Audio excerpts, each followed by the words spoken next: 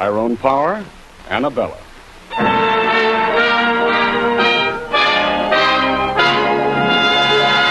The Gulf Screen Guild Theater.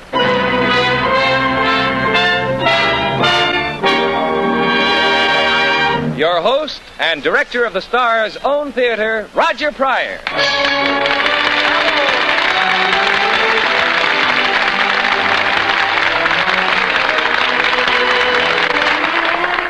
Good evening, everyone. Your neighborhood good Gulf dealer and the Gulf Oil Companies invite you to spend another evening with us here in the Gulf Screen Guild Theater. We think you'll like the show we have for you tonight because our stars are Annabella and Tyrone Power. You'll hear them in one of the most beautiful love stories ever told, Seventh Heaven. This story has been adapted for radio by Harry Cronman. Annabella and Tyrone, like all the famous stars who appear here in the Gulf Theater, are donating their talents so that in return, Gulf can give generously to the Motion Picture Relief Fund. And the fund, you know, provides the necessities of life for any person in the picture industry who may be unable to provide for himself. It's a great work, and Gulf is proud to be a part of it.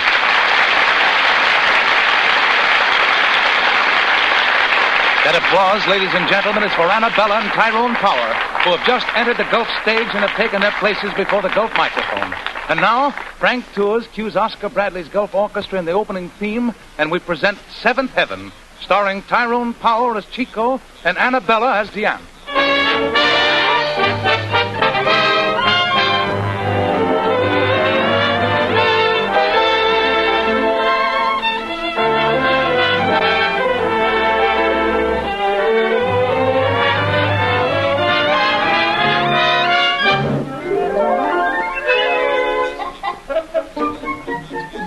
It's the old Paris, the Paris of 1914. Gay boulevards, laughter, and lights. But hidden from the tourists' eyes are the dark and shabby slums. And in this section, there's no street more gloomy, more crooked, or more ugly than the narrow little alley called the Sock. It's a street of brutal tempers, flashing knives. A street of sudden, sharp alarms. A street that takes its pleasure at a tawdry, cheap cafe mockingly called the Hole in the Sock.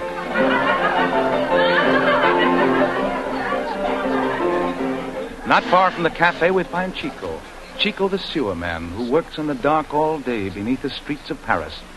Seated on the curb, he's eating his supper. Sausage, a bit of cheese, an onion, and some good red wine.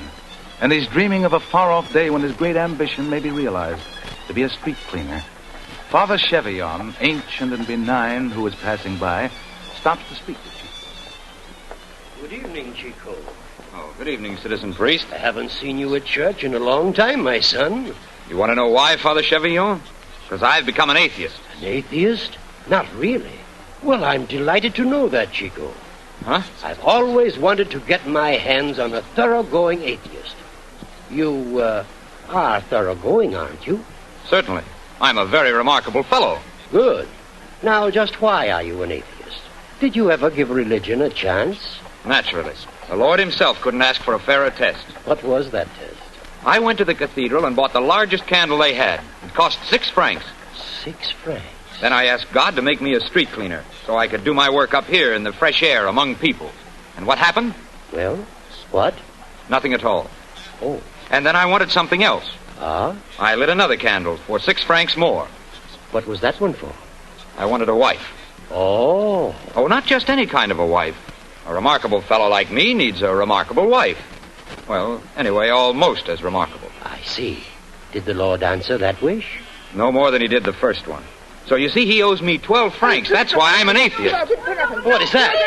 Trouble again at the Hole in the Sock. Isn't that one of the cafe girls? Yes, and what a beating she's getting. We must stop that, Chico. Why, cafe girls are all alike. Lying, cheating, getting men drunk, and then robbing them. Chico, she's running this way. I will take you the wrong way. I'll take you to bed, I'll stick you in. Just a minute now. Stay out of this, Chico. Stand aside, or Wait a minute. Oh, let go of me. I'll let you go. Head first into the sewer. Oh, no, not in the sewer. Very well, then. Will you promise not... Yes, I promise anything. That's better. There. Now, listen. If you ever abuse this girl again, I'll come after you and cut out your gizzard. Oh, no. Now, get out of here. Yes. Quick. That's where I go. Look at her run, Chico. Oh, what did I do that for? You were like a lion, Chico. So fast and strong. I don't know why I did it. It was a good deed, Chico. You'll get your reward in heaven. Ha!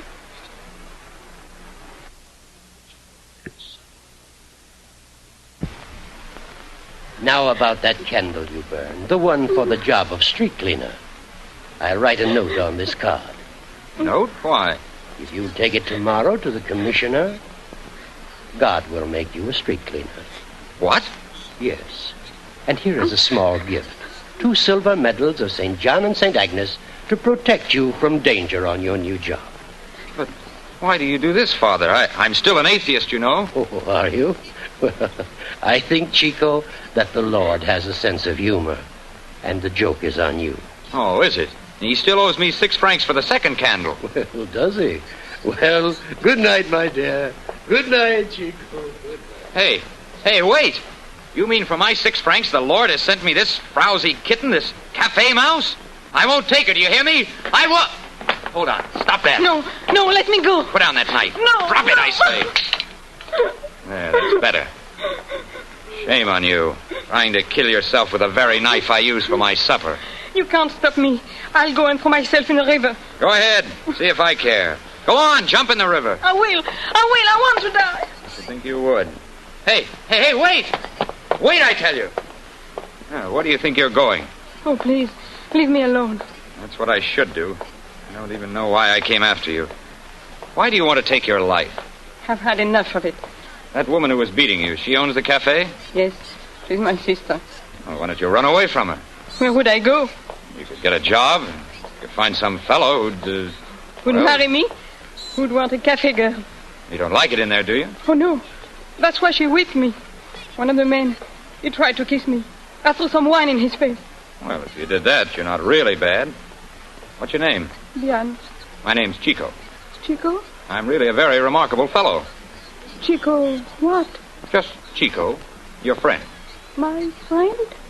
Yes, I know I'll regret it, but I can't help it. Oh, ce gendarme. Don't be afraid. Just a moment, please.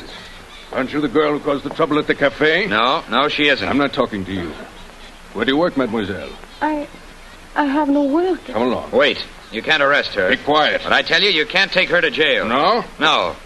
And you'd better be careful what you say about her. Is that so? Yes. You can't talk that way to her. Why? Because... Because why? Because, well, this girl, she's my wife.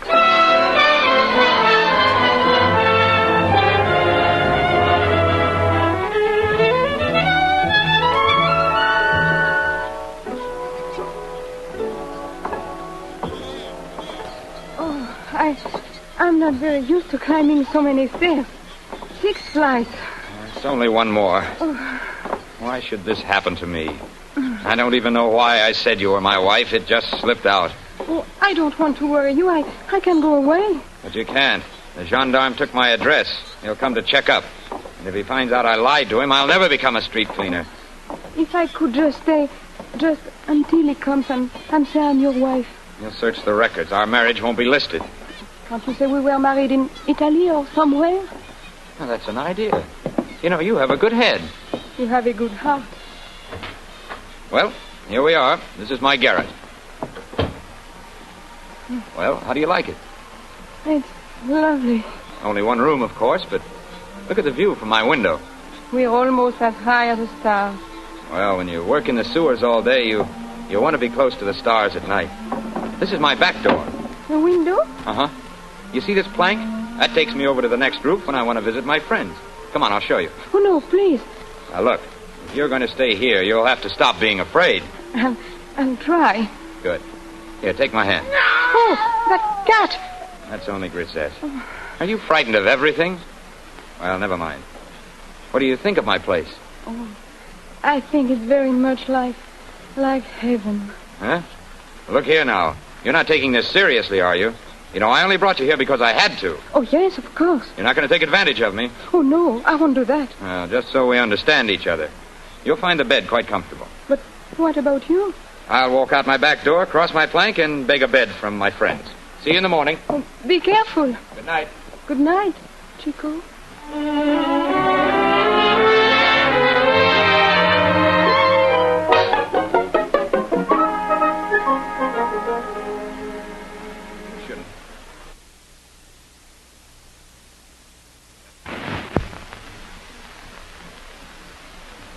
stay doing my washing, Diane. But I like to do it, Chico. Did the gendarme call? No, not yet. Not yet.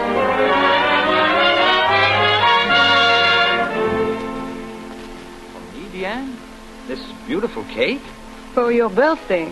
Oh, it's much too nice to eat. Any visitors today? No, the gendarme didn't call, Chico.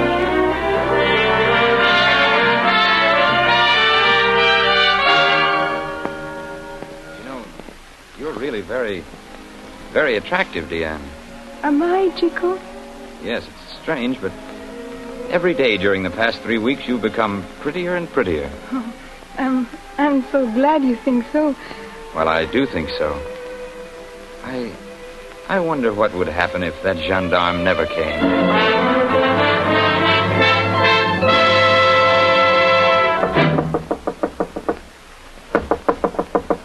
Come in. Good evening, madame. I presume that you remember me? Yes, you're the gendarme. Yes, the gendarme who thought you were the girl from the cafe. I hope you've forgiven me, Madame Chico. Yes, of course. Well, this is my first and last visit, madame. It's no fun to climb those 6 flights of steps. Well, good night, madame. And my compliments to your husband, Monsieur Chico. It's come. It's happened. It couldn't last. It couldn't. Oh, goodbye, Chico.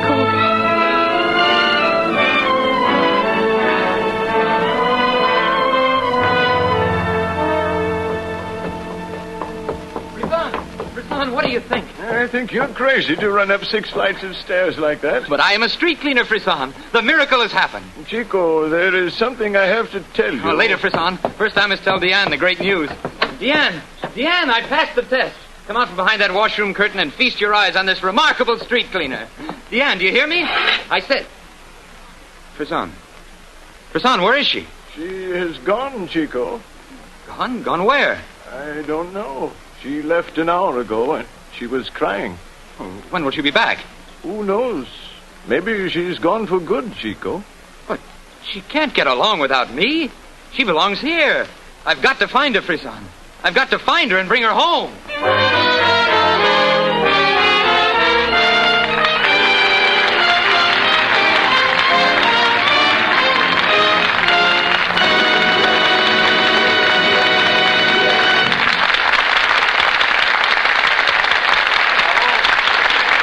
Just heard Act 1 of our Gulf Theater production, Seventh Heaven. In just a moment, the Gulf curtain will rise on Act 2. While we're waiting, see if you don't agree with Bud Heaston, who says... I don't have to tell you that every make of automobile is different. You can tell that just by looking at the different models. Yes, and because they're different, they've got to be lubricated differently. That's why you should make a point this winter of getting your car serviced at your Good Gulf dealers. Your Good Gulf dealer is ready with those special Gulflex lubricants. And he has a special chart covering your particular make and model of car and telling exactly what points to lubricate and which of the 5 different Gulflex lubricants to use. Naturally, he'll give you winter-grade lubricants all around. For instance, in your differential and transmission, so that even in the coldest weather, your gears will always work easily. He'll Gulflex your chassis so that your car will steer easily and ride quietly and gently. So, especially now, during the winter, when the right kind of lubrication is more important than ever, stop at the sign of the Gulf Orange Disc and put your car in the hands of an expert, your neighborhood Good Gulf dealer.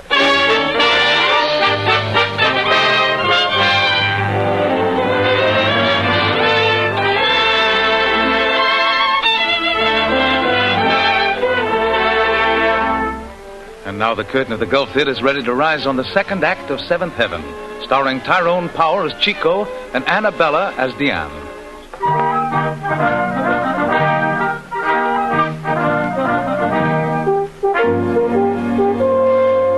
It's a few hours later. Chico has found Diane, the cafe girl he rescued one night and took to his garret, and who ran away when she believed he no longer needed her. As our scene opens, Chico is taking... Making me go searching for you. I might have been looking yet if luck hadn't been with me. Oh, please, Chico, don't be angry. Why did you run away? Will you tell me that? The gendarme came at last. Now there is no need for me to pretend I am your wife. We'll talk about that when we get home. Oh, please, Chico, let me go back. You are going to be something. I'll only drag you down. Nobody can drag me down. Understand? Yes, Chico, only... Only nothing. Take my arm and walk beside me like a good, respectable wife. You want these men ahead to think that there's something between us? Yes, Chico. I mean, no, Chico. Good evening, comrade. Putting up a notice? Yes. You'd better read it, citizen. It's for all of us. Chico, it's a notice to mobilize. That means... Exactly nothing. This is 1914. We're at peace. It's just another scare. Come, we have something important to celebrate. Tomorrow I'll be a street cleaner and Paris will be more beautiful because of me.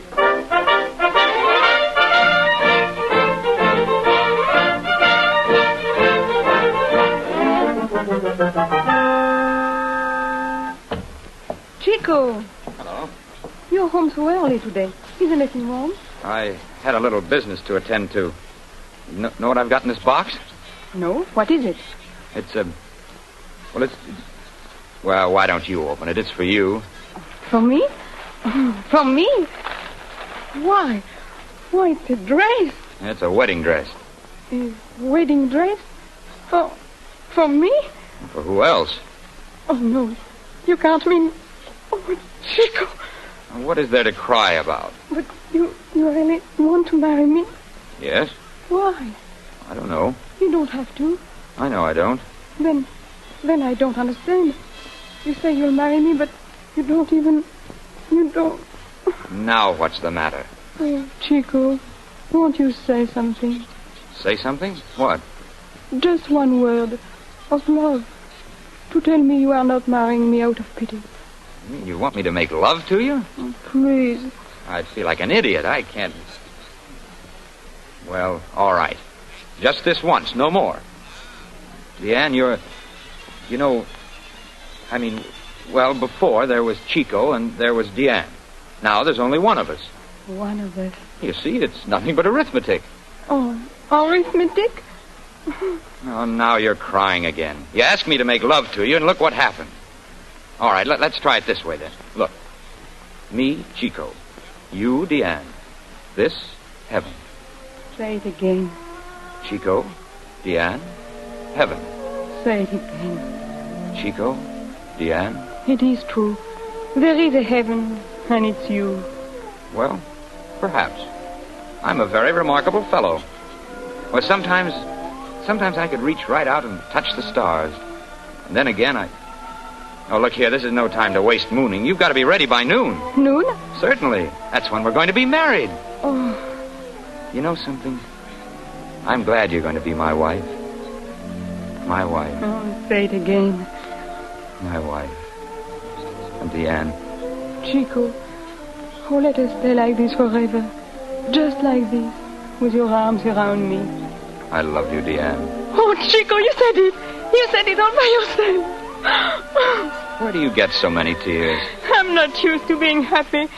It's funny. It hurts. Chico, hold me close. No, closer. Closer.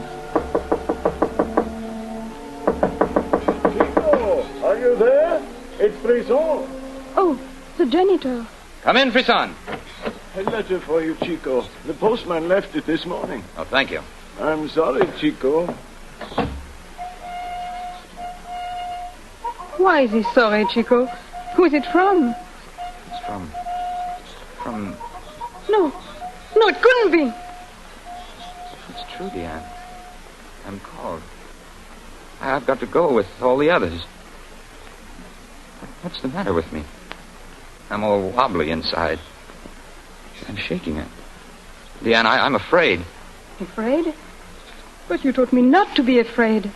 A moment ago, I owned the world, and now it's gone. That's why I'm afraid. Look at me, Chico. I will make you brave. You? Yes. I will be beautiful for you, and strong for you, and wise for you. Oh, I surprise myself with what I am. See what you have made of me. I, too, am a very remarkable fellow. Like you, Chico, like you. Yes, but what about the wedding? There's no time now. I'll have to report at once. I must know that you are my wife.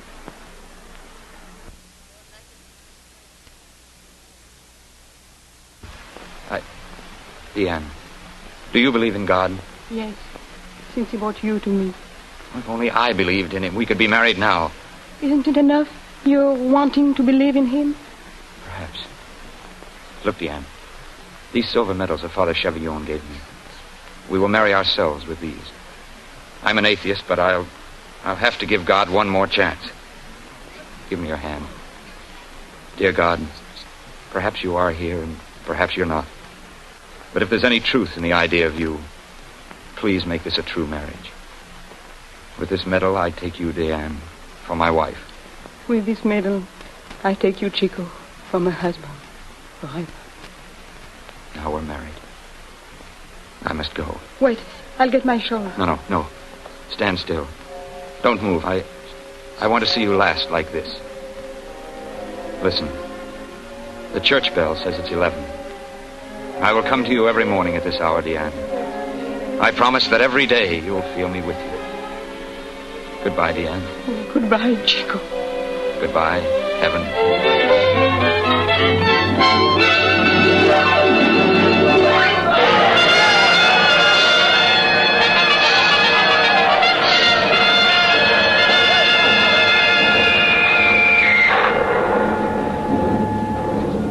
11 o'clock. I'm with you, Diane. 12 months and I'm still with you. I always will be. Chico, Diane, heaven. Chico, Diane, heaven. Chico, Diane, heaven. Chico, Diane, heaven. 11 o'clock. 2 years, Chico. And you are still safe here in my heart. Chico, Diane, heaven. Diane, heaven. 3 years gone. Wait for me, Diane. I'll come back to you. Chico, Diane, heaven. Chico, Diane, heaven. Chico, Diane. Oh! Chico, what is it? This pain in my heart. Chico, you all right? Yes, you must be all right. You're still with me, Chico. I can feel you here. Chico, Diane, heaven. Chico, Diane, heaven.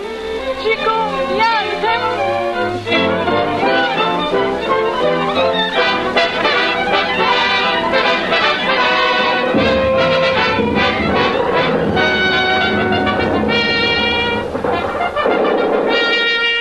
'She's firing. It must be. The armistice.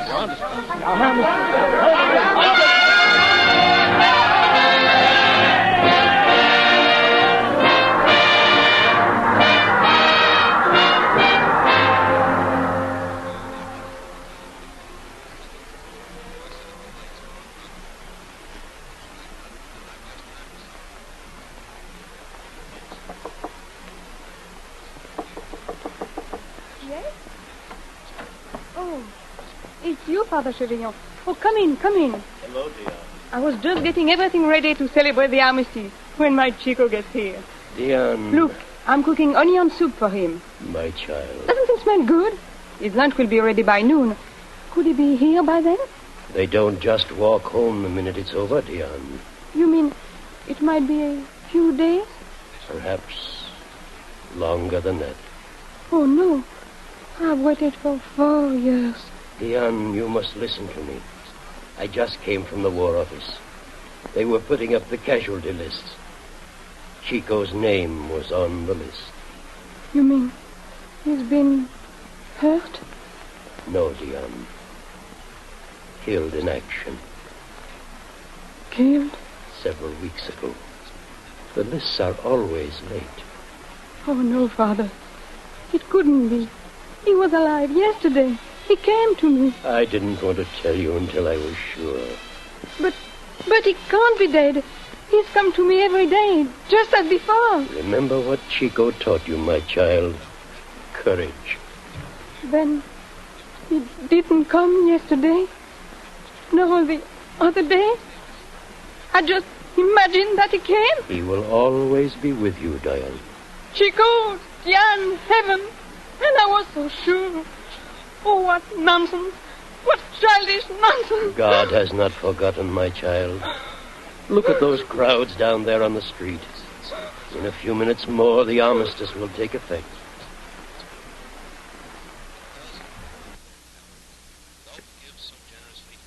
That means that thousands of men need not die today or tomorrow.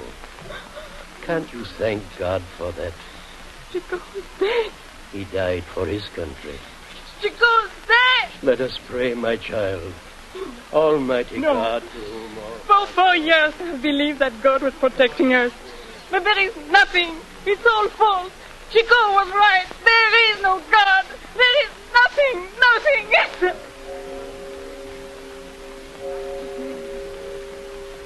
11 o'clock.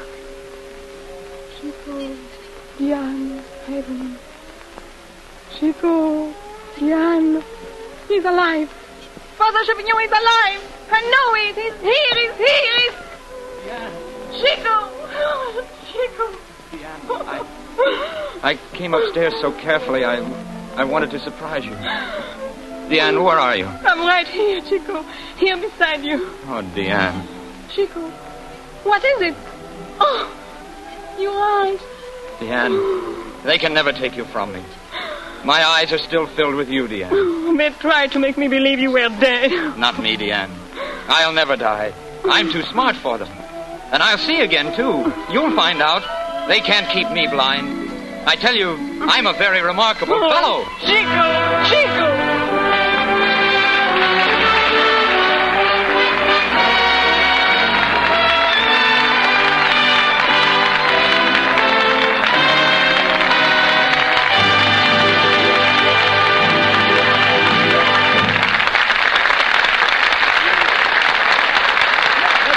Thank you, Annabella and Tyrone Power. Or should I say, thank you, Mr. and Mrs. Power. You were really splendid. Tyrone and I have always wanted to do Seven Heaven together, Roger. Thank you and Gulf for the opportunity. You know, Annabella, the last time I saw you and Tyrone was at the premiere of Ty's new picture, The Mark of Zorro, which incidentally was some picture. Oh, I'll say it was.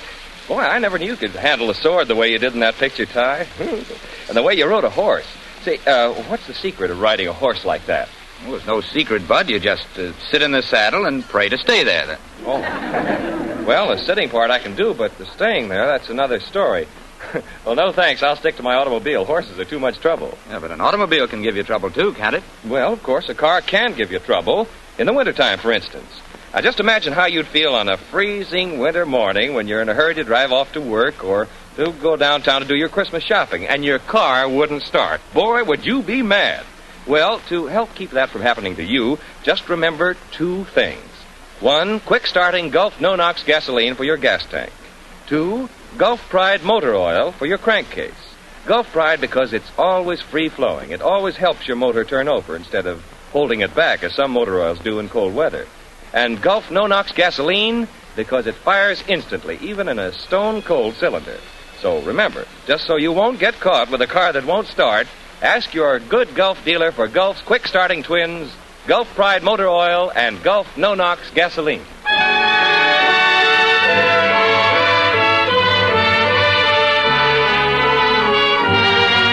And now a word about next week's Gulf Screen Guild Theater program. Next week, Gulf brings you a special Christmas broadcast, a most unusual Christmas show featuring Anatole France's famous story, The Juggler of Notre Dame, with 2 of Hollywood's greatest stars, Nelson Eddy and Ronald Colman. So be sure that your whole family and your friends as well listen to our special Christmas broadcast from the stage of the Gulf Screen Guild Theater next Sunday. Until then, this is Roger Pryor speaking for your neighborhood good Gulf dealer.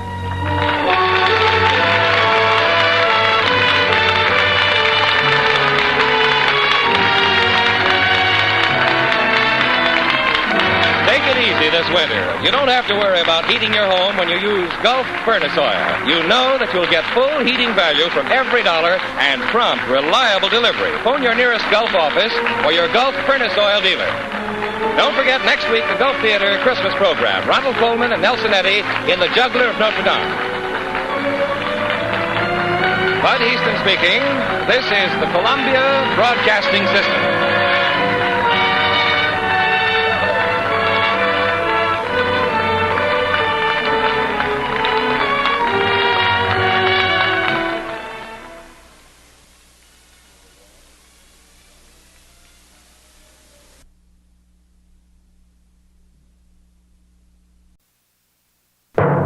Hollywood's greatest stars in Hollywood's greatest motion picture.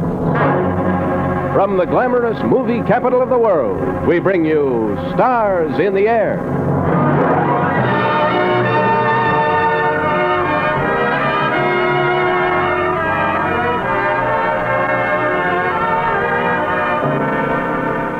Our play tonight, Enchantment. Our starring players, Joseph Cotton and Mala Powers. Our stage, the famous Screen Guild Theater.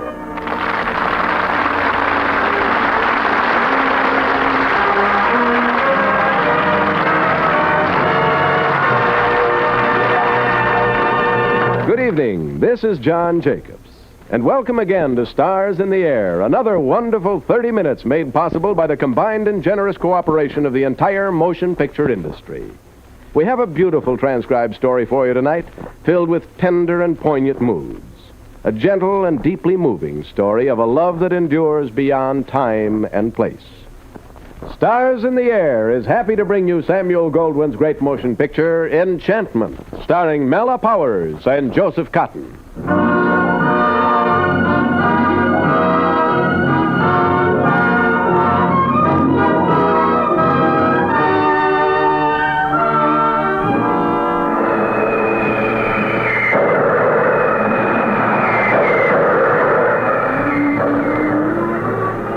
London in 1943, a city that shows the angry scars of war. The German Blitz has traced a pattern of destruction through its streets. Many of its homes are battered, burnt-out shells. But the house on Wilshire Place still stands, untouched. A haughty old house, withdrawn and solemn. A quiet house, except for one angry voice. General Sir Rollo Dane, retired, is talking to his solicitor. You mean to tell me, Mr. Willoughby, that after all our family has invested in this house, after all these years as it has been our home, do you mean to tell me I have to get out? General Dane, sir, I was merely trying to explain that 99-year leases have a way of running out. As it happens, the owners have decided to... bother the owners. Mr. Willoughby, I have existed considerable time, most of it in the army. There was plenty of mud and stone, and I minded them. And loneliness, and I minded that. But now that I'm back, I wish to spend the rest of my days here undisturbed. Why? How's that? I mean, well, you would never set foot here while your sister was alive. Why should you insist on living here now? Prouty, come here. I'm sorry, sir, if I've offended you. Excuse me, General. Did you call me, sir? Prouty. Mr. Willoughby is leaving. Yes, sir. This way, please, Mr. Willoughby. General Dane, I'm sorry. I'll do what I can with the owners. Good day. Locke. You here? I'm always here, darling. Did you hear him just now? He wanted to know why I've come back. You know, don't you, Locke? Yes, Rollo, I know. Wherever I've been, that's all I've wanted, really. To be here. To be here with you. Rollo, darling, that's all I've ever wanted. From that very first day. The day your parents were killed in the accident and Father brought you home to live with us. We were so young then. I couldn't have been more than 9.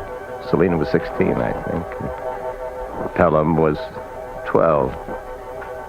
Locke, do you remember those days? Remember them? How could I forget them, Rollo? That was when I fell in love. I, too, I think. Though I didn't know it for a while. Not through all those years when we were growing up. Not when I went away to school. To learn to be a soldier. That's all Selina wanted for you. To be a soldier. It wasn't all I wanted. I didn't realize then. Not even when I finished my schooling and joined the regiment. Not even that day when I came home on leave. Locke, do you remember that day? Yes, I remember, Rollo. I wasn't there when you came in. Selina was the one who greeted you. Rollo, whatever are you doing home? Short leave.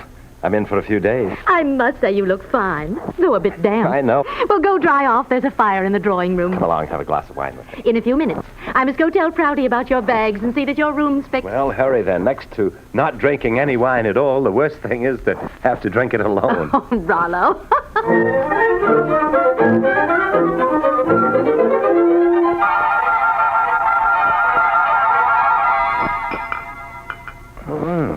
Not half bad.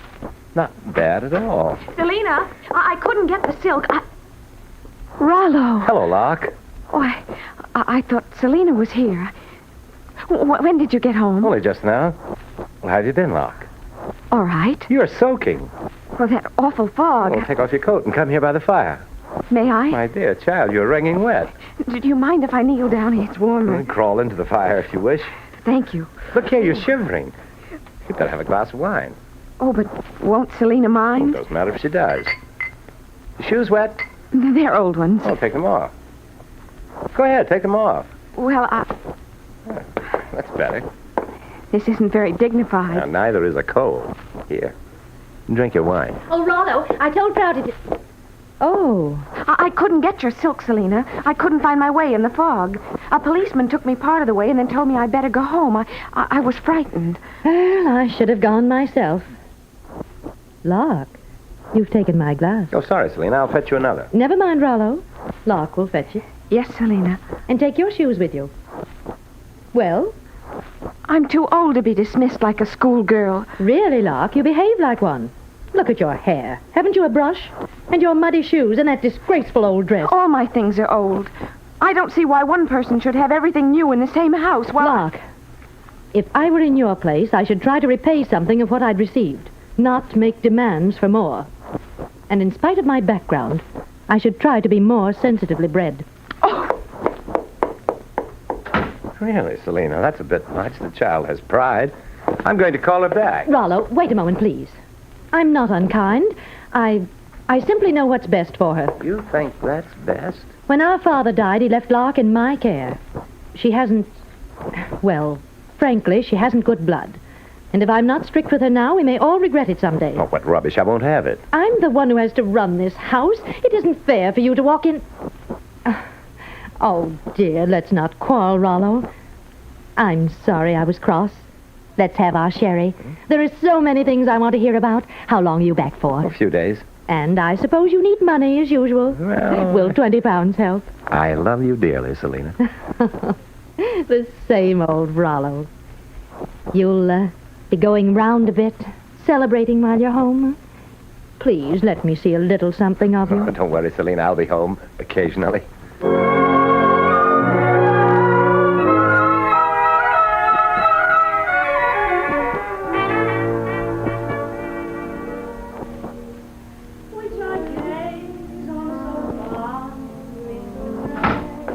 Good morning, Prouty.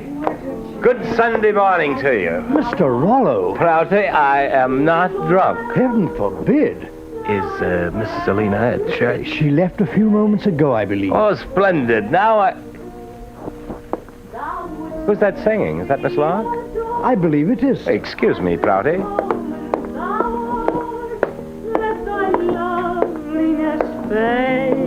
As it will, and around That's lovely. Oh. Now I know why I call you Lark. Were you there, listening all the time? You've grown up, Lark. A little. I didn't know you sang like that.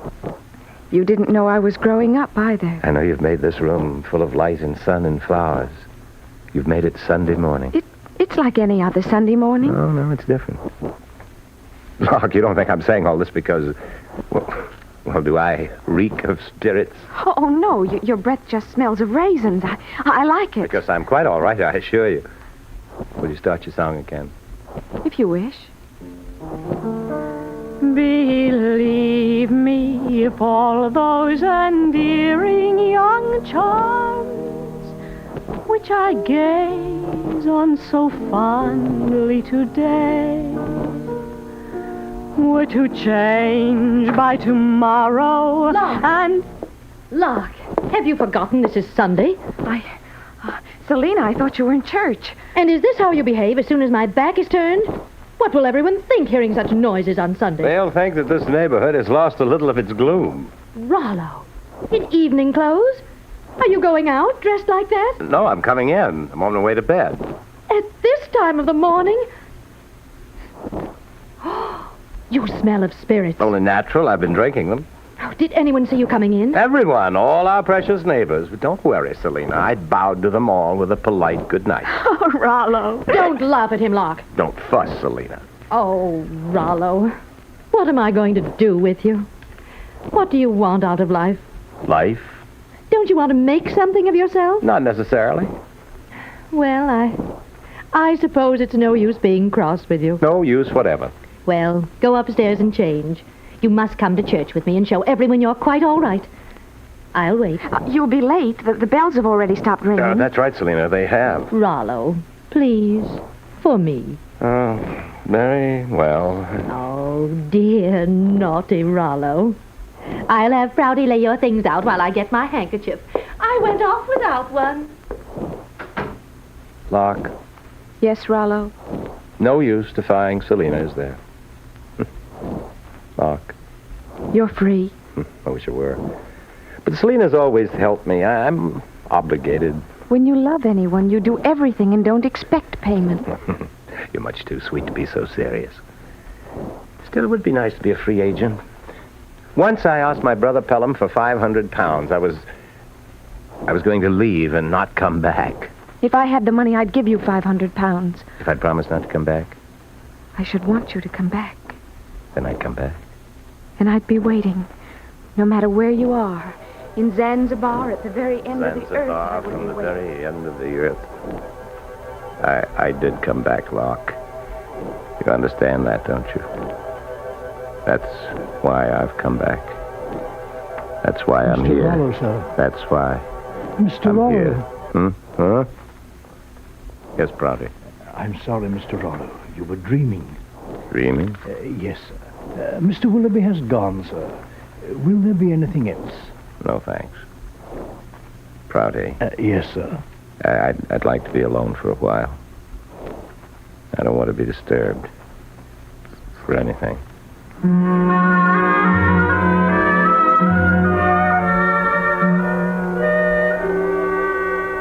Locke. Are you still here, Locke? I'm still here, Rollo. Locke, do you remember that leave of mine? Oh, yes, every minute of it. Did you love me then? I've loved you always. I suspected it, just a little. I noticed the next day you'd got a new dress. I went to Pelham and demanded it. I told him I wanted to be beautiful. You were always beautiful. That's what Pelham said.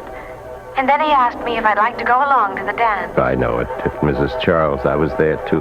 You were there, but you never danced with me. Not once. Oh, I couldn't. Pelham took every dance with you all night. And all night I wanted only to dance with you. And then suddenly, the next morning, you were gone to India for 2 years. Those 2 years, were they as long for you as they were for me? Longer. Oh, so much longer, Rollo. My brother Pelham had introduced you to society. You were having such a gay time. All the dances, the parties. Selina used to send me the social notes from the newspapers. Selina would. Mostly you went about with Pelham, didn't you? That never worried me. But that Marchesa de Lordi. Believe me, Rollo. I was just filling in time till you got back. And then you did get back. Unexpectedly. I can still remember how startled I was. Really? Seemed to me you were very calm. Why, Rollo, when did you get in? Only just now. Oh, we didn't expect you until next month. Well, I managed to catch the mailboat. I'm my own letter. I must say you look impressive in that uniform. Most impressive. I understand that Mrs. Charles is giving a dance for you tonight at your birthday. Why didn't you write me about it? I didn't think you'd be interested. You're wrong. Matter of fact, I might have planned this. It's really unimportant. Why should you remember? Did Pelham remember? Oh, yes. This bracelet. Isn't it lovely? See, the heart is of sapphires and small diamonds. Very small. Oh, don't be hard. And this Marchesa I've heard about, did he send you anything? Did he? Yes. This ermine stole. If you don't think I should keep it, I'll send it back. Oh, good Lord, I've no right to tell you what to do. Is this Marchesa serious about you? Yes. And I suppose he wants to take you to Italy and spend your life in a dilapidated villa listening to him sing opera off-key? He may. Don't go. They eat larks in Italy. Lark. I must go and change. We're having dinner here before the dance. Well, I'm going to give you a birthday present that'll make Pelham and that Marchesa open their eyes. Oh, no, Rollo, please don't. You can't afford it. Can't I? You'll see. No, Rollo, please.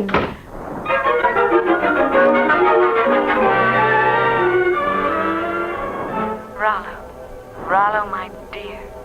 Yes, Lark. I used to wonder how you managed it. Where you got the money for my birthday present. Very simple. I sold my horse.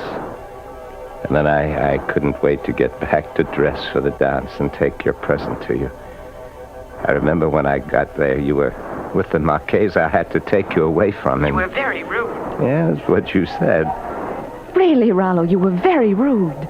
Why does a uniform make one rude? It doesn't. It merely makes time precious. Please sit down. If you wish. Well? I told you I was going to get you a birthday present. And I told you not to. Well, I did. I knew you would. Aren't you going to open it? Of course. Pearls. A necklace of pearls. Oh, Rollo. Yes? No matter what happens to me the rest of my life, nothing will be lovelier than this. If you wish. We've never danced together, Lark. I know. I want to dance with you. And I with you. I see Rollo's dancing with Lark. Do quite well together, don't they, Selina? Yes, quite well. Pelham. Yes? Isn't that Lord Fitzgerald over there?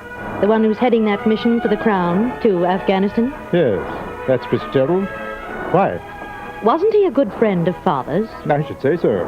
He and Father were chums at school. That's what I thought.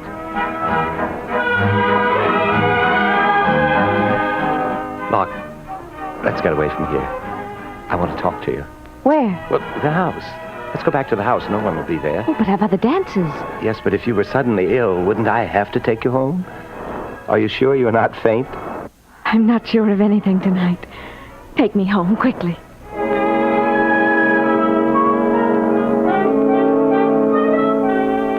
Cheerful here, isn't it? I mean, in front of the fire? Yes, I've always liked to sit by the fire. I, too. One of my favorite things. Fire. What? Rollo, what did you want to talk to me about? You're not tired? No, I'm not tired. You, don't want to go back to the dance? Do you? No. I think Pelham was a little annoyed when we left. He was peevish when I kissed him goodnight. You always kiss Pelham goodnight? When I kiss Pelham, he's my brother. When you kiss me? And when you kiss me? I've never kissed you. Lark. Oh, Rollo, oh, Rollo, darling. How much I love you, Lark. How much I love you.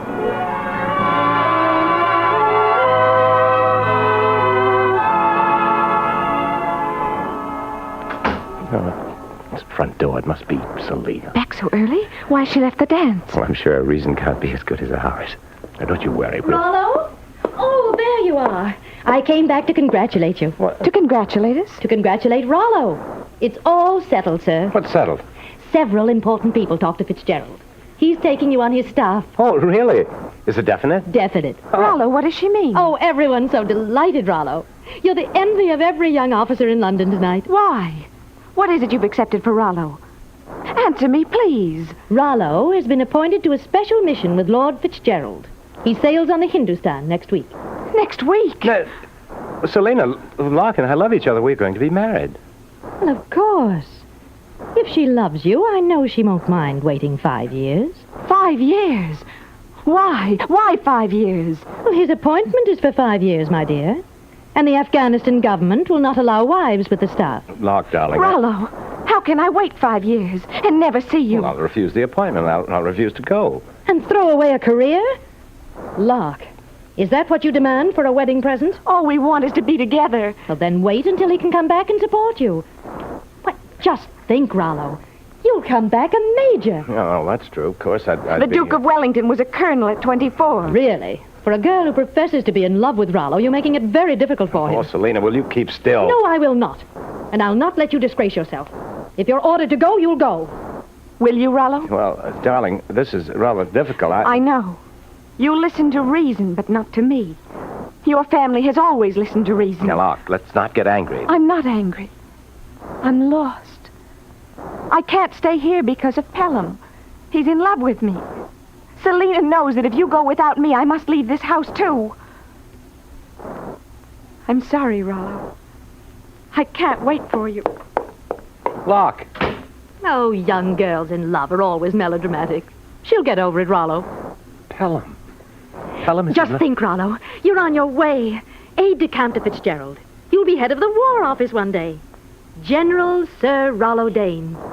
Isn't that what you want? I want Locke. Oh, Rollo, please. I didn't ask for this appointment. I'm free to ask Fitzgerald to cancel it. It's too late. I'll talk to you when I get back, Selina. Where are you going? See Fitzgerald. Are you out of your mind? He left hours ago. He's gone to the country. It's too late, Rollo. Thank you. I'll manage my own life, Selina.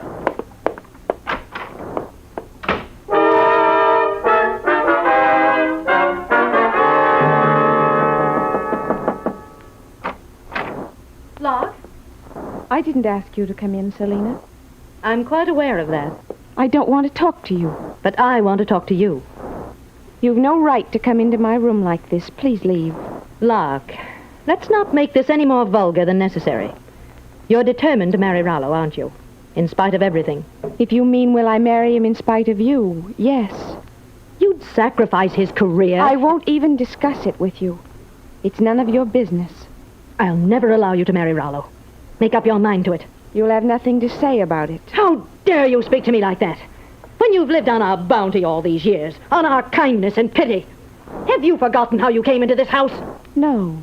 You've never let me forget it. But as long as I am in this house, this is my room. Please get out of it. Very well. And this is the last advice I shall ever give you. If I were you, I shouldn't wait for Rollo, because he's already made his choice. He's left the house. He's not coming back.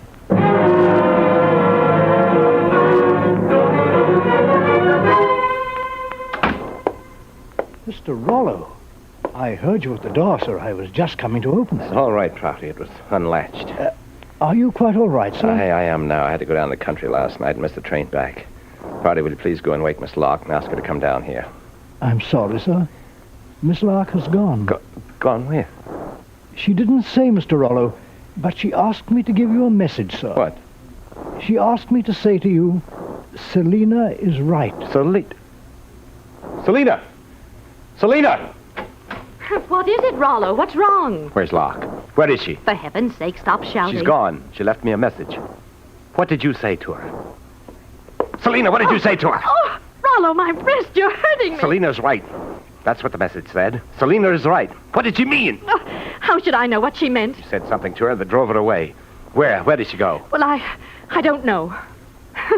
You thought she'd wait 5 years for you. She wouldn't even wait an hour. Selina, if I've lost Locke because of you, I'll leave this house and not come back, not as long as you live. Oh, Rollo, to throw away your career, your whole life, for a girl like that.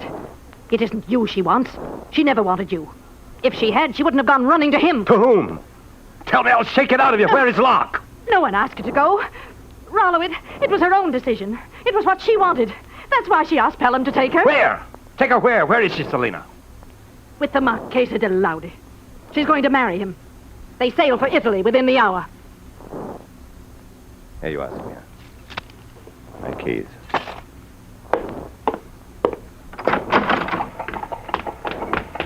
You there, driver! Hold up, I must get to the docks! The docks! Look out, sir! Look out!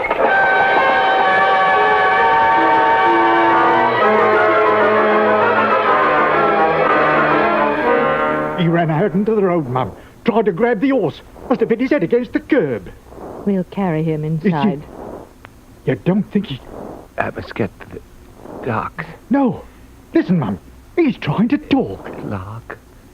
I'm coming to you, Locke. Wait for me, Locke. I'm coming for you. Wait.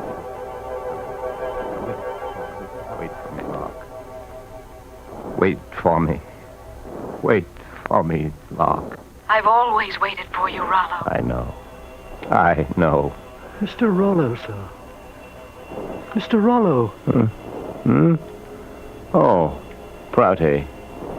What is it? There's a raid, sir. Hadn't you better go down to the shelter? What for? I'm here, and here I'll stay, Prouty. But, sir... Go along now, go along. I wish to be alone. Yes, sir. What is there left for me to fear now? Nothing. Nothing. Let them send their planes. Let them drop their bombs. Let them...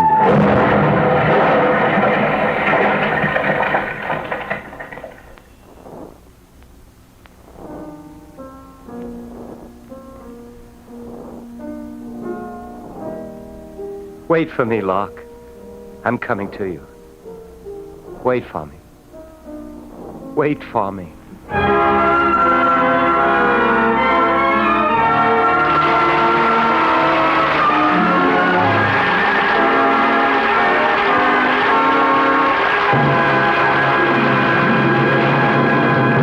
You've been listening to the Stars in the Air production of the Samuel Goldwyn picture, Enchantment. And now, back on stage. Here are the stars of our play tonight, Joseph Cotton and Mala Powers. I just want to say how much it means to us to do this show. This is our program, you know, because it helps support the Motion Picture Relief Fund. And that's close to the heart of everyone in Hollywood. Mala, you with me on that? Well, I've just been with you for a whole lifetime. Why should I change now? But really, all Hollywood is joining forces to make this the most exciting half hour of the radio week. And Johnny Jacobs is standing by to announce next week's show. So, Joseph, shall we go along now? I'm with you. Good night, everybody, and thanks. Thanks again. Good night.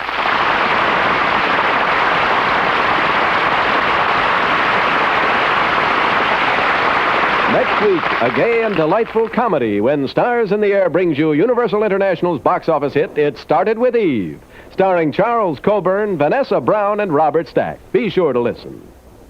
Enchantment was presented tonight through the kindness of Mr. Samuel Goldwyn, who has just released his newest film, I Want You, starring Dana Andrews, Dorothy McGuire, Farley Granger, and Peggy Dow, and is being hailed as one of the finest pictures of Mr. Goldwyn's career.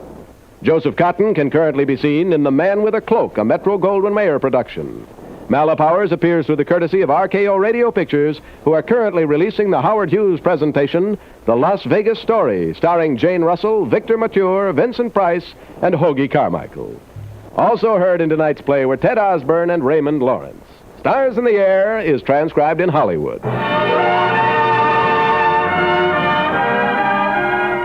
Maybe your dad can lick Charlie McCarthy's dad, but nobody can lick Charlie McCarthy's Edgar Bergen, not when slick comedy is called for.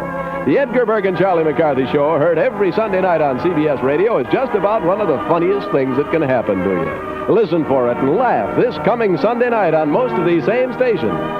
This is John Jacobs speaking. This is the CBS Radio Network.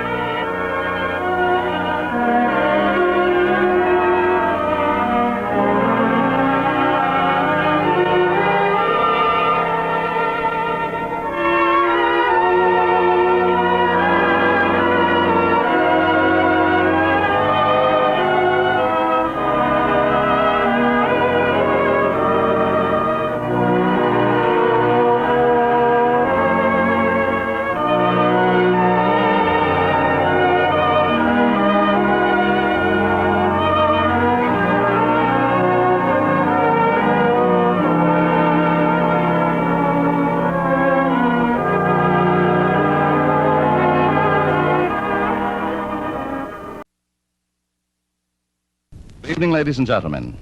Tonight, Lady Esther presents the Screen Guild players in Warner Brothers' heartwarming story, The Great O'Malley. It stars William Bendix as O'Malley, Anita Louise as Judy, Charles Irwin as Captain Cromwell, and Norma Jean Nilsson as Barbara. The Lady Esther Screen Guild players in The Great O'Malley.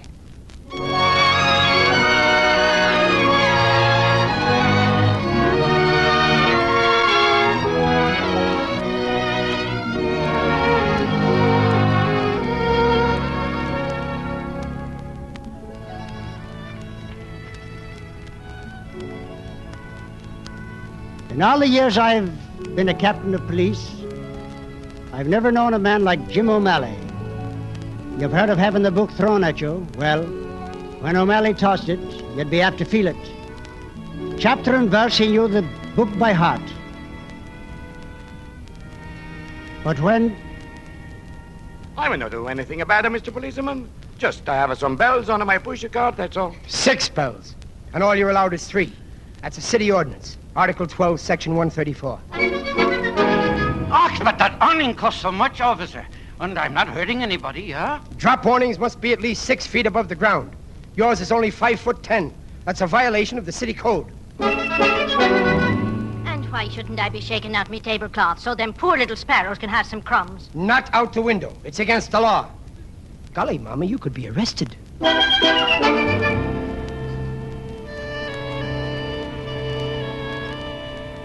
Oh, I talked to the lad lots of times. I tried to beat some sense into his skull.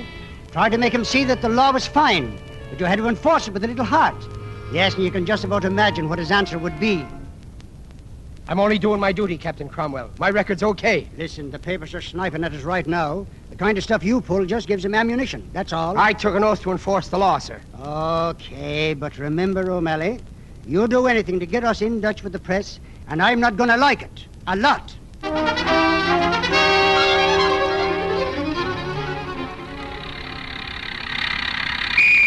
Hey there! Hey, you! Me?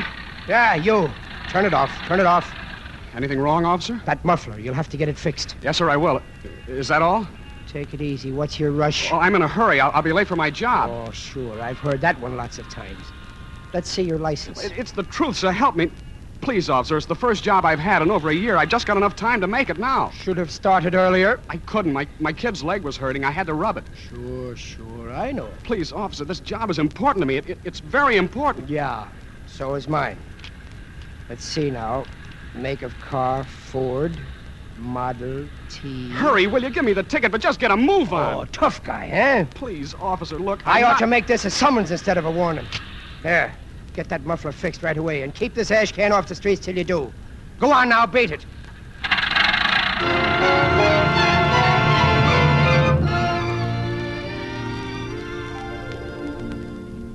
Mommy, I'm hungry. Will Daddy be home soon? Well, I don't know, Barbara. It's his first day on this job. I'll bet you we'll have lots of money now. Oh, of course we will.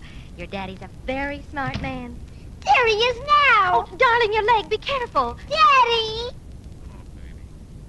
Golly, Daddy, you sound awful. Are you tired? A little. How was it, John? Is the work hard? I don't know. I didn't get the job.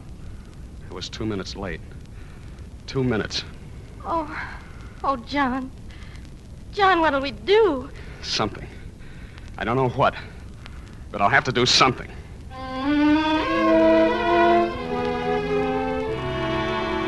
Calling all cars.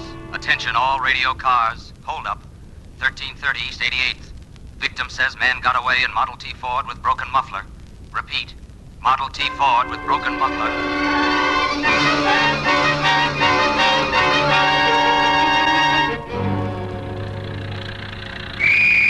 Hey, you! Pull over there! Didn't I tell you to get that muffler fixed? What's the matter with you? What's the matter? You drunk? No, I'm not drunk. Well, let's see you laugh this off. Give me your license. Look, what am I charged for? You ought to know. You guys think you can ride around this town breaking any law you don't like. Well, you can't, see? I got a right to ask. What am I charged for? Article 20, Section 84, City Vehicle Code. All mufflers shall be kept in a state of repair. No undue noise shall be allowed to... Hey, brother, this is a summons. I know. I know.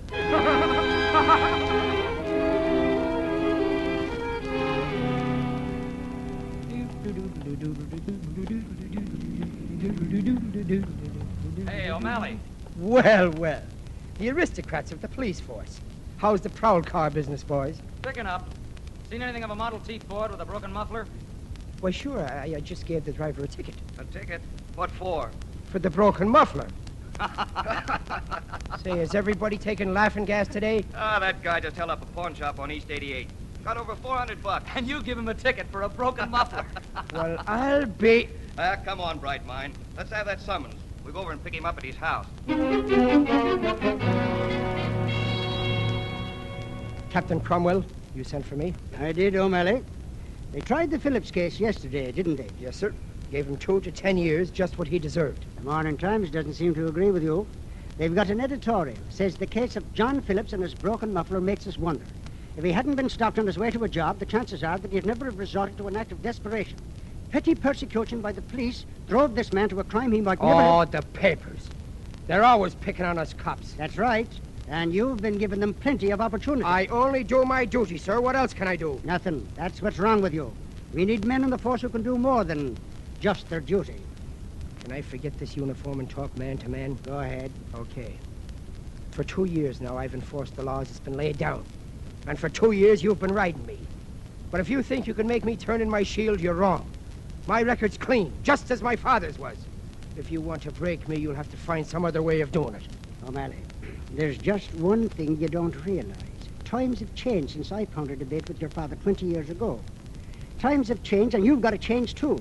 O'Malley, I'm going to make you or break you. I'm going to take you off your beat for a while. Off my beat? Yes. You'll report for school crossing duty, 13th Street and 1st Avenue. Your only concern will be those little kids. You'll leave all routine police matters to the officer on the beat. I understand. Except one other thing. In addition to helping the little children cross, you'll give them little talks on safety. Once a week, Mr. O'Malley, starting tomorrow. As I was saying, kids, children, I'll be out there on the corner, and I'll take good care of you. But stay on the curb until you see me signal to come across. As long as you do that, and watch where you're going, I'll take care of the cars, and we'll get along fine. That's all. Thank you, Officer O'Malley. I'm sure they all got the implication. Huh? I'm Miss Nolan. I teach the 1st grade. They're the ones most apt to run across the street. If you'll report them to me, I'll discipline them. That's all there need be to it. Well, I can't agree with you there, Miss Nolan. You've got those kids seated in the aisle. That's a violation of the Fire Code, Section 241. Officer O'Malley, the fire department inspects our school regularly, so I'd suggest you leave their work to them and attend to your school crossing, and I'm sure Captain Cromwell would be satisfied. Captain Cromwell? Yes. I asked him to assign a policeman to this corner. Oh, so you fixed up this job, huh? Not for you. I didn't bargain on getting James Aloysius O'Malley. And who told you my name is Aloysius? I didn't get it from the police honor list. Don't you remember me? Why should I? Well, I remember you. Maybe it's the shape of your head. It always was square and kind of thick. Judy Nolan. I should have known from the tongue of you. That freckle-faced kid who used to throw tomatoes at me. Well, I'm not sorry I've lost the freckles. But right now I could certainly use a few soft tomatoes. Mr. O'Malley, the school crossing is right through that door. Would you like me to show you? I'll find my own way out. You don't have to show me anything.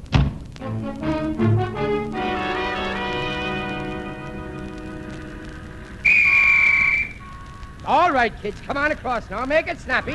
Now, come on there, little girl. Now, hurry up now, will you? I'm sorry, I can't go very fast. It's my leg. Oh, well, all right. Take your time. Come on, I'll walk across with you. Thank you.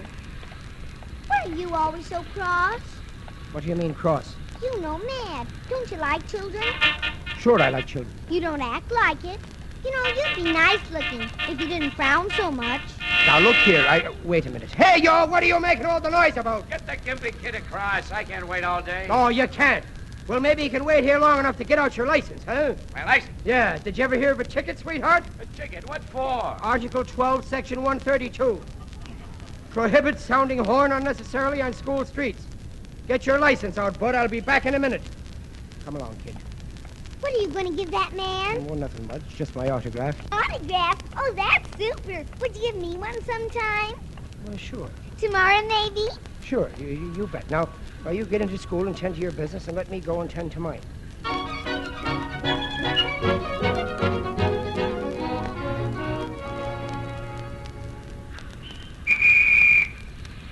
Well, look who's here. Bright and early this morning, too.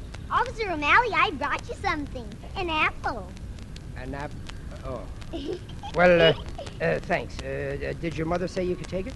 Oh, no. We don't have any apples at our house. Mr. Bennett, the grocer, gave it to me. Well, why doesn't your mother have any apples? They're good for kids. I know, but we don't have enough money to buy them. Oh.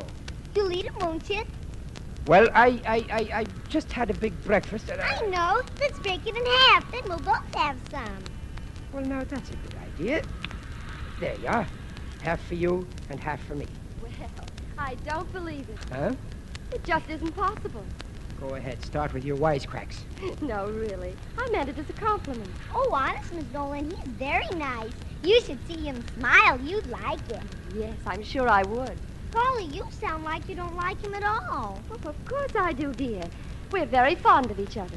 Are you going to get married? Oh, Barbara. Well, if you're very fond of each Now, other... now, you'd better be getting on to school. Me holding up traffic and all. Now, run along now. Goodbye, Officer Jim.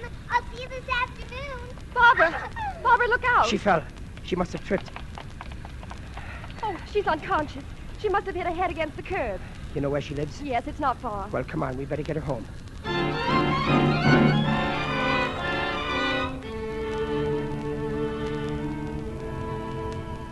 How are you feeling now, honey? Does your head still hurt? Just a little, Officer Jim. Where did Miss Nolan go? To get a lot of nice things for you to eat, and she's going to bring your mother back, too. That's nice. I like Miss Nolan. You do, too, don't you? Well, Of course you do. Miss Nolan said so. Sure. Say, how come your mother goes out to work? Where's your father? Oh, he's in Canada. He has a job up there. Canada, huh? That's a long way off. Oh, I make believe he's here. I talk to him all the time. Talk to him? To his picture. That's Daddy's picture right there. Oh, so that's your father, huh? Well, he look like... What's the matter?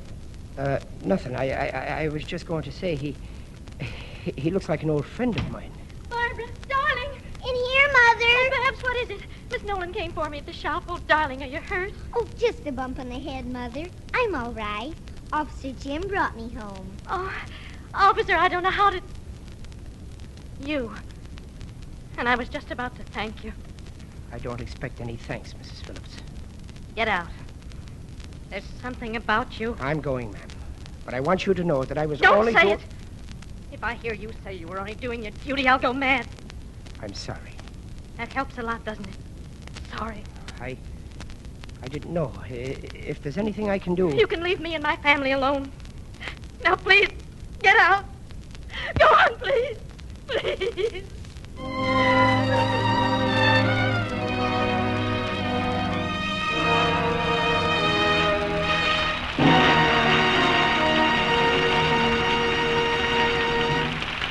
The second act of the Lady Esther Screen Guild play will follow in a moment. Now, a word from Lady Esther.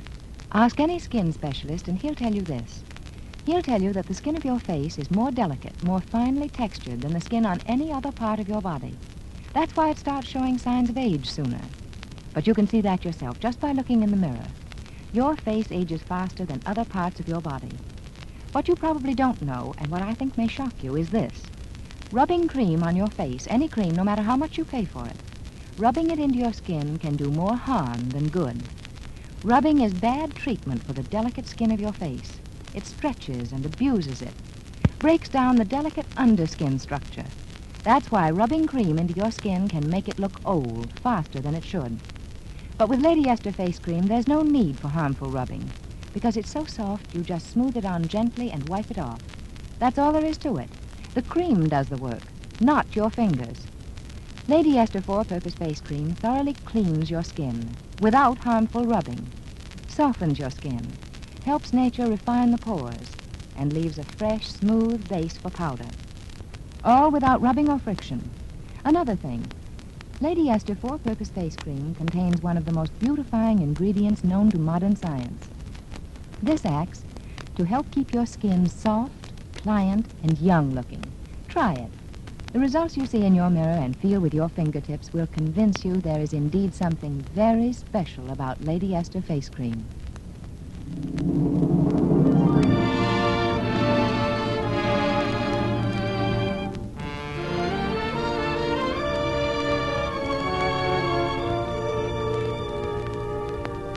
And now Lady Esther presents the second act of The Great O'Malley, starring Charles Irwin, Norman G. Nilsson, Anita Louise, and William Bendix.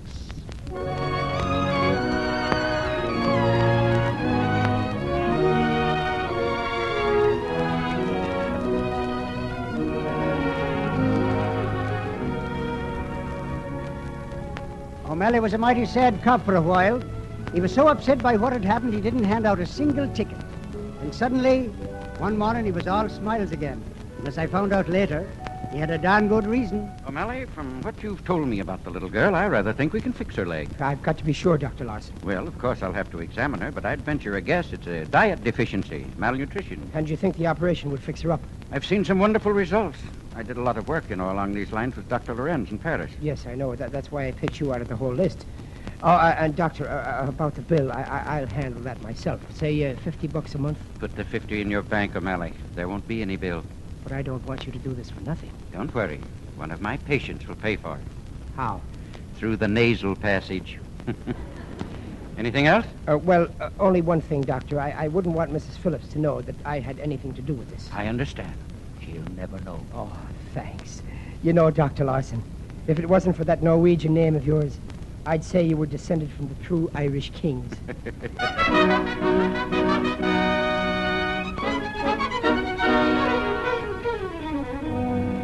Miss Nolan, how is she? Is she all right? The doctor says it's a perfect result. In a few months, she'll be running around like any other child. Gee. I sent Mrs. Phillips home to get some rest, and Barbara's been asking for you. She has?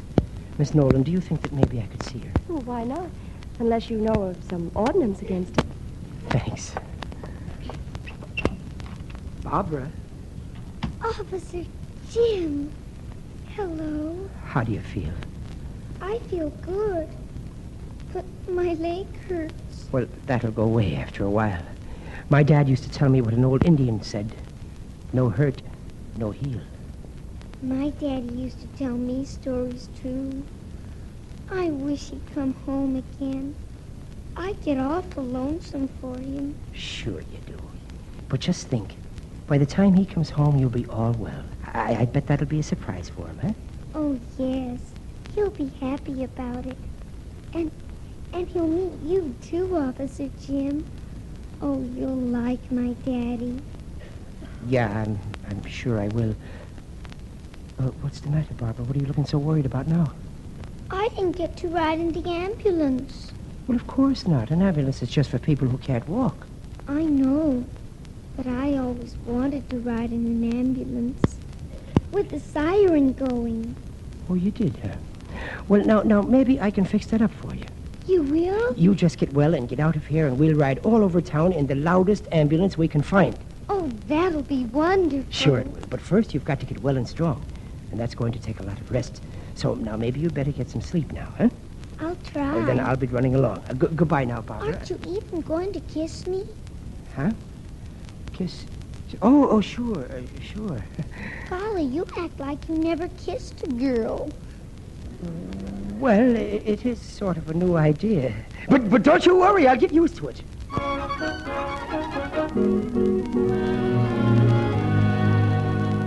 That's the way I figured it, Captain. I put him in, and I've got to get him out. Well, I never did think that Phillips was really a crook. Just the victim of circumstances. Circumstances, meaning a dumb cop, meaning me. How soon could I get the parole board to act? I don't know. Might take a couple of months. They'd want to be sure he had a job. Well, now, they don't have to worry. He'll have a job. It's all been fixed. It has? By whom? Well, a friend. A friend? That's what I said. Sure, I heard you, O'Malley. A friend. Meaning a dumb cop, eh? Meaning you. All I want to know is, will you help? Of course. We'll have him out in no time at all.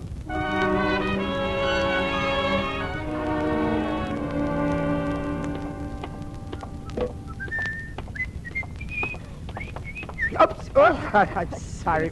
Well, Miss Nolan. O'Malley, do you think you should be coming here? Well, why not? Is Phillips home? Well, yes, but I don't believe he'd want to see you right now. Maybe not, but I've got to see him.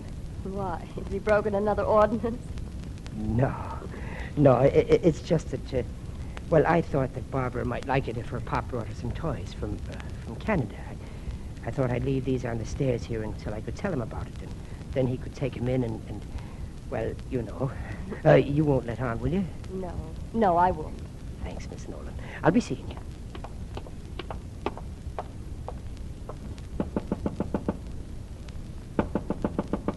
Yes? Open up, Phillips. Get out of here, O'Malley. Get out of here. Sure, but first I want to talk to you. Close the door, huh? Now, look. I know what you're going to say. You're going to keep your eye on me. Watch every move I make. See that I don't violate my parole. Well, that might be a good idea. You better leave me alone, you hear? You've hounded me. Now, wait a minute. It's your fault I lost my job, and your fault I went to jail. You took me away from my family once, and you're not going to do it again. You try it, and I swear I'll kill you. Phillips, put down that gun. You heard what I said? If the parole agent finds out you've got that gun, they'll send you back. They won't find out unless you tell them. You better give it to me. You can't trick me.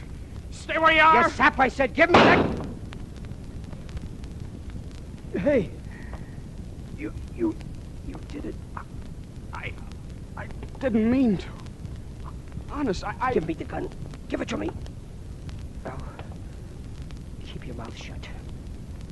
If I can just get out of here, down these stairs,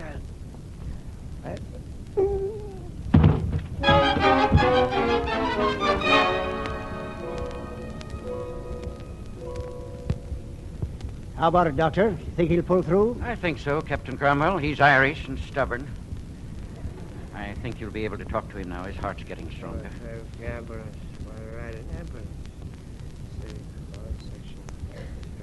O'Malley. O'Malley. This is Cromwell. Do you understand? Cromwell. Was it Phillips who shot you? Hold it, Captain. I think he's just coming to now. O'Malley. Hey, if I'm dead, it's Satan himself I'm looking at. You're not dead. Sure. I had a feeling there was some mistake. How do you feel, O'Malley? Terrible, Doc. I'm a sick man, and I shouldn't have any visitors. Can't help it, O'Malley. Line of duty. We picked up Phillips, and we want you to identify him. Hey, Pete. Yes, Captain? Bring him in. Yes. Okay, Phillips. Look, Captain Cromwell... Phillips, I've seen a lot of rats in my life, but never one like you, trying to kill the man that got your kid's leg fixed. Barbara's leg? You mean he did that? Sure, Miss Nolan told me. And the only reason he wanted to see you was to bring you some toys to give your little girl. O'Malley, you want to identify him now? Cromwell, how long have you been on the force? What? I always thought in this country a man is innocent until he's proved guilty. But I don't know where you got the crazy notion that Phillips tried to shoot me. He was giving me the gun so he wouldn't get in trouble with the parole board. And just as he was handing it to me, I tripped on those toys and the gun went off. That's your story, eh? And I'm sticking to it. O'Malley, you're crazy. I'll get this guy from 10 years to life. What for? Ain't he had enough punishment? Now, look. That's what's wrong with you, Cromwell. All you think about is enforcing the law. You don't think what you're doing to a man or his family by sending him up for something he didn't realize that he didn't do. You know what you need, Cromwell, is more heart. And what you need, O'Malley, is a blood transfusion. Well, give it to him, Doc. Give him everything he needs, the best. Is that an order? You're darn tootin' that's an order. Nothing's too good for a good cop.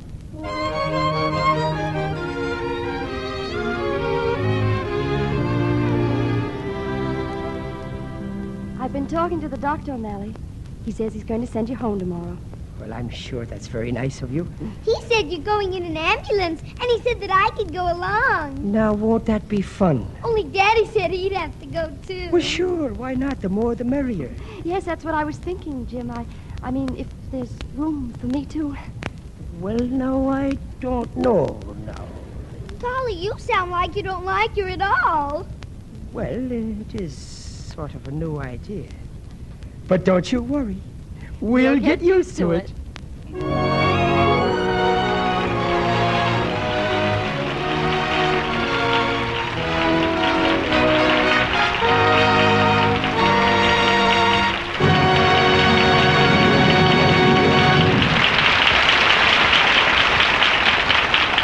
Thank you, Norma Jean Nilsson, Charles Irwin, William Bendix, and Anita Louise for a delightful performance. We sincerely hope you will be back with us again soon. You can count on us, Mr. Bradley. For that matter, you can count on every actor and actress in Hollywood because we all know the wonderful work being done by the Motion Picture Relief Fund and its country house. And we know that the work is made largely possible by this radio program. And now, before we tell you about next week's show, here's a word from one of America's best-known beauty authorities, Lady Esther. Thank you, Miss Louise. Ladies, if you examined the skin of your face under a microscope and compared it with the skin of your arms or legs, I think you'd be surprised. You'd be surprised to see how much more delicate and finer textured the skin of your face is. Yes, the skin of your face is finer than the skin of any other part of your body. And that's why it ages faster. shows damage and bad treatment faster. Rubbing your skin is not good. Yes, rubbing the skin of your face is not good treatment.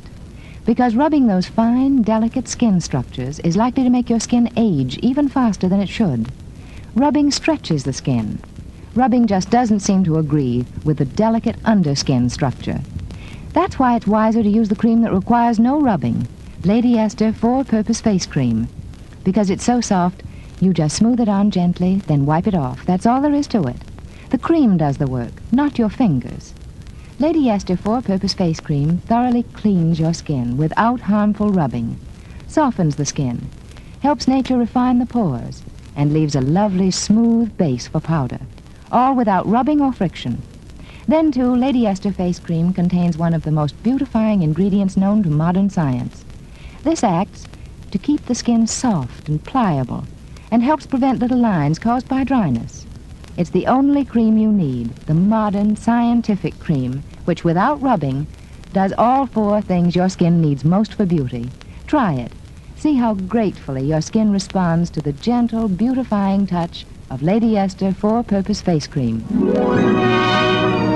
Next week, the Lady Esther Screen Guild players will present Not a Marietta. It will star Irene Manning and Alan Jones. Be sure to listen. The Great O'Malley was produced and directed by Bill Lawrence and was presented to the courtesy of Warner Brothers, who are now celebrating the 20th anniversary of Sound Pictures. Their current production is Janie Gets Married. William Bendix appeared through the courtesy of Teal, sponsors of his own radio program, The Life of Riley. Anita Louise appeared through the courtesy of Columbia Pictures, producers of the new Technicolor picture, The Bandit of Sherwood Forest. Norma Jean Nilsson appeared by courtesy of the Jack Carson Campbell Soup radio programs. Charles Irwin will be seen next in the 20th Century Fox Technicolor production, Bob, Son of Battle. Music on tonight's program was arranged and conducted by Wilbur Hatch. The radio adaptation was by Harry Cronman. This is Truman Bradley speaking for Lady Esther. Thank you and good night. This is CBS, the Columbia Broadcasting System.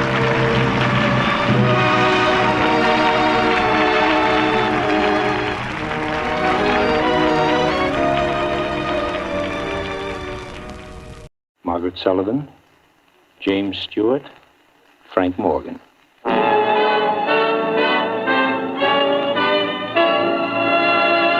The Gulf Screen Guild Theater. Your host and director of the Star's own theater, Roger Pryor.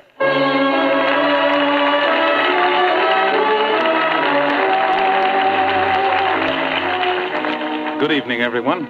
On behalf of your neighborhood good Gulf dealer and the Gulf Oil Companies, welcome back to the Gulf Screen Guild Theater.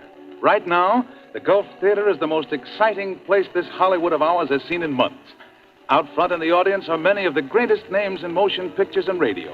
Right beside me here on the stage are Margaret Sullivan, James Stewart, and Frank Morgan, whom you'll hear later in tonight's play, The Shop Around the Corner. Behind me, of course, is Oscar Bradley's Gulf Orchestra, with Frank Tours conducting.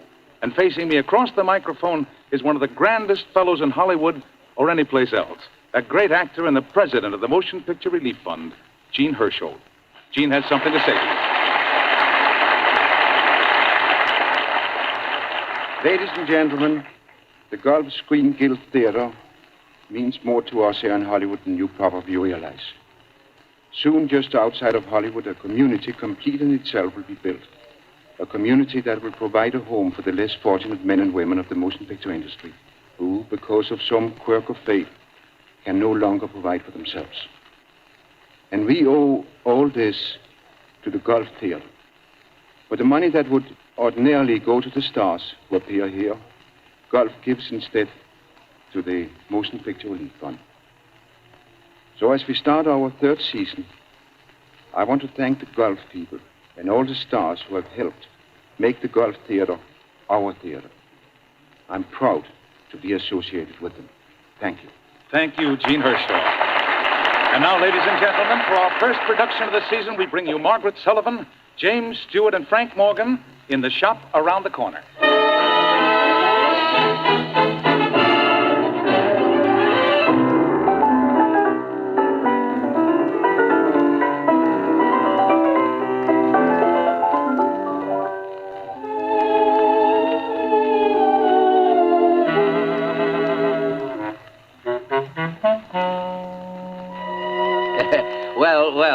Shop Around the Corner, they call this story. And do you know whose shop? Patriotic and Company, novelties and leatherware. Best of its kind in Budapest. It really is. Wonderful values at all times. In fact, I don't know how Patriotic and Company does it. Just a moment, please. Who are you? Me? Well, I'm Patriotic. Oh. Yes, well, anyhow, it all happened in my store. Practically all. That's why I'm telling it. Well, this is the story of two young people of whom I'm very fond, Clara and Martin. Clara is very attractive, yes. She's most attractive. And an excellent salesgirl. But Martin and Clara haven't gotten on at all from the very first day she came to work for me. Professional jealousy on Martin's part, because no head clerk likes to have an assistant, especially such a pretty assistant, outsell him. Oh, Miss Novak, whatever became of those musical cigarette boxes that nobody ever buys? I just sold the last one, Mr. Martin. Oh. Can I show you something, madam? No, thank you. I prefer to have the young lady wait on me. Oh. Well, I've had a pretty good day. My sales come to exactly 176 kronen. My sales come to 250 kronen. Oh. Yes, you can easily see how these little occurrences would hardly make for a beautiful friendship. But all this didn't seem very important to Martin these days. He had something else on his mind. Martin was living in a romantic plane, far above the everyday routine of Patriotic and Company.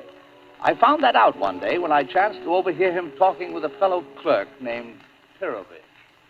Nice Pirovich? Yes. What is it? It's a letter from a girl. Now listen. My heart was trembling as I walked into the post office, and there you were, lying in box 237, and I took you out of your envelope and read you. I read you right there. Oh, dear friend. Oh, what is all this? Well, you see, I was looking through the ads in the Sunday paper, and I got on the wrong page. I ran across this ad. Here, let me show it to you, see? Modern girl wishes to correspond on cultural subjects anonymously with intelligent, sympathetic young man. Address, dear friend, Post Office 15, Box 237. Now, we've exchanged 4 letters, and Pirovich, she's no ordinary girl. Now, listen to this. Are you tall or short? Are your eyes brown? Are they blue? Now, don't tell me. What does it matter so long as our minds meet? All right. That is beautiful. Yes, now listen. What are men and women for but to rise above the stupid necessities of the 8-hour day? That sounds very nice, Martin, but you really should... Oh, excuse me, Pirovich. Miss Novak, where do you think you're going? I'm going home, Mr. Martin. It's 6 o'clock. It's 5 minutes of 6. This store does not close for another 5 minutes. I'm afraid, Miss Novak, that you don't take your work very seriously. Oh, don't I? No, and I don't like your attitude. Listen, let me tell you something. Yes, and while I think of it, I don't like the clothes you've been wearing in the store. For instance, that yellow blouse with the light green dots you had on yesterday. A green blouse with light yellow dots. And everybody else thought it was very becoming. Yes. Well, I don't remember that I ever remarked about your neckties. And believe me, Mr. Martin, if you think I couldn't say anything about your necktie, so I'll thank you to leave my blouse alone. It's none of your business. Well, I'm very sorry, but Mr. Patriotic seems to think it is my business. Oh, yes, that's right. I'm working under you. Well, from now on, I'll telephone you every morning, describe just exactly what I'm going to wear. And before I select my next season's wardrobe, my dressmaker will submit samples to you. Imagine you dictating what I should wear. Well, for heaven's sake, I don't care what you wear. If you want to look like a pony in the circus, all right. Listen, I sold as much goods yesterday as anybody else in the place. 197 kronen isn't bad for a rainy Friday 3 weeks before Christmas. Did you tell that to Mr. Patriotic? I did. What did he say? He said, tell her not to come in that blouse anymore. Tell him I won't. I will. Come. Always fighting, you two. Why don't you try to get along better? I'd like to know who could get along with a man like him. Oh, it is now exactly 6 o'clock, Mr. Martin. May I go? Yes, Miss Novak. Oh, thank you very much. Stubborn little female. I don't know why we ever hired that girl. Now, don't get yourself all worked up. Calm down. Sure. What do I care about a girl like that anyway? Forget her. Tell me more about that girl you've been writing to, dear friend. What? Oh, yeah. Pirovich, she's wonderful. Well, after a while, in our letters, we came to the subject of love. Well, naturally, on a very cultural level. What else can you do in a letter? No. But Pirovich, she's the most marvelous girl in the world. She has such ideals, such a point of view on things. Why, she's so far above the girls you meet today, there's simply no comparison. You really like her, don't you? I hope I will. What do you mean? You love a girl and you don't know if you like her? That's right, Purvich. That's just the question. You see, I haven't met her yet. You haven't? What? After all this time? I postponed it again and again. I'm scared, Purvich. You see, this girl thinks I'm the most wonderful person in the world, and after all, there's a chance she might be disappointed. I see. Yeah, but tonight I'm taking the risk. I'm meeting her tonight at 8 o'clock in a cafe. She's going to have a copy of Tolstoy's Anna Karenina and a red carnation for a bookmark. Oh, I haven't slept for days. I'm sure she'll be beautiful. Well, not too beautiful. Now, what chance would there be for a fellow like me? Would you want a homely girl? No. Just a lovely average girl, that's all.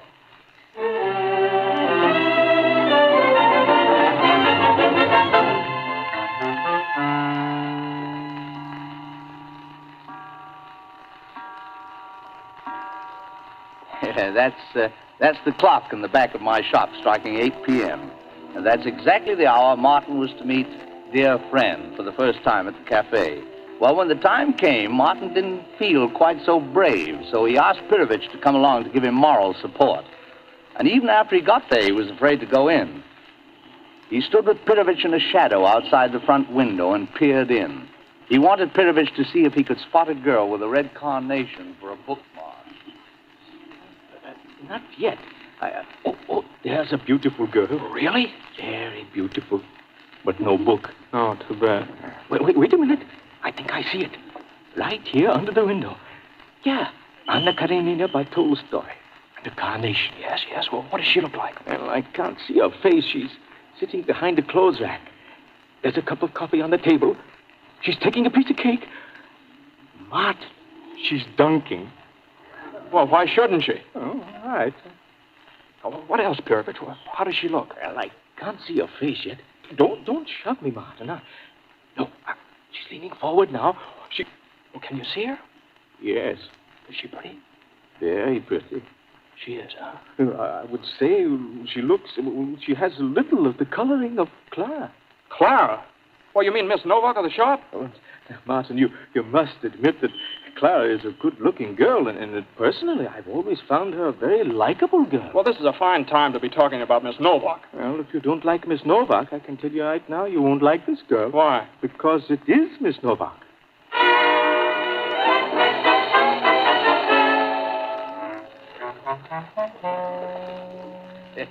Well, Martin was all for turning on his heel and starting home. But his friend Pirovich pointed out that Miss Novak had written those letters, and it really wasn't fair to the girl to leave her waiting there. Much against his will, Martin finally agreed to go inside the cafe and talk to Miss Novak.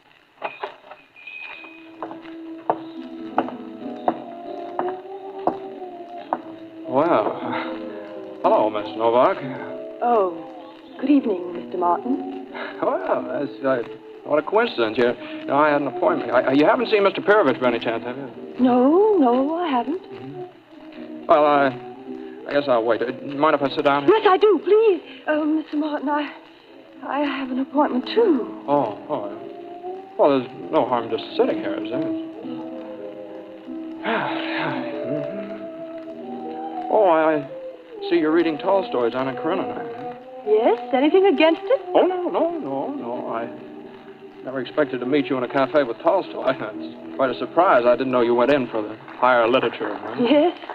Well, there's so many things you don't know about me, Mr. Martin. Have you ever read Crime and Punishment by Dostoevsky? No, I haven't. I have. A lot of things you don't know about me, too, Miss Novak, You know, people seldom go to the trouble of scratching the surface of things to find the inward truth. Really, Mr. Martin, I wouldn't care at all to scratch your surface. Probably because I know exactly what I'd find. A handbag instead of a heart, a suitcase instead of a soul, instead of an intellect, a cigarette lighter that doesn't work. Yeah, that's very well put. I think comparing my intellect with a cigarette lighter that doesn't work, that's a very interesting mixture of poetry and meanness. Meanness? Oh, don't understand me, Miss Novak. I thought I told you I was expecting somebody. Listen, if your party doesn't show up, would I... Don't worry about that, Mr. Martin. This party will show up.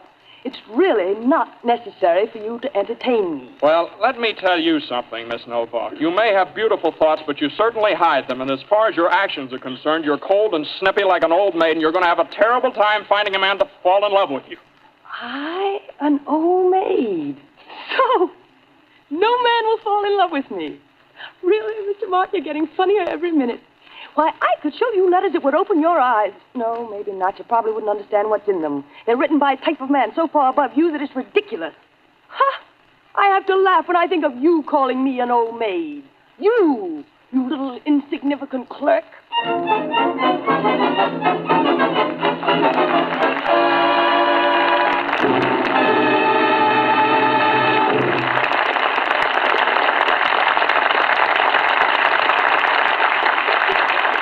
And so ends Act One of our first Gulf production of the season.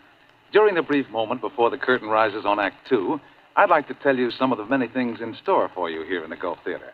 Next week, for instance, you'll meet Clark Gable, Ann Sothern, and Jeffrey Lynn in the great motion picture success Red Dust.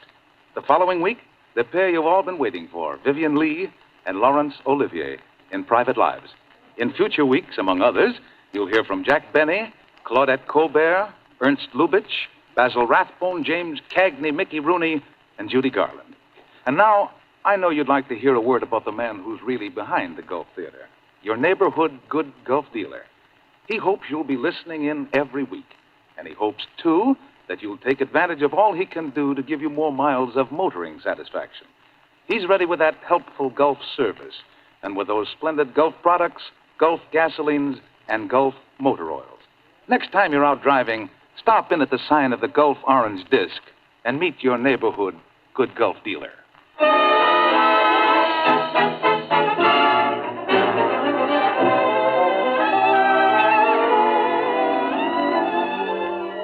And now we return to the second chapter of our story, The Shop Around the Corner, starring Margaret Sullivan, James Stewart, Frank Morgan, Oscar Bradley's music with Frank Tour's conducting. Yeah, well, thank you, Mr. Pryor. I'll take over from here.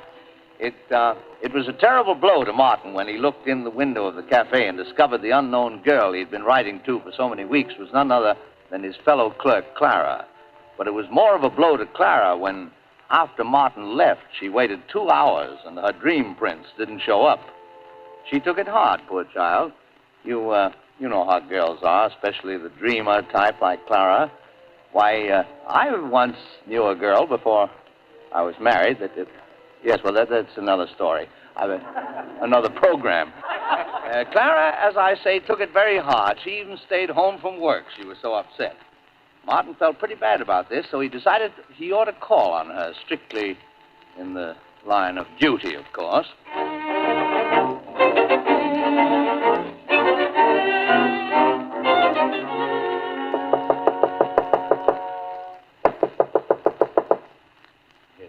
Incidentally, whenever you hear that particular rapping on that particular door, ladies and gentlemen, that means Mr. Martin is calling on Miss Novak. Good evening, Miss Novak. Oh, good evening, Mr. Martin. Come in. How are you, young lady? I'm all right, Mr. Martin. Sorry I couldn't come to work. Oh, that's all right. Now, you must take care of yourself. I'm sure I'll be all right in a day or two. But that doesn't mean that you should neglect yourself. Now, you see, I feel pretty responsible for the whole thing. You? Oh, no, Mr. Martin. Oh, no, I think I can relieve your mind. It wasn't your fault at all. No, there's a much bigger reason, unfortunately. A psychological reason. But it's my personal problem, and I'll come out of it. It's just one of those things. Oh, I'm very sorry. It's really a shame that you have to go through all this. But, of course, so long as it's only psychological. Only psychological. Mr. Martin, it's true. We're in the same room, but we are not in the same planet. Miss Novak, although I'm the victim of your remark, I must admire your exquisite way of expressing yourself. You certainly know how to put a man in his planet. Yes, come in. Dear Clara, a special delivery letter has just come for you. Oh, really? Thank you, Aunt Anna. I hope it's good news. Well, Mr. Martin, it's certainly was kind of you to drop in, but I don't want to spoil your evening. Oh, no, there's lots of time. You go right ahead with your letter. Don't pay no attention to me. Yeah, well, if you don't mind.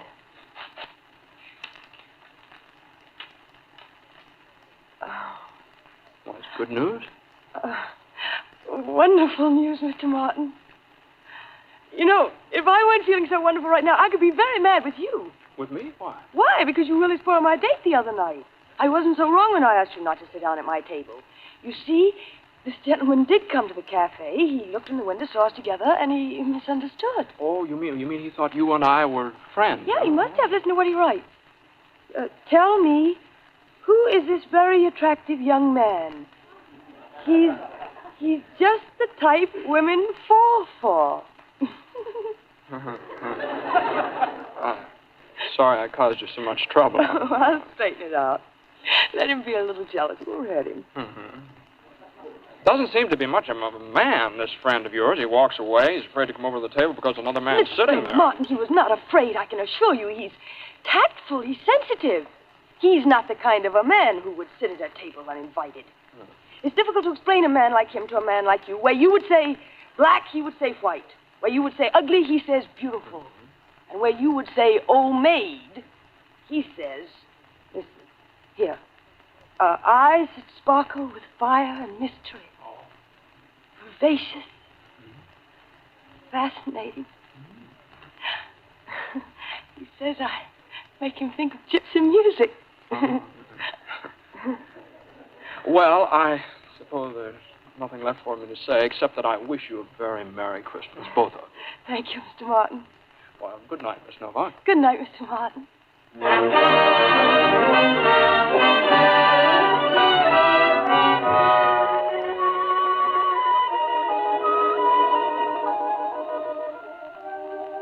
Well, Clara showed up for work all right and worked like fury. She told everybody, including Martin and me, that she had an engagement for dinner on Christmas Eve, and she was all excited about it. Well, when the shop closed after a record-breaking day before Christmas, only Clara and Martin were left. Oh, before you go, Miss Novak, you want to see something? Hmm? Look, how do you like this gold locket? Oh, that's beautiful. Yeah, well, why don't you try it on? I'd sort of like to see what it looks like on a girl. I didn't know you had a girlfriend. Oh, yes.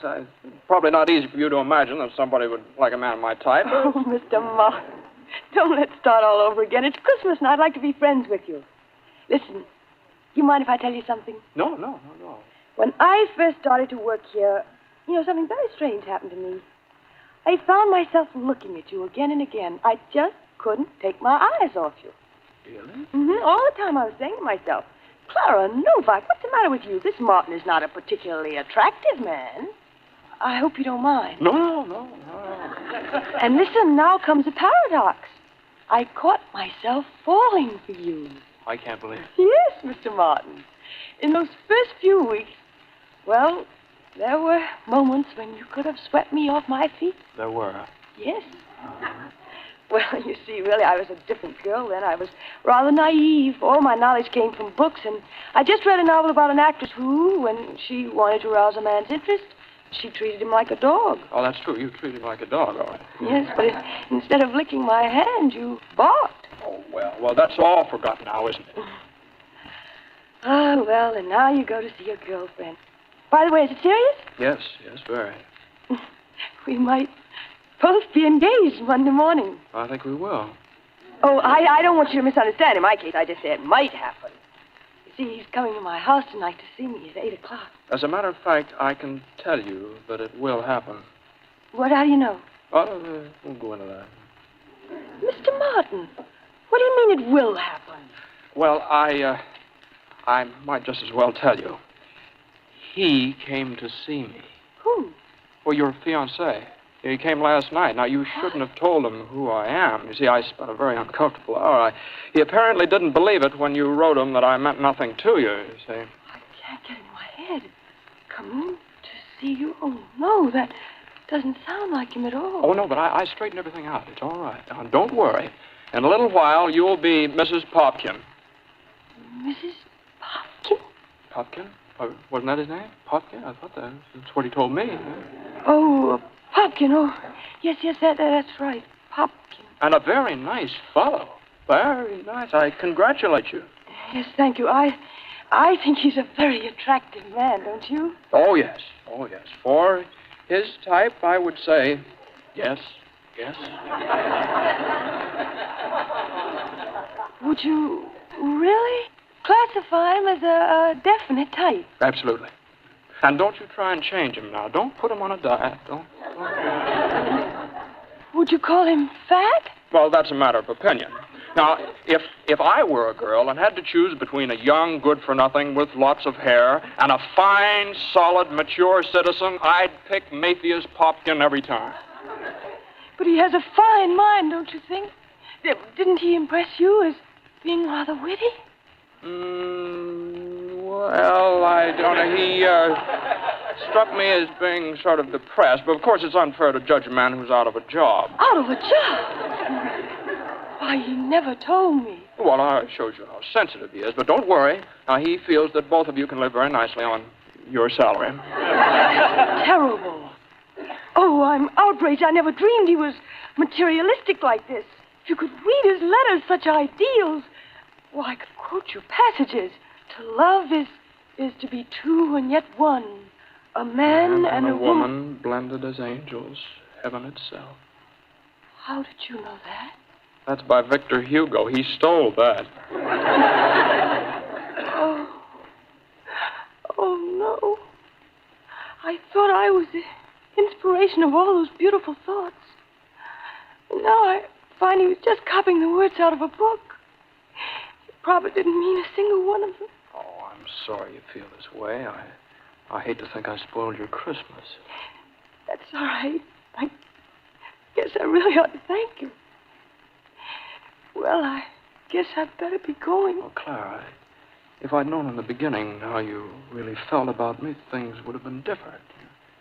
You know what I wish would happen?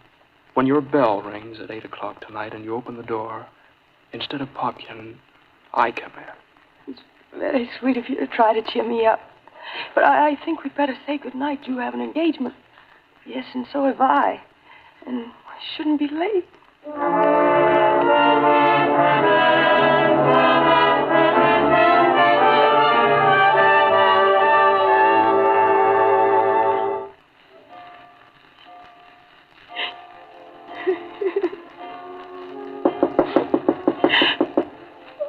Please go away, Mr. Popkin.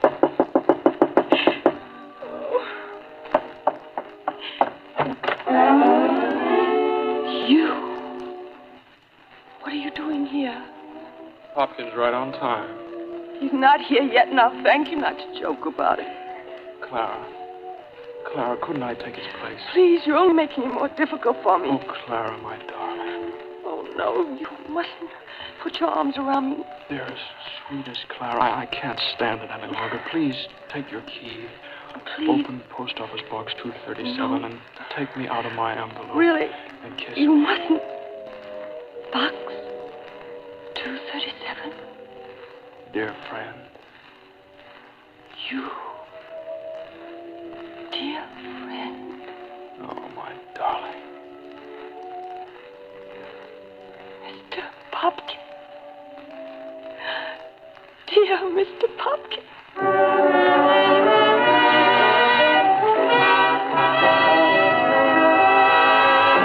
Yeah, well, that's about the size of it. Of course, they got married. They're very happy now, those two. And now, if you should ever need some very fine leather goods or anything in the novelty line...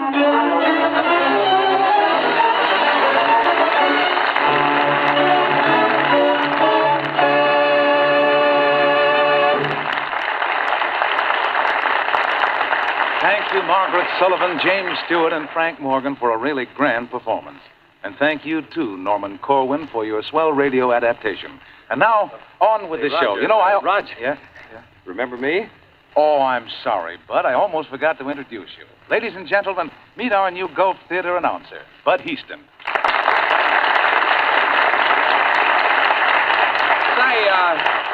Say, haven't I seen you in pictures, Bud? Your face familiar. Well, I have done some work, Jimmy, but I'm usually just the face on the cutting room floor. Oh, yes. Well, don't fret, young man. We all start that way. I can remember when I first started in pictures. Yes, but that's another story. Besides, it's so glamorous I can sell it. Why give it away? So, you want to be an actor? I'm just the man to help you. Well, gee, that's swell, Mr. Morgan. Right now, however, I'm busy learning to be an authority on gas. Gas? Well, I know enough about gas to fill a balloon. What? Well, gasolines, Mr. Morgan. For instance, I've been finding out about the new Gulf gasolines, Good Gulf and Gulf No Knocks. And I learned that they've both been stepped up to give you faster pickup, more power, and a sweeter running, quieter engine. And boy, if you've never tried the new Gulf gasolines, you don't know what you're missing. See if you don't notice a real difference the very first time you step on the accelerator. If you use a regular gasoline, try Good Gulf. If you prefer a premium fuel, try Gulf No Knocks, the gasoline that is knock-proof under all normal driving conditions. Remember, you get either one at the sign of the Gulf Orange Disc.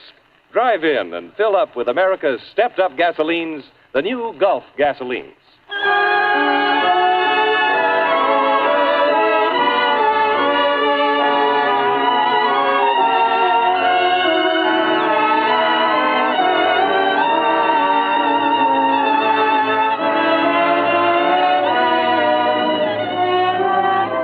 Next week, the stars of the Gulf Theater are Clark Gable, Ann Sothern, and Jeffrey Lim. What happens to them on a rubber plantation in Indochina is the dramatic story of Red Dust. We hope you'll all be listening for the Gulf Theater next week, starring Clark Gable, Ann Sothern, Jeffrey Lynn, Oscar Bradley's Gulf Orchestra with Frank Tours conducting. Until then, this is Roger Pryor saying good night, everybody, for your neighborhood Good Gulf dealer.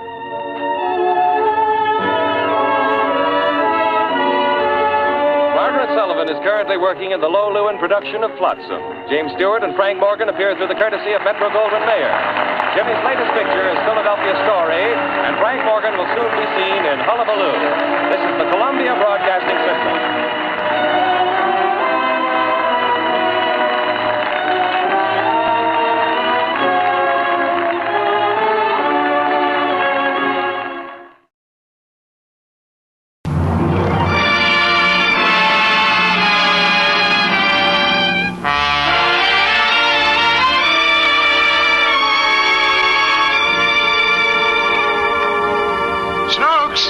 Snooks, where are you?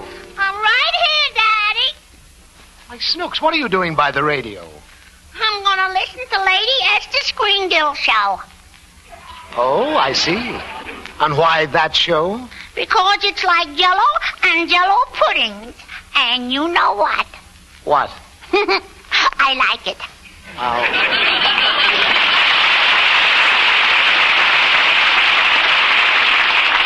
Well, come on, Snooks. You're going to have a busy day tomorrow, and it's time you went to bed. Why? Well, I should think you'd want to go to bed and rest up for tomorrow. Then you can play with your new Christmas toys all day long.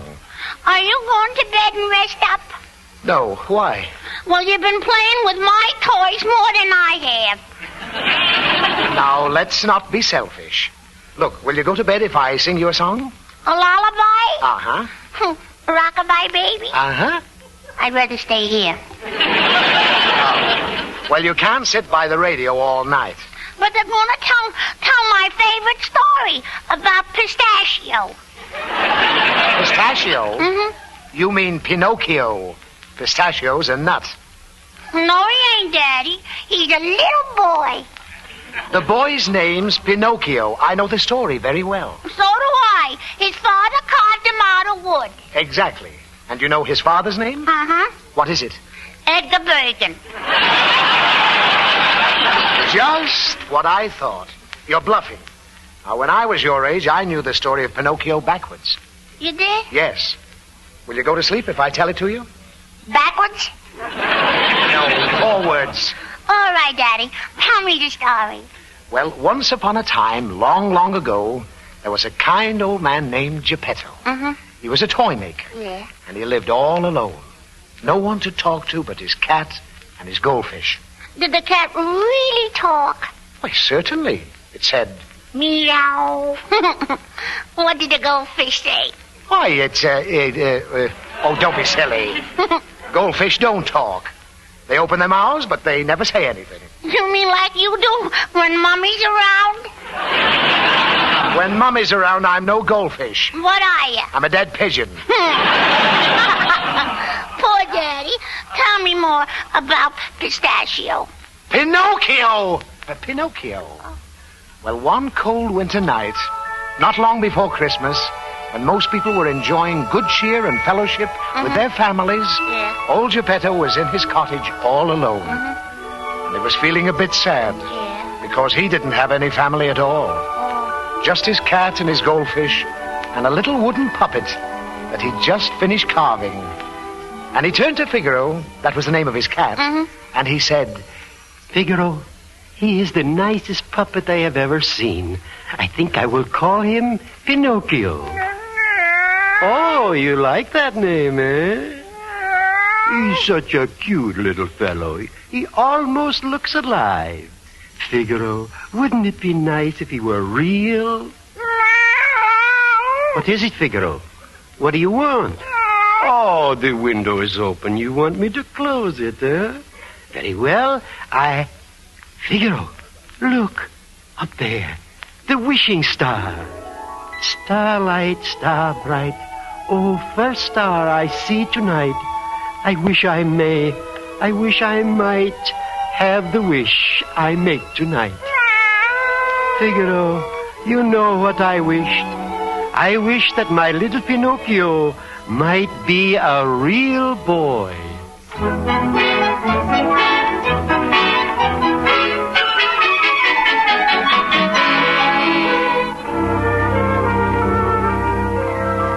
Well, Snooks, how do you like the story so far? I like it. What happened next? Old Geppetto went to sleep. Why? Well, he just went to sleep. That's all. That's all? Yes. That's a very short story. Oh, don't be silly. Geppetto went to sleep, and late that night a beautiful blue light shone in through the window. And it blazed and it glowed, and in the middle of it stood the blue fairy. And she touched Pinocchio with her golden wand and said, Little puppet made of pine, awake, the gift of life is thine. Golly, I can move, and I can talk. Yes, Pinocchio, I have given you life. Why? Because the good Geppetto has brought so much happiness to others with his toys. And tonight he wished for a real boy. Am I a real boy? Not yet, Pinocchio. To make Geppetto's wish come true will be entirely up to you. Up to me? Yes. Prove yourself brave, truthful, and unselfish, and someday you'll be a real boy. Oh, a real boy. It will not be easy. You must learn to choose between right and wrong. Right and wrong? How will I know? Your conscience will tell you. Conscience? Where'll I find one? Hello, what about me? What's that? Why, it's a cricket. Jiminy Cricket's the name, yes, sir-wee, and I'm as widow as anyone's conscience can be. I think you would be just the one. Kneel, Sir Jiminy Cricket. I dub thee Pinocchio's conscience. Oh, gosh. Now, Pinocchio, remember, be a good boy and always let your conscience be your guide. Look, she's gone. That's right, Pinocchio. And listen to me. You and I better have a widow when we talk. Why? Well, you want to be a real boy, don't you? A wallapalooza. That's fine. But the world is crammed full of lovely temptations.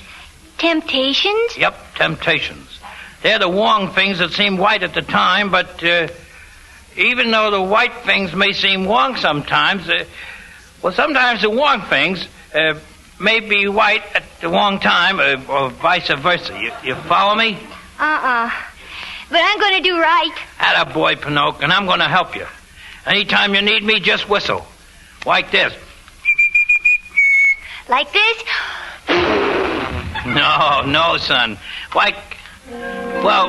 Listen.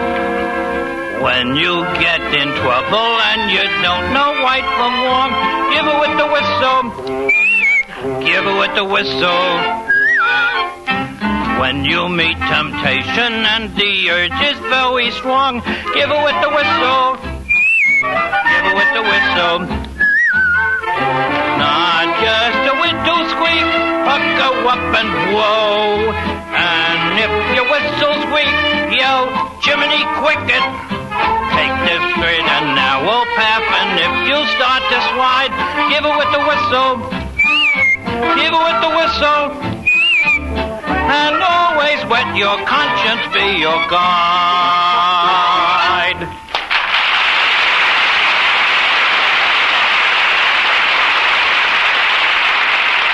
Daddy. What? Didn't all that noise wake up Pinocchio's father? Yes, of course. Did the noise wake up Pinocchio?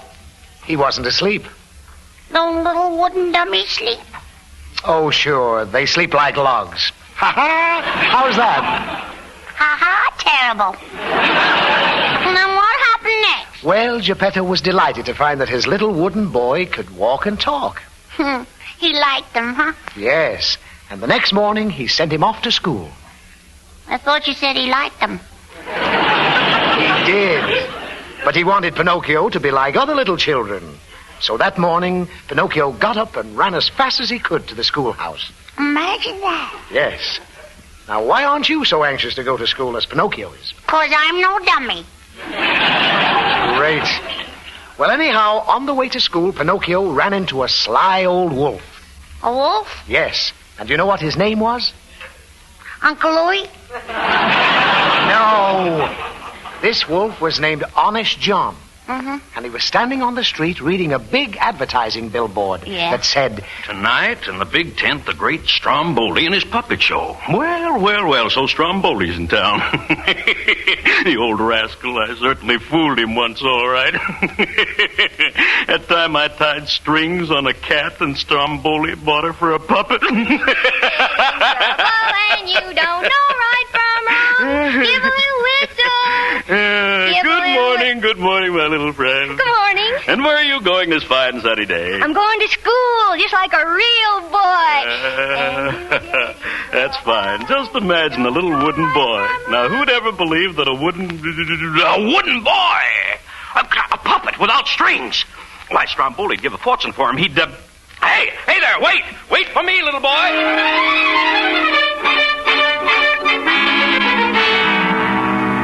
So, you're going to school, my little man. Going to be a scholar, eh? Yes, I'm going to learn to be brave, truthful, and unselfish so I can be a real boy someday. Indeed. Well, I must be going now. I'm late. Oh, just a minute, young fellow, just a minute. Haven't you heard of the easy road to success? The easy road? I'm speaking, my boy, of the theater. The theater? Bright lights, music, applause, your name and lights. What is your name? Pinocchio. Why, I can see it in letters 6 feet high. 6 feet high? Just as sure as my name is Honest John. P-I-N-U... P-I-N... Well, anyway, 6 feet high. Come along, lad. On to the theater. Hi, diddly-dee, an actor's life for me. A high silk hat and a silver cane, a watch of gold with a diamond chain. Hi, diddly-do, you sleep till after 2. You promenade with a big cigar, you tour the world in a private car, you dine on chicken and caviar. An actor's life for me. Hi, diddly-dee, Hey, Pinocchio. Hello, Jiminy. I'm going to be an actor. Now, take it easy, son. Slow down. Remember what I said about temptation? Well, that's him. Oh, no, Jiminy. That's Mr. Honest John. Honest John. Oh, please, I pray you know, Pinocchio. Goodbye, Jiminy. Wait, Pinocchio, wait, please. Life for me. A high silk hat and a silver cane, a watch of gold with a diamond chain. Hi, diddly-do, you sleep till after 2.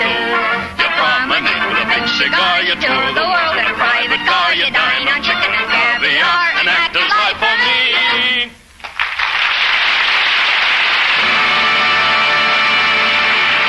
Ladies and gentlemen, Stromboli the Great, I give you now the only papita who can sing and dance absolutely without no string.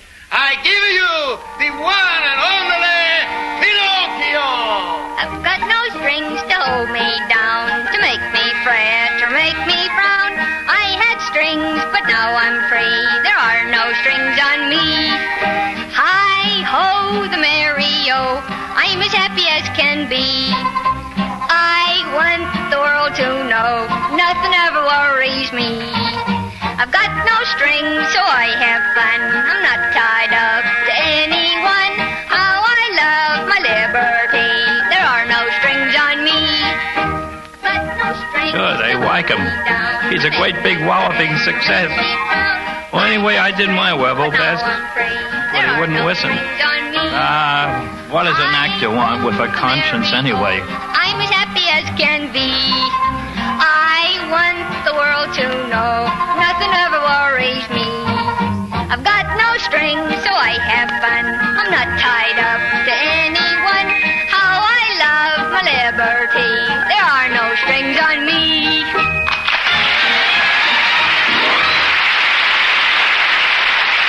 Well, Snooks, how do you like the way I'm telling you this story? I'd rather listen to the Screen Girls show. Oh, you would. Well, what have they got that I haven't got? Lady Esther. Touché. You're just like every other female. All right, if it's Lady Esther you want, that's what you'll get. Tonight before you go to bed, look closely at your skin. See if it's everything you really like it to be. If it is, you're a lucky girl. But if you'd like to improve it in any way, then let me tell you about a serious skin problem which may be yours because it threatens every woman. This serious problem is a stubborn film on your skin, caused by your natural skin oils mixing with dust and cosmetics. You can't see or feel this stubborn film, but it dulls the natural freshness and beauty of your skin, makes even young skin look dingy and lifeless. It also encourages blackheads and blemishes. Ordinary cleansing fails to remove this film. Massage or rubbing only forces it deeper into the mouths of your pores. Here's the safe, sure way to remove that stubborn film. At least once each day, preferably at bedtime, smooth on my unique Lady Esther four-purpose face cream and wipe it off. Look at your cleansing tissue. See how surface dirt and cosmetics are removed. But now comes the important part. Apply Lady Esther cream a second time and wipe it off. Instantly you'll see the difference, the clearer, fresher, younger look. Now that stubborn, dulling, clogging film is gone. The very texture of my Lady Esther four-purpose face cream is unique. So soft, so effective. My cream doesn't need to be massaged in. It does the work itself. Use Lady Esther cream faithfully every night. Give your skin a real chance to look lovelier every day.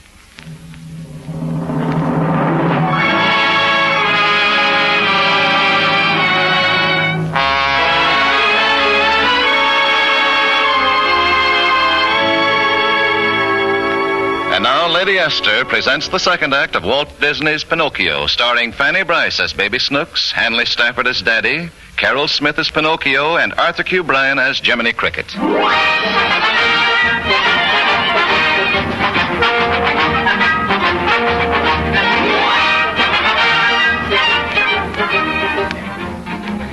Did Pinocchio like being an actor, Daddy? Oh, no, he didn't like it at all. Why? Because Stromboli soon discovered that he could make a lot of money with Pinocchio. So he locked the little boy in a cage. He locked him in a cage? Yes. What's the matter with you? Poor little Pinocchio, locked up in a dirty old cage. Well, I can't help it. Take him out of the cage. Now, look. He's in the cage because that's the way the story goes. If he wasn't in the cage, there wouldn't be any story, and you'd be up in bed, asleep. Daddy, What? I'm glad he's in the cage. Fine. Now may I continue? Please do. Thank you. Well, just when Pinocchio had given up all hope, little Jiminy Cricket found him in the cage. And he called to the Blue Fairy. And she came down and decided to give Pinocchio one more chance. So she unlocked the cage, and Pinocchio and Jiminy went hurrying home. And as they were going along the street... No, sir. Nothing can stop me now, Jiminy. I'll make good this time. You better. I will. I'm going to school. That's a stuffed Pinocchio. I'll be smart, too. Anyway, I'd rather be smart than be an actor. Well, if it isn't my little friend Pinocchio. Oh, it's Honest John. Tell me, Pinocchio, how do you like the great Stromboli? Oh, he was awful. He locked me in a cage. He did? Then he wouldn't feed me, and he made me sing all night. And then... Oh, you poor, poor boy. You must be a nervous wreck. Oh, no, I'm not. Let me see your face. Of course. Just as I thought. A slight touch of monetary complications with bucolic semilunar contraptions that flying to pieces. Oh, golly. Just open your mouth. Say hippopotamus. Oh, I knew it. Compound transmission of the pandemonium with percussion of spasmodic disintegration. golly, is that bad? Let me feel your pulse. Oh, my dear, my goodness. Palpitation, syncopation of the killer dillo, the wicky-wacky stomping of the Jolson story. My boy, you are allergic. Allergic? Yes, and there's only one cure. A vacation on Pleasure Island. Pleasure Island? The happy land of carefree boys. No school, no work, just fun and noise. I'll take you there. Just wait here, my boy. I'll go out and get my carrot. Jiminy, did you hear what he said? I'm going to... What's the matter, Jiminy? Pinocchio, don't let him fool you. That Pleasure Island is a whacket. That's where widow boys make jackasses of themselves. They do? You bet they do. Their ears grow long, and then they sprout tails, and they can't even talk. They just bray. Like this. Yee-haw, yee-haw. Oh, golly, let's go home. That's what I say. Let's go. Hey, what do you know? It worked. Come on, Pinocchio. Let's scram. When you get in trouble and you don't know right from wrong, give her with the whistle. Give her with the whistle.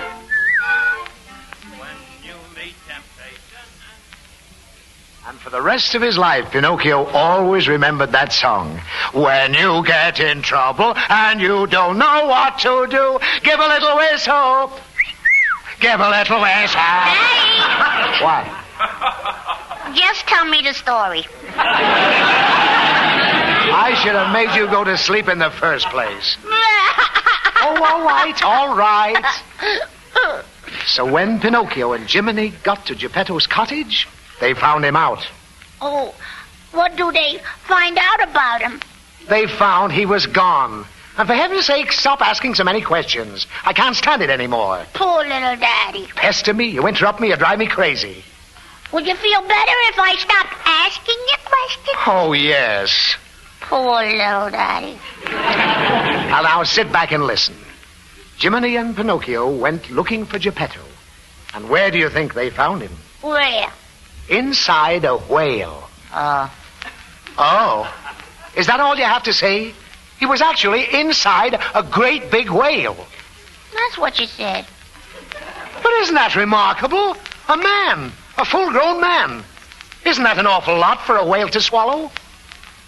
Isn't that an awful lot for me to swallow? Well, it happens to be true. What's more, Jiminy and Pinocchio went down to the bottom of the sea and joined Geppetto inside the whale. Imagine that. Yes. But then the whale clamped his teeth, and they couldn't come out. The teeth couldn't come out? No. Pinocchio, Jiminy, and Geppetto couldn't come out. But you said that... Never mind what I said. You said the whale's teeth came out, which is false. Were they false teeth? Oh, look. Let's get out of the whale's mouth. How are we going to do it? Well, Pinocchio had an idea.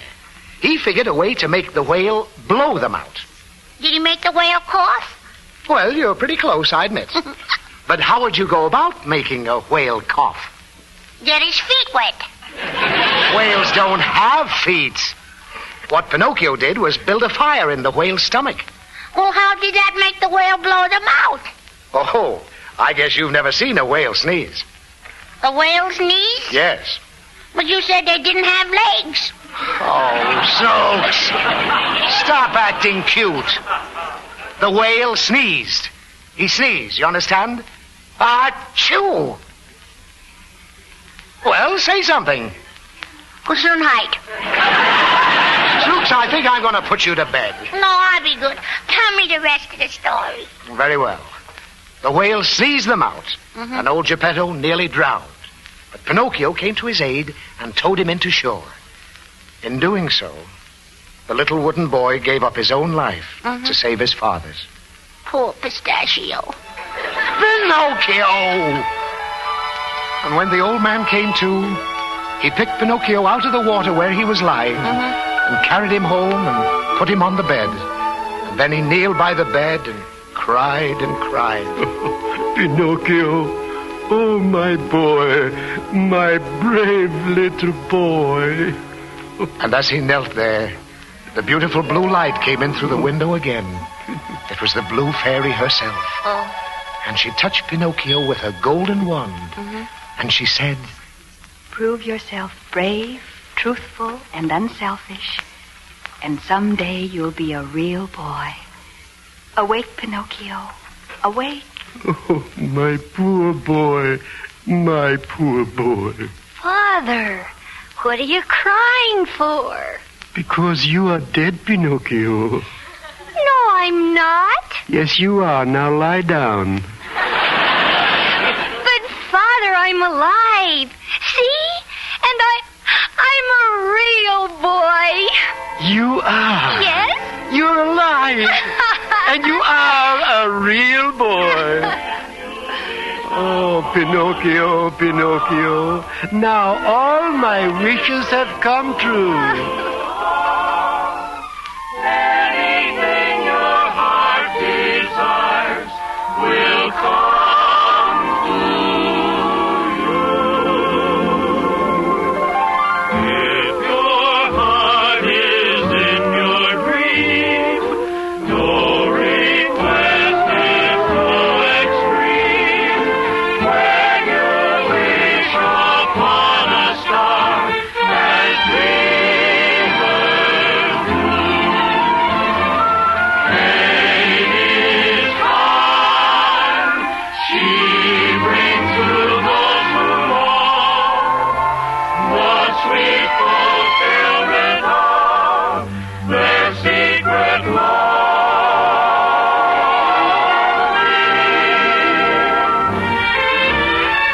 like a bolt out of the blue. Fate steps in and sees you through. When you wish upon a star, your dream comes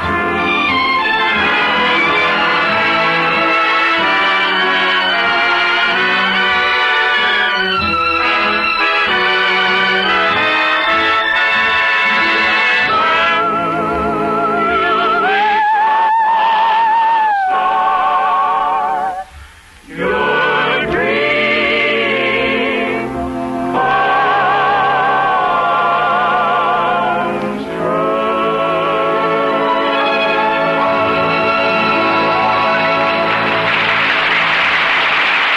"That's the end of the story, Snooks. The story of Pinocchio.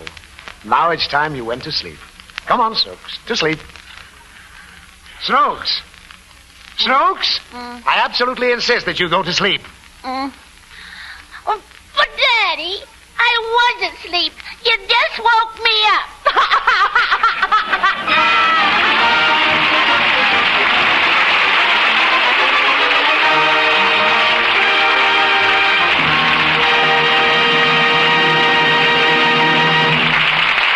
Thank you, Fanny Bryce, Hanley Stafford, Carol Smith, Arthur Q. Bryan, and all the rest of you who have made this holiday season such a delightful one for so many people.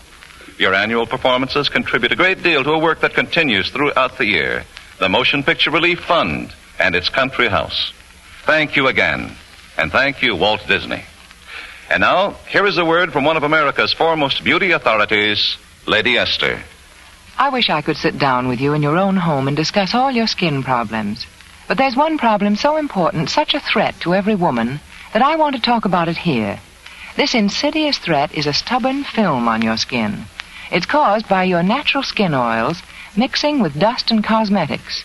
You can't see or feel this stubborn film, and ordinary cleansing fails to remove it. That's important for you to know because this film dulls the true freshness and beauty of your skin and encourages blackheads and blemishes. Here's the safe, sure way to get rid of that stubborn film. First, smooth on my unique Lady Esther 4-purpose face cream and wipe it off. Immediately apply Lady Esther cream again and wipe it off. The first application removes surface dirt and cosmetics. The second application really removes that stubborn, clogging film. And instantly your skin looks clearer, fresher, feels softer, smoother. And remember, my unique Lady Esther cream by itself does 4 of the things your skin needs most. It cleanses thoroughly. It softens your skin, helps nature refine the pores, and leaves a perfect powder base. Lady Esther 4-Purpose Face Cream gives you a complete beauty treatment.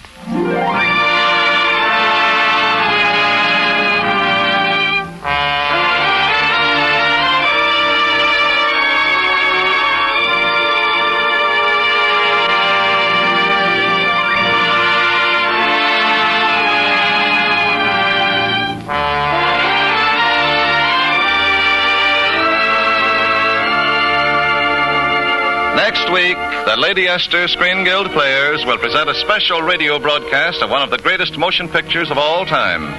It will celebrate the presentation of the Red Book Award for the outstanding picture of 1946, The Yearling. And it will star the original cast, Gregory Peck, Jane Wyman, and Claude Jarman Jr. Don't miss this unusual program. Tonight's program, The Wonderful Adventures of Pinocchio, and last week's Snow White and the Seven Dwarfs, were produced and directed for Lady Esther by Bill Lawrence, adapted by Harry Cronman, and were presented through the courtesy of Walt Disney, whose newest production is the Technicolor picture Song of the South, based on the immortal Uncle Remus tales.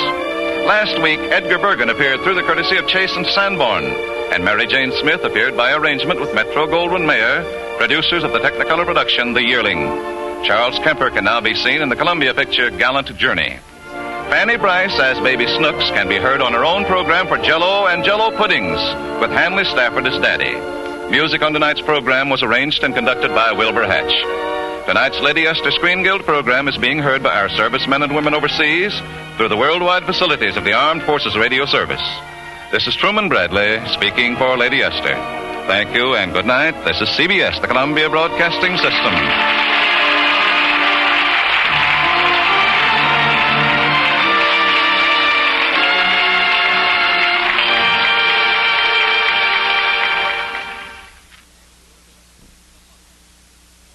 Between Americans, starring Orson Welles.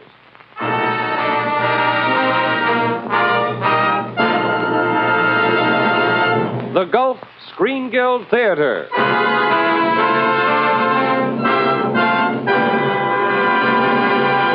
The Gulf Oil Companies and your good Gulf dealer are proud to present a dramatic picture of this, our America. Here is your host, Roger Pryor, to tell you about it.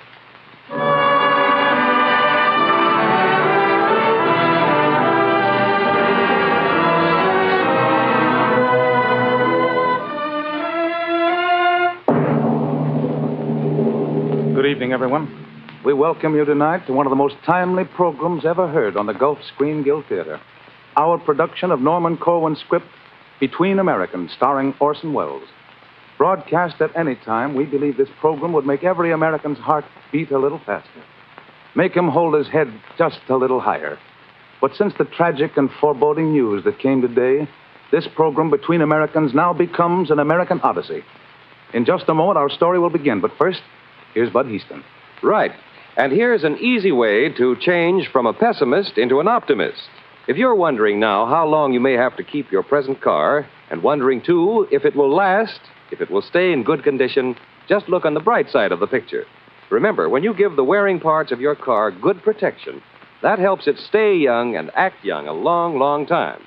So give your automobile the modern method of lubrication, Gulflex registered lubrication. Here's why. First, the expert Gulflex operator works from a master chart of your model car, thus protects each wearing point in the chassis and body. Second, the Gulflex man uses not just 1 or 2 greases, but 6 special lubricants, especially developed by lubrication authorities. And third, here's proof of how good these lubricants are. In recent tests by Gulf engineers, Gulflex chassis lubricant, for instance, stayed in the shackles 30% better and lubricated nearly 100% longer than the average of competitive products tested. So get Gulflex registered lubrication, a much better than usual grease job at no extra cost. Remember, too, that your good Gulf dealer is also ready with splendid motor oils and gasolines, such as Gulf No-Nox gasoline, the extra value gasoline that has been especially designed to stop harmful pounding and hammering inside your engine. Make it a habit to stop regularly at your neighborhood good Gulf dealers, your headquarters for making your car last longer. And now, Oscar Bradley's music introduces Orson Welles, who will talk Between Americans.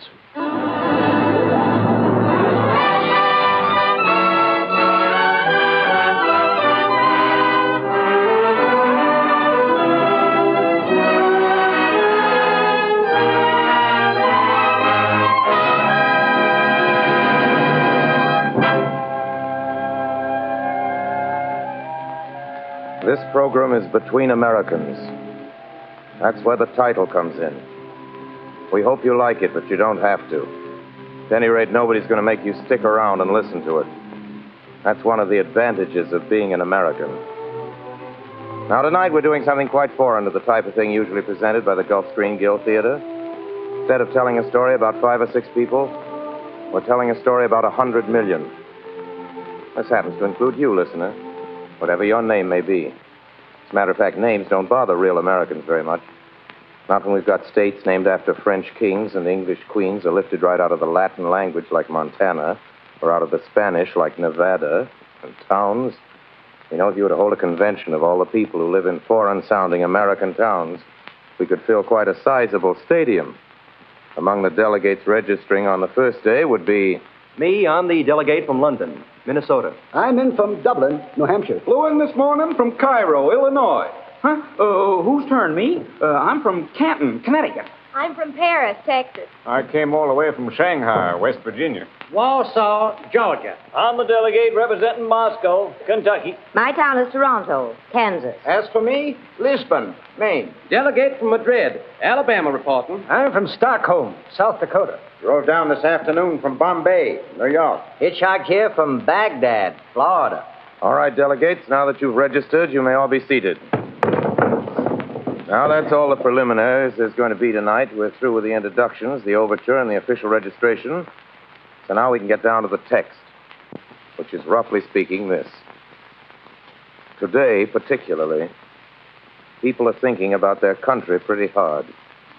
Some of them for the first time in their lives. People are wondering where we're headed. Men are being called on to get ready to defend America. A lot of them are thinking in terms of what is there to defend? Well, now, America means a lot of things to a lot of people. Most of them are solid patriots, only they don't know it. They don't have to wear a red and white and blue button in their lapels to prove it. They don't have to agree with or even listen to people like this. My fellow citizens, in this great state of Flail and Plethora, we can picture don't squirtle your taxes. Our great country is cribbly bolted arm and can wackle tabblewick, and your Langanoi Rillera, Harrington forever! We got a good hunch most people prefer the quiet kind of speaker.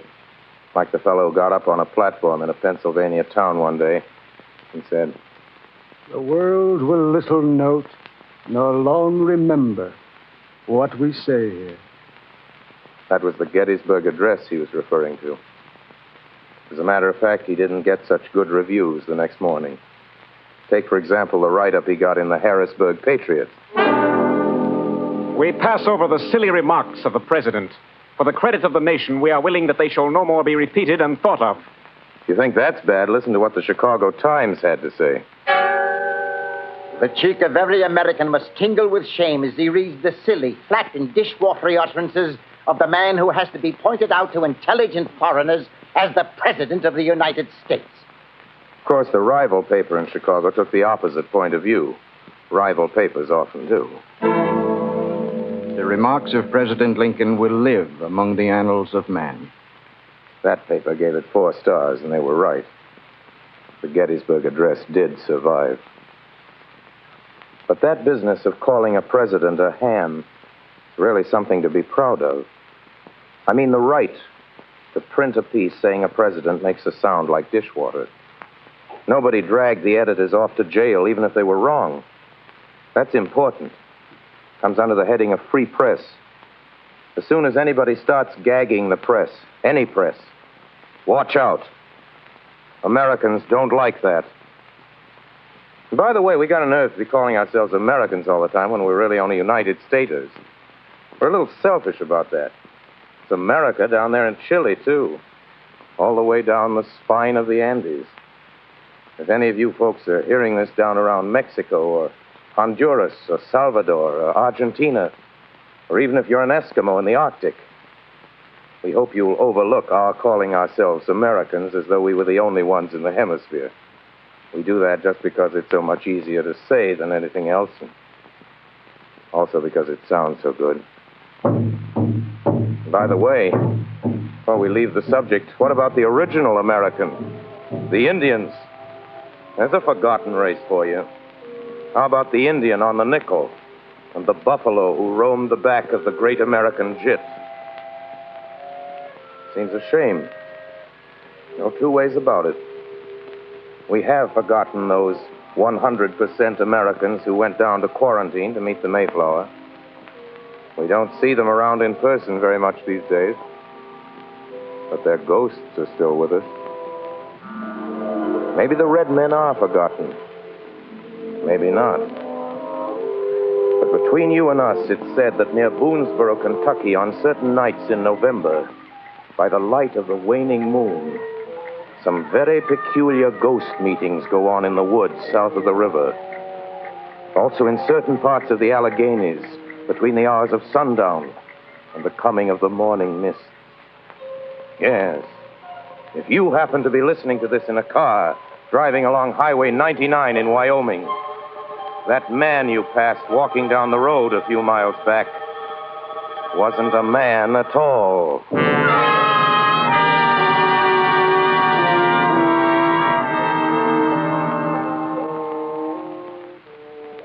Seriously, they were brave people. The Indians fought a losing fight against great odds. Wanted nothing more than to keep their land and their way of life. Fighting the fight so many people of all races have had to fight since. The fight to keep free and independent. The fight to stop men from the outside who want to civilize somebody their way. You ever asked yourself what America means to you? Does it mean 1776? Columbia, the gem of the ocean? Big business? The Bill of Rights? Uncle Sam? Chances are it means none of these things. Chances are it means something very personal to each of you. Something close to your heart which you'd miss like the very blazes if you were stranded abroad. Might have nothing at all to do with quotes from Madison or acts of Congress. It might be just the feeling about the crisp autumns in New England and the smell of burning leaves. It might be the memory of the way they smooth off the infield between the games of a doubleheader. It might be a thing as small as your little finger. You ever been abroad and run out of American cigarettes? Hey, speak English, mister? No, senor. Solo hablo español. Well, anyway, do you carry cigarettes? Ah, cigarrillo. Sí, tenemos bastante aquí. No, I just want cigarettes. Here, I'll take these. How much? 20 centavos. Yeah, keep the change. Hey, got a light there, senor? Sí, como no, senor. Un momento. Hey, what is this? Soft, cold soup? Tastes like an old shoe. Here, you can smoke the rest of them. Phooey. There you are. America might mean a tight-packed cigarette, which tastes good. Might mean the way a hot dog man slaps mustard on a Frank. Might mean going with your wife to the movie on bank night. Or taking your girl to the annual barn dance and social at Tuckerman's Barn. Plenty of you listeners know what I'm talking about.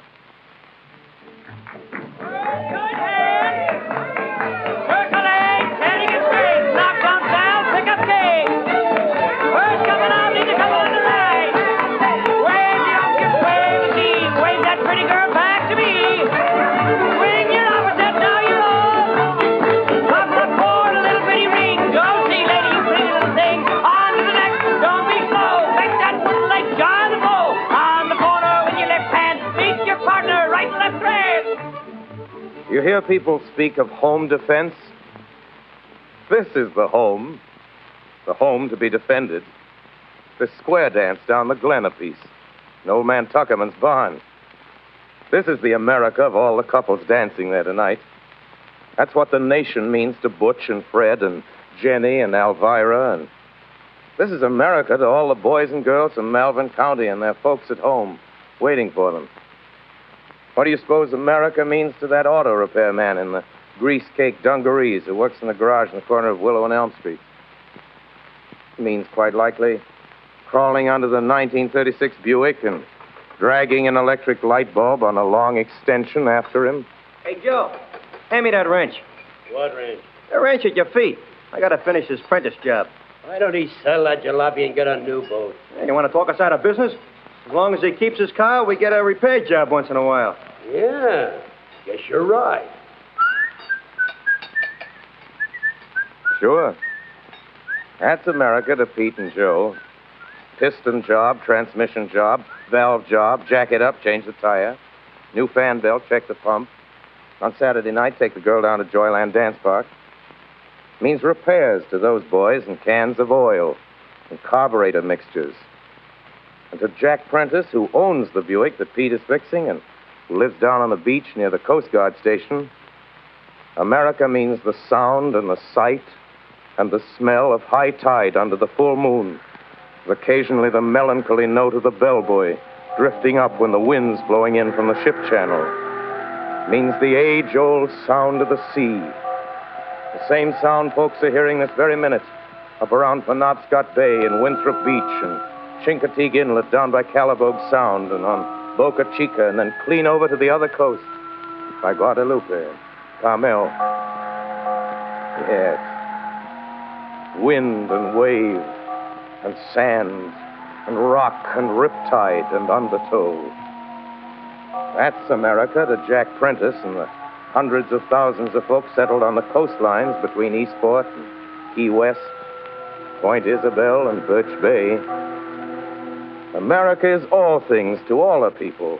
Prairie to Nebraskans, coal to Scranton miners, cameras and raw celluloid to the picture boys in Hollywood, the stink of crude oil to the men who work the wells, relief checks to the unemployed, a mic and a stopwatch to a radio production man, a BMT Express to Brooklyn office workers. Sure, that's the way it goes. Or isn't it? What does this country mean to you? It might mean anything. Anything at all. It might mean a course in highfalutin poetry at Harvard. Today, gentlemen, we will consider the influence of Whitman on the development of poetry in America. And by 1870, after 12 years of incessant attack against squeamish over-refinements, Whitman really began to create an active distaste for literary affectation. Or else it might be an argument between two baseball fans as to which is the better team, the Yankees or the Red Sox. Yeah, but look! The Yanks are a bunch of old men and cripples. Yeah. They won't last. I tell you, they won't last. Wait till it gets good and hot around the middle of July. Yeah. Wait till doubleheaders begin piling up. What are you talking? Listen, DeMaggio's having the best season he ever had. He's an old man, huh? Keller hitting a dozen homers. I'd like to be a cripple like that. New home run record for the club. Won't last, huh? Who's the Red Sox got as good as DeMaggio? Name one guy. Name one. Name two. Ted Williams. Oh, good hitter. No getting away from that. But you say he's better than DeMaggio? Pitching. Wait a minute. Do you say... Or it could be a poker game in Charlie Ferreter's law office upstairs over the 5 and 10 cent store on a rainy afternoon. Or a meeting of the Kiwanis Club in the Mansion House on Thursday. Or the news store. Or a great symphony concert sent out over everybody's air, playing the music of all the world's great composers, regardless of their race or nationality. For instance, something by a great German Jew named Mendelssohn. Something you couldn't play in certain countries on the other side.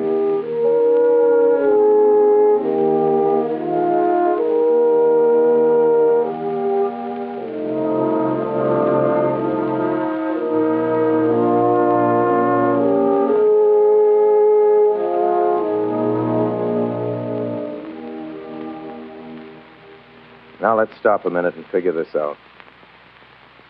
Is it an accident that makes just being a citizen in this comparatively young country so attractive to so many people? To the world's greatest skater from Norway? To the world's greatest mathematician from Germany? To the world's greatest orchestra conductor from Italy? Is it an accident that 1,000 million people all around the world would give everything they own to be in your shoes? A free citizen of this country, right this very minute? Is it the weather here? Let's ask some of the natives. You from New York, how's the weather out your way? Oh, I like it all right, only the summers give me a pain, sticky and hot. And then we usually get a stretch of terrible overcast weather around April and November. Sometimes 10 days go by without the sun coming out once. And you, miss, from Miami, Florida. Oh, our climate's fine. Except you have to watch out for sunburn. A gentleman from Kansas? Summers get pretty hot. Winter's pretty cold. Tornadoes raise a ruckus every once in a while. Los Angeles. You? Ah, wonderful climate. Magnificent. Don't you ever get tired of all that sunshine? No, sir, not a bit. Never rains? Well, a little precipitation maybe, but no rain. No earthquakes? No, just little ones. Are you interested in some real estate? No, thanks. And you from San Francisco, how about it there? Best climate in the world, top. Lots of sunshine? Lots. Lots of fog? Lots. All right. Then it's not the weather which makes us so attractive. Is it maybe our wine, women, and song? Let's ask the experts. You there, expert on women. American women are beautiful, certainly. But we've never produced any classic or historic beauty. We've no legendary figure to compare with Helen of Troy, or with any of the Greek or Roman Venuses, or with Egypt's Cleopatra. As far as fiction is concerned, we can offer nobody to stand up against Italy's Juliet, or Germany's Isolde, or France's Roxane. Certainly not Scarlett O'Hara. Certainly not. No, indeed. All right, that's fine. Thanks very much. Now, what about our wines? Is that what makes America so attractive from the outside looking in? How about it, wine expert? American wines are excellent, but then, of course, meaning no offense, have you ever heard of French champagne, Burgundy, Liebfraumilch? All right, thank you. Thank you. Can it be our song? Maestro. America can well be proud of its composers and of its wealth of folk music. But the fact of the matter is that we have yet to produce a single world-great symphony, whereas Finland has produced 7, Germany and Austria half 100, the Russians about 12, the French 2 or 3, England 2 or 3, Bohemia... Not song, then. Neither wine, women, nor song. So what is it, then?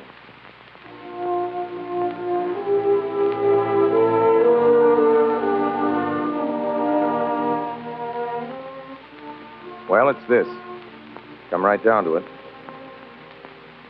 It's the spectacle of nearly 150 million people trying to live up to the expectations of a handful of great men who lived and died 150 years ago.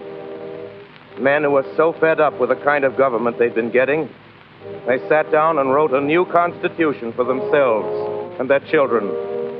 A democratic constitution that's been added to, but never been topped before or since. Congress shall make no law respecting an establishment of religion, or prohibiting the free exercise thereof, or abridging the freedom of speech or of the press, or the right of the people peaceably to assemble and petition the government for a redress of grievances. No person shall be deprived of life, liberty, or property without due process of law. The right of trial by jury shall be preserved. Excessive bail shall not be required, nor excessive fines imposed, nor cruel and unusual punishments inflicted. Neither slavery nor involuntary servitude shall exist within the United States or any place subject to their jurisdiction. The right of the citizens of the United States to vote shall not be denied or abridged by the United States or by any state on account of race, color, or previous condition of servitude. Or on account of sex. Those are pretty good sentiments to be kept alive and flourishing in the world today. Of course, there are other things that makes our union a good one to belong to. It's a beautiful country, even though it has a lot of incorrigible badlands and corrigible slums. Aren't many countries have as much in them to look at and wonder about as this one. This can be a rather fierce country, too. Ever see the way its mountains frown down sometimes? Know what they're frowning at? Some rumors they heard about petty intrigue, about political bosses and shysters and fakers and grafters and men who make a business of gypping the people. Ever see the way the skies suddenly get black and the thunder roars and the lightning starts throwing itself around? Ever see a storm whipping it up across the Great Lakes? That's how the American winds feel about anybody who denies anybody else a fair trial, or free speech, or the right to assemble, or the right to worship as one sees fit.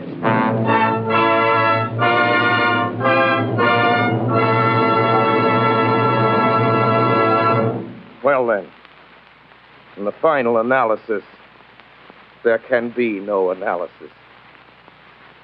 Many great thinkers and poets have attempted it, but the country's too big for any one man.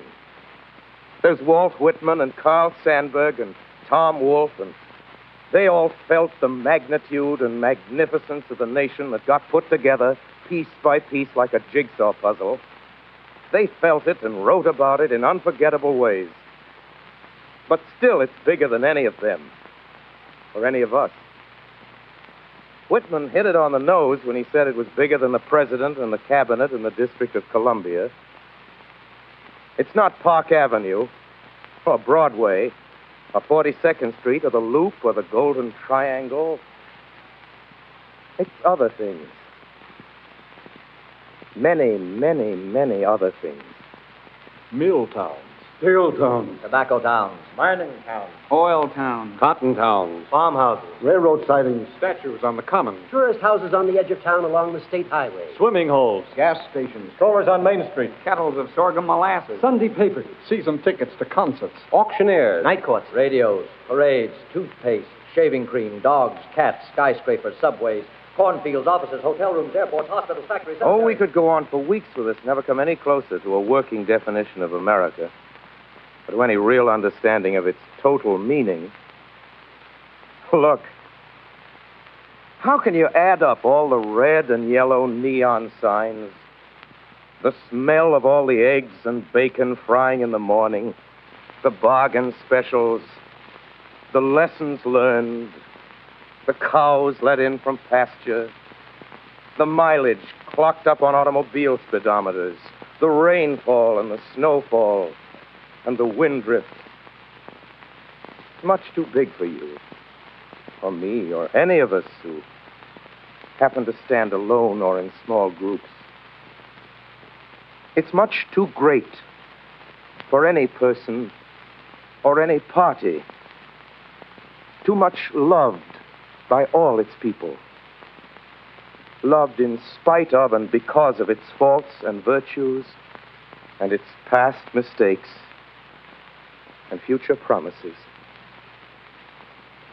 America is not a map, a poem, an almanac, a mural, a building in the heart of Washington. It's a territory possessed by people, possessed by an ideal.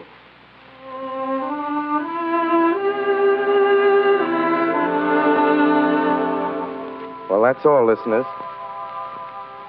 Just wanted to talk between Americans for a half hour of a Sunday evening. No big finish here. No brass section bringing down the curtain. Just a little music to follow a friendly little chat. Good night, Americans.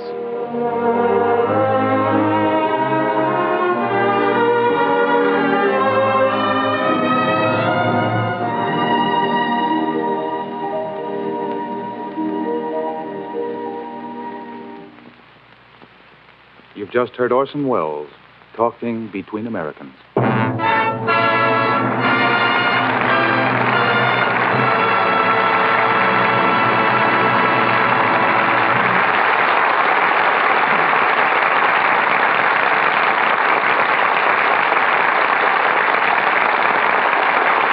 Ladies and gentlemen, Orson Welles has just spoken to you as one American to another. And incidentally, do you remember when Orson mentioned the hundreds of thousands of Americans working in those oil towns and gas stations? Well, those Americans make up a great industry that's a vital part of America, the oil industry. There are about 400,000 gasoline dealers helping traffic flow along the highways, making possible business trips, visits to your friends, the stores and movies, pleasant rides in the country. That's only part of the oil industry's contribution to making the American way of life the grand thing it is. and to keep it that way, to safeguard our way of life, well, the industry's helping there, too. It's supplying fuels and lubricants for factories busy turning out materials for our defense. In addition, the oil industry is supplying all the gas and oil needs of the Army, the Navy, and the Air Force. And for the vastly augmented Air Force planned in the future, Gulf and other oil companies are building enough 100-octane aviation fuel plants to take care of the increased demand. That's only a glimpse of what the oil industry, of which Gulf is a part, means today to the American people and the American way of life.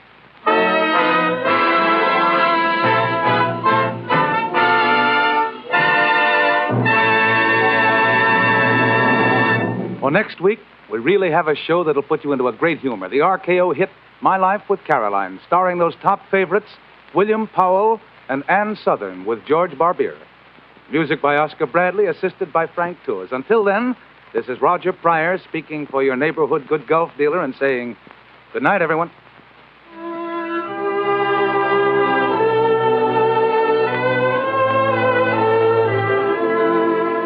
Orson Welles appeared tonight through the courtesy of Lady Esther and is currently making the magnificent ampersands at RKO. Don't forget our date next week when the Gulf Screen Guild Theater brings you William Powell, Ann Sothern, and George Barbier in My Life with Caroline.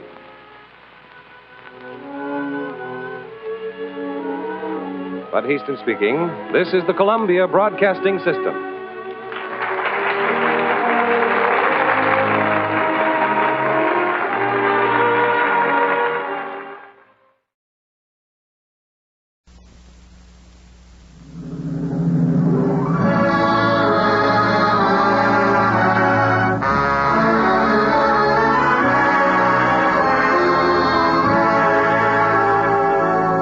Lady Esther presents the Screen Guild Players.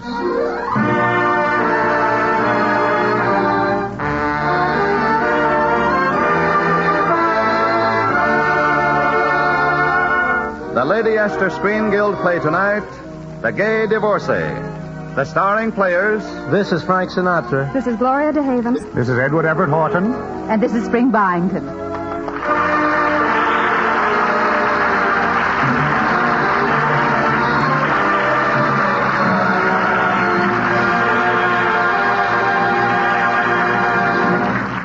Tonight, Lady Esther presents the Screen Guild Players and the Gay Divorcee through the courtesy of RKO Radio Pictures, Dwight Taylor, Cole Porter, Kenneth Webb, and Samuel Hoffenstein, adapted from the book The Gay Divorce by Dwight Taylor. It stars Frank Sinatra as Guy Holden, Gloria DeHaven as Mimi, Spring Byington as Hortense, and Edward Everett Horton as Egbert. The Lady Esther Screen Guild Players in The Gay Divorcee.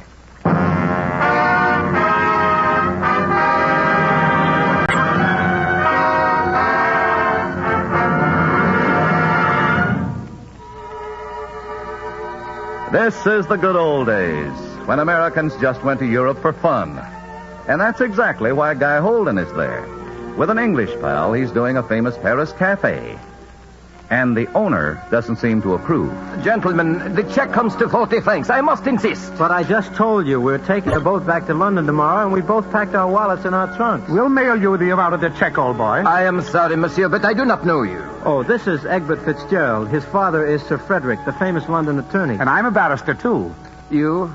No, gentlemen, I'm sorry, but... My friend here is Guy Holden, the American singer. Radio, musical comedy, and whatnot. Of course you've heard of him. Of course I have heard of Guy Holden, but... Monsieur Holden, can you identify yourself? Well, you see, as a matter of fact, Yes, you left your papers in another suit. Oh, my word, Guy, I know. You can prove who you are. Just dash him off a cadenza or two. Well, it's been a long time since I sang for my supper, but under the circumstances... Night and day, you are the one. Only you beneath the moon. It is him, Guy Holden. My apologies, monsieur. I tear up the check. I wish you bon voyage to London. It's no matter, darling, where you are. I think of you.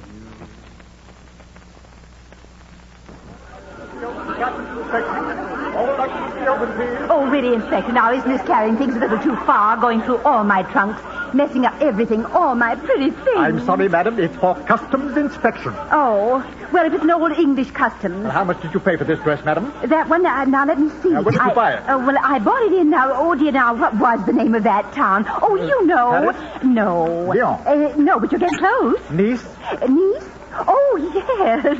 That's who I'm waiting for, my niece, Mimi. The poor thing has her life all mixed up. I came up to London to straighten her out. Madam, I'm afraid you'll have to straighten this out first. I think we'd better go. Auntie, Aunt Hortense. Mimi. Darling, you look wonderful. Did you have a good trip? Oh, simply marvelous. Darling, there was a man in Paris. Excuse me, madam. You better come to the office. We can settle the duty there. Oh, but my trunk, it's all I'll just close it up. Mimi, darling, stay with it, will you? Come along, my good man. Good old Hortense. She hasn't changed a bit since. Excuse me, miss. Can I be of service? I beg your pardon. I was just going by, you see, to have my baggage examined and... Well, what stopped you? Your legs.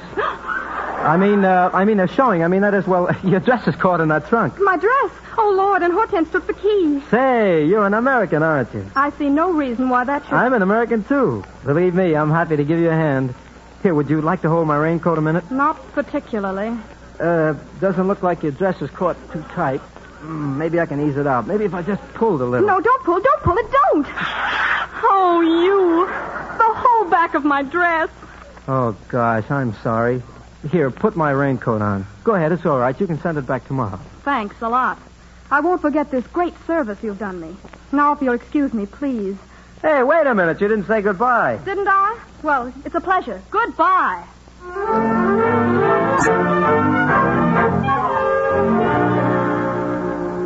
I tell you, Egbert, it's love. It's love for the first time in my life. Anyone I know, old boy? That's just it. I don't even know her name, where she lives, or anything about her. That makes it a little abstract, doesn't it? I can just see how it will all happen. She'll send me a note. I'll call her up, ask her to dinner. You're positive that she'll send you this little billy-do? No, but she'll have to send my raincoat back, and I'm sure she'll send a note with it. Of course she has the right address. Oh, sure, she... Hey, no, she didn't even ask me my name. Oh, the thoughtless type, no doubt, huh? Gee, maybe she was angry because I tore her dress off. Oh, impulsive. Impulsive, aren't you? Why'd you do that? She couldn't move. Well, that sounds very unsporting. But, Egbert, you don't understand. It was purely an accident. Yes, it usually is. Well, what are you going to do? Start looking for her. I'll find her if it takes the rest of my life. Cheerio. Good luck, old boy. Why shouldn't I? What's so tough about that? There are only 3 million girls in London. I'll follow my secret heart my whole life through. I'll keep all my dreams apart till one comes true. No matter what price is paid, what stars may fade above, I'll follow my secret heart till I find love.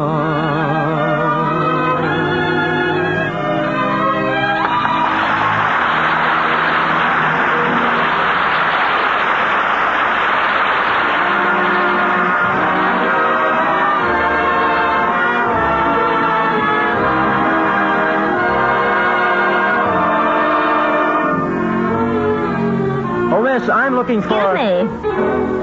Oh, Miss, Excuse me. Oh, Miss. Huh? Excuse me.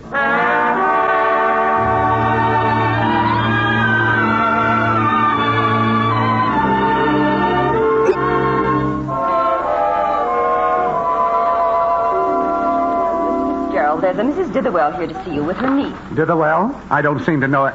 Oh, my word. Not Hortense Ditherwell. Oh, Egbert, darling. Oh, Egbert, my lamb. You darling boy. Hortense. Oh, now, don't be sharp, Mimi. Egbert was almost my third husband. Or was it the fourth? Oh, now, Hortense, please. Oh, Egbert, this is my niece, Mrs. Glossop. I brought her here to see you professionally. Oh, really? Have you a problem, Mrs. Glossop? Yes, I hardly know where to begin. Now, darling, I'll tell him. You see, she's very young. She's only been married a year and has scarcely seen her husband at all. He's a geometrist. No, dear, a geologist. Oh, what's the difference? He's no gentleman. Egbert, you know the type. Rocks and things. Oh, really? He throws them? Oh, no. Digs them. Oh. I've asked him for a divorce, and he just refuses. Well, ladies, in that case, I suggest that we revert to a thingamajig. A flagrante delicto? Like my second divorce? Oh, exactly, yes. The details are very simple. Darling, all you need is a hotel and a correspondent. Not that you write a line, my dear. I'll supply the correspondent, of course, and I believe I know just the right place at the seaside, the Hotel Bella Vista. Oh, excellent, the Bella Vista. And so easy to remember, too. I had a cook named Bella. Oh, no, it was my sis. No, a housemaid. On second thought, I think We'll go down at once, Mr. Fitzgerald. I feel very safe in your hands. Oh, thank you, Mrs. Glossop, thank you. I'll work my brain to the bone for you. Yes, indeed. Now, Hortense, now everything is clear? Oh, yes, indeed. The Hotel Rosemont. Oh, no, that isn't it. But it was a girl's name now. Don't tell me. It's on the tip of my tongue. The Maggie. No, the Nellie. Here. Yeah, I've written it down for you. Oh, the Bella Vista, of course. Well, that's what I said in the first place. Come along, Mimi. Hello? Miss Higginbotham? Yes, Mr. Fitzgerald. Would you get hold of that Tonetti fellow for me? You know, the chap that we always use as a correspondent, and tell him to take the afternoon train and go to the Hotel Mary, the Nellie. Oh, that woman. No. The Bella Vista. Don't tell me. I'm putting him to work on another case.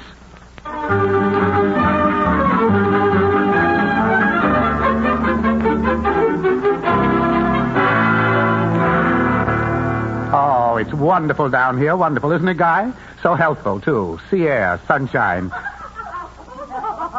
Girls.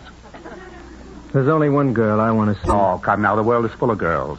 Not like her. She's music, Egbert. She's the murmur of bees and clover. She's water lapping on the shore. Well, she's a strange series of sounds, isn't she? Well, now, come on, Guy. There's no use in moping. You may chance across her again. I know I will, and it won't be chance. Chance is the fool's name for fate. Oh, my. Chance is the fool's name. Oh, I say, that's not bad at all. Where'd you get that? Oh, it's a line from my last radio program. Oh, it's tangy, isn't it? Nice to drop into a conversation sometime, you know. Chance is the... Do you mind if I use it? Not at all. Oh, well, I'm popping over to see my client, and I won't be long. Chance is the fool's name for... Oh, my, I've got to remember that.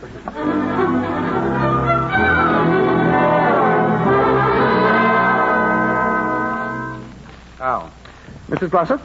Your correspondent is on his way here now. You understand, I presume? Yes, Mr. Fitzgerald, I understand. Of course, it wouldn't be technically correct for me to introduce you, so he'll present himself. Oh, whatever will be the password? How thrilling. Yes, I suppose we ought to have one. Wait, I know the very thing. Mrs. Glossop, he will say to you, chance is the fool's name for fate. Chance is the fool's name for fate. Right. And now we'll need a name. You should have a name. Your name will be Mrs. Green. Oh, I just love Green. So soothing, so restful. Mimi, do you think he'll approach us during dinner? Hortense, you can't remain with her. This is supposed to be a rendezvous. 2 is company. 3 is, 3 just isn't a rendezvous. After all, we've got to have a flagrante delicto. Egbert, not in the dining room. Come along, Mimi. I'm simply famished.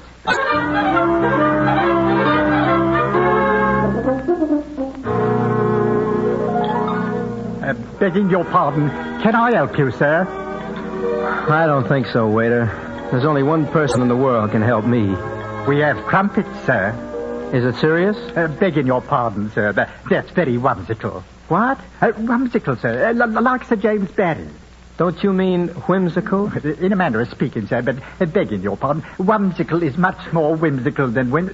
Oh, I say, sir, is anything wrong? That girl over there across the room, she's the one I mean? Yes, sir. And I do believe she's seen you. Begging your pardon, sir, she's starting to run.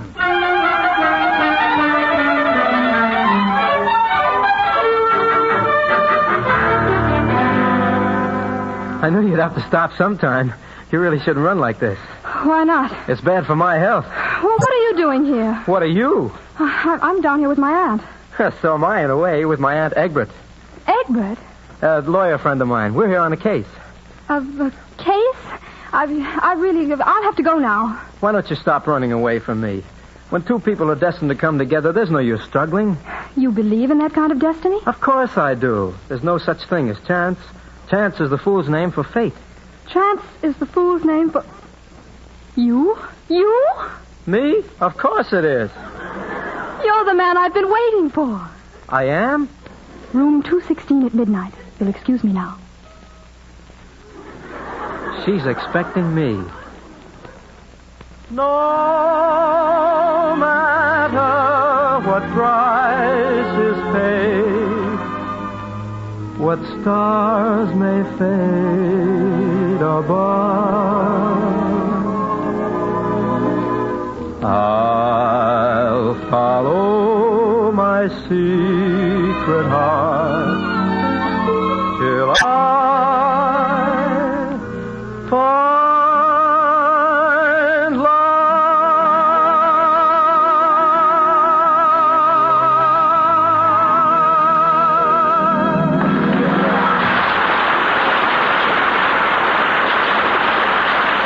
Lady Esther has presented Act One of The Gay Divorcee, starring Spring Byington, Edward Everett Horton, Gloria DeHaven, and Frank Sinatra. In just a moment, we will hear the Lady Esther Screen Guild players in Act Two. One of our listeners writes to ask our sponsor a question, and I quote, Lady Esther, I've noticed that my skin has been getting quite dry and rough lately. When I powder my face, it looks all flaky and sort of ruffled up. What can I do about it? End of quote. And here is Lady Esther's answer. Anyone's skin is likely to get dry and flaky from the wind or from cold or from sun. But that's something you can correct very easily if you want to. After all, the covered, sheltered skin of your shoulders doesn't get rough and flaky, does it? Yes, I know. You can't wear clothes on your face. But for your face, well, all you have to do is make my 30-second patch test. It's so simple. You just rub a little Lady Esther face cream on one small part of your face, the roughest, flakiest part. Just rub it on and wipe it off. You'll see at once how much brighter, fresher, and clearer that patch of skin looks than all the skin around it. You'll feel with your fingertips how the dry, rough flakes are gone, how satin smooth that patch of skin has become. And you'll know you've found a truly beautifying face cream at last. For if Lady Esther face cream can make such a sparkling difference in one little part of your face, just think how it will make your whole face glow with radiant new freshness. Think how much gayer and more attractive you'll look instantly. This is so because Lady Esther face cream does the 4 things your skin needs most for beauty. It thoroughly cleans your skin, it softens your skin, it helps nature refine the pores, and it leaves a smooth, perfect base for powder. So you can say goodbye to that rough, flaky, dry-looking skin of yours when you start using Lady Esther 4-purpose face cream. And I ask you to let my 30-second patch test prove it.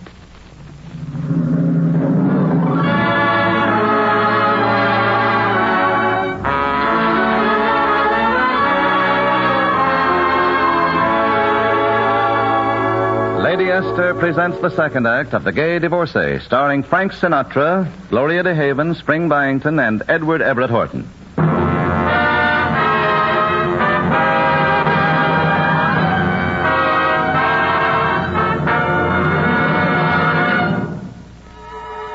Remember, due to a misunderstanding, Mimi thinks Guy Holden is a professional correspondent who is going to help her get a divorce. Well, it's midnight now. Guy timidly approaches room 216 and is just about to enter when the door flings open and... Oh, I beg your pardon? Oh, it's all right, young man. I knew you were coming. You did? I'm Mimi's aunt. Oh, is that her name, Mimi? Yes, Mimi Glossop. Though tonight she's green. I feel a little pink myself. Well, you might as well go in and get this over with, and then the poor girl can start a new life. A new life? Yeah, she's making a clean sweep of the old and you're the broom. Go ahead, Ian. Mimi. I'll be right out. I'm sorry to keep you waiting. Well, what's the matter? Nothing. That negligee is charming. You ought to know. You've seen enough of them. Well, a few, of course. Of course. But never one like that. Mimi, darling. Stay where you are. Huh? You keep your distance and I'll keep mine. We're going through this in a dignified silence. No conversation? No conversation. No, Absolutely not. Oh. Time on my hands, you in my arms. Do you have to sing? Well, it's helped a little in the past. Time on my hands, you in my arms. Nothing but love endure. And if you fall once and for all, I'll see my dreams come true. Moments to spare with someone you care for. One love affair for two. Time on my hand, and you in my arms, and love in my heart, all for you.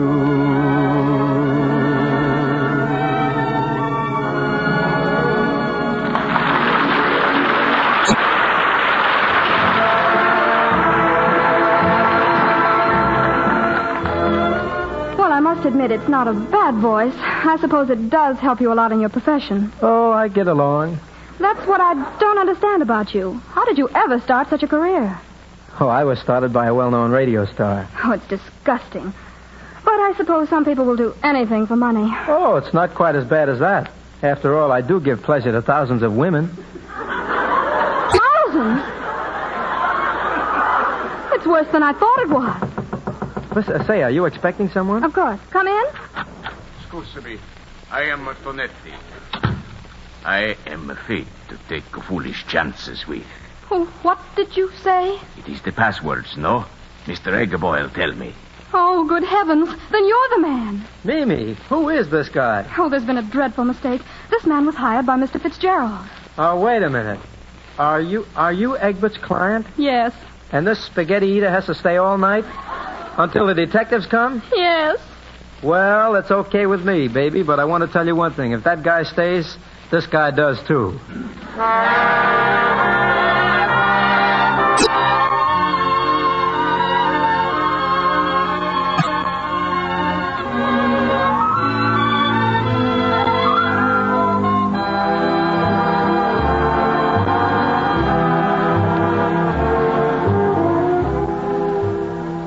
Sort of nice out here on the balcony, isn't it? Yes, it is. Very nice. What's Spaghetti doing in there? Playing solitaire. He says he always does when he's on a job. You can hear the music from the casino, can't you? What's that they're playing? It's the Continental. It's very popular. How does it go? Well, we should be dancing, but if you'll move over here a little closer. Beautiful music. Dangerous rhythm. It's something daring, the Continental, a way of dancing that's really ultra new.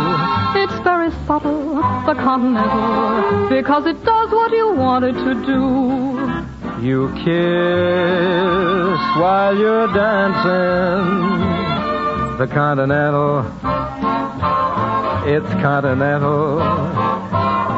You sing while you're dancing. The voice is gentle and sentimental. You know before the dance is through that you're in love with her and she's in love with you. You'll find while you're dancing that there's a rhythm in your heart and soul, a certain rhythm that you can't control, and you will do the Continental all the time. Beautiful music, dangerous rhythm.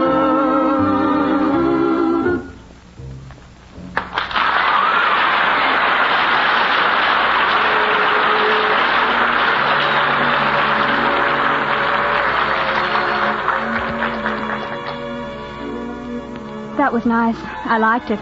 Did you? You know, it's strange. In a way, you remind me of my favorite radio singer. Really? Who? Frank Sinatra. Listen, Mimi, there's something I've simply got to tell you. Excuse me, please. I think I better go to my room and go to sleep. But what about me? Oh, you can play solitaire with Mr. Spaghetti. You mean he's really going to stay here all night? That's the whole idea. If you stay, he stays too. Good night.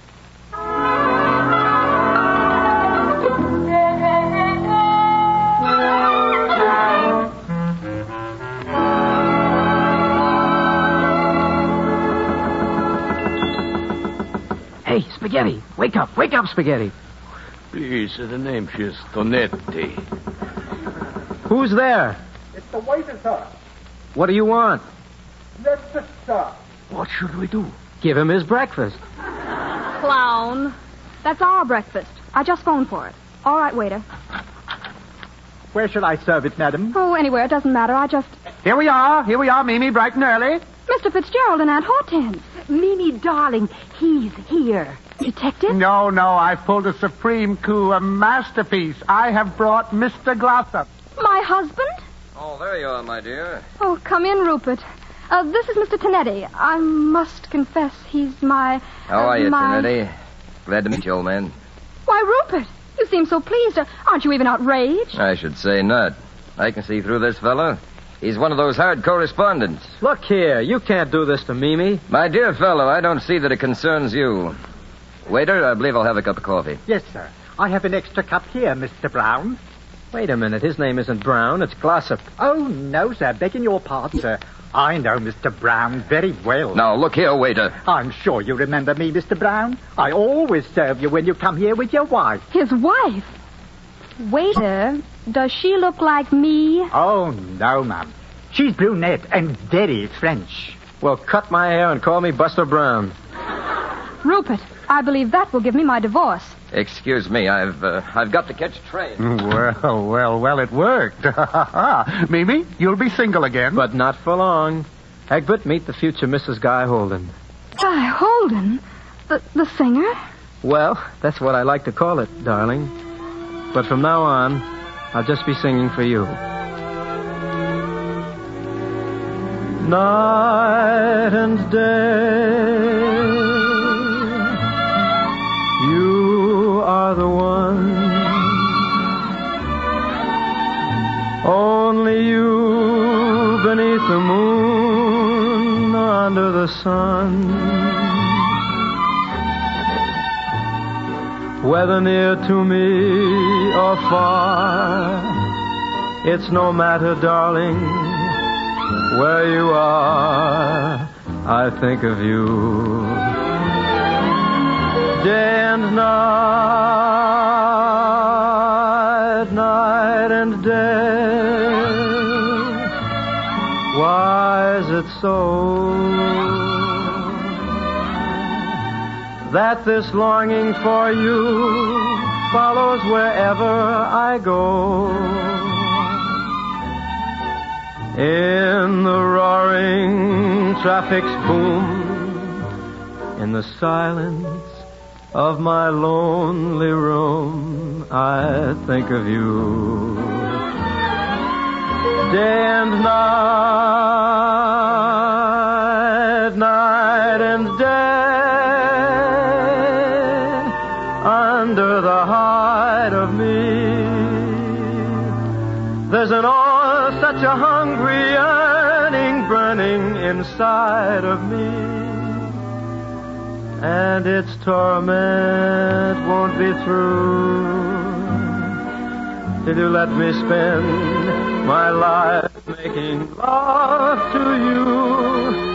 Day and night, night and day.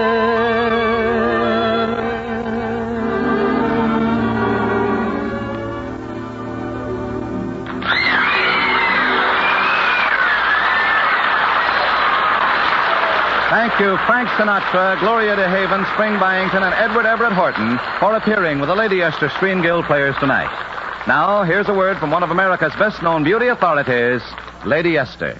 If you want proof, quick, dramatic proof that Lady Esther Four-Purpose Face Cream does something really special and exciting for the appearance of your skin, make my 30-second patch test, because then you will know, you will see with your own eyes, you'll feel with your own fingers how much softer and smoother your skin becomes. To make the patch test, choose one troublesome small section of your face, perhaps a roughened part of your forehead, your chin, or one cheek. Rub Lady Esther Face Cream on that particular section, then wipe it off, and see how much brighter, clearer, and fresher it looks than the rest of your face. Feel how much smoother and finer textured it's become to your touch. Well, that's what will happen to your whole face when you apply Lady Esther Four-Purpose Face Cream. Think of the radiant difference there will be in your appearance. Now, one more hint. First use Lady Esther Four-Purpose Face Cream, and then apply glamorous Lady Esther Face Powder to the smooth, new beauty of your skin. Your friends will say, you were never lovelier. Good night. This is CBS, the Columbia Broadcasting System.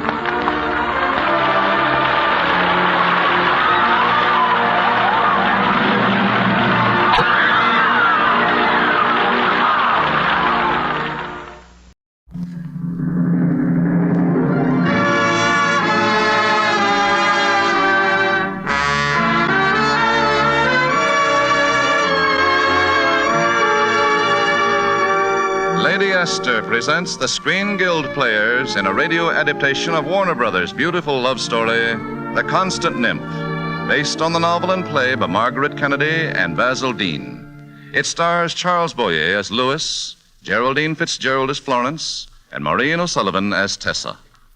The Lady Esther Screen Guild Players in The Constant Nymph.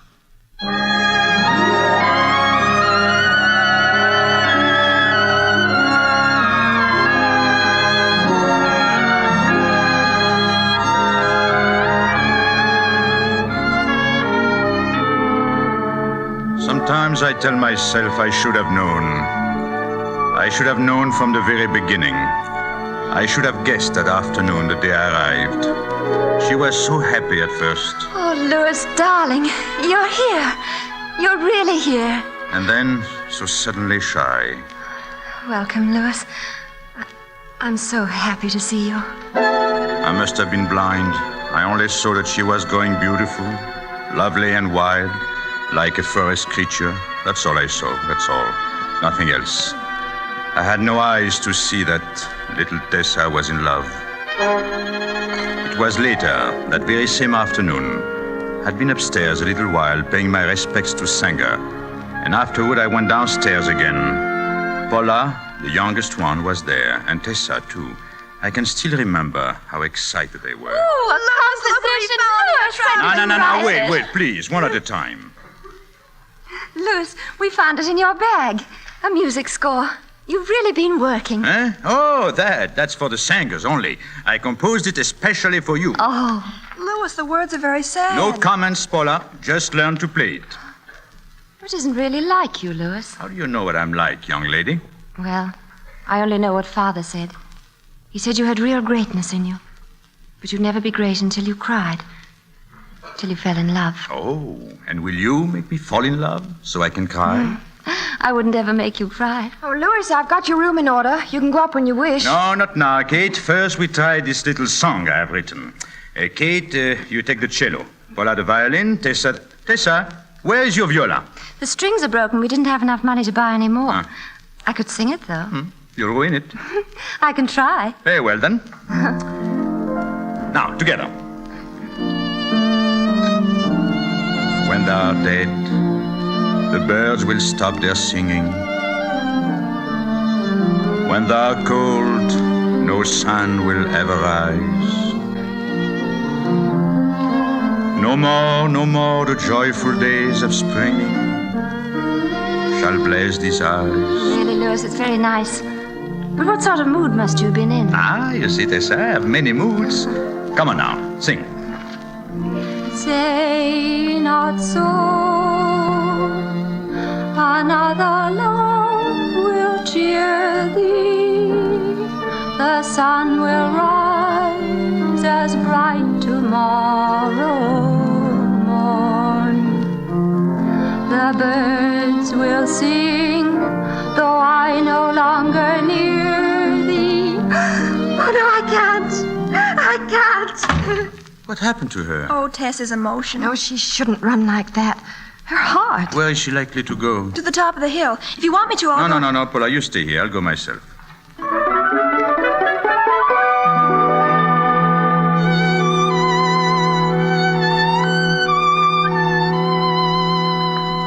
Sit down, young lady. I want to talk to you. Louis, really, I'm not in the mood to sit down. Sit down. That's better. Now then, first, how about you running away from me? I wasn't running away from you. I couldn't ever run away from you, Louis. You a shameless little baggage. You know, if you were my girl, I would put you in a convent or a school. I've seen girls in schools. They have faces like plum puddings. No, Tessa, you're going up. I'm thinking for your good. Well, what would happen if I went to school? You would come out a perfect lady. And shall you like me when I'm a perfect lady? Naturally. I have to adore you. Oh, well, then I may go to school. I'm beginning to see points in it. Oh, but if I do, will you promise me something? Yes, of course. Promise you won't go adoring any unnecessary people while I'm away. I mean, don't. Oh, please, don't. Don't what? Get married or be put in prison or die or anything. Well, please. try not to. Say, cross my heart and hope to die. Cross my heart and hope to die. Oh, I feel better now. Signor Don! Signorina Tessa! Oh, we're here, Roberta. Stop screaming. What is it? Signorina, just now, I go to his room. He does not speak. He does not move. Roberto, what are you saying? The maestro, signor. The maestro is gone.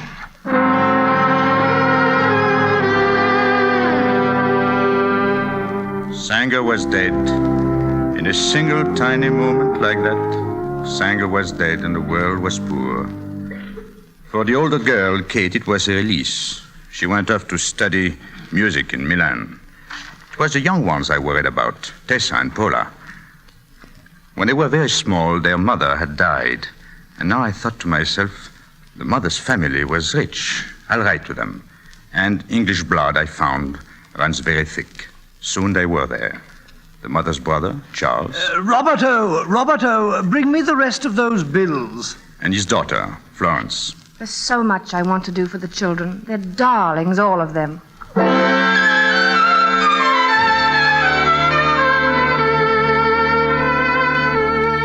She was very lovely, Florence. And she was good, too, as she understood it to be good. Oh, I do not try to excuse myself now. I only know we were more and more together. And then one morning, we'd been in swimming. She was fixing her hair, and I was standing there, watching.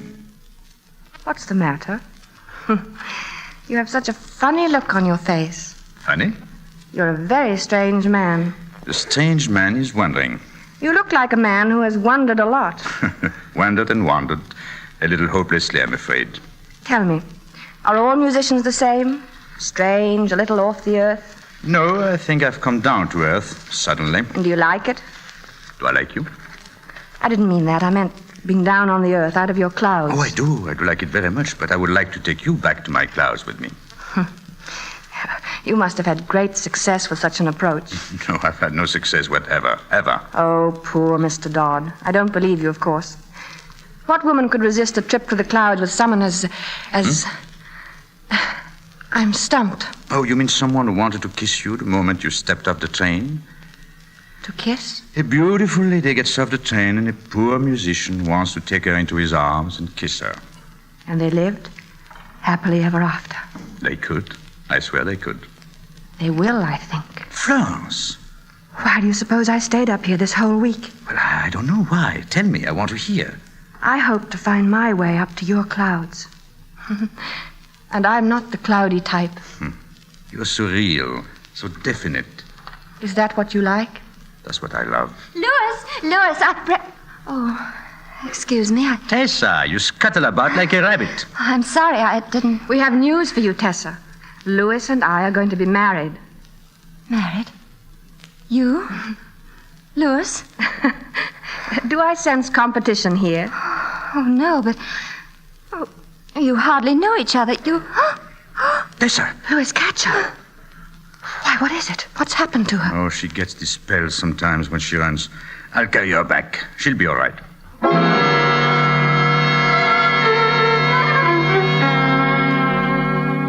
She seemed all right. In an hour, she was up and about again. I was blind, I tell you. I never knew. So the following week, we were all in England. The girls away at boarding school, and Florence and I quietly married and living in the old family house. I don't know, maybe it was that house that did it. That stuffy, formal, upper-class house. The dull, stuff-shirted people who came there. Within a few months, I felt trapped and caged. Florence and I began to quarrel. Oh, nothing important, nothing big. Until the day that letter came. Louis, who is it from? Oh, from Paula. Again? Listen. When Florence wrote to say that we must stay here, it broke our hearts. It is probable that we shall hang ourselves. But Tessa says that it is a coward's game. Hanging, I mean. They're thoroughly spoiled. I'm losing my patience with them. Why? They're the ones who should be losing patience. That wretched school. I was there myself. How can you say that wretched school? Well, because the girls say it. Both of them. They're not liars. I'm worried about Tessa. If you mean her heart, the doctor assures me it isn't serious. It's something she'll outgrow. Well, still, couldn't we drive down there and look things over? This afternoon. Now. Darling, I'm afraid you've completely forgotten. I'm having a party tonight. Oh, well, I could go. You don't need me here. Oh, but Louis, I promised our guests you'd play. What? Without asking me? You promised I'd play? Well, after all, you never have, and they... I would like you to get it into your head I'm not a pianist, and I will not be put on exhibition. But they all know you're working on a new symphony. This once I promised myself I will not be told what I must or must not do. I'm not a child. You're behaving like one. Oh, Louis, it's only that I'm proud of you. I want my friends to... Scusatemi, signor, this telegram. Roberto, you should bring this on a salver. Si, signor. Remember that, Roberto? Si, signor. Louis. What's the matter? This telegram is from the school. It says, Sanger sisters have disappeared. Cannot find them. Are they with you?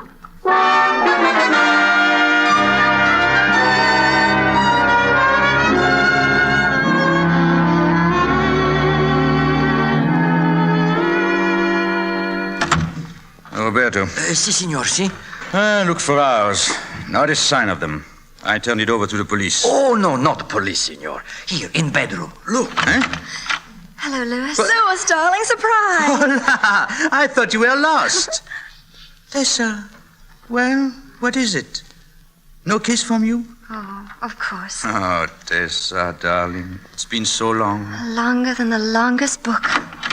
Louis, the guests are... Oh, Florence, look, the children are here. So I see. Oh, please don't be angry, Florence. We couldn't stand that school another moment. And you won't have to take us both in, really. I'm going to live with Kate. Kate asked me because I'm the youngest.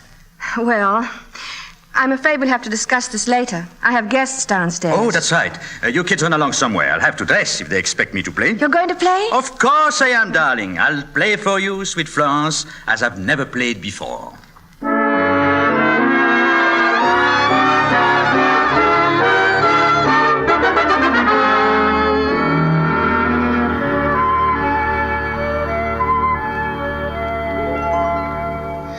Good morning, Louis. Good morning. Paula's left. She's gone to the train. I'm the last of the brood. And the pick of the bunch. You heard me play last night? It was a lovely party, wasn't it? I did not ask you about the party. Well? Well, at the start, it sounded a little like... This?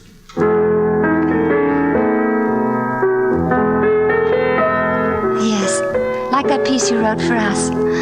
But then quite suddenly it changed. Like this.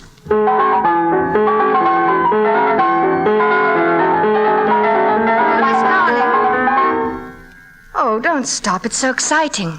Is it? You took them by storm last night. They were thrilled. They were amateurs. Ask Tessa what she thinks. Why? She is a musician. Oh. And what is your opinion, Tessa? Well, it was very loud and very defiant. But it wasn't Louis. Sanger always said that Louis had something real, but he's hidden it away behind a lot of... What of what? Mathematics. I think you're afraid of sentiment. Really, Louis? I wonder you have the patience. Of course I have patience. She's a singer. If she says it's wrong... You wouldn't change it now. Why not? Your concert is only 4 weeks off. You think I would let them play it, knowing I'd missed? But you haven't missed. You worked so steadily, so seriously. Perhaps too steadily and too seriously. Yes, you may be right. Tessa, will you speak when you're spoken to? Will you please not lose your temper? I'm sorry. All right. I don't know, Florence. I'm all mixed up. I want to think. I'm sorry. We'll leave you alone. Come along, Tessa. No, I think that Tessa had better stay. Stay? Well, it might help me if she talked about it. I'll certainly stay if you want me to. Florence, would that be all right? Certainly.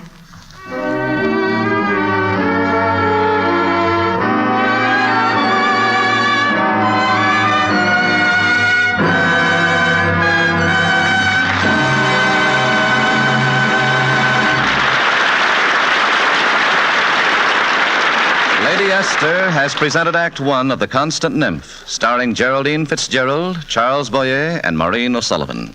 In just a moment, we will hear the Lady Esther Screen Guild players in Act Two. But here is a scene between the acts. A lady is sitting at her mirror, wishing she were so glamorous that compliments would drop from every tongue. Well, from one tongue anyway.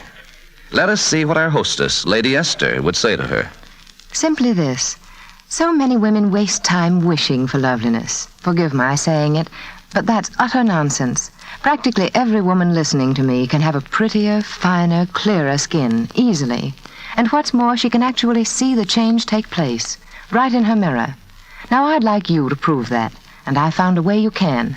I call it my 30-second Lady Esther patch test. And it's simply this. Just rub a little Lady Esther four-purpose face cream on one small patch of skin, any part of your face. Perhaps you have a troublesome area, rough or oily or a little coarse. Then make that the place for the patch test to make it really severe. Now rub Lady Esther face cream on that one patch of skin. Wipe it off, and then look in your mirror. What will you see? Why, that one patch of skin thrillingly contrasted against all the rest of your face. So much fresher, more delicate than all the skin around it. So much smoother and softer, you'll want to keep touching it, feeling it. Now, if just one application can make such a thrilling difference, think what day after day use of Lady Esther four-purpose face cream will mean. The fact is, your skin needs 4 helps for beauty, 4 helps that Lady Esther face cream alone provides. 1, Lady Esther face cream cleans the skin radiantly. 2, it softens it, absorbs and removes dry flakes. 3, it helps nature refine the pores. And 4, it leaves a wonderful smooth surface for powder to cling to without any other cream. I hope you'll make the 30-second Lady Esther patch test, not just mean to. You'll say goodbye to costly, complicated beauty routines, and you'll say hello to loveliness and compliments.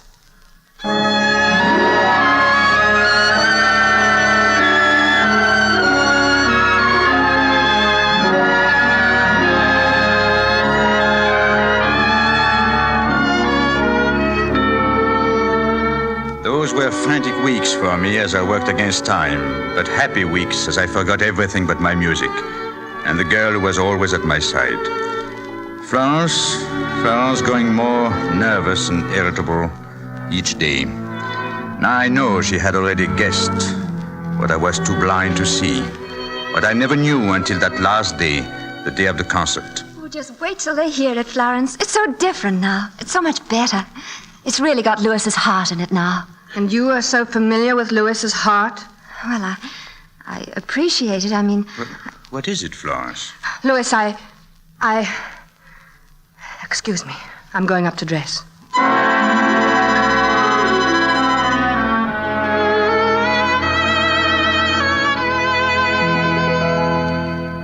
It's getting late, Tessa. You should go up to change. Yes. Lewis, what do you think is the matter with Florence? Oh, I don't know. She's quite unaccountable. But what do you think? Well, today I told her I was going away somewhere, alone, right after the concert. Oh, I see. Well, that could easily be it. Oh, I'm sorry for Florence, you know. We shouldn't be talking about these private things, really, should we? I suddenly feel ashamed.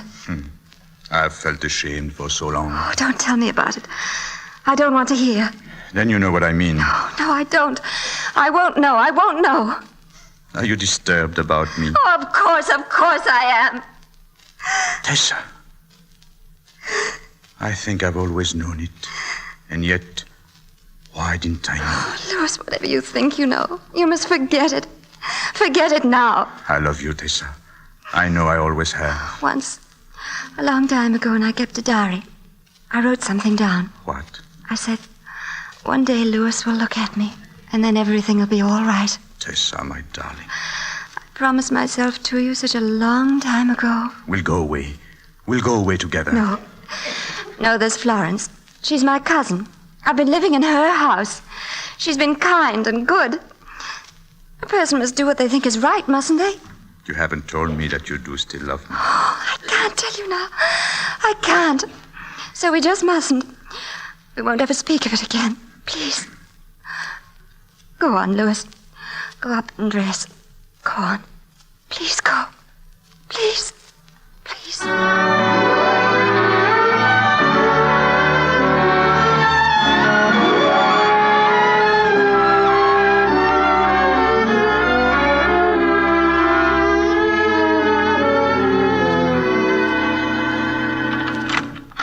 Louis. I'm just tying my tie. I'll be right down. Oh, I see you've packed. Louis, take me with you. I think it's so much wiser. I'd go anywhere in the world you asked me. Be anything, do anything. Florence, I cannot let you say things like that. You mustn't put yourself in I that don't position. care. I mean it. I'm honest. I love you, Louis. Give me another chance. I'm begging you. Oh, don't look away. Please, look at me. Oh, this is humiliating. For you? No, for you.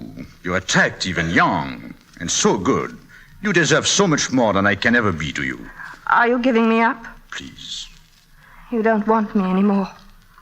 You prefer that. Oh, please, Florence. How long have you loved her? Always, I think. Then why did you marry me? I don't know. I saw no one but you then. Florence, if you could understand. I do understand. I understand too well. Don't you dare suggest. I do dare. I tell you she'll have nothing to do with me, ever, because of you. I don't believe it. How could you, Louis? And in this house. Now, stop it. Listen to me. A child like that. A child? Don't call her a child. That only makes it more contemptible. You will hear me out. No, I put the thought away again and again because it was horrible. Because I felt that whatever she was, you at least were decent. And now, I can't Florence, fight it anymore. Wait. I can't. Wait. Signor Dodd. Yes, Roberto? You come, please. I think Signorina Tessa, she's not well.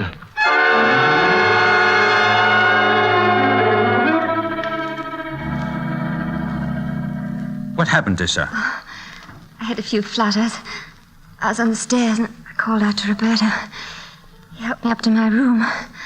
Thought I'd lie down for a little while. Oh, this excitement. Well, I'll send for the doctor. Oh, no, I don't need one. I know all about my flutters. They go as quickly as they come. You really feel all right now? Oh, yes. I wouldn't lie to you.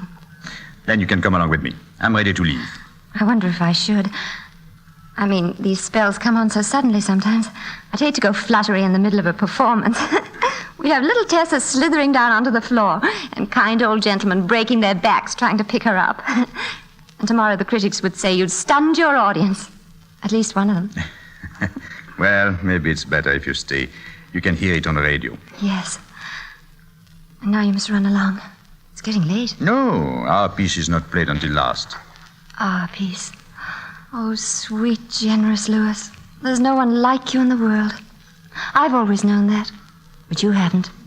You haven't known yourself at all. No, until today, I think. I've been so fortunate. I've always been sure, as long as I can remember. Tell me, didn't you ever suspect and then brush me away as a child? Didn't you? No, truthfully, no. Although when I thought you were lost the other day, I ached. Oh. No, it was just today, downstairs, when I looked at you.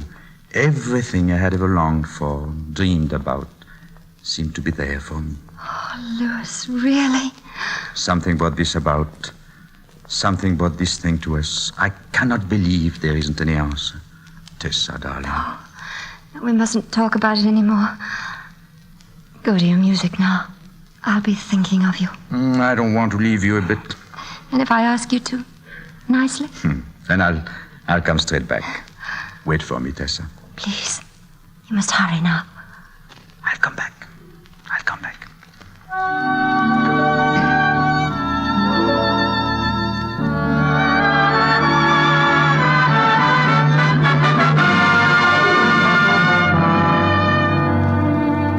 And I did go back, even before I had expected to. It was during the concert, just as they started to play my piece. Something told me I must go home, and so I rose and left. I went outside and called a cab. Hurry, I told the driver. You've got to hurry.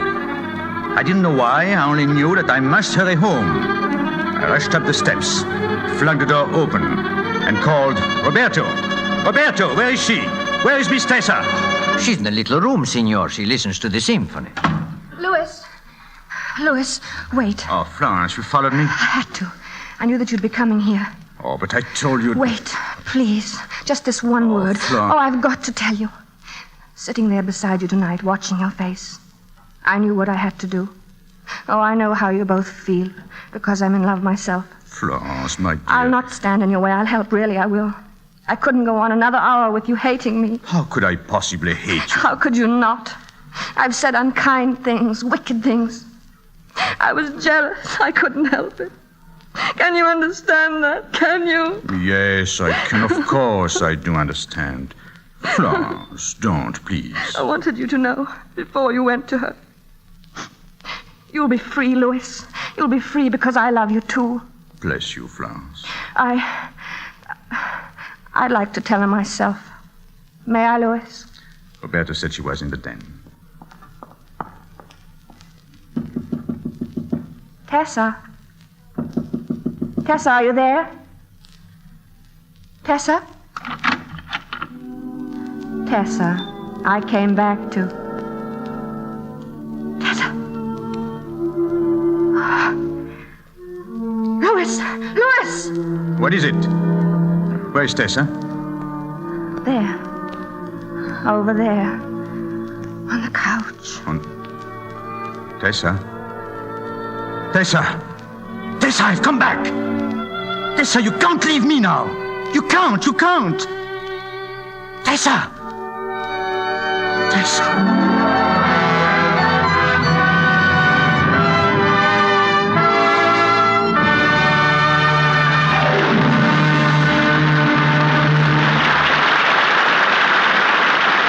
Thank you, Mr. Boyer, Miss Fitzgerald, and Miss O'Sullivan for appearing with the Lady Esther Screen Guild players tonight in The Constant Nymph. Thank you, Mr. Bradley. We're happy to contribute our services, knowing that the benefits from this program go to support the Country House and Clinic of the Motion Picture Relief Fund. We all know how important the activities of the fund are to our industry. Mr. Boyer will be back in just a moment. But first, here's a word from one of America's best-known beauty authorities, Lady Esther. Thank you, Miss O'Sullivan. Ladies, let me take this moment to urge you to do yourself a favor, to make my 30-second patch test. No woman really cares what Lady Esther face cream has done for others, no matter how many others. What it will do for her, that's what counts. And that's what you see with your own eyes when you make the Lady Esther patch test. You see that one little patch of skin where you've applied Lady Esther four-purpose face cream, thrillingly different from all the skin around it, fairly gleaming with inviting new freshness. You touch it and find all the rough flakes gone. It feels like velvet. And you know that what Lady Esther face cream has done for that one little patch of skin in just one application, it will naturally do for your whole face. So may I say, if you're a girl who likes compliments, and all those who don't raise your right hands, don't wait to try Lady Esther four-purpose face cream. It's one cream that does not one thing, but all four things your skin needs most to be its loveliest. And one more hint. Over the smooth, new freshness Lady Esther face cream brings your skin, spread a mist of flattering Lady Esther face powder. And who knows what lovely thing may happen then.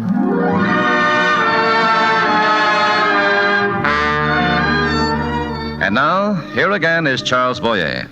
The most vital months of the war are ahead of us, and the most vital work of the Red Cross. To carry on its great work of saving lives, building morale, supplying recreation, getting food, medicines, and messages to prisoners, the Red Cross must raise a minimum of $200 million for its 1944 war fund. You are asked to contribute as generously as you can to help the Red Cross carry on its important activities during the next 12 months. Next week, the Lady Esther Screen Guild players will bring you a special surprise package. A sparkling comedy that will star director Michael Curtiz, Jean Hersholt, Basil Rathbone, Barbara Stanwyck, and Jack Benny. Be sure to listen. Charles Boyer can currently be seen in the Universal picture Flesh and Fantasy. Geraldine Fitzgerald may now be seen in the Universal film Ladies Courageous. Music on tonight's program was arranged and conducted by Wilbur Hatch. To try Lady Esther four-purpose face cream, just get the smallest size jar. Later, you can get the economical large jar and keep refilling the small one for convenience. This is Truman Bradley speaking for Lady Esther, saying thank you and good night, everyone. This is CBS, the Columbia Broadcasting System.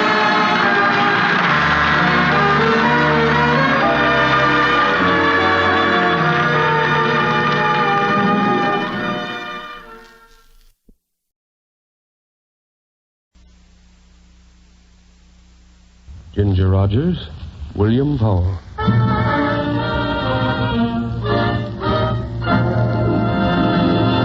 The Gulf Screen Guild Theater.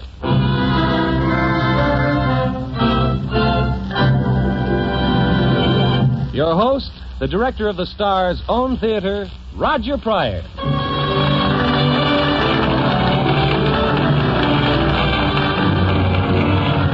Good evening, everyone. Your neighborhood good Gulf dealer and the Gulf Oil Companies welcome you to the Gulf Screen Guild Theater. Everything about tonight's play is lucky. It's the story of two people whose luck changes when they go on an experimental honeymoon together.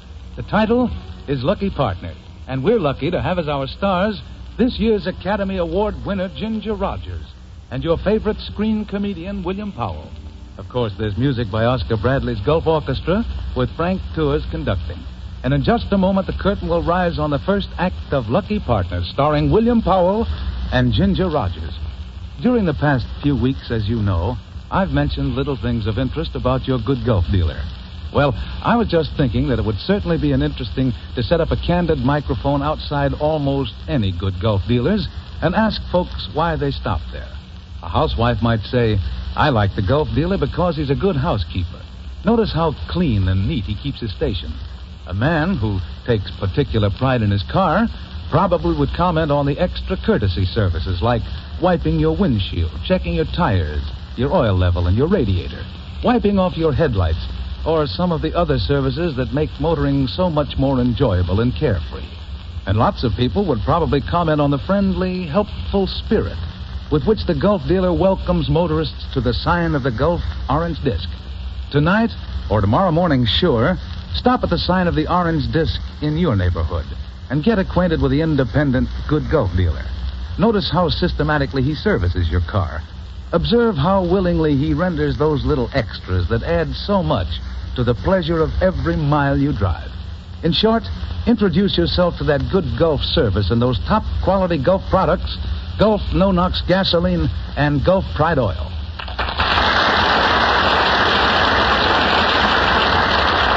That applause, ladies and gentlemen, means that William Powell and Ginger Rogers are now entering from the wings of the Gulf Theater. And in just a moment, you'll hear Ginger Rogers as Gene Newton and William Powell as David Grant in the Gulf Theater production of Lucky Partners.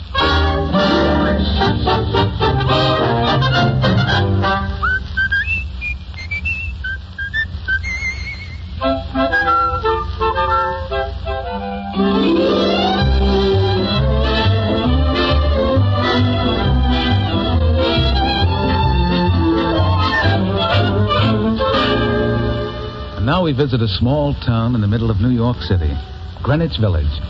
Greenwich Village is one place in the world which has not changed, a place where anything is possible, a place where romance, fantasy, and adventure will never be crowded out by subways and taxicabs.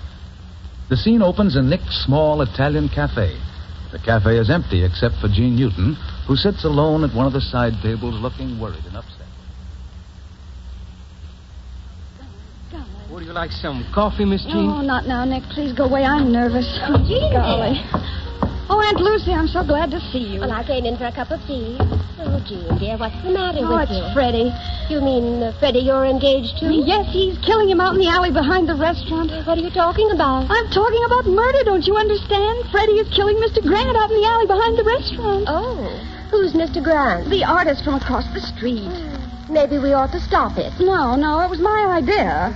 Well, dear, if you think it's all right. Well, he insulted me, so I sent for Freddie. Maybe you'd better begin at the beginning. Oh, waiter. Yes, madam. Tea and cinnamon toast, please. Yes, madam. Now, Jean, how did Mr. Grant insult you? Well, it all started this morning. I was leaving the house, and I met Mr. Grant. And he was coming down the street. He was whistling as he approached, and then suddenly...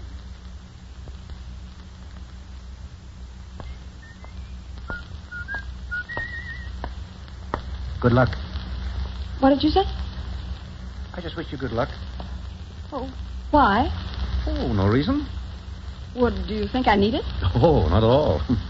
Oh, you just wished me good luck for no reason at all? Yeah, no reason at all. Oh, well, thanks. No, not at all. Bye. Bye.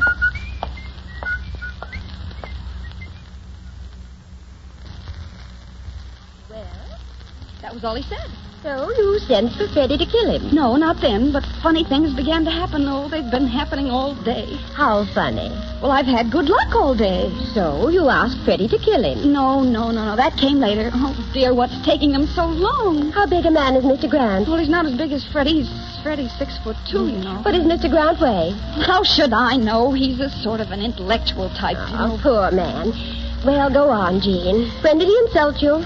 Just a little while ago, I was here in the restaurant having lunch and thinking about all of my good luck, and then Mr. Grant walked in.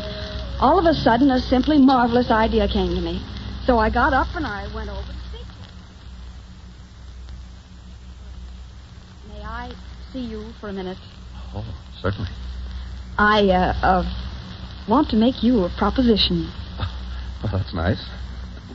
I mean, this is a business proposition. Oh. It's not quite the same thing, is it? Look, do you want to or don't you? Well, I can offer you an open mind. My name is Jean Newton. This is what I want to ask you. My name's David. Now, I have an idea. You know, I like the name of Jean. How do you like David? Look, this isn't social. It's business. Oh, of course, so you said. Proceed. You remember you wished me good luck this morning? Yes. Well, I had good luck. I found a $5 bill. I sold a set of encyclopedias at the bookshop, and I hope this isn't going to sound too silly to you. Oh, no, not at all. Well, you wished me good luck, and then I had good luck, and suddenly I began to feel lucky. You know how those things sometimes happen? Mm-hmm. I had an intuition about it. A hunch? That's right. I'm convinced you brought me luck. So I'd like for you to go with me on 50-50 on a sweepstake ticket. On a what? You know, steep straight. Oh, you're making me nervous. Aye. Well, stop staring at me that way. This is a perfectly sensible proposition. You bring me luck, so we buy a ticket together, and we win. Oh, yes, I see. You see? Well, what do you think about it? I take it you're anxious to win some money. Well, I certainly could use some. What do you want money for? Freddie Harper and I are going to be married. And then what? Well, then we leave for Poughkeepsie. For your honeymoon? No, that's where we're going to live. Well, what about the honeymoon? Oh, that's not important. Honeymoons are silly. Oh, don't you believe it? Oh, the honeymoon can come later, maybe. Besides, I don't see how it concerns you. Oh, but it does. Because you want me to bring you luck so that you may win money, so that you may marry Freddie, who will take you straight to Poughkeepsie. Can you give me any good reason why a man as sentimental about honeymoons as I happen to be should be a party to any scheme as disgraceful as that? Look, I didn't think we were going to get into all of this. Maybe we better just forget about the whole idea. I'll ask somebody else who's... However, I might be willing to sacrifice my principles if, with my share of the sweepstakes winnings, I could do something beautiful. Oh, well, I don't care what you do with your share of the money. Well, my proposition is this. Uh-huh. If I may apply my winnings toward a complete and proper honeymoon before you settle down in Poughkeepsie, well, then I'm willing to go 50-50 with you on a ticket. Oh, well, gosh. Well, that's terribly sweet of you. Oh, but I couldn't let you pay for our honeymoon. Oh, it'd be a very great pleasure. You see, I'm an artist and a sentimentalist. Oh. Well, if you insist. Good. You know, I think we should drink to this. You like Paul Roger 26? Who? Champagne. Here. Now, Miss Newton, let's drink a toast to what I confidently expect to be the most wonderful experience of my life. All right. A toast. To our honeymoon. What did you say? When? What was that last? Those last few words. Didn't you say our honeymoon? Yeah, exactly. Our honeymoon. You mean yours and mine? Yeah. Uh-huh. Is that what you meant all the time? Well, of course. We can have a wonderful trip. A honeymoon as a honeymoon should be. Music, flowers, moonlight. Would you mind waiting here for just a moment? Will you be back? Oh, you can count on it. Just wait and see.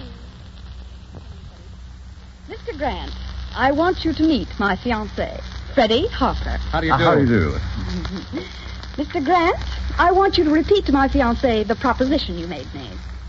Well, Jean tells me that you want to get married. I have every hope just as soon as Jean saves enough money.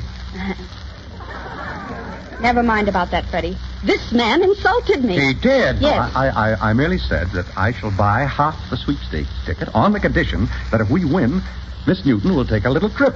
What's wrong with that? With him, before I marry you. What? Did you say that? Well, yes, I did. But you see, there's a philosophical basis to the whole thing. Now, I have a theory. Come on outside. Freddie, what are you going to do? Now, you stay here, Jean. This is not for your eyes. This way, chum, out to the Freddie, alley. What are you going to do? Get going, chum. Well, very well if you insist, but I think I should explain that this is just an idea. They're still out there, Aunt Lucy. If Fred murders Mr. Grant, they'll send him to jail. Oh, dear. The back door is opening. It's Fred. Well, I'll be. Who's that man with Freddie? He's very handsome. That's Mr. Grant. They seem very friendly. Freddie has his arm around his shoulder. Well, Jean, I've been having a little talk with old Dave here. With whom? Dave. I call him Dave now. Yes, and I call him Freddie. Very cozy. Here, let's turn that radio off. Now, Jean, good old Dave here has made it all very clear to me. Yes? Your hunch is that if Dave goes in on the ticket with you, you're sure to win. That's the idea. All right. He'll do it. Oh, he will he? On what condition? Well, you see, Jean, Dave is an eccentric type. He has a lot of peculiar ideas that you and I don't understand. Crazy old Dave, the boys at Yale used to call him. I'll bet. Now, all he wants is just to make people happy. Well, he's not going to make me happy. He tells me you'll travel as brother and sister. He just wants to be company for you. I'll say. It's in the nature of an experiment. Yeah, that's right. An experiment. What kind of an experiment? What? An experiment in human nature. Oh. The experiment of taking someone who's about to settle down prosaically in Poughkeepsie and giving them one little shot in the arm of magic and enchantment. A few days of music, flowers, moonlight, sweet dreams on a quite impersonal plane. Oh, that's lovely, Jean. How do you mean, impersonal? Strictly impersonal. You know, like a guide, like a fatherly scientist. Yeah, you know, Jean. Fatherly. Yes, Jean, fatherly. Yes, like a nice fatherly fox. That's right. No, it's crazy. It's crazy. Only a little, dear. Well, all experiments are crazy until they're proved. Yeah. Why, old Dave was shocked when you jumped to the wrong conclusion. You shouldn't think things like that, Jean. Oh, now I owe him an apology. Oh, that's all right. Why, if I weren't too busy, I'd like to make that trip with him myself.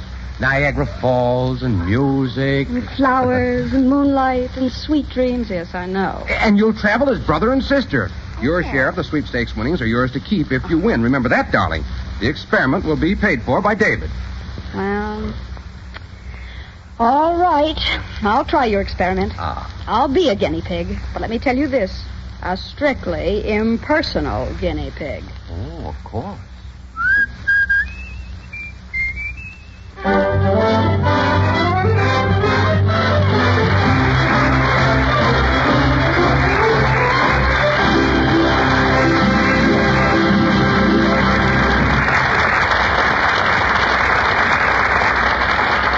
that's the first act of Lucky Partner, starring Ginger Rogers and William Powell.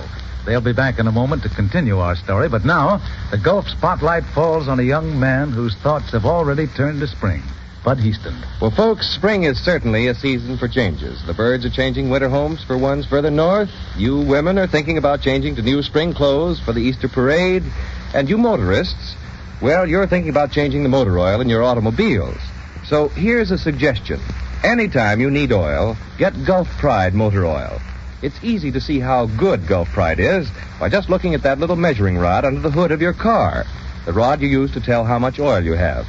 For that rod shows you that when Gulf Pride is in your crankcase, it stays up to the full mark a long, long time. Your engine runs smoothly, too, and your repair bills are mighty low. You see, this famous oil is refined by the Alchlor process, and as a result, Gulf Pride is more resistant to the chemical breakdown of oil caused by air. And since it is more air-resistant, Gulf Pride forms less sludge, less carbon, less varnish, lasts longer, gives you really fine lubrication. So next time you need oil, or when you're making your spring oil change, stop at the sign of the Gulf Orange Disc for Gulf Pride Motor Oil.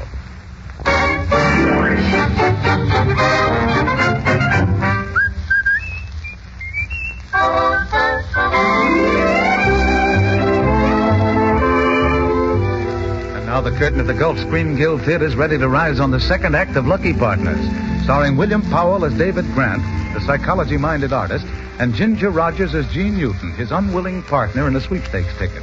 And, if they win, his guinea pig for an experimental honeymoon to Niagara Falls.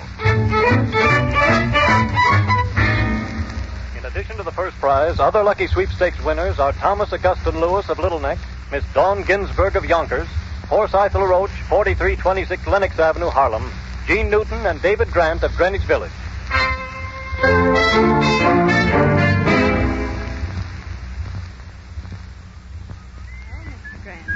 What are you so happy about, anyway? Oh, it's very simple, my dear. We won the sweepstakes prize. Now we're on our way to Niagara Falls. How do you like being guinea pig? Is your heart filled with apprehensions? Look, I don't have to discuss my heart with you, do I? Oh, not unless you feel the impulse to. My impulses are under control, thank you. You know, I think you're still suspicious of me. You're not in a very romantic mood, are you? Mm-mm. Perhaps we better talk about something else. Mm-hmm.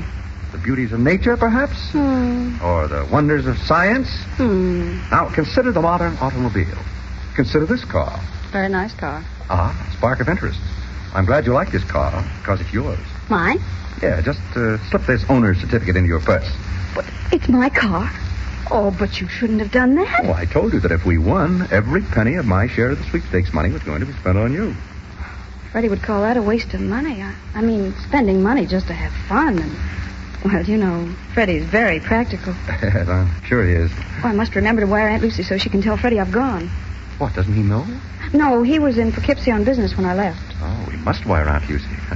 Yeah, by the way, you have a date with me for 10 o'clock tonight. Oh, no, I haven't. Well, don't you want any dinner? We shan't get to Niagara Falls until 9:30. Dinner. Well, all right.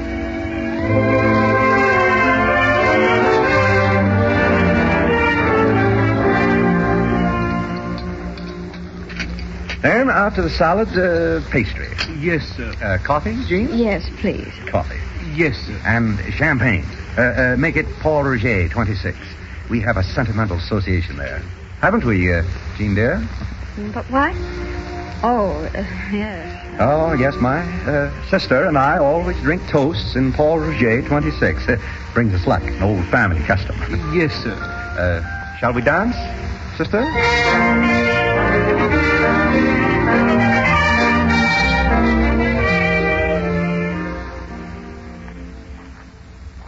Golly, I never thought I'd be doing this. Walking? I mean walking in a beautiful garden in an evening dress. It's so romantic. Oh, wait. This is what I brought you out to see. The celebrated wishing well. Oh. Has remarkable powers. You toss a pebble, and you wish. It's funny when you think of it. All those pebbles and what they stood for. Yes, great big ambitious hopes and modest little ones. When your heart's very young, you wish on the grand scale. This it must have, that it cannot do without. And then we grow up. And we learn that there's very little the serious heart really needs. Friends, peace, a window open to the world, pride in work well done, and... Oh, yes, one thing more. Thing I've been talking about since the day I met you. Call it beauty, romance. Call it The bloom that mustn't die. I know. I know what you mean. It's the thing I thought didn't matter. David. Yes, Jean? I owe you an apology. For what? For being so suspicious. You've been wonderful to me, David. Well, it's very easy to be nice to you, Jean. Well, let's drop some pebbles in the well here. Here goes one for me. What are you wishing? I'm not telling. Well, here goes one for me. Are you telling? I wish that your wish, whatever it is, may come true.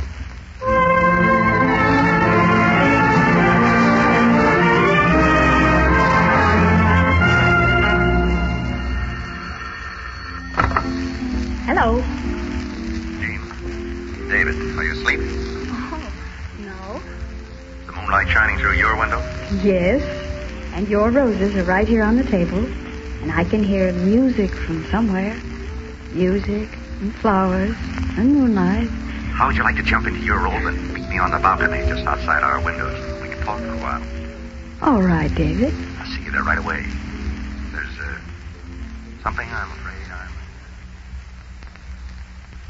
But, David, I don't know what you mean. We've been having such fun, and now suddenly you want to go home in the morning? That's no way to act on a honeymoon. Well, a bit complicated, Jean.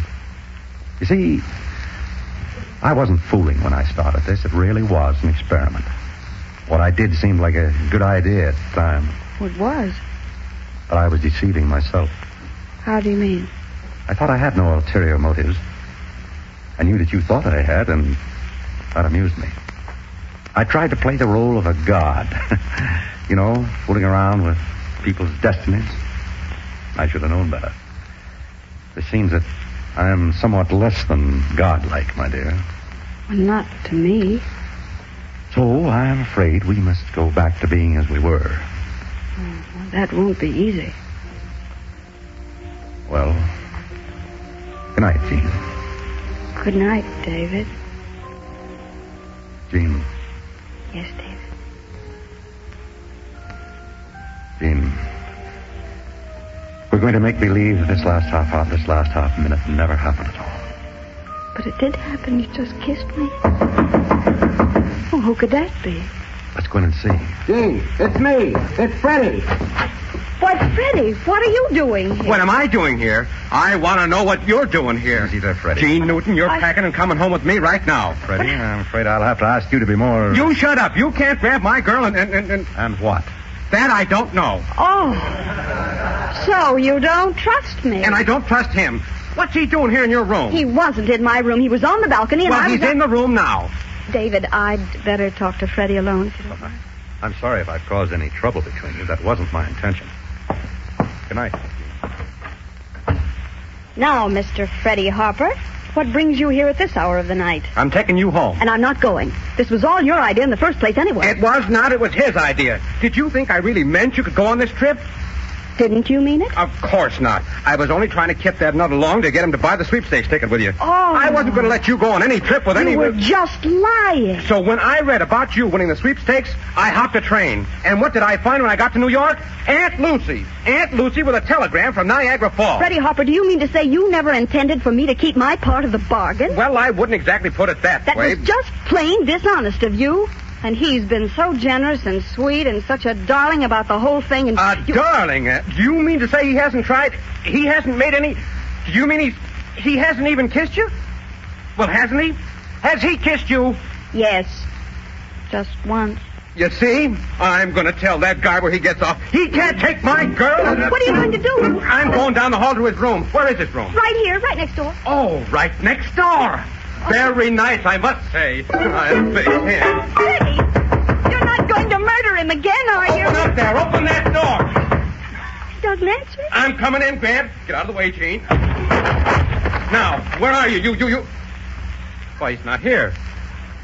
David. Woo! David. Skipped, eh? Oh, well, he must have just gone for a walk. Yeah, and I suppose he took his baggage with him for the exercise. Give me the desk. Hello? Hello, what's happening, Mr. Grant? Mr. David Grant. Huh? He checked out. Well, did he take the car? Well, how long ago? Oh, well, get me a taxi, please. Yeah, thank you. Where are you going? I'm going after that man. That crook. Crook? Crook? Yeah, that's it. He stole my car. He's a thief. He took the car. What car? You haven't got a car. Oh, yes, I have, and I have the owner's license to prove it. Huh? Freddie, I have to leave, but I want you to get on the phone and call that toll bridge on the road to New York. What toll bridge? Tell the police that David Grant has stolen the car and that they have to stop him. But- It's a green car and it belongs to me. And tell him he's a crook and to hold him until I arrive. So long. Now, wait, don't you want me to go with you? I certainly do not. You called David a crook. Let me tell you something. David has been honorable and just lovely from the very beginning, and you've been the bad one. You've been suspicious But and I- evil-minded, and oh, Freddie, you're all right. I don't mean it, really. You're all right. It's just that I'm so. Well, I'll tell you another time. Call the toll bridge. Goodbye. For heaven's sake.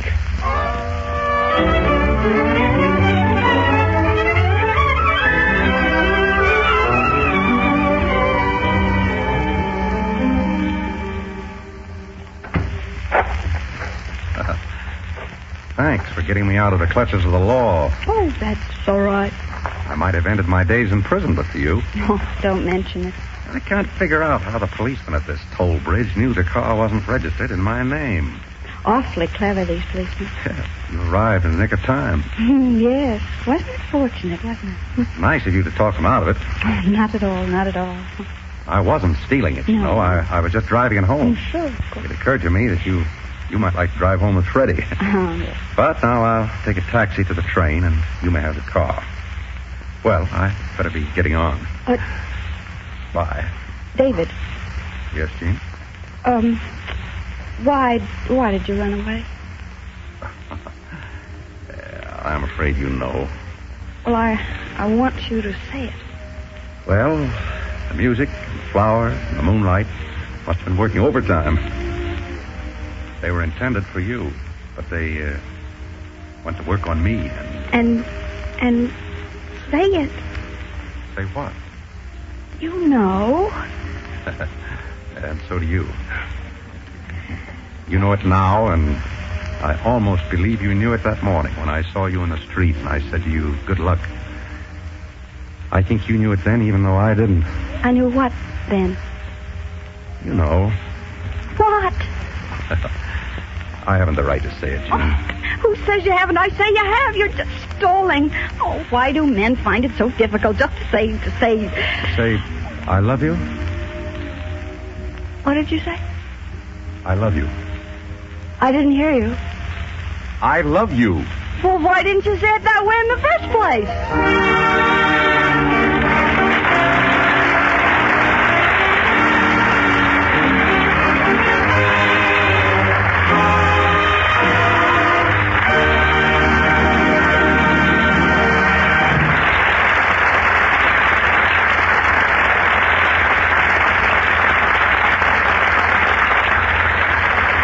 Thank you, William Powell and Ginger Rogers. Your appearance here in the Gulf Screen Guild Theater tonight marks another milestone in the progress of the work of the Motion Picture Relief Fund.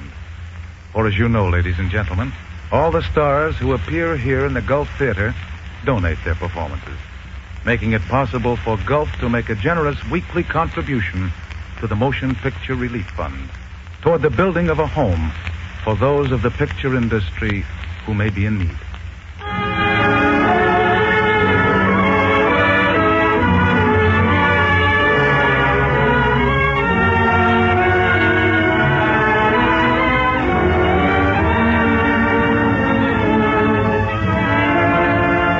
Next week, we've got another hit on our hands. Gulf presents Carol Lombard and Fred McMurray in the motion picture comedy that had the whole country in stitches, True Confession. It's a story about two newlyweds, played by Fred McMurray and Carol Lombard. And things begin to happen the moment Fred finds out that his bride is a charming but incurable liar. Carol's fabrications get them in hot water again and again, and finally, they wind up as the feature attraction in a murder trial.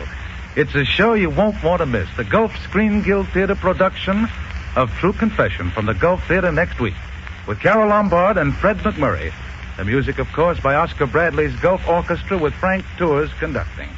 Until then, this is Roger Pryor saying good night, everyone, for your neighborhood Good Gulf dealer.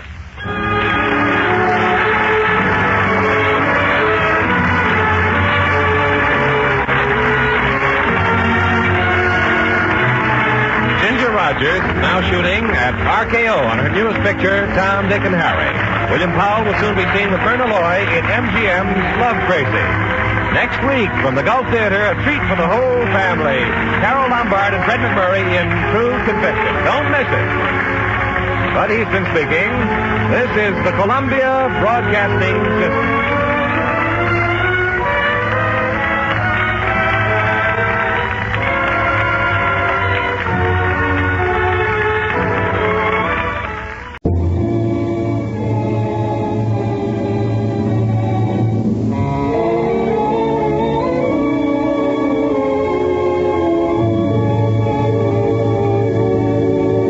Ladies and gentlemen, tonight Lady Esther takes great pride in presenting the Screen Guild players in a gentle and tender story of two very real young people. The Warner Brothers picture, Saturday's Children, based on the famous play by Maxwell Anderson. It stars John Garfield as Rims, Jane Wyman as Bobby, and Michael Raffetto as Bobby's father. The Lady Esther Screen Guild players in Saturday's Children.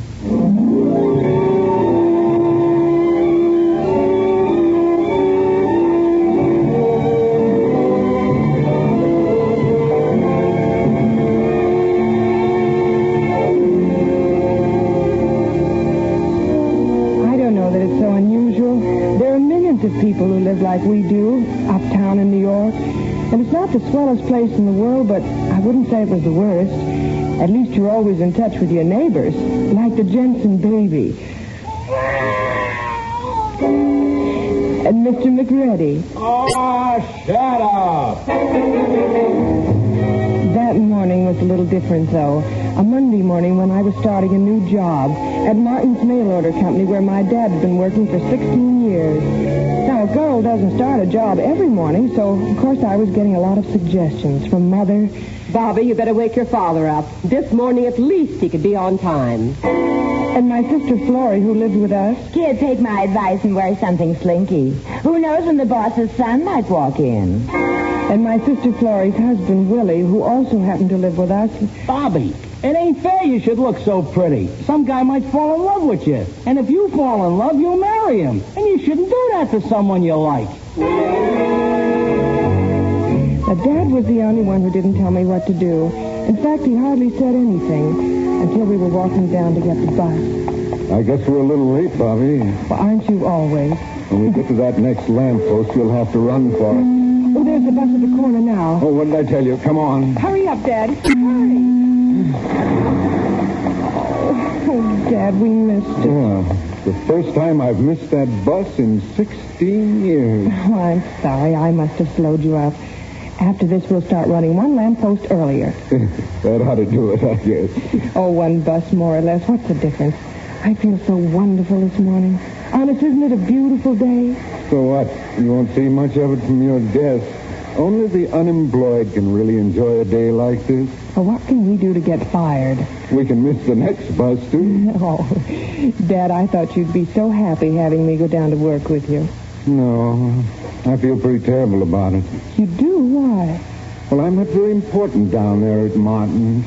20 bookkeepers, 19 of them wearing brand new eye shades, and your father still wearing the same old one. Oh, Dad. Well, I don't care about that, but you are the only person I ever wanted to impress. And now you'll find out that your dad is no glamour boy. Oh, he is to me. Oh, come on, darling. Here's our bus. Now, at Martin's mail order house, that's where I met Rims. It happened that very first afternoon.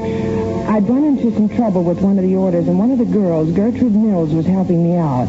You see, we do a lot of business in South America, so sometimes you'll find these orders in Spanish. Oh, you'll find me in a faint. I can't read Spanish. Yeah, I know. So I sent for the interpreter. Who's that? Rims Rawson. Oh, here he comes now. Hey, it's almost 5. Time to quit. Oh, look, excuse me. I got to get my face on straight. I beg your pardon. Did you have a Spanish order to be checked? Yes, here it is, Mr. Rawson. Well, let's see. Butcher's glasses, but it's okay. They check. Well, thanks for helping me out. Oh, don't mention it. We do a pretty big trade with South America. You're sure you don't have any more Spanish orders? Oh, no, I don't think so. Sometimes they get stuck together. Really? Oh, well, I was quite sure I had all Hey, it's 10 to 5, Bobby. You better start washing up. But we don't quit till 5. Why all the hurry? Why not? Listen, kid, if you don't hurry, you'll be washing on your own time.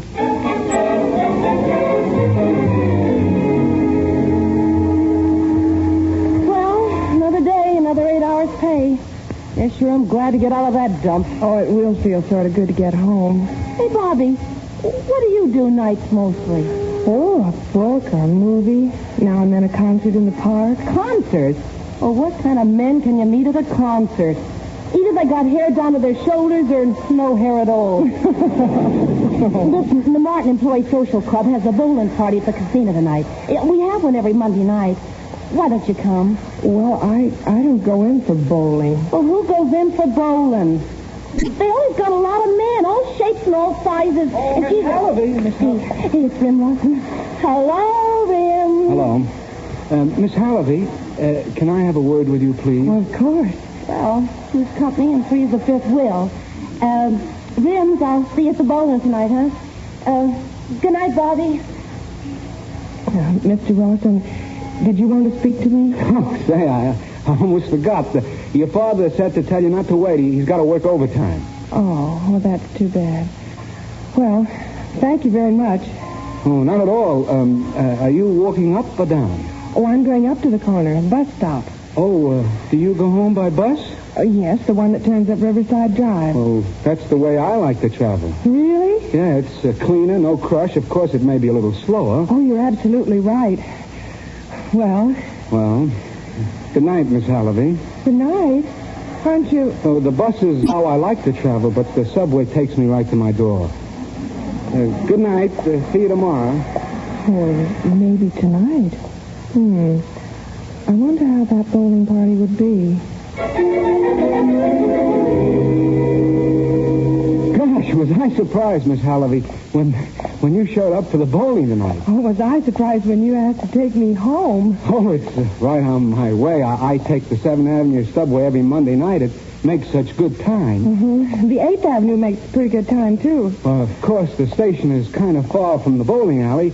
Maybe I should have called a cab. Oh, that's silly. People like us only take cabs when we're being married or rushed to the hospital. Yeah, emergencies. Still, it would have been a great night for a drive. Yeah, an open car. I had a car once, about 7 years ago, an open car. No top, no running board, no windshield, no cylinders. Oh, well, here we are. This is where I live. Oh, don't go in yet. Let's talk a while. I mean about you. Tell me about yourself. Well, to begin with, I'm 21. Your father told me 19. Oh, he always adds 2 years to Mother's age and takes 2 years off mine. Oh, I'm 21, and I wear glasses when I read. Well, I must say you're pretty straightforward about it. Will you be that honest when you're 30? Oh, no, sir. By then I'll be using Dad's arithmetic. Say, you certainly are an honest gal. You said that before. A miracle like that is worth repeating. You're one girl in a million. Of course, I'm exaggerating. I hope you are. Well, you wouldn't let me take a cab. You wouldn't lie about your age. And gosh, all those other dames, they just lie for the sake of lying. Well, if they're working, they're doing it just for a laugh. They don't need the dough. And they all got 7 dates a week, and they're just crazy about the better things like poetry. Well, I like poetry. Then you probably do. And besides, you're a very comfortable person to be with. Well, look at me. I'm perfectly relaxed. If it should happen that I have holes in my socks, I wouldn't be ashamed. I know you'd understand. Yes, I think I would. Of course, it so happens that these are brand new socks. Well, what should it make to a man who's going to be famous someday? Me? Famous? How come? When you go to the Philippines and show them how to turn hemp into silk. Say, did I tell you about that? Well, sure you did on the subway. We were just coming into 72nd Street Station. Gee, that's funny you should remember. Nobody else does. Tell me, would you like to be famous, Mr. Russell? Well, sure, why not? I'd like to walk into a hotel lobby and watch people recognize me and point me out. Oh, well, famous people get recognized everywhere, not just in hotel lobbies. I know, but every time I dream about being pointed out, it's always in the hotel lobby. Well, thanks for seeing me home. I'm just as honest as you are. I enjoyed it. Oh, thank you. See you tomorrow. Good night. Good night. Say, how about next Monday night? Suppose I drop by and pick you up. Oh, if it isn't too much trouble. Oh, we'll take the 7th Avenue subway instead of the 8th for variety. Oh, well, anything you say. We can switch off. One Monday the 7th, the next the 8th. Say, why should we make it tentative? Let's make it definite. All right, it's definite. It was definite like that for the next 3 months. He seemed to be getting pretty interested. My family was starting to make pointed remarks, and I was even a little hopeful myself. Until that Monday night when he showed up very late and very excited. I made it, Bobby, I made it. Oh, boy, oh, boy, oh, boy. I got a letter from that company, and they'd given me a chance to make silk out of hemp. Bobby, I'm going to the Philippines. I couldn't help but feel glad for Rims, but still I felt all let down about us. Dad didn't say a single word. He didn't have to. I could see his eyes. But my sister Florrie started working on me, saying I could hold Rims if I wanted to, telling me what to do and what to say and how to trick him into staying. But I couldn't bring myself to do that. I just couldn't. Not until the night of his farewell party. Bobby, let's get away from the crowd for a minute in the other room, huh? Oh, of course. Bobby, I wanted to talk to you. What about Rims? Well, I just wanted to say you certainly have been wonderful to me. Oh, we did have a nice spring together, didn't we? You were certainly marvelous. Still, what I mean, well, maybe I can really do something big out there. It's my big chance, you see, and, well, that's why I'm going. Oh, of course, Rims. I wish you all the luck in the world. Well, you don't sound very glad about it. What's the matter, Bobby? Oh, nothing, only... Oh, I'm so tired of everything, Rims. I'm afraid I'm not very good company. Oh, yes, you are. Oh, Rims, dear. Yes? Well, what is it, sweetheart? Oh, Rims, it's going to be so difficult. What is? Only not having you here and having to marry somebody else. Well, you're getting married? Oh, well, a girl's got to get married sometimes, you know, while she's got chances. Yeah, I suppose you do get chances, all right. Is there anybody in particular?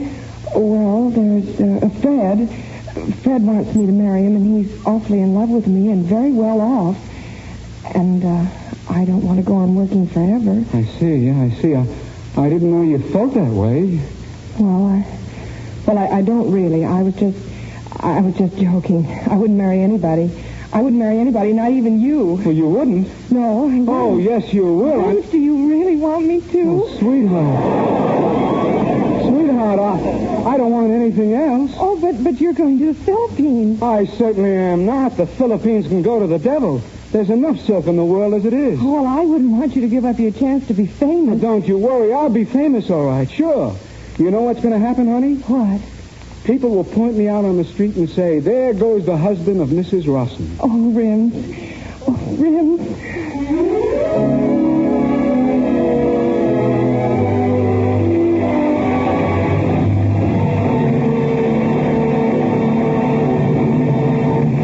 The second act of the Lady Esther Screen Guild play starring Jane Wyman, John Garfield, and Michael Raffetto will follow in a moment. Now, a word from Lady Esther. When you go to a party and meet new people, and when new men are introduced to you, have you noticed how they size you up? Instead of looking at your dress or hat, don't they look first at your face, and particularly at your skin? Yes, the appearance of your skin can make all the difference in the world in a man's first impression of you. But so many girls don't realize that the kind of face powder they use can make all the difference in the world to the beauty of their skin. You see, all face powders are not the same texture. Far from it. Lady Esther face powder is the result of a great deal of scientific research to find the most flattering texture. Just the right texture to make your skin look as soft and smooth as possible. My powder is specially designed to make your pores look smaller, to conceal tiny lines and blemishes. And Lady Esther powder never gives that heavy, coated, mask-like look, which makes men say, she looks too made up. There's just one way for you to prove that what I say is true. Try Lady Esther face powder. See if it doesn't make your skin look far more delicate, far more romantic. Then wear Lady Esther face powder the next time you go to a party and see what an impression you make.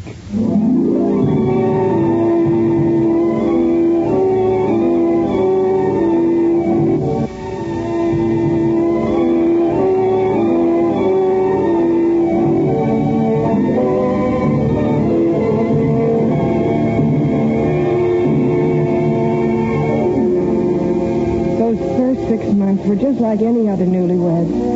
So excited and happy at being married that nothing else seemed to matter. We found a tiny apartment in Greenwich Village. It was over a garage and it had just a little makeshift kitchen, but the landlord had promised to build a real kitchen, and we'd promised to pay him $10 more a month. We thought we could afford that much. I'd kept my job and we were both working. At least we were till that Friday morning. You see, Mrs. Rawson, this war in Europe, it's practically crippled our foreign business, so I'm afraid we'll have to start cutting down. And, well, we feel that where a husband is already working, you understand, I'm sure. It's just a temporary measure, we hope, but I'm forced to give you notices of this week.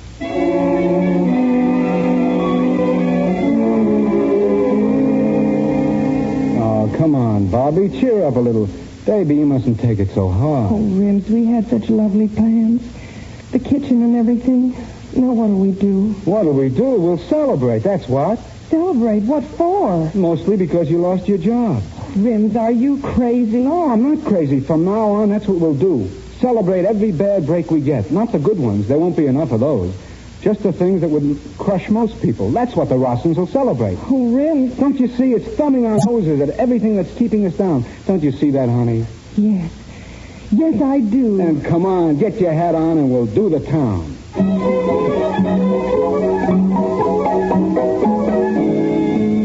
That was a nice idea, celebrating just a bad break. The only trouble was we started having so many things to celebrate. First, I caught a bad cold. That meant money for medicine. Then Rims tore his only good suit on a nail. And then the cupboard shelf gave away and we had to buy a new set of dishes. But the worst was the day Rims phoned me from the office. Honey, how would you like to go out and celebrate tonight? Oh, darling, more bad news? Well, it seems that there were 3 more ships sunk this week. I don't exactly get the connection, but the boss just gave me a 10% cut. Rims didn't fool me very much. I knew he was putting it on for me, but there was something in his eyes, something that kept telling me that I knew I ought to tell him. The letter from the Philippines offering him the job again.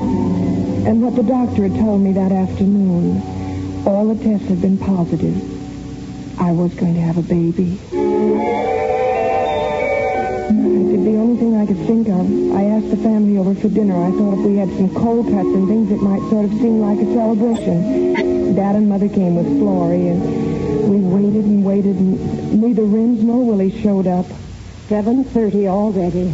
Where could they be? Oh, I hope nothing's happened to Rims. That's not what I'm hoping for Willie. Oh, I'm sure there's nothing to worry about. They just stopped off with some cigarettes, maybe got into a political discussion. After all, it's a presidential year. Just wait till that husband of mine shows up. I'll cut him up in such little pieces. I think they're here.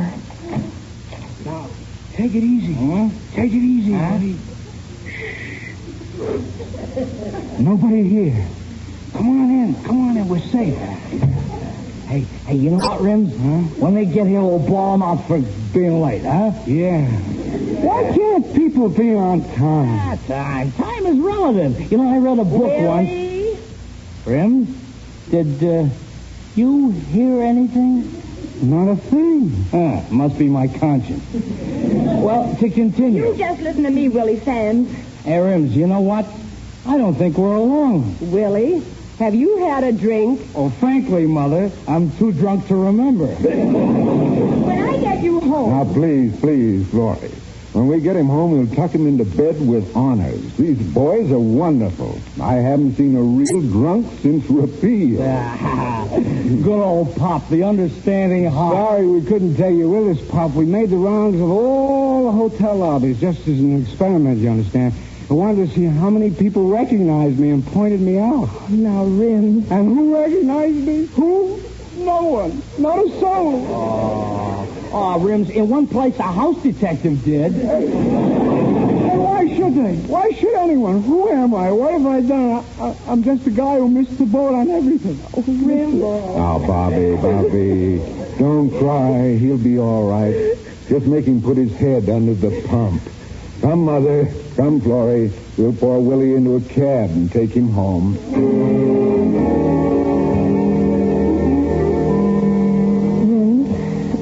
Feel, darling? I think I'll live.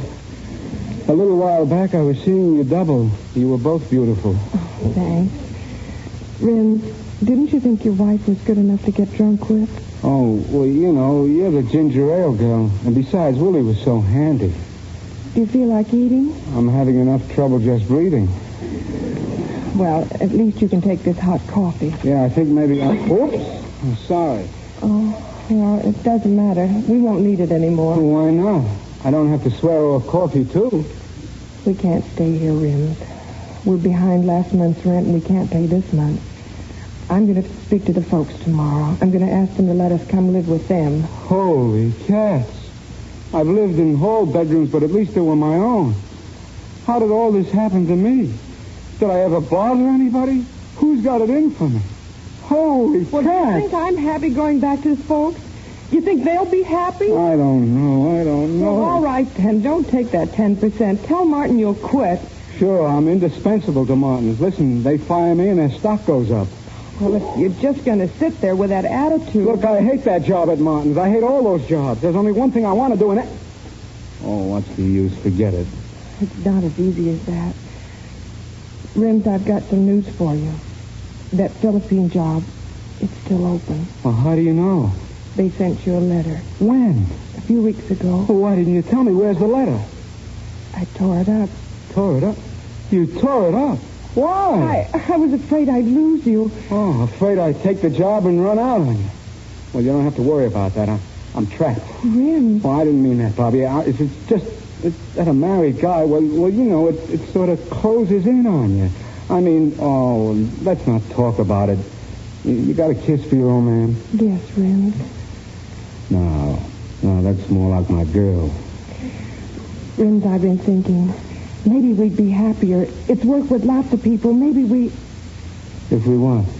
Oh, well, maybe if we had a baby that would be just ours. Hey, Bobby, use your head. It's simple arithmetic. We haven't got enough to get along on now. Well, there are millions of people with even less than us, and they're getting along. They're living and having babies. Well, I don't call that living. By the skin of your teeth. Bobby, we'd be crazy. Say, Kitty. Are you? Well, yes, No, I'm not. I can't do it. I can't go through with it. What do you mean? I was roping you in. That's what I mean. I thought I might keep you if I told you I was... Oh, you were roping me in. Yes, but I won't do it. I won't keep you that way. I won't trick you again the way I tricked you into marrying me. What are you talking about? Well, I tricked you. That's what I said. I tricked you. There wasn't any fella named Fred. There wasn't anyone who wanted to marry me. Holy cats. Holy cats. So now you know, and I'm glad. I couldn't keep it in me any longer. Holy cats! And you were the dame I fell in love with because you were so honest. The dame who wouldn't lie about her age. Or wouldn't let me take a care. The dame I could even show the holes in my socks. Roped in. Boy, oh, boy, oh, boy, oh. Well, we can wash it all clean. Just figure you're single and you were never tricked. We never met. You never took me bowling. You can go to the Philippines. There's nothing or nobody to stop you. You're free. Say, what is this, another trick? I've told you the truth so you could clear out and go. Now, why don't you? What's keeping you? I'm going, all right. Where's my coat? And you were talking about having a kid. Well, all I can say is we're pretty lucky. Yeah, pretty lucky. Roped in. I ought to have my head examined. Good night.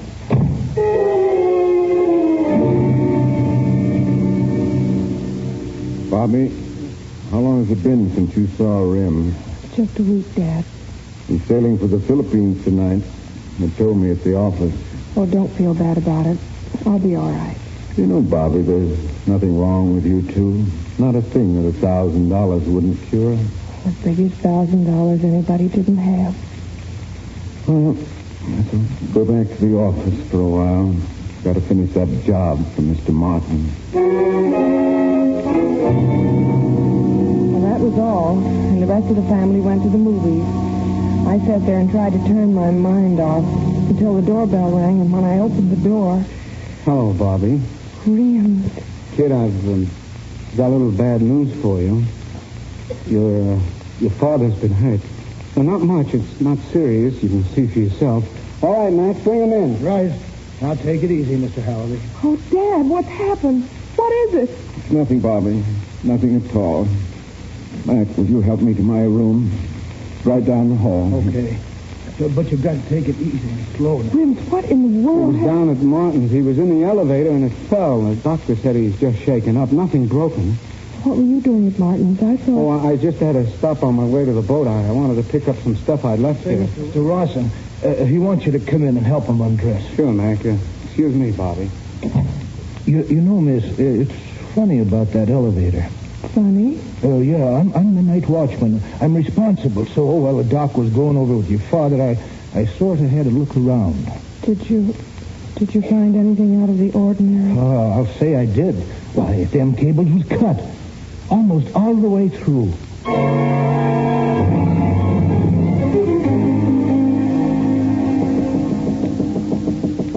All right, Bobby. You can come in. Dad. He's all right, Bobby. In a couple of days, he'll be as good as new. Maybe better for having a rest. Dad, why did you do it? Do what? You know that wasn't an accident. What are you talking about? Why did you, Dad? Look, I'm tired. I need some sleep. Oh, Dad. Dad, you could have been killed. I thought of that. I hope that you and Rims, maybe the insurance money, it's $2,000. Holy cats. You did a thing like that? Another failure. Rims, I'm sorry that I held you up. That's right. If your boat's sailing at 12... Boat? Sailing? Say, what kind of a guy do you think I am? Oh, but Rims... Look, if any guy did what he did just to keep two kids together, then nothing in the world can keep us apart. And listen, nobody has to try and bump themselves off for us. I'll find something to do, and if that doesn't pan out, I'll find something else. And if we don't get to the Philippines this year, we'll get there next. And if we don't get there next, well, what the heck? We're Saturday's children. We've got a long way to go. We're young, and that's enough guarantee for the future. Oh, but darling... And don't you give me any argument. Gosh, kid, it's been awful. I haven't seen you for a whole week. Oh, Rims, dear, I've told everyone we're separated. What are the neighbors going to say? Who cares? Let them say it. Oh, shut up.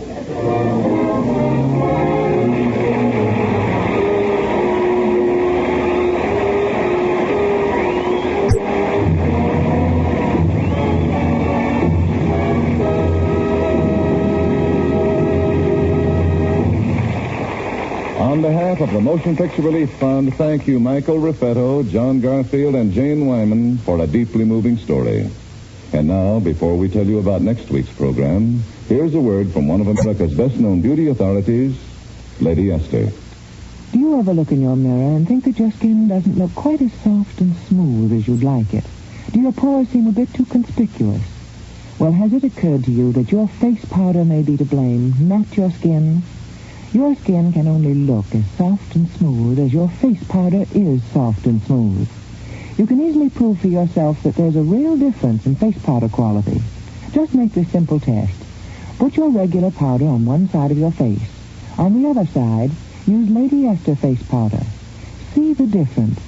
See how the unique texture of Lady Esther powder makes your skin look more velvety smooth. How it makes pores look smaller, conceals tiny lines, little blemishes. Lady Esther face powder is different because it's made differently. It's not just mixed, just sifted in the usual way. Instead, it's blown by twin hurricanes, blended with the speed and power of hurricanes to look clearer, smoother, more flattering on your skin. You'll see an exciting difference, too, in my Lady Esther shades. All my shades are soft, subtle, designed to flatter and glorify your skin. Why don't you look at all my shades? Buy several in a small size. Try them on your own skin and find the most flattering shade for you.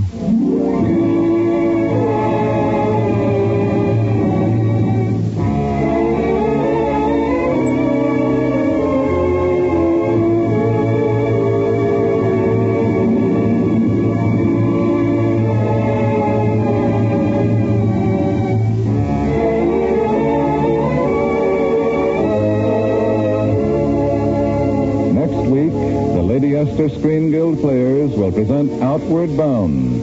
It will star David Niven, Dame May Whitty, and Henry Wilcoxon. Be sure to listen. John Garfield will soon be seen in the Enterprise production Body and Soul.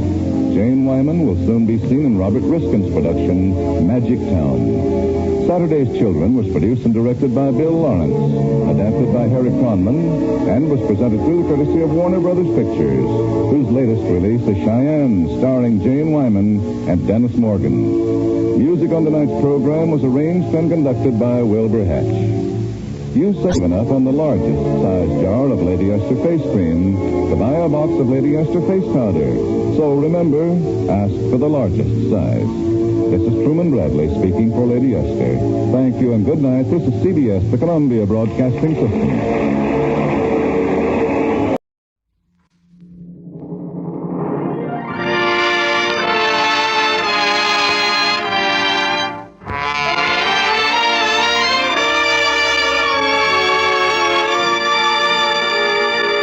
Good evening, ladies and gentlemen. Tonight, Lady Esther brings you two of your favorite entertainers, the beloved Ozzie and Harriet, otherwise Ozzie Nelson and Harriet Hilliard, in a delightful story of marital misadventure, The First Year, based on the famous play by Frank Craven. And here they are, the Lady Esther Screen Guild Players in The First Year.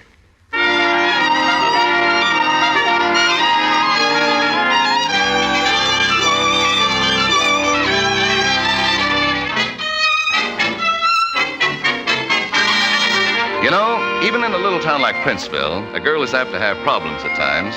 Take pretty Grace Livingston, for example. Two young fellows proposed to her. First, Dick Loring. I've got a job with the railroad, Grace, construction engineer. And that's just the beginning. Baby, I'm telling you, I'm going right to the top. And then Tommy Talbot. You're so pretty, Grace, and sweet. And a good cook, too. And honest, you're the only girl I ever loved. And Grace is a fairly ambitious girl, so of course she marries Tommy Talbot. But woman-like, she makes one condition. Tommy, I want to get out of this deadly little town. I want to travel, go someplace else to live. I want to live excitingly among exciting people. I mean a big town that's really alive. Say a place like Joplin, Missouri. But Grace, I've got my real estate business here, and it's growing, too. I couldn't just lock the place up and move to Joplin. Grace, you're asking something impossible. So, naturally, about a year later, we find the young couple living in Joplin, Missouri. And living is just about all they're doing. You understand, Mr. Talbot, I don't like to press you. No, I must say you've been very reasonable. Look, how long have we been in that apartment? 11 months. And how many months do we owe? 10. Time certainly flies, doesn't it? But you see, I've been working on a deal for months now, and it's bound to go through almost any day. If it does, I could buy that whole apartment house. I'm sorry, I don't want to sell. I could show you a profit. No. Maybe 50%. Well... But, of course, you'd have to fix the roof and the plumbing. Not on your life. The roof is only 5 years old, and the plumbing's as good as the day it was... Hey, what is this? You haven't got any dough? Well, no, not right now, but if this deal goes through... Oh, excuse me, will you? Hello? Oh, hello, Mr. Barstow. Sure, anytime you say. Tonight? Oh, of course. Why don't you and your wife have dinner with us? Nonsense. Forget it. We're glad to have you. You bet. 601 North Elm. Right. Well, Hear that, Mr. Pickering? That's him. That's my deal. He's ready to talk. I tell you, I'm in. He's coming to dinner. Excuse me, Mr. Talbot. Have you been married long? Oh, about a year. Why? Does your wife know she's having guests for dinner? No, I'm going to call her now. Oh, but don't you worry about my wife. Believe me, Grace will pitch right in and love it. Tommy,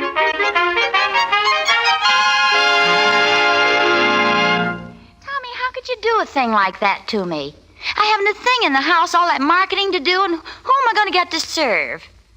Well, yeah, I know, but... Oh, well, if it means so much. Yeah, I'll get somebody in. Yes, dear. Goodbye.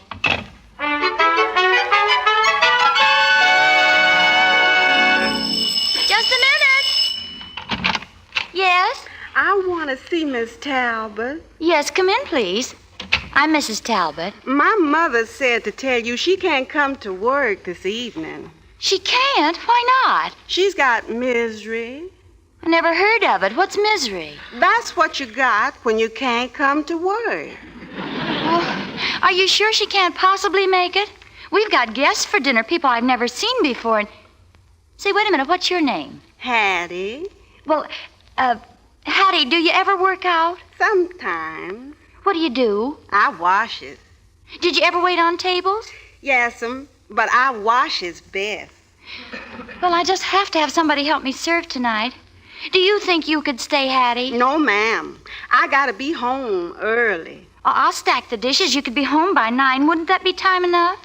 Yes'm, I guess so. But I ain't so good at serving. Oh, well, don't you worry about a thing. We're not having anything elaborate, but I've cooked a nice dinner, and I'm sure you can serve it beautifully.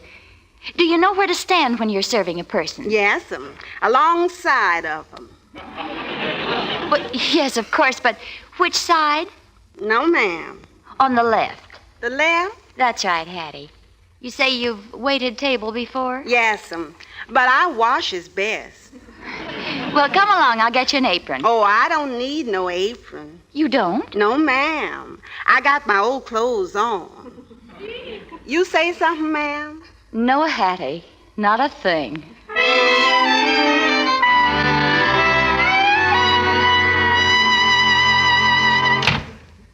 Hey, Grace, I'm home. I picked up some fruit to put in the... Gee, Grace, you haven't got the table set yet. It's after 7. I'm sorry. Margaret never showed up. Why not? She's got misery. What's misery? I don't know, except that it's supposed to love company, so I know I haven't got it. Well, who's going to do the serving? Margaret's daughter, Hattie. Oh, that's perfect. Your worries are over. Well, she isn't exactly a ball of fire, but she seems very willing. Miss Talbot, ma'am. In here, Hattie. Miss Talbot, I just got one vegetable dish. Here's the other one. It's part of my wedding present. You'll be careful with it, won't you, Hattie? Yes, ma'am. And, Hattie, did you seed the melons? Yes'm, I seed them. No. Hattie, I mean, did you take the seeds out? Oh, is you supposed to do that? Of course. But there's one of them melons is no good. No good? Well, Grace, how many did you get? 2. But, darling, there'll be 4 of us all together. Cut 2 melons in halves, and there should be enough if they're all right. Well, if they're all right, didn't you feel them? I felt so many melons, I began to feel back. Hattie, just take the one that's no good and give the best half to Mr. Talbot. I won't eat any. Yes, ma'am. I'll give him the best of the worst. If you excuse me, I think I'd better go clean up a little. Now, Hattie, you're sure you remember everything I told you, huh? Where to stand and what to serve first? Yes, ma'am. The soup. No, first the melon. Oh, that's right. I forget the melon. And then the soup. Roast chicken, the vegetables, and then the salad. And then after everything else... Yes, ma'am. You washes it down with the coffee. You know, I really believe you can do it. If you'll just remember. Yes, ma'am. My mother says I can do things right if I only wants to. Then please, Hattie, just this once, please want to a lot.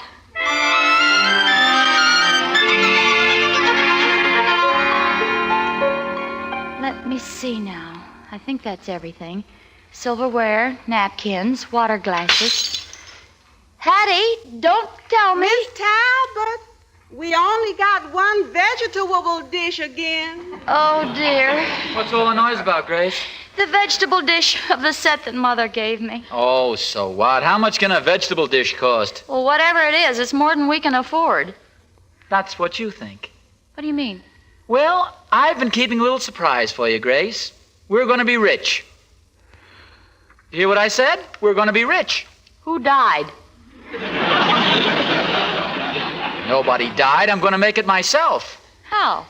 Well, a few months ago, I got a tip that the Joplin and Missouri Railroad was going to build a branch line right through that old amusement park. So I've been quietly buying up the property, and now they'll have to buy it from me. Tommy, really? Sure, that's why Barstow's coming over tonight. He's doing the buying for the railroad. Gave him an option 2 days ago. For how much? $100,000. What? $100,000? Oh, Tommy, they'll never pay that much. They will if they need my property, and they need it. Came just the right time, too. I broke our last $10 bill this morning. Even took your bond. Oh, darling, you didn't do that. Well, you said it was there in case of need. You don't mind, do you, dear? No, not if you're going to make a lot of money. You bet I am. Barrels of it. When Barstow gets here... The Barstows. I completely forgot them. I'm not even dressed. Tommy, you'll have to hold the fort. I won't be long, dear. What a girl. Kind of wife any man would like... Hattie, with your coat on, where are you going? Home. Home? Oh, no, please. I ain't gonna be careful no more. No time. No, of course not. Who's trying to make you careful? Every time I'm careful, I drop something.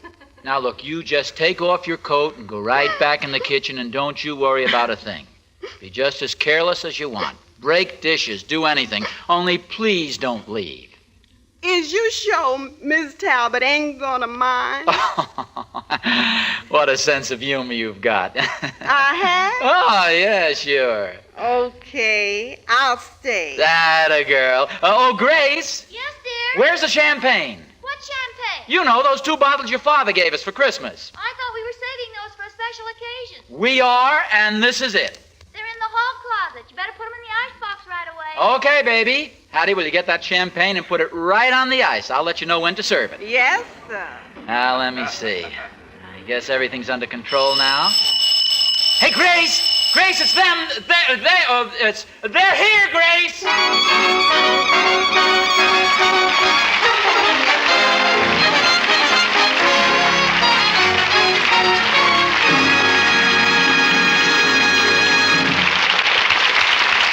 The second act of the Lady Esther Screen Guild show will follow in a moment. Now, a word from Lady Esther. Have you ever had this strange experience? You've gone to a party, and there you've met a woman who is very attractive, except for one little thing. Her dress and hair are stunning, but her skin looks tired, and that makes her look tired and too old. Why does her skin look tired? She has not cleansed it thoroughly enough to get rid of the stubborn, clinging, oily film, which clouds your skin and adds years to your looks. That tired, older look can be avoided if you will do this. Once a day, smooth on Lady Esther 4-purpose face cream and wipe it off. Then immediately repeat this treatment. Again smooth on Lady Esther face cream and wipe it off. This is most important, because after you remove surface dirt and makeup, the second creaming gets after that stubborn, clouding, oily film. You'll not have to wait to see the difference. Before your own eyes, your skin does look fresher, radiantly clear, and younger. And you need the help of no other cream to do this. Lady Esther 4-purpose face cream alone does the 4 things your skin needs most for beauty. And it's so soft, you don't have to rub it in, risking harm to the delicate underskin tissue. Now, if you will use Lady Esther 4-purpose face cream as I suggest, I know someone will say to you, "My, you look pretty enough to flirt with. What have you done to yourself?"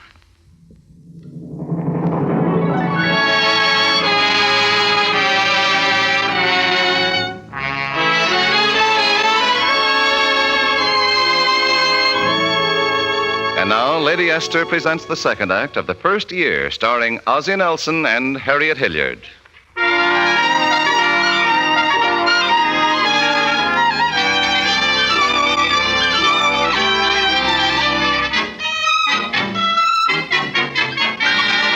Well, the Barstows have arrived for dinner. And now, being entirely conventional, we find them seated at the table and eating it. The dinner, of course, not the table. Oh, that was wonderful melon, Miss Talbot. Just wonderful. I'm so glad you liked it, Mrs. Barstow. How about you? I noticed you didn't eat any. But, you see, She's dieting. With her figure? Huh, that's silly. Pete, take it easy with that soup. You'll drown yourself. Not a bad way to die. Believe me, Mrs. Talbot, home was never like this. Where is your home, Mr. Barstow? Well, we park our furniture in Kansas City, but my work keeps us traveling all the time. Oh, that's what I've always wanted to do. I've told Grace she should have married a conductor. That's rich. Small joke. Just what do you do, Mr. Barstow? Oh, when the railroad needs some property, I buy it for them. Say, Kitty, isn't this soup delicious? Sounds all right to me. Mr. Barstow, is that what you're doing here, buying property? Yep. Say, Talbot, I might as well tell you now. I'm taking up that option. You are? Mm-hmm, and at your price. Tommy, say something. Gosh. You know, Barstow, I think you're stealing that property. If I hadn't liked you so much, I'd have held out... Now, who could that be? Well, that's funny. We didn't expect anybody. How could we? We don't know anybody. I'll go. Excuse me, folks. Yes? Why, Dick Loring. Hiya, Grace. Come in. Tommy, it's Dick Loring. Come on in, Dick. I want you to meet some friends. Mr. and Mrs. Barstow, this is Dick Loring. Oh, How do howdy. you do? Hello. Look, don't let me interrupt. Please go on with your dinner. Won't you join us, Dick? Oh, thanks. I had my dinner on the train. Just got in 20 minutes ago. Didn't lose much time getting up here, did you? No, I didn't, Tommy. How did you know where we lived? Grace's mother told me. I've been home for a week. Home? How's my family, Dick? Your mother's fine. Your dad's away. Oh, I don't mean that's why she's fine. He's attending some sort of doctor's convention. Mrs. Barstow, I'm sure you'll pardon us. It's so wonderful to have news from home. Oh, I know just how you feel, dear. You see, Dick was almost one of the family. That's right. Yeah, almost. Tommy. Tell me, Dick, where have you been? Oh, lots of places on lots of jobs. Arizona, Washington, British Columbia. Now the railroad sent me down here. Oh, you in the railroad business, young fella? Uh-huh, construction department. That's so. I'm with the Joplin in Missouri in the South. Oh, really? That's my road, too, as of tomorrow. I'm going to be assistant to Beckett. Of course. I've heard him talk about you. Said some mighty fine things. Oh, thanks. How have you been doing, Tommy? Oh, I'm making out all right. All right. Why, Dick, he's practically rich this very minute. Grace, I don't please, think it'd I've be a got good... to tell him, Tommy. You see, Tommy has a lot of land, and the railroad's buying it to build a new road. You mean that spur line out through Hillsboro? No, not Hillsboro. My land's in Ferndale. Hillsboro is 35 miles to the south. Yeah. That makes it sort of tough, doesn't it? What do you mean? I mean, it's too bad you didn't buy in Hillsboro. That's where the new line's going through. Ah, you're crazy. What do you know about it anyway? Well, not much. I'm just going to build it, that's all.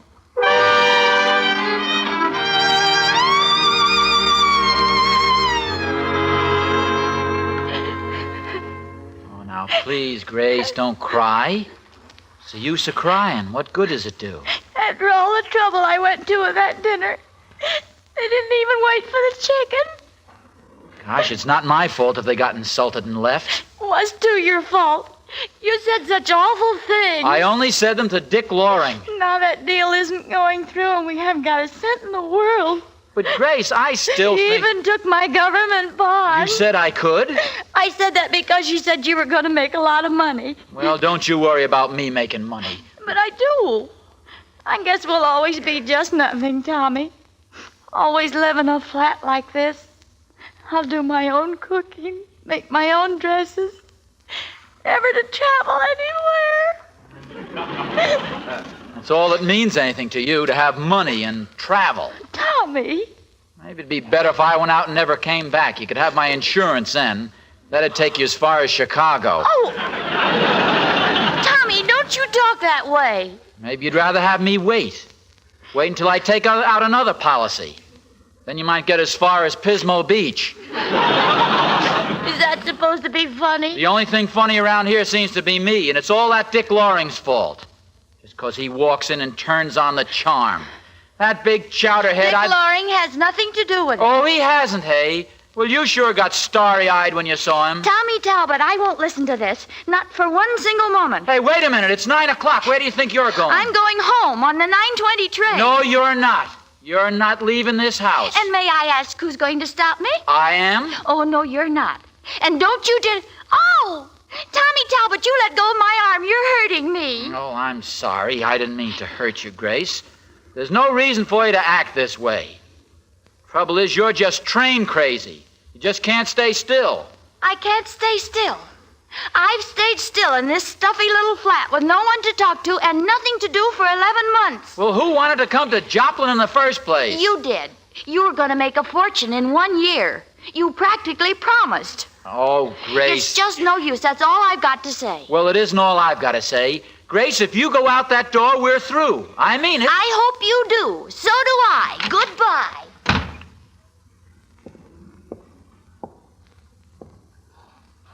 Come on, who do you think you're kidding, Grace? I know you're standing right outside the door. Thought I'd come rushing out after you, huh? Well, I fooled you. You know, I ought to teach you a good lesson and lock the door and leave you standing out there a couple of hours. But I'll let you in on one condition. That you say you're sorry. Is that a bargain? Is it, Grace? Grace? Grace? Grace! She's really gone. All right. Just let her go. She'll be back soon enough. She'll be crawling here on her... Excuse me, Mr. Talbot. I was just wondering, when do you want me to serve the champagne? Champagne? Yes, of course. Right now, Hattie. Both bottles. Yes, sir. Coming right up. And Hattie. Yes, sir. Never mind the chaser. I'm drinking it straight.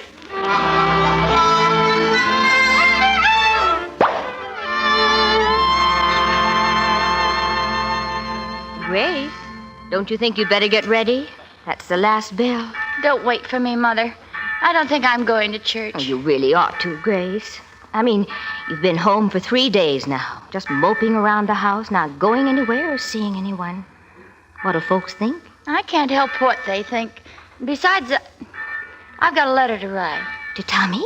Yes. Grace, dear, you and Tommy haven't had any trouble, have you? I mean, if there's anything you'd like to tell Why must you keep on asking me questions? I'm home and that's that, and it's nobody's business. Well, what's all the shouting for? Dad! Myron, when did you get back? Just now. Train was 10 minutes late. Oh, Dad. Dad, I'm so glad to see you. I'm so happy.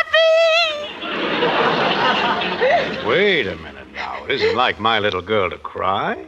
Hey, what's it all about? Come on now, whisper it in my ear. Dad. You mean that? Why, Gracie, that's wonderful. So wonderful she has to cry? Oh, now, Mother, you know how Gracie is. It sure is good to be home again. Myron, I expected you on Friday. Wasn't that doctor's convention over? Yes, but I stopped off to make a little visit in Joplin. Joplin? Did you see Tommy? Oh, yeah. Was he all right? Well, fair to middling.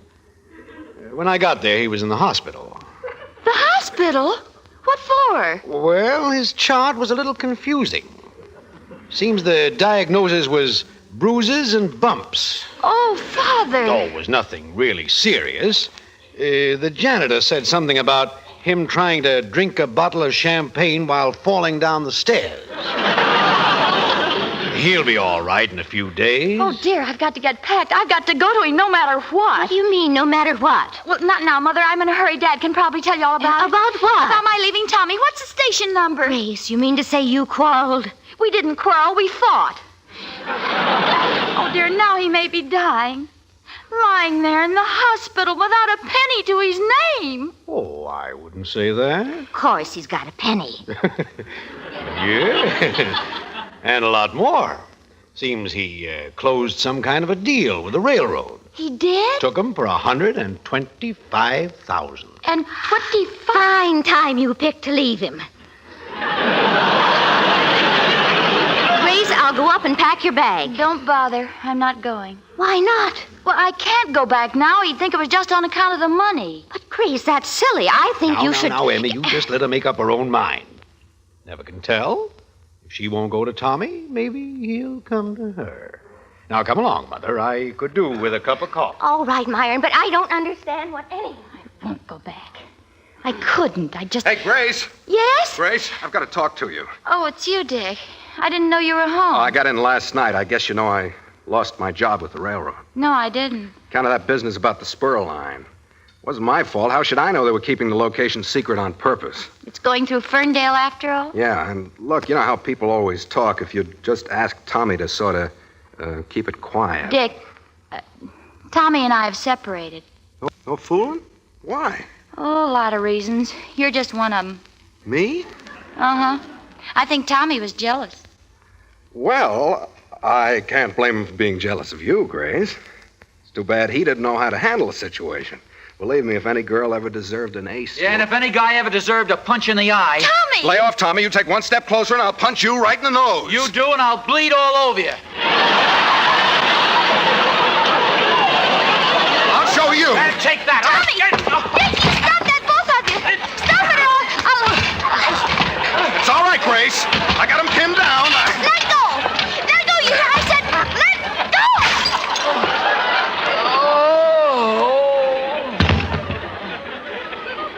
Hey, who did that? I did. With a flower pot. I never saw Tommy look so peaceful. Nice going, Grace. Nice going. I meant it for you.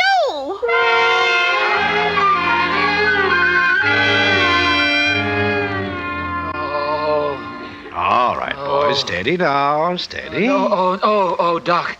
Where's Dick Loring? Gone. He's coming back? No, he's gone. Are you sure? Positive. Let me at him. I'll murder him. Let me at him. Now, take it easy. Relax, Tommy. Here's the ice bag, Dad.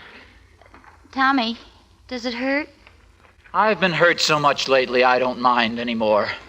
I'm sorry. I didn't mean... Grace, will you get some water and a cloth? Yes, Dad. Tommy, you shouldn't talk to her that way. She feels pretty bad. Well, I don't feel exactly great.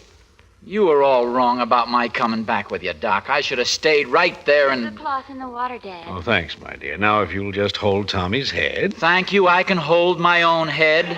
Naturally. It's so light, there's nothing in it. Is that so? Well, I don't happen to be as stupid as some think, I'm not so dumb as you think. So happens I was right about a certain railroad deal. I even boosted my price $25,000. And if you'd like to see the certified I'm check... not at all interested. I know you're not. You wouldn't care if I sold the whole city of Joplin back to the Indians. Is that so? Well, let me tell you... Now, wait a minute, you two. I've got a stake in this thing. Now, Tommy, let me ask you something. What would you rather be than anything in the world? Single. I don't believe you mean that, my boy. I know you love Grace. Why, all the time you were in the hospital, you kept talking about her. You didn't want to live unless she came back. I was delirious. No, you weren't. And Grace, when she heard you were sick, she nearly tore the place apart trying to get back to you. Please, Well, Dad. you did. Now, you know you did. Well, he needn't think Stop that he it, Grace. Well, if she thinks that she... Shut up, Tommy. Trouble with you two, you're just suffering from matrimonial measles. Almost everybody has them the first year of marriage. Believe me, years from now, you'll either laugh at this or cry over it. If you let it force you apart, you're going to cry. So, let's laugh at it, huh? What do you say, Gracie? Well... Tommy? Well... That's fine. I'm glad you both feel the same way about it. Because, Tommy, you'll want to be around to see your baby. Baby? Uh-huh. And don't look so scared. It's happened before. I know, but not to me, I don't think. It's, Grace, is it true? Uh-huh. And you really forgive me? Uh-huh. Oh, gosh. I just hope he's going to look like us.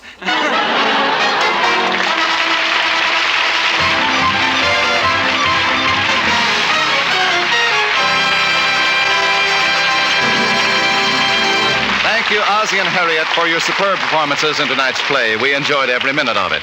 And now, before we tell you about next week's show, here's a word from one of America's foremost beauty experts, Lady Esther. Many women say the most valuable advice I've ever given them is how to get rid of that stubborn, clouding, oily film which makes skin look tired and older than your years. This is what I advise. Sometime every day after once smoothing on Lady Esther four-purpose face cream and wiping it off, immediately repeat the treatment.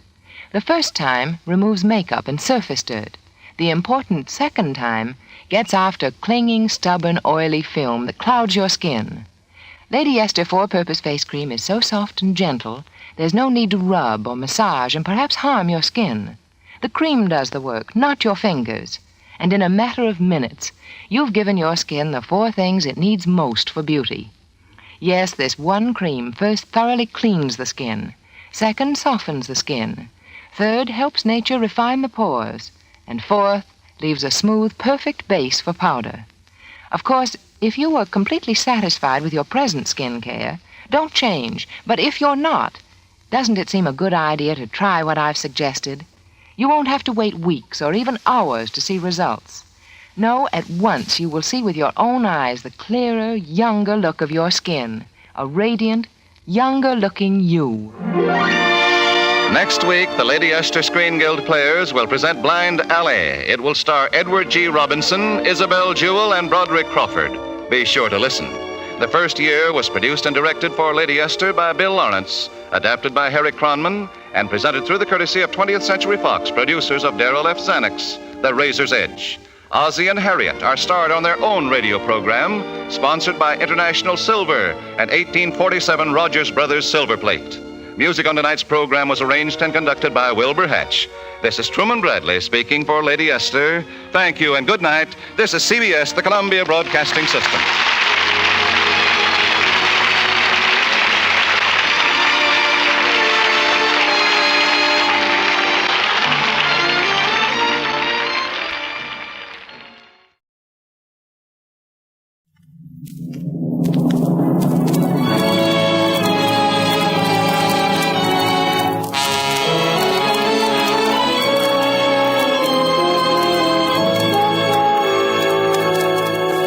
Lady Esther presents the Screen Guild Players.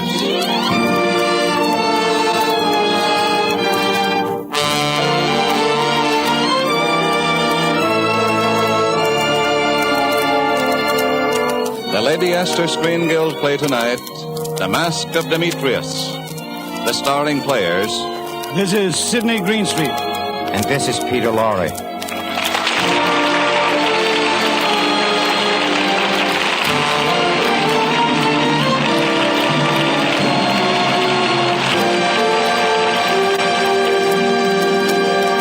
Tonight, Lady Esther presents the Screen Guild Players in an intriguing story of drama, suspense, and murder. The Mask of Dimitrios, based on the Warner Brothers picture. It stars Peter Lorre as Professor Leyden and Sidney Greenstreet as Eric Peters.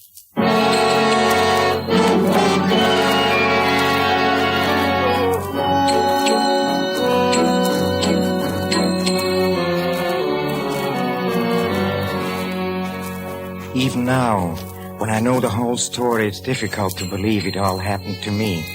But one must make a start, I suppose. So just for a beginning, let's put down a date. Istanbul, Turkey, 1938. A woman strolling along the beach approaches some jetsam cast up by the sea. She glances at the little mound, turns half away, turns suddenly back to it, and...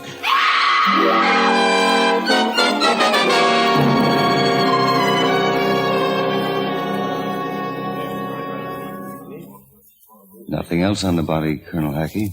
The identification card, that's all. Thank you, Sergeant. Demetrius Macropolis. And now, at last, the case is officially closed. And so it might have been. The case of Dimitrios might have been closed. Only that very afternoon at a little party in Istanbul, I was introduced to Colonel Hackey, chief of the Turkish secret police. A pleasure, sir, to meet you at last. So you're the famous Professor Leyden. Oh, please, not so famous and no longer a professor. I've been retired. Well, how fortunate. Now you can devote yourself to your writing, to your murder mysteries, huh? Well, possibly, if I can find material. Material? The world's full of it. Why, just today... Tell me, Have you ever heard of Dimitrios? Dimitrios. That was the first time I ever heard his name. Dimitrios Macropolis, who sometimes called himself Dimitrios Talat, a spy, an assassin, a murderer, hunted by every policeman in Europe, but never once taken into custody. It was a strange tale that Colonel Hackey wove, a story he claimed that had no ending. But I protested the story was ended. Dimitrios was dead. He was lying in a morgue that very moment. Whereupon the colonel smiled and suggested we go down and make sure. On this slab, Colonel, this is Dimitrios. Oh, yes, thanks. Ugly devil, isn't he, Mr. Leiden? Well, I'm afraid I'm no judge. I've never looked at a dead man before. Well, this ought to satisfy you for a while. Ah, what a pity that mouth will never talk again. There's still so much I'd like to know. For 16 years, ever since that day in Smyrna, it was my hope to get him. And now I have him. Spewed up by the sea in a cheap, shoddy suit. Dead by stabbing. Mr. Leiden, would you care to see the wound? No, I don't think so, Colonel. Had enough, huh? Yes, quite enough. It wasn't true. I hadn't had enough. That night in my hotel room, trying to sleep, my mind was full of Dimitrios. What a character, I thought. What a story he would make. If I could root out the things the police never knew. In Smyrna, in Sofia, in Belgrade, and Paris. Well, there must be people who knew him. All over Europe, there must be people, and... Oh, then I told myself, no, the thing is foolish. It's unthinkable. It's absurd. But even as my mind rejected it, my hand reached out for the telephone. Good evening. Yes, this is the desk clerk. Mr. Leiden? Oh, yes, sir. Ticket to Smyrna for tomorrow morning. Yes, sir, I'll take care of it at once. You're welcome, sir. Good night. I beg your pardon? Oh, yes, sir. Is Mr. Constantine Gullis staying at this hotel? Gullis? No, sir. No one by that name. Thank you. Sorry I've troubled you. No trouble, sir. We're never busy at this hour. I was just reading about this murder. Murder? Dimitrios Macropolis. They found him on the beach. Dimitrios? Yes, sir. Did you know him, sir? No. No, it's just that... Thank you very much. Good night.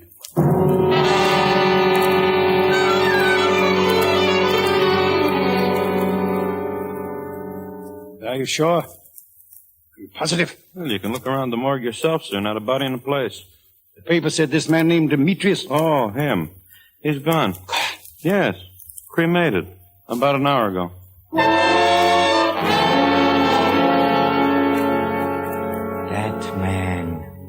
That man whose life was to cross my own so strangely. I didn't know about him then. I had no hint of him until I got to Smyrna. I understand what you wish, Mr. Leiden. I will get it for you. You're sure you know exactly what I want? But of course. In 1922, a certain Conrad, a moneylender, is stabbed to death. Uh-huh. A man named Driss Abdul is charged with the crime. That's right. But he goes to his death blaming another man, a certain Dimitrios. You wish the records of the trial. Are you sure you can get them? For 500 piastres? I have them. You have them? Right here, my friend. But how? A month ago, a certain man comes to me. Yeah? He asks me to get them for him. He pays me well. Why didn't you tell me? You did not ask. What was he like? Can you describe him? How did he talk? Like an Englishman, perhaps. Yeah. Or maybe a Frenchman. Or an American. Who knows?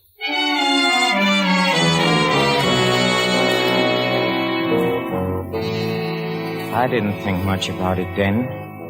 By now, there was only one thing in my mind: to follow that crooked trail through the years, from Istanbul to Smyrna, from Smyrna to Athens, and from there to Sofia. It was on a train just before we got in. Is it happened, I was all alone.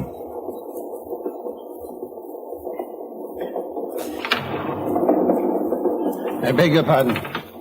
I must apologize for intruding. My compartment was so very crowded. Oh, that's quite all right. Plenty of room in here. How good of you to put it that way. I'm sure we'll have a very pleasant journey. Well, a rather short one, I'm afraid. I'm getting off in Sofia. Oh, that's too bad. I'm going through to Bucharest. Oh? If I may introduce myself, my name is Peters. Peters? I would guess you're English. By birth, perhaps. But actually, I'm a citizen of the world. To me, all languages are beautiful. Oh, yes, if one says the right thing. We're coming into Sofia, sir. I'll take your bag. Oh, thank you, Porter. You like Sofia? Thank you. Beautiful city. The best hotel is the Slavianska Basada. I hope you don't mind my suggesting it. Oh, please, to the country, you're very kind. Not at all. That's the trouble with this world. There's not enough kindness. Well, I believe you're helping to remedy that deficiency. Goodbye, Mr. Peters. Goodbye, Mr. Leighton. Goodbye. Curious sort of fellow. You're... That's funny. How did he know my name?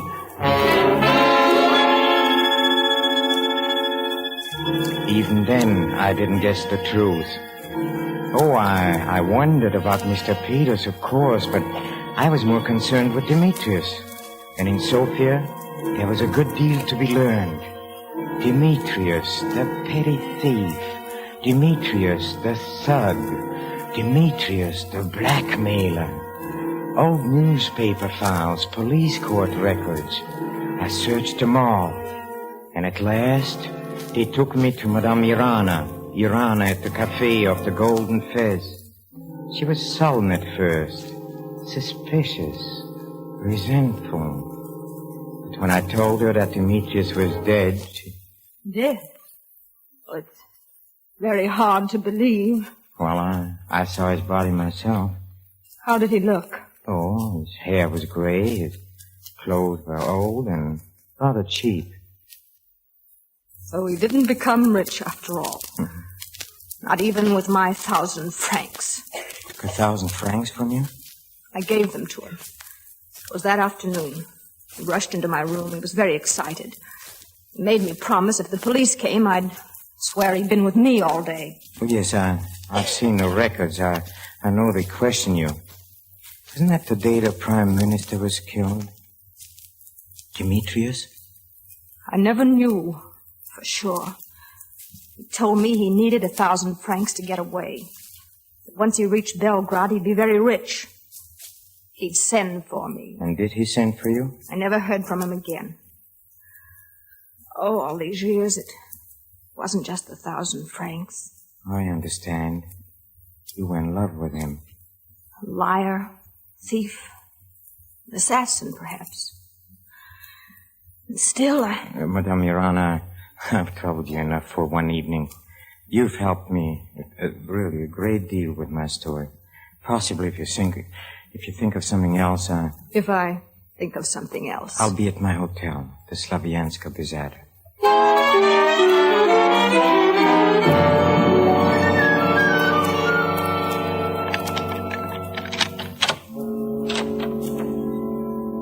Oh, 2 o'clock. I didn't realize it was so late. You're a little early, Mr. Leighton. Peters. Will you close the door, please? Huh? Considering this gun in my hand, that becomes an order, not a request. Now then. What does this mean? What are you doing in my room? Why have you been going through my things? Don't move, please. That's better. Now, Mr. Leighton, let us be frank with each other. And I propose to start with your answering a question. Why are you interested in Dimitrios? Dimitrios? Yes, dear Mr. Leighton. From Istanbul to Smyrna. From Smyrna to Athens. From Athens to Sofia. You have been absorbed in tracing his record. You see, I have observed you rather closely. No doubt. You haven't answered my question. I've nothing to hide. I'm interested in Dimitrios as a character, as a basis of a book. I may write a detective story. A detective story? How fascinating. And now perhaps you'll answer a simple question, Mr. Peters.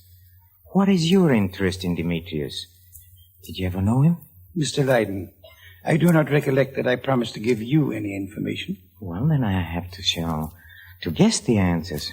Is your interest money, perhaps? A treasure Dimitrios had left somewhere, huh? Oh, no, when I think of him lying in a morgue, just that shabby suit, not a penny on him, I am forced to... What's the matter? Did I understand you to say that Dimitrios is in a morgue? Yes, so what of it?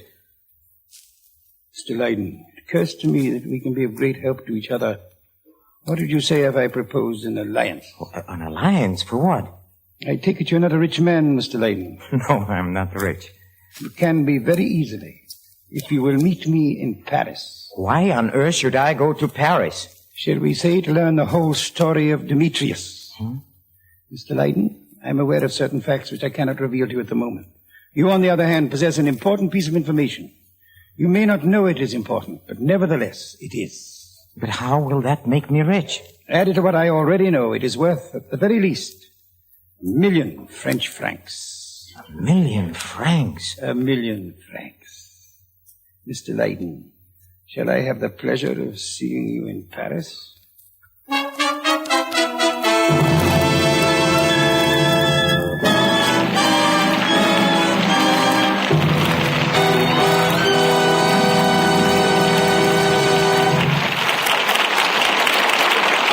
The second act of the Lady Esther Screen Guild play will follow in just a moment. Now, a word from Lady Esther.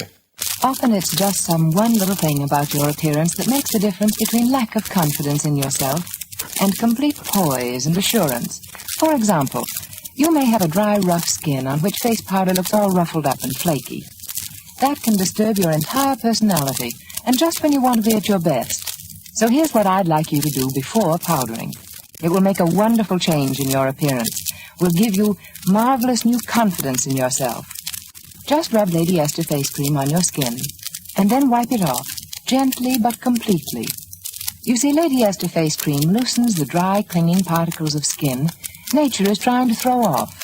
And when you wipe off the cream, along with it come all those rough little flakes, leaving only the new, young skin, which is smooth as velvet. And on this new skin, your powder takes on a fresh, vibrant look, a clear, translucent look. Now, if you want proof of all this, make the patch test. Just rub Lady Esther face cream on one side of your face, wipe it off, and apply your powder. Then compare that side of your face with the other. Feel the difference with your fingertips and see the difference in your mirror. Remember, all that counts in the use of any face cream is results. That's why I ask you to make the patch test and compare results with those from any cream you've ever used, regardless of price. Get a jar of Lady Esther face cream tonight if you possibly can. You'll find it wherever good cosmetics are sold.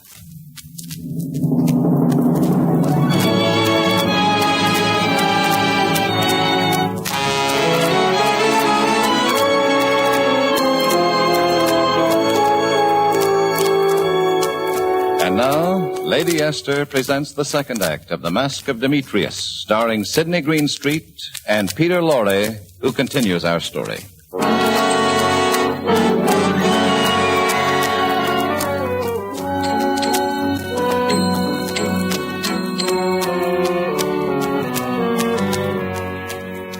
Yes, I did go to Paris. Quite eagerly, in fact. The story of Dimitrios had grown beyond anything I dared to imagine. I knew that now I could never drop it until I had discovered the end. So I arrived, and after a busy 24 hours, I telephoned Peters that I was there. I must give him credit. He wasted no time. Within the hour, he was at my hotel. My dear Mr. Leiden, I cannot tell you how glad I am to see you. Glad enough to leave your gun at home? But of course. Oh, that's good. Permits me to speak more freely, Mr. Peterson. Peterson? You know about that? Oh, yes, and more. You're Your name is Eric Peterson. You belong to a smuggling gang organized here in Paris by Dimitrios. You were arrested in December 1931, fined 2,000 francs, and sentenced to 1 month imprisonment. Who told you that? Oh, no one. I dug that out for myself. Old newspaper files are very interesting. Well, yesterday I found this story and this picture of you. Oh, yes, that picture. Not very flattering, is it? Oh, well, we are not discussing photography, Mr. Peterson. Please. The name is Peters now. All right, then, Peters. You know, in Istanbul, I was told that Dimitrios betrayed a lot of you to the police in order to ensure his own escape. Is that true? Dimitrios behaved very badly to us all. Oh, yes, and there was talk of vengeance. You all threatened to kill him as soon as you were free. I did not threaten. Some of the others, perhaps. Oh. Constantine Gullis was always a hothead. Oh, I see. You did not threaten. You preferred to act. I'm afraid I don't understand. No? Then let me put it this way. It is believed that Dimitrios died a poor man. Is that likely? Your gang must have made a lot of money for him. Very great deal. And he was not the sort to let it go, was he? So, do you know what's in my mind, Mr. Peters? I am wondering if you killed Dimitrios for his money. Mr. Leyden, I think you are very indiscreet. Do you? And also very fortunate. Now, just suppose I had killed Dimitrios. Shouldn't I now be forced to kill you, too? Oh, sure. So you did bring your gun. Yes. I lied to you a moment ago, I admit it. I was curious to know what you would do. Well, now you know.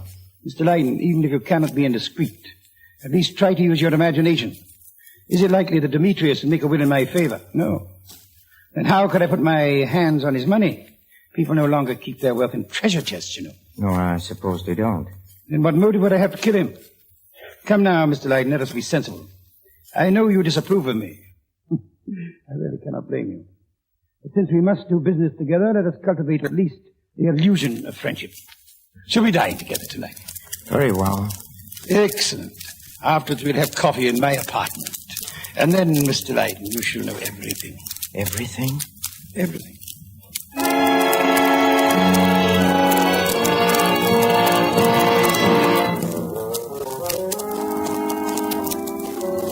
It's an honor to have you here, Mr. Leyden. Such an excellent dinner, too. Tell me, how do you like me, this place? Your place? Oh, I noticed the name on the door was Godfrey. A friend of mine. He's away at the moment. Oh, I see. You conclude, I suppose, that I am Godfrey. Well, Mr. Leyden, you're rather naive. But let us get to our business now. I have a picture here in this drawer. Here it is. Tell me, do you recognize it? Oh, of course, that's Dimitrios. Yes, I thought you'd say that. Is there any reason why I shouldn't? One slight reason. It's not Dimitrios. What on earth do you mean? I mean, this is a photograph of Constantine Gullis. But in Istanbul, in a morgue, I saw it. Perhaps I'd better explain. When we who had been betrayed were released from prison, Dimitrios had disappeared. Yeah. Gullis spent years tracking him down. And when he found him, Dimitrios acted first. He invited Gullis on a cruise. And murdered him. It was Gullis's body that you saw.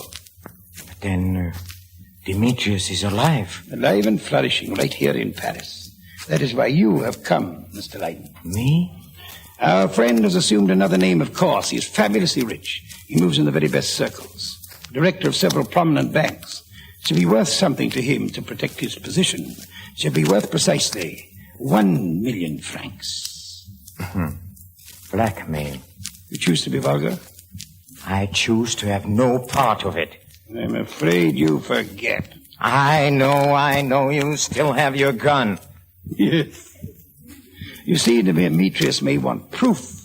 He might ask you to describe the body. You know, you are insane to cross a man like that. Once he knows where you are. But he doesn't know. In my note to him, I specified that the money should be delivered to a messenger at Versailles. The messenger will take a route, devious, and meet us several miles from here. It's almost time now. Shall we go?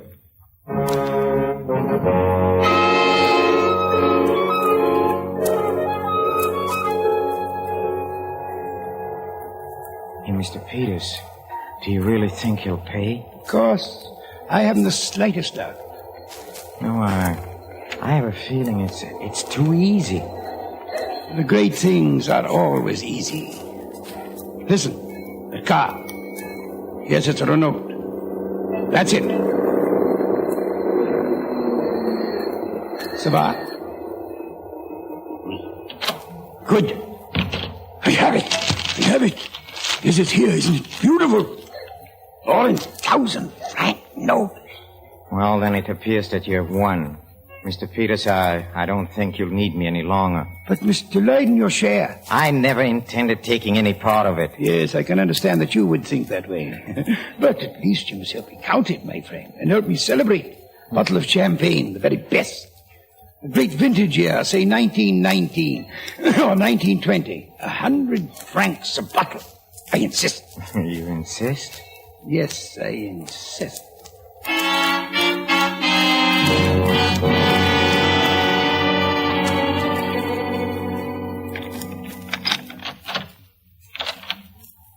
Well, now here we are.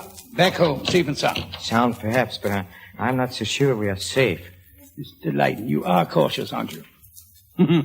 But perhaps wisely so. I must confess to you, even if you had demanded your share of this million, I doubt if you would have gotten it. I was aware of that. Then we can drink as friends. Now, here is the champagne, and all we need is some ice. I'll get it from the kitchen. It won't take... Dimitrios! You don't flatter me by looking so surprised. You must have known I was not entirely stupid. Listen, Dimitrios... What a fool you were to send your note by messenger. It was so simple to trace him to... Don't move, Peterson. You either, sir. No, Dimitrios, put down that gun. I'll give the money back. Go away. Oh, no. Another one. Another one. And now you. No, not me. Don't shoot! No. I'm sorry. I had to do it. Leiden. He's down. Gun. I've got it. You see this, Dimitrios?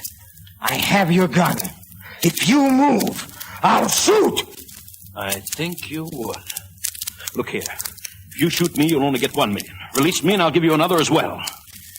Police. Go get the police. But then he'll get away. I have my gun. Cover him. All right. No, monsieur, wait. If you go, he'll shoot me. Don't you see that? Why not take my offer? I shall be back with the police. I'll give you 3 million. Watch him, Peter. 5 million, monsieur. I'll be back as fast as I can.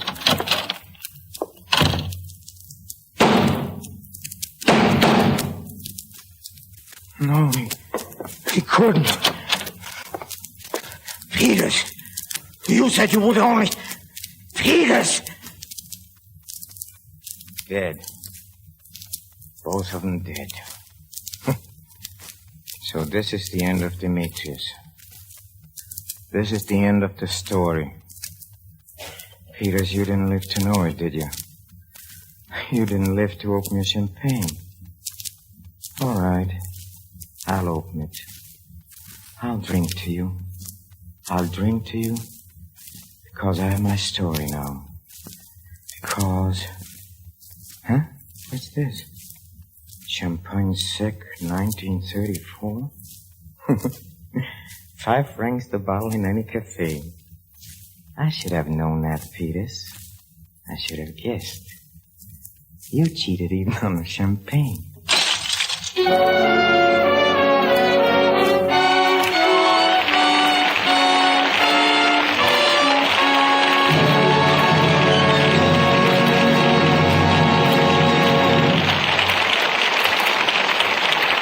Thank you, Peter Lorre and Sidney Greenstreet, for your fine performances in tonight's play.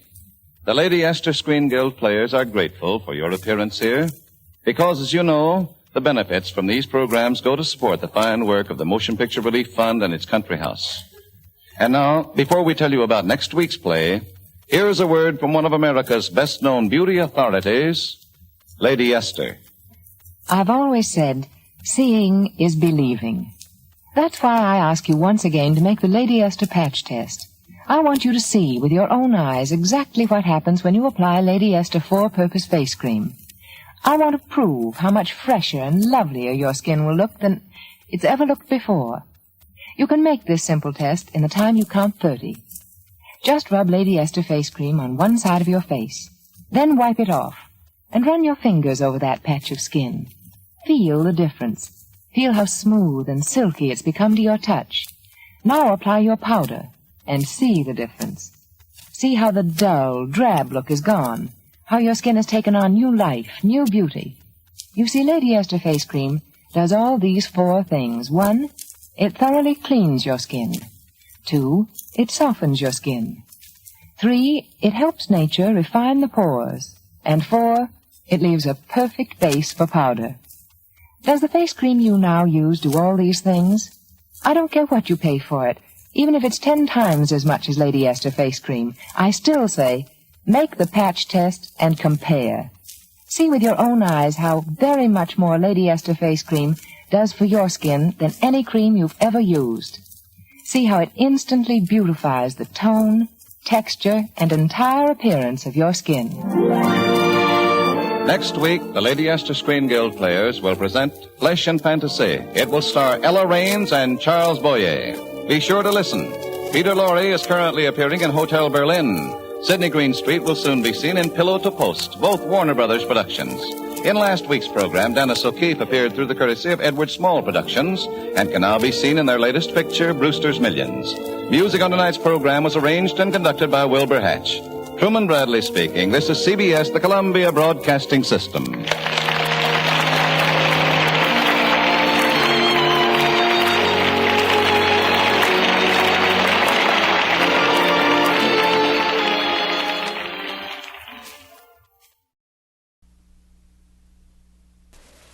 Myrna Loy, Don Amici.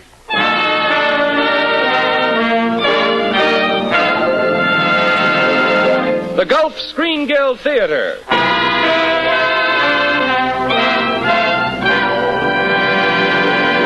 Your host, the director of the Gulf Theater, Roger Pryor.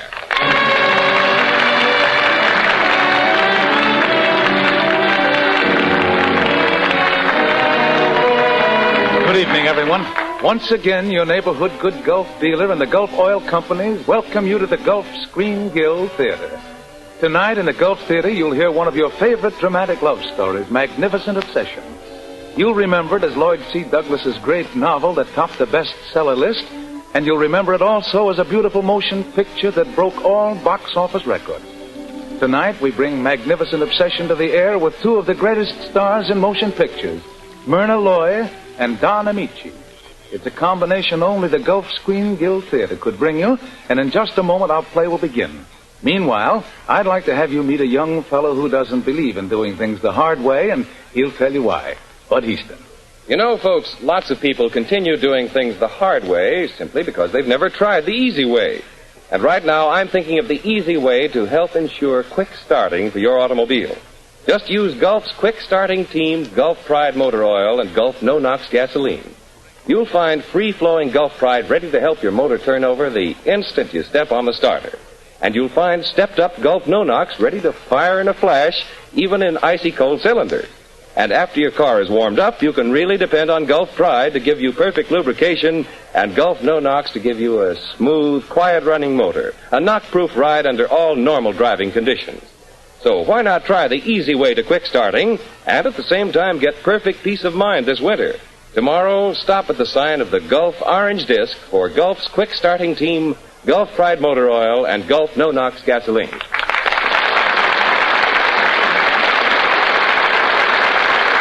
That applause you hear, ladies and gentlemen, tells you that our stars have just come out before the footlights and taken their places at the microphones.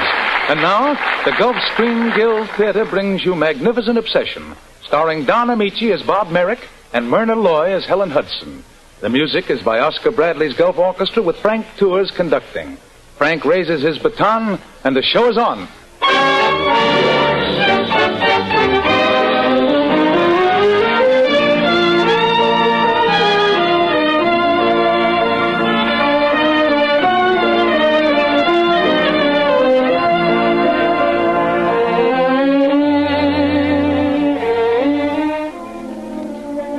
Wise men tell us there's a point in life where reason ends and faith begins. That there are some things we can never really hope to understand. For example, What happened on a June morning in the emergency ward at Dr. Hudson's world-famous Brightwood Hospital? The telephone was ringing. Emergency. Dr. Carlton speaking. This is Mr. Merrick across the lake. Where's that pull motor you promised? Well, it left here almost 20 minutes ago, Mr. Merrick. They're taking it over on a speedboat. Ought to be there any minute now. You can tell Dr. Hudson, if anything happens to my grandson, I'll hold him personally responsible. Dr. Matthews went along, sir. He'll do everything possible. I hope so. Thank you. Old man Merrick again? Yeah, plenty upset about his precious grandson. I don't know why. He's cost the old boy a pretty penny getting him out of jams. Yeah, well, maybe this will teach him not to sail a boat after an all-night binge. Not Bobby Merrick. It'll take more than drowning to beat any sense into that. Carlton. Yes, Doctor. Stand by, you two. Emergency. It's Dr. Hudson. Dr. Hudson? Heart attack. Get the pull motor. It's our one chance. What's the matter? Don't you understand English? Get that pull motor or Dr. Hudson will be dead. The pull motor's gone, sir. Gone? Gone where? It's across the lake. They're using it on Bobby Merrick. When will it be back? Much too late, sir.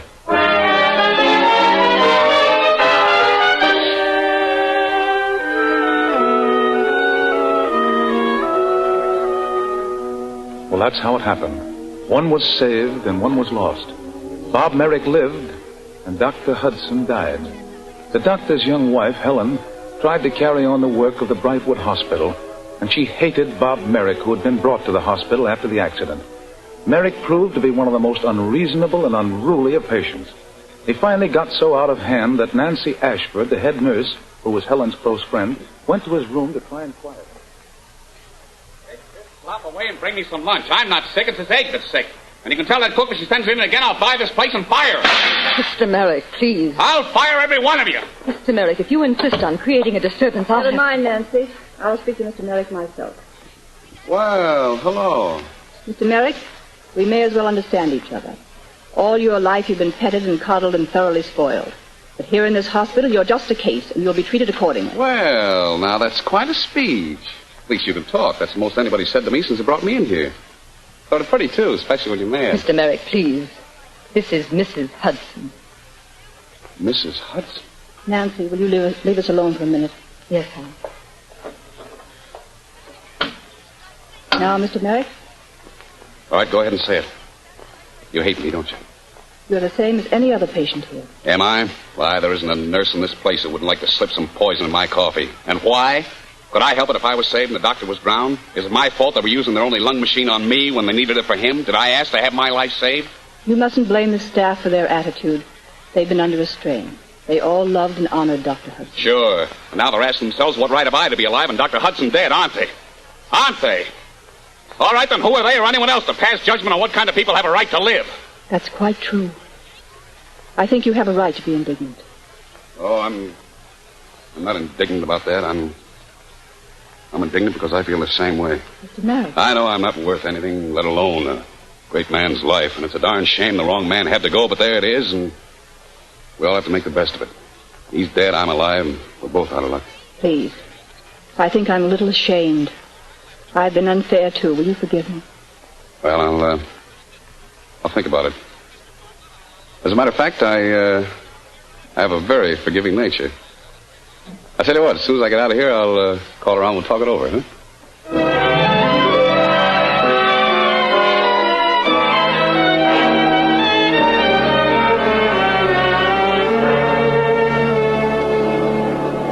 Miss Hudson! Mrs. Hudson, wait! Hello there. Well, Mr. Merrick, this is a surprise. Oh, well, not to me. I've been trying to see you for 3 weeks. And then when I caught sight of you just now, it took me over a block to drum up courage. Courage for what? Oh, to tell you what a bad influence you are. Me? Oh, who else? You're the only person who's ever talked to me straight out and honest, and you won't talk. You won't even see me. Well, you know, I've begun talking to myself hours on end. That's bad, isn't it? That's terrible. I'm such a bore. Honestly, now, do you think you've been fair? I haven't been trying to avoid you. It's just that I've been so busy that Are you busy now? As a matter of fact, I am. I have to make some calls. Walking? As far as the bus, I've sold the car. Oh, well, look, can't I even give you a lift? I know my way around. I'd be a great chauffeur. I don't think you'd like these people. They're very poor. They used to look to my husband for help and advice. Now I'm trying to do what little I can. Yeah, sure. Being very selfish, keeping it all to yourself. Oh, come on now. Let's stop all this nonsense. You hop in and I'll drive you around. You really want to? Word of honor, and I'll be awfully good. I won't tell a single soul I'm rich. You know, I'm thinking maybe I'll have to apologize to you all over again.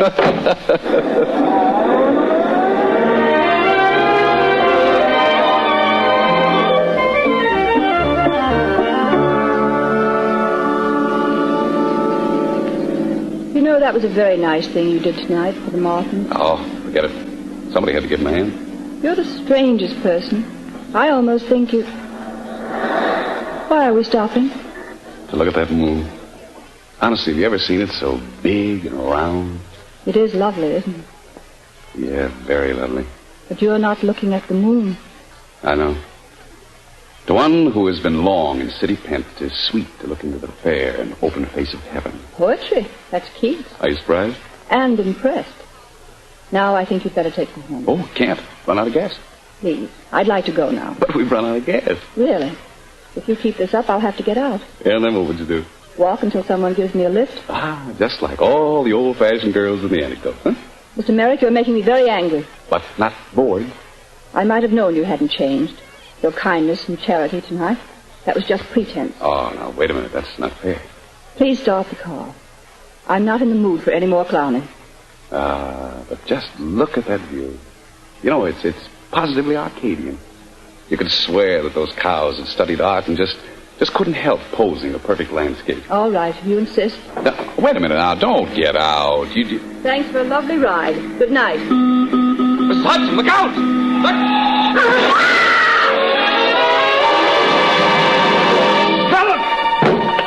Helen!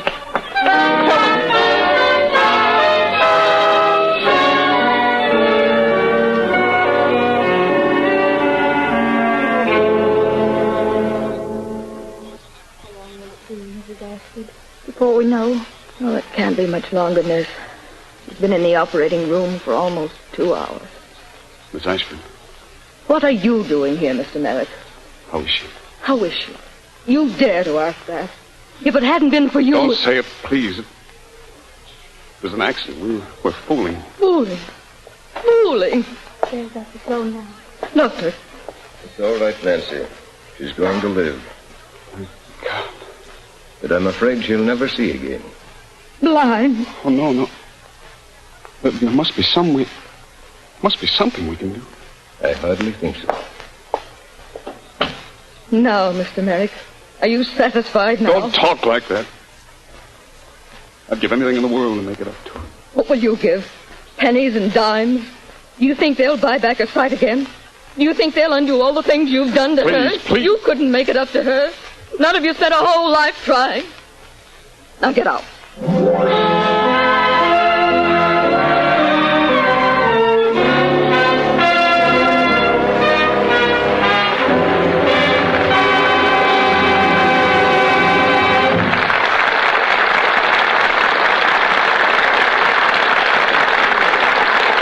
So the Gulf curtain falls on Act One of Magnificent Obsession, starring Myrna Loy and Don Amici.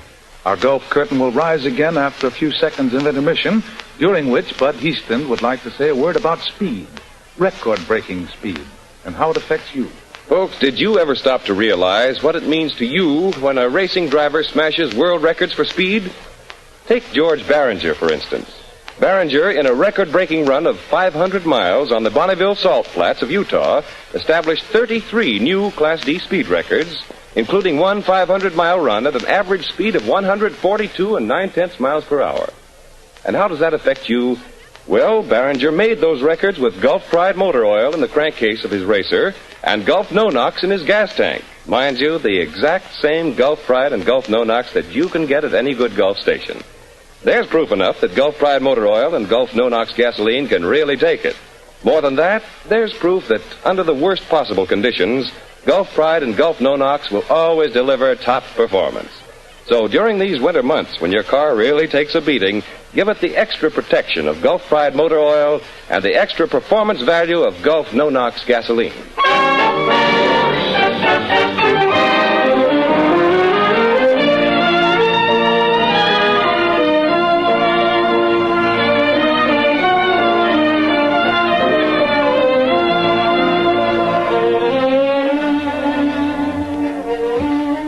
And now the curtain of the Gulf Screen Guild Theater is ready to rise on the second act of Magnificent Obsession. starring Don Amici as Robert Merrick and Myrna Loy as Helen Hudson. It's several months later, and Helen, her sight gone, has taken a small apartment with her friend Nancy and spends her days in a sunny park just across the street. Bob Merrick, who has twice innocently brought misfortune to the one woman he has ever loved, comes every day to sit quietly on a nearby bench to watch her.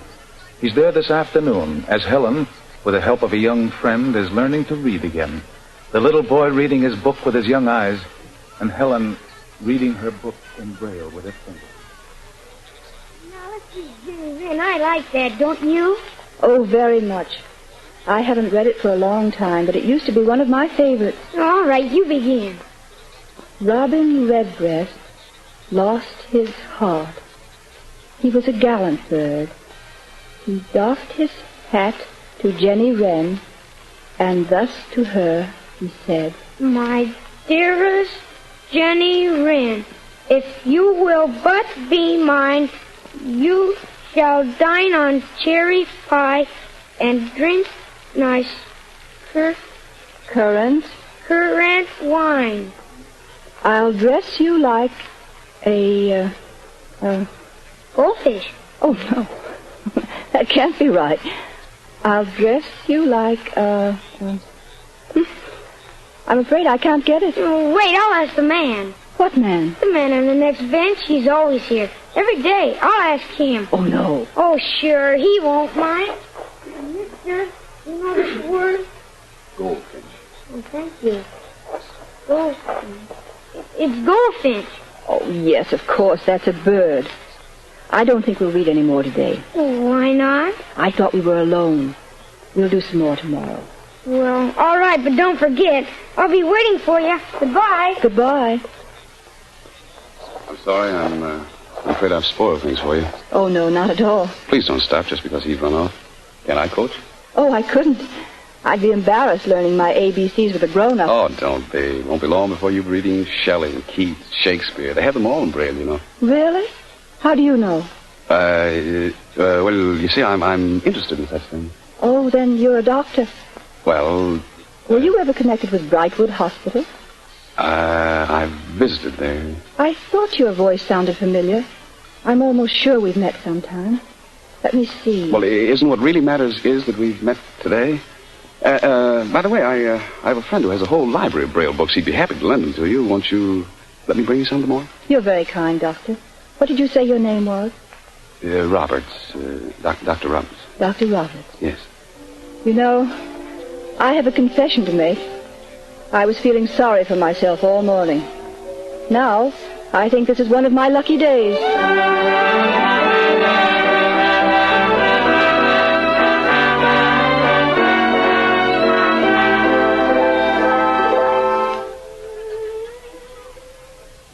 I hope you won't think I'm bold, Mrs. Hudson, dropping in on you this way without warning. Oh, I'm so glad you did, Dr. Roberts. Look, I've nearly finished all those books you sent me. Well, good. I'll see that you get a fresh batch of them tomorrow. I don't know how to begin to thank you. Oh, don't even try. By the way, something's been worrying me. What? That story you were reading that day we met in the park. What happened to Jenny Wren? Oh, she married Robin Redbreast. Oh, well, that takes a great load off my mind. I was afraid the goldfish, or was it goldfinch, was going to break up a beautiful friendship.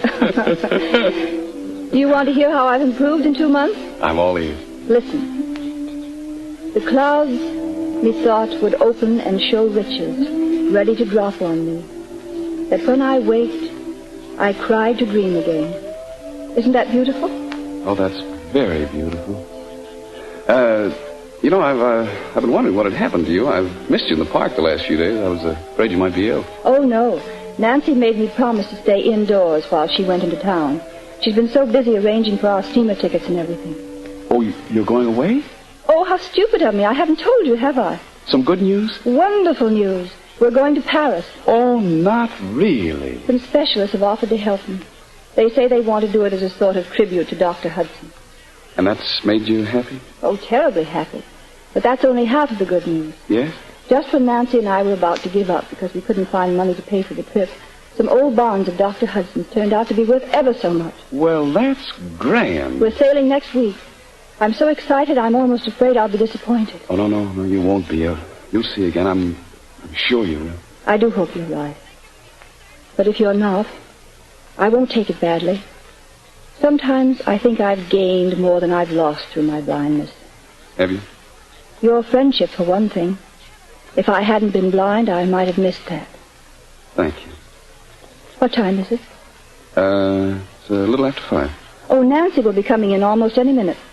Oh, well, I'm afraid I must be going. But you must meet Nancy.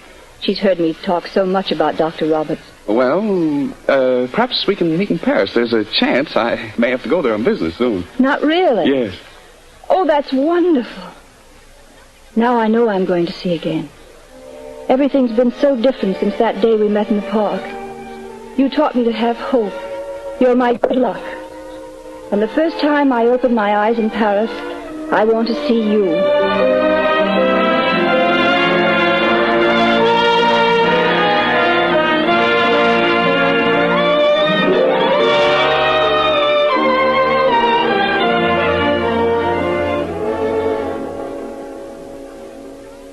You should have been here long before this, don't you think, Nancy? What time is it now? Oh, now stop worrying, dear. It's only 8. Do you think I should tell him how much I've missed him? That this month in Paris has seemed like 6 at least? You won't have to tell him if you smile at him the way you're smiling now. That must be Dr. Roberts. Let him in, Nancy. And please be nice to him. What should I do? Kiss him? All right, I'll go let him in.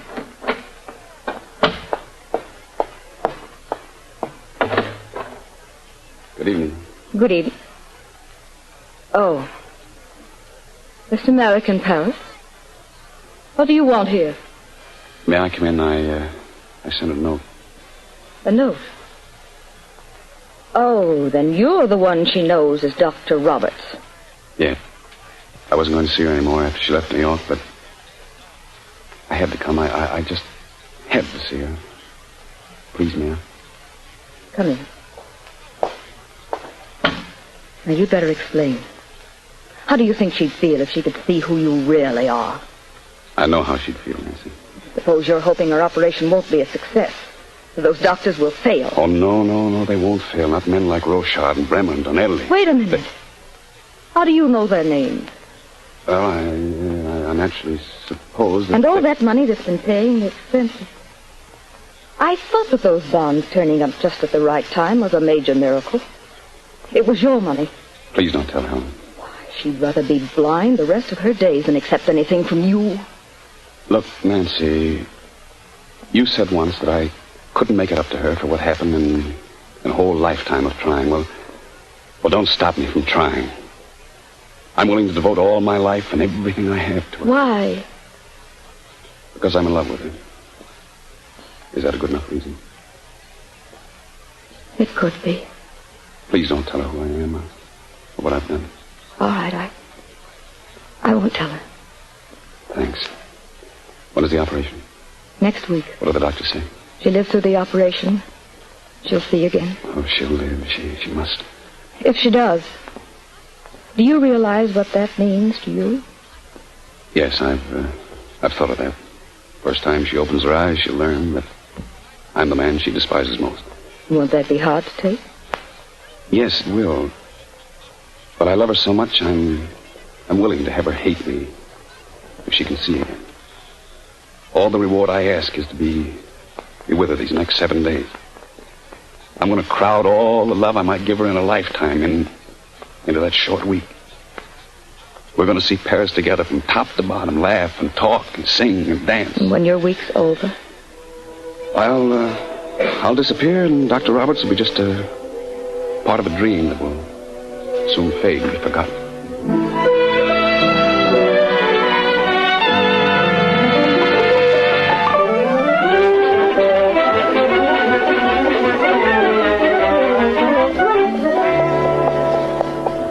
Well, we are now riding down the Rue de Rochambeau. Our horse is very old and our coachman very fat. Has he a red nose? The horse? No, the coachman. Oh, very red. A violent cerise, I think you'd call it. He has the longest ears you've ever seen. The coachman? No, the horse. Oh, by the way, what would you say to the blue mouse? I'd say, how did you get blue? Did you fall in the paint bucket, or are you disappointed in love? Oh, no. The Blue Mouse is a cafe, you nitwit, and they have the best orchestra in Paris. Coachman, the Blue Mouse.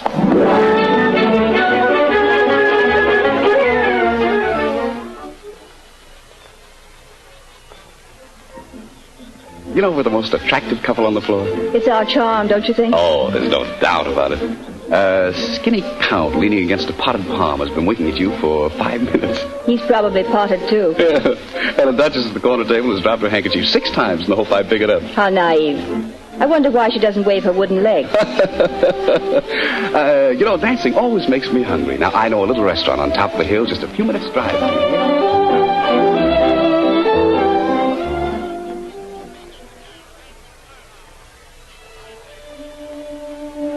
You know, the best thing about this place is that the scenery is just twice as good as the food. There's all Paris at your feet. Lights stretched like a magic carpet just as far as you can see. It's beautiful. Well, Helen, this is the end of our week. Have you liked it? It's something I'll remember always. So will I. Are you happy? Very happy. So happy, I'm not the least bit afraid of tomorrow. No matter what happens, I won't care, because I've seen Paris through your eyes. Now you'll see it through your own before long. I wonder if everything will be as lovely as it is at this moment. I'm almost afraid that if I wake up, I'll be like the character in my poem. I might cry to dream again. We'll come up here again, won't we? Oh, perhaps. Perhaps. Helen, I didn't want to tell you. I finished the job I came over here to do. I'm going back now. Going back? Oh, no. When? Tomorrow. It isn't that I want to go. I'm afraid I must. But you will come and say goodbye after the operation. Well, you see, I have... Please. I want you to come. No, all right. I'll come and say goodbye. Oh, my, just look at the time. Come on, you should be in bed. To sleep and dream, and when you wake up, the tomorrow you've been waiting for will be here.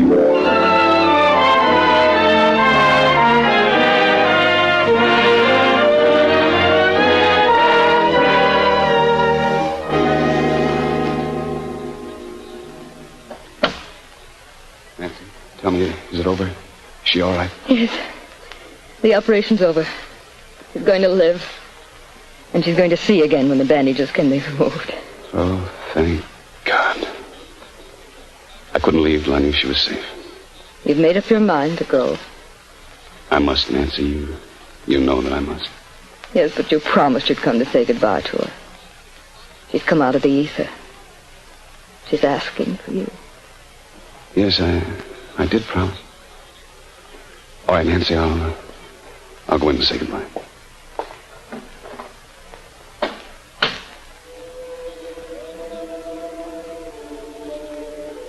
Nurse. Nurse. Darling, don't try to talk. Just be quiet. Dr. Roberts? Yes, Helen, I came to say goodbye as I promised. Do you really have to go? Yes, darling. But why? Well, because I told you my work's finished here. Isn't it because you think I don't know you're Bob Merrick? Bob Merrick? I've known for a long time. Helen, darling, why didn't you tell me? I wanted to wait until I could see with my eyes, as well as with my heart. And I thought you'd hate me. Oh, Helen, I've so much to make up to you. But I'll spend my whole life trying, if you'll just let me. Perhaps if I try hard enough, I may make you forget all the suffering and pain and darkness. No, Bob. All that's past. This is the tomorrow I've waited for. Don't you see? Now I've got my dream. And you, too.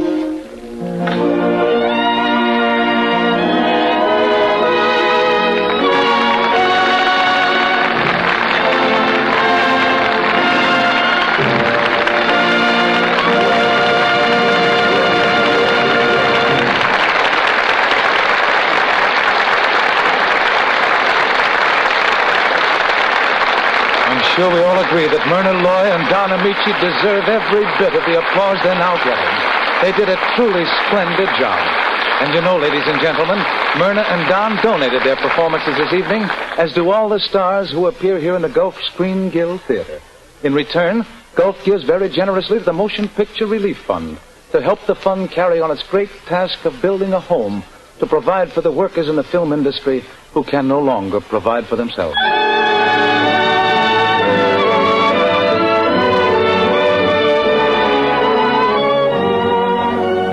Next week, 3 of the brightest names in Hollywood will be featured on the marquee of our Gulf Screen Guild Theater. 3 top-flight stars who have never before appeared together on radio, stage, or screen. We'll have as our guests Alice Faye, Herbert Marshall, and Humphrey Bogart. You'll hear them all together in the rollicking motion picture comedy, If You Could Only Cook. It's all about a rich man and a poor girl who pose as butler and maid in the household of a notorious gangster. So be sure to listen next week for this highlight of the Gulf Theater season. Alice Faye, Herbert Marshall, and Humphrey Bogart in If You Could Only Cook. The music, of course, will be Oscar Bradley's Gulf Orchestra with Frank Tours conducting. Until next Sunday, then, this is Roger Pryor saying good night, everyone, for your neighborhood good Gulf Theater. This is the Columbia Broadcasting System.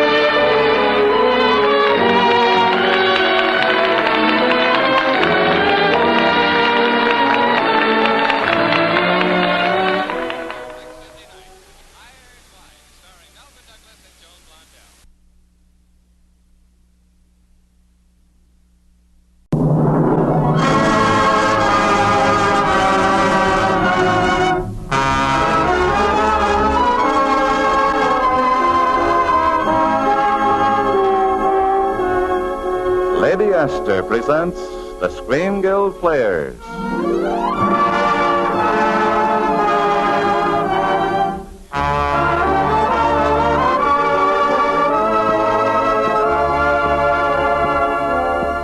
The Lady Esther Screen Guild play tonight, Brother Rat. The starring players, Mrs. Ronald Reagan. And this is Wayne Morris.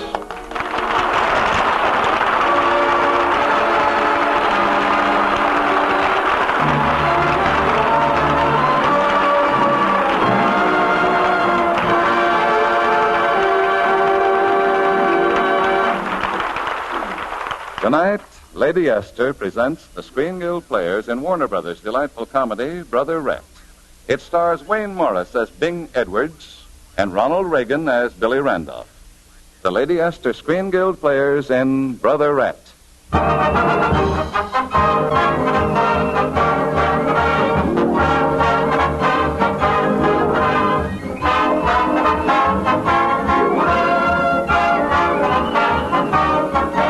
VMI, Virginia Military Institute, is devoted to the study of arms, in classroom and out, which is where Joyce Winfrey happens to come in. Joyce is young, vivacious, and beautiful. Her best friend, Claire, is young and wears glasses.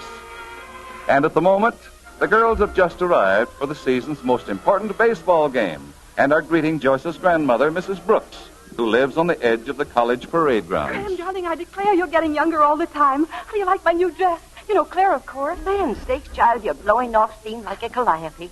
How are you, Claire? Just fine, Mrs. Brooks. Does the Colonel know you're here? Not yet. I wrote down I wasn't sure what train we'd make. Claire, you simply got to stop calling him Dad. But all my life I've called Dad Dad. Well, not this trip. That's simply out. By Joy. Well, don't you see, Graham? If they know her name is Claire Ram and she's the daughter of a new commandant, she wouldn't have any fun at all. Why, if any cadet even danced with her twice, they'd all say he was toadying up.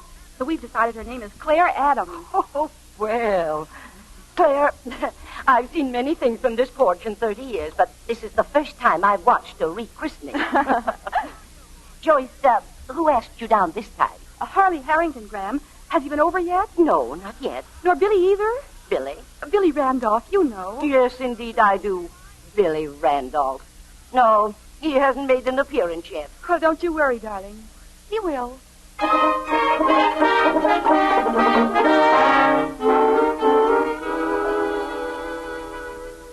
Jenny, the question before the house is she here or is she ain't? And if she ain't, what time do you expect she'll is? Oh, she's here all right, Mr. Randolph. Upstairs changing. Better go on in. Miss Brooks is in there. Mrs. Brooks. Well, lightly to the charge, Jenny. I declare, honey sure to attract them flies. Mrs. Brooks? Yes? Who? Oh. Good afternoon, ma'am. How are you this bright afternoon? I'm very well, thank you, Mr. Randolph. I believe I have an old score to settle with you. With me, ma'am? With you. For keeping Joyce out till 3 in the morning. The last time she was here. Oh, that. Well, I'll tell you how it happened, ma'am. I distinctly remember looking at my wristwatch, and both hands were together. You see, exactly 12 o'clock midnight. Well, a little later, I looked at my watch again, and the hands were still together, so I thought it had stopped. Come to find out, Mrs. Brooks, it was 3:15. I guess maybe my arm was in a different position. I guess maybe it was. And furthermore... Good afternoon, Mrs. Brooks. Oh, hello, Bing. I have a message for you. From Kate? Yes, she's been delayed a bit. She telephoned, said you were to wait. Thank you, ma'am. You going to pitch in the game tomorrow, Bing? Yes'm. Unless the coach uses somebody else. How's the arm? Pretty good, ma'am. And the chemistry? I'm just about staying above water.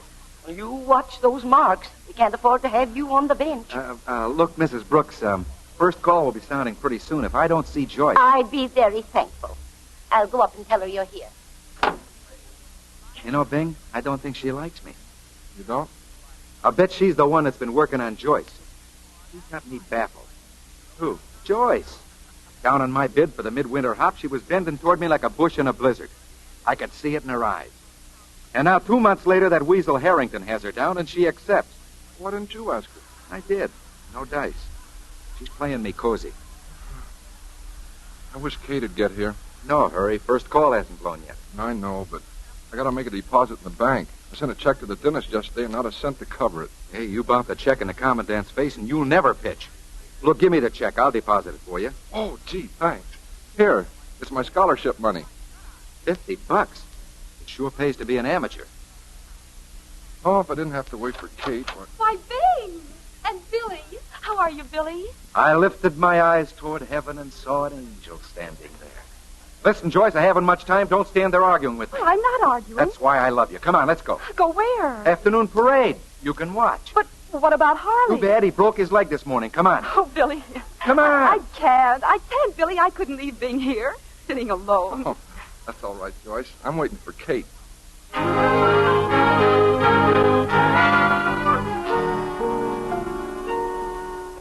Now, don't you worry yourself, Mr. Bing. She'll get here all right. That Miss Kate is the sweetest, nicest, most honestest gal in the whole wide world. Bing! Bing! Uh-huh. Just like I said. Oh, Bing! I'm so sorry I'm late. Hello, Kate. Oh, I'm so glad to see you. Yeah, me too. How long you gonna stay? Well, I don't know. You see... Gosh, Kate, you're pretty. Am I, Bing? Powerful pretty. Never forget the first time I saw you in the drugstore 4 years ago. Made me feel like there was a kettle of hot water boiling up inside of me. Oh, thank you, Bing. Remember last fall? Reckon we'll ever have that much fun again? Oh, Bing. Bing, darling. Look, Kate, I can't stay now. They'll be blowing assembly, and I'm supposed to pitch tomorrow. If I'm late for the parade, Yes, well, I know, Bing, but there's something I've got to tell you about. I quit my job. What's your job? I thought you liked it in Roanoke. I do. But I've got to go away. Go away where? I didn't mean to tell you. Not until after graduation. If they find out we're married, you'll be dismissed. And we can't let that happen. It means too much. A diploma, a job, a home of our own. Kate, what is it, honey? Don't cry. What's happened, Kate? Oh, Bing. I don't know how to tell you. What?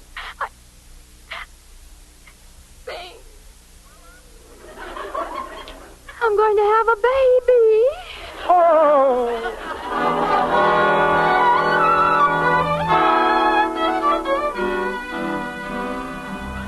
Honest, Dan, this is extra special. You see, it just happens that Joyce is in town. Now, that's so. Well, I hope she'll be very happy. Now, shut up and let me study, will you? You don't understand. Her grandmother put the thumb on me, so Joyce came down on Harrington's bit. If I see her at all, it's got to be, extracurricular. So you skip out the window after tap, so what? Well, she's got a roommate along this trip, and... And you can stop right there. But Joyce says this girl's a great little number. No soap. I've been on blind dates with you before. And how about me? That time you sucked me in for that Peggy something from the teacher's college. Not enough appeal to flag a handcar. Yeah. Well, look, anyway, I need my sleep. I got a ball game to catch tomorrow. Sure, I know you have. Look, it's going to be tough enough the way Bing's been acting. Did you see him at parade, sort of in a daze? Hey, Dan, we're going to win that game, aren't we? I suppose so, if Bing comes out of his coma. We got to win. I got a lot of money on the game. $50. When did you ever have $50? Well, it's not mine exactly. It's Bing's. He asked me to deposit it for him, but I didn't have time. And you went and bet it? The way Bing needs money, you... If you had $50, you'd bet it, wouldn't you? I'd bet my own, but not Bing. Well, what good's it going to do in the bank? A measly 2%. This way, he can double it overnight. Bring him out of that fog. That's all he's worried about. Money. Who isn't? Okay, $2 if you go along tonight. That's a deal. Oh, that's great, Danny boy, great. I'll fix it up with the rats. Oh, hello, Bing. Where you been? Out walking. I gotta think. Listen, Bing. You ought to take care of yourself. You got a pitch tomorrow. You shouldn't worry about anything. Oh, I gotta worry. You mean it's compulsory? I mean I can't pitch. What? You can't pitch? What are you, a prima donna? No. I'm married. You're what? Married? Hey, are you insane? Maybe. But I'm married, too. Kate? Yeah. When? Last fall. Bing, if Colonel Ram finds out, you'll be shipped in a minute. Yeah, I know. Oh, gosh, this is awful. It couldn't be worse. Oh, you don't know. Kate's gonna have a baby. A what? A baby. I can't understand it.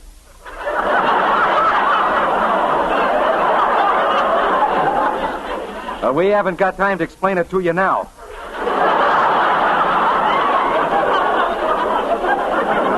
Does anyone know? No. Oh, yeah. Who? Oh, well, only one person. Who? Kate.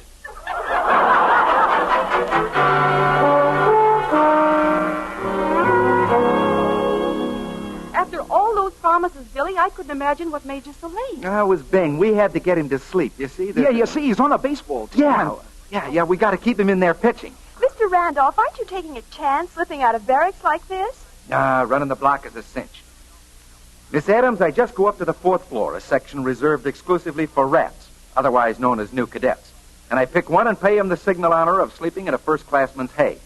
And when the OC flashes his light in my room, a cinch. Yes, but who sleeps in the rat's hay? They never inspect the 4th floor. Rats are too scared to run the block. Well, it's lucky you first-classmen room on the ground floor. That's what makes the military system what it is. You start at the top and work your way down. Beautiful moon, isn't it, Dan? Yeah, it's all right. Yeah, beautiful moon, beautiful girls, beautiful porch. Only one thing missing, Joyce. What? Some beautiful food. I'm so hungry that I could... You won't have to. There's lemonade and cake in the icebox. I'll go in and get them. With 2 able-bodied men here, I should say not. Come on, Dan. Yeah, he's always got to have company. Number 2 man on the sucker detail. Let's go. How about it, Claire? What do you think? Yours or mine? Billy. Well, he's cute, but crazy as a quilt. They both are taking a chance like this. If they were ever caught... Claire? Claire, you on the porch? Joyce, it's Dad. Claire? Yes, she's here, Colonel Ram. We were just... I was passing by and thought I'd better round her up. You had the porch light off. Well, we didn't want to attract... I mean... But you know, Dad, insect bugs. Just so there aren't any rats around. Dad, I'm ready to go home. Let's go. Good night, Joyce. Well, wait a minute. What's the rush? I haven't seen Joyce in quite some time. The least I can do is visit a bit. Yes, of course. Won't you sit down? That's right. You sit here. I'll go in and get you a drink. No, Joyce, you don't have to entertain me. When anyone's been a friend of the family as long as I have, I say that... Rockin' where angels fear What's to that? tread. And so I come to you, my dear, my heart above my gosh. Mr. Randolph, this is very unorthodox. Yes, sir, Colonel Ram, sir. You realize you're out of barracks without authority? Yes, sir. You see, Colonel Ram? Colonel Ram. That is Colonel Ram. Colonel Ram. Hey, Billy, you nuts. I'm going to have the ramrod on our... Yeah! So, there were two of you, Mr. Randolph. Yes, sir. Sir... Report yourselves under arrest. I'll take care of this in the morning. Come along, Claire. Coming, Dad. Sorry, men. Dad? Did she call him Dad? It's the habit she picked up as a little child. Okay, Mr. Randolph, start explaining. Dan, he didn't know. I'll take the blame. But suppose he kicks me off the team. Suppose he doesn't let me catch. Oh, it's a worse rap for me than it is for you. Bing doesn't pitch, you don't catch, we lose the game, I lose my dough. You mean Bing's dough? Bing's dough, my dough, what's the difference? It's money, isn't it? And I'm going to lose it.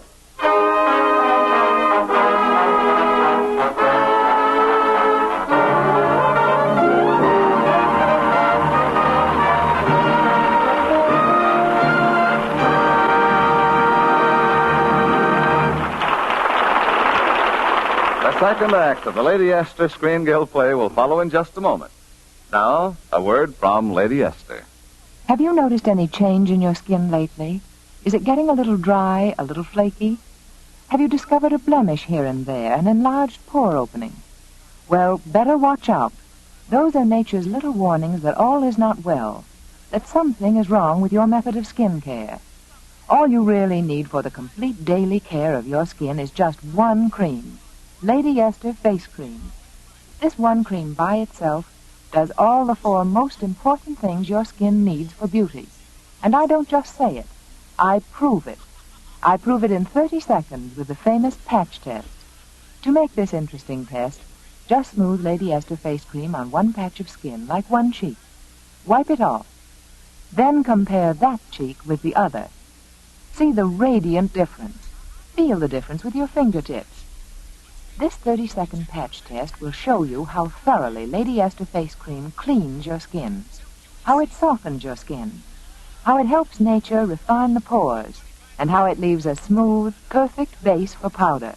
Remember, all I ask is that you let the patch test prove this. Let the patch test prove that Lady Esther Face Cream does more for your skin than any face cream you have ever used.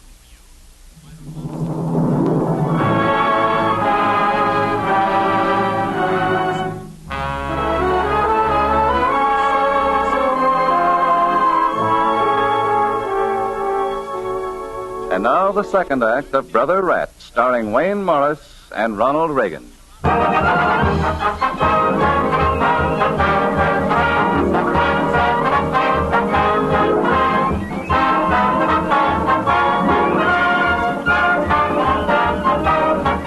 Well, it looks pretty bad for VMI. With Dan barred from playing for running the block, and with Bing walking around in a daze, the $50 bet is as good as lost. Except that Billy isn't quite licked yet. Confined to quarters with Dan, he comes up with another brilliant idea. Dan, I got it. I got a way out. I should tell you to forget it, but go ahead. Listen, we bet all Bing's money on BMI, didn't we? You're all mixed up on your personal pronouns. All right. I bet it. And Bing is going around in circles, isn't he? Our best pitcher. Right. And you're our first string catcher. You bet 400, don't you? Right. And you'll be in here chewing your fingernails. Right. Which means all that dough is going right down the drain. Now you got upstairs, mister. Let's see you get down. Okay, don't crowd me. Now, if we take that same amount of money... If we had that same amount of money. That's a technicality. If we take that same amount of money and bet it on the other team... The Cavaliers? Sure, and when the game is over, where'll we be? In the doghouse. We'll be even. Do you get it? Even. It's in the satchel. We can't miss. Hey, Slim. You bats. You bring the taxi driver in here and you'll get shipped. I never was before. Let's see. I got $6.50. 40, huh? Well, I got about 8. Again. Come on in, Slim, through the window. What do you have, Brother Rat? Slim, how long have we been Brother Rat? 4 years. Ever since you got here. Been through a lot together, haven't we? Well, I reckon we have. I never failed you in a pinch. Oh, can't say as you did. Okay, how much money you got? I was afraid of that. Not very much. Just this here. $3. All right, now the other pocket. Wait a minute. No, not in there. 5 more. Oh, that's my eating money. Hate to do it, Slim, but I gotta borrow it. Positively return it tomorrow. How much is that, Dan? $22.50. Not enough. Slim, how much would Barney give me on this watch? In hock? Yeah, in hock. All watches is the same. $6. Okay, in a hodgepodge. Dan, you've got a watch. I had a watch. It's another 6. Say, how about this medal? Yeah, the medal. How much, Slim? $2. It's a debating medal. $2.50. That makes $37. Still shy 13. That's a bad number. Dan, do you suppose we might... Hey, now get away from that saber. That's Bing's. I was only thinking. Yeah, get 20 years for what you're thinking. Slim, how much for this picture frame? Gold. $5? Oh, Billy, we can't. That's Bing's girl. Slim, top? Top. Too bad. I sure hate the stripper. How much now, Dan? $42. Still short. Slim, how about books? Books ain't worth nothing. We gotta get the rest. We just got to. Bing wrote a check, not a dime in the bank.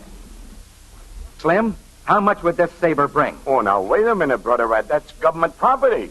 I could go to Alcatraz. Never mind that. Will it bring $8? Sure, it'll bring $8, all right, but I'll then go it's gotta go. Come on, grab that laundry bag. Dump the stuff in. Rush it over to Barney's, get the money, and bet it all on the game. The whole caboodle? The whole caboodle. On VMI? Are you nuts? Lay it all on the Cavaliers.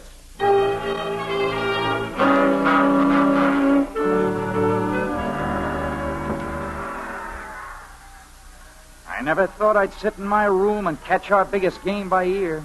I wonder how it's going, Dan. Hey, you think that cheer is pro or con? I don't know. Townsend said he'd let us know, but if he doesn't come soon, I'll... Hey, Dan.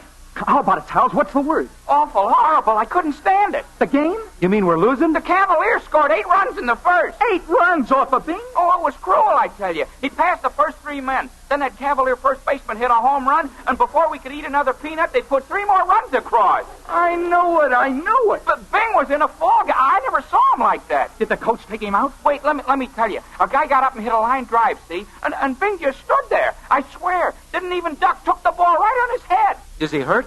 I don't know. They carried him into the dressing room. I'm going down now to find out how he is. I'll let you know. Of all the rotten breaks I ever... Yeah, Slim? Oh, I'm sorry, Brother Rat. Couldn't lay that bet. Too late. Too late? The game had started. Holy Toledo. What about the stuff? Well, here's your pawn ticket and here's your money. Plus $8.50 for the 2 trips. Slim, you picked a fine time to fail me. Certified, Brother Rat. Did the best I could. Anything else? Yeah. Rush down and see how the game's going. Right. I'm on my way. Oh, if I only knew how Bing was. Bing. Bing, you all right? Yeah. I'm just a little dizzy. Oh, come on, Bing. Sit down. How's your head? Gee, I don't know. Can I get you something? No. I mean, no. I'll leave him alone, Billy. He's all right. Bing, what was the matter? Why didn't you duck? I was thinking of Kate. Thinking of Kate. Look, I'm thinking of Kate. I can duck 8 runs. What's up, Slim? Trouble, Brother Rat. The commandant just stopped me. Colonel Ram? Yeah, he put the screws on me. Knows all about the saber. No details, please. How'd he find out? Barney went chicken, called up Ram and gave him the serial number. I thought you want to know. Me, I'm getting out of here. He's getting out. I wish I could. Quiet, fellas, please. Come in. Oh, Colonel Ram. You didn't look so surprised, Mr. Edwards. You might have expected me. Expected you, sir? I understand you've been writing checks without funds. Oh, no, sir, I didn't. Really, You're not going to deny you wrote a check to Dr. Kimball? Oh, I did, sir, but... I know. You were going to deposit the money. What is the serial number of your saber? 113724, sir. I thought so. Well, you won't need a saber anymore, Mr. Edwards. Colonel Ram, may I say something that... I'm not addressing you, Mr. Randolph. But, sir... Mr. Edwards, you will place yourself under arrest. Writing a check without funds and funding United States government property. Who's the orderly of this disgraceful room? I am, sir. Add that to the report. Room in gross disorder. That's all. Gee, Bing. Tough break. I hope you're satisfied, you maniac. Don't pick on me. You said we'd Betting win. these dough, dragging me out in the middle of the night. Now, wait a minute. Getting me put under arrest. Why don't you stop involving other people, you hollow brain? You might have known. Now, that hold Barney it. I'm had not going to told take all the Providence. rap. You Somebody want ought to to just that keep empty us out. squash head. Listen, be quiet. You want to get us into trouble?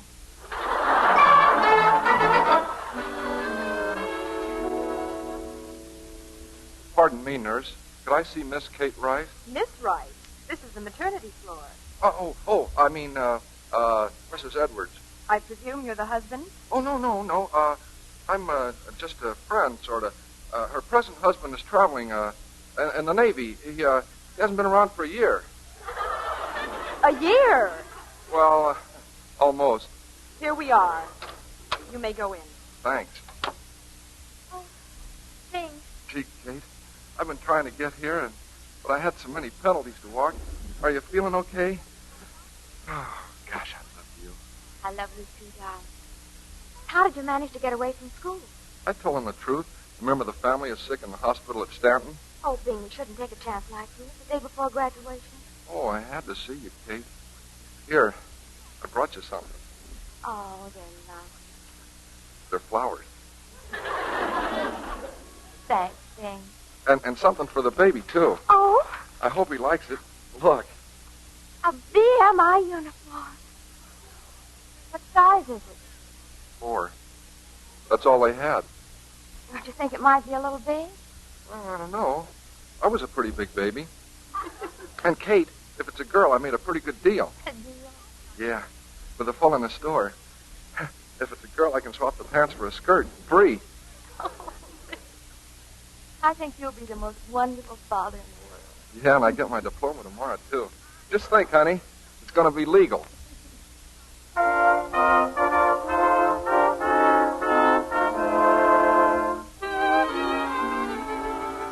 Cheer up, Dan. All our penalties are walked off now. 2 more hours, graduation, and we're free.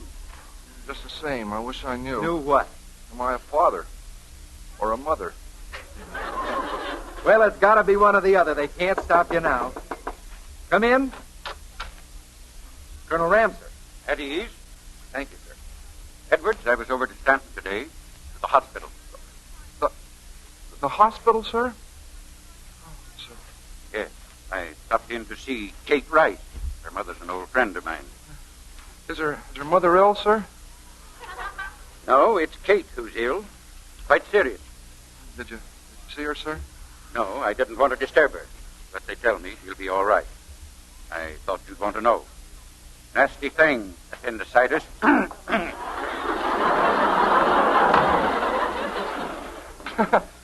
Billy, did you hear? Oh, the thing you can't faint now. What is it, Slim? A telegram for Brother Bing. Oh, let me have it, quick. Must be from Kate. Maybe she's sick. Maybe she needs me. Maybe. What is it? It's a boy. A boy! Yippee! The first in the class! Hey, what's so funny? I was just thinking how cute that uniform's going to look on Kate's appendix.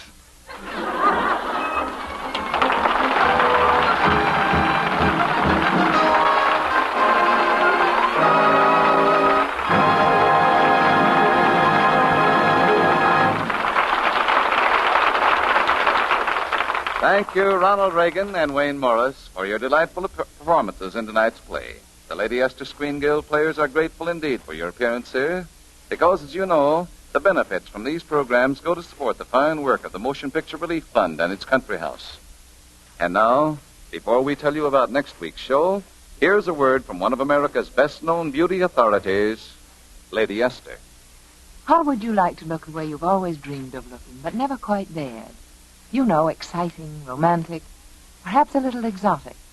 Now, I don't say that Lady Esther Bridal Pink Face Powder will perform miracles, but I do say this new shade will give life and color to your face, depth to your eyes, a real lift to your spirits.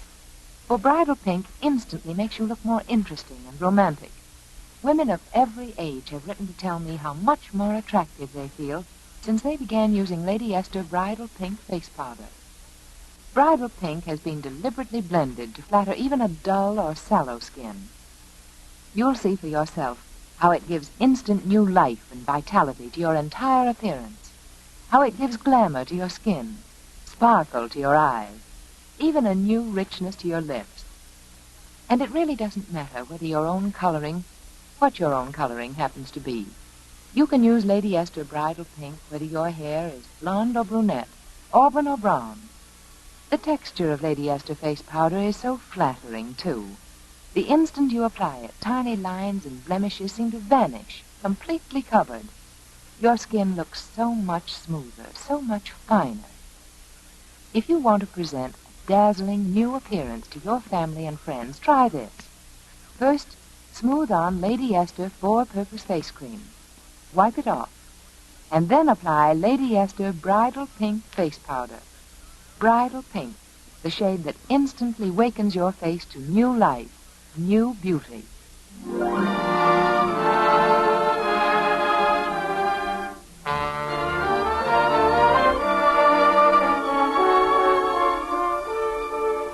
Next week, the Lady Esther Screen Guild Players will present My Client Curly.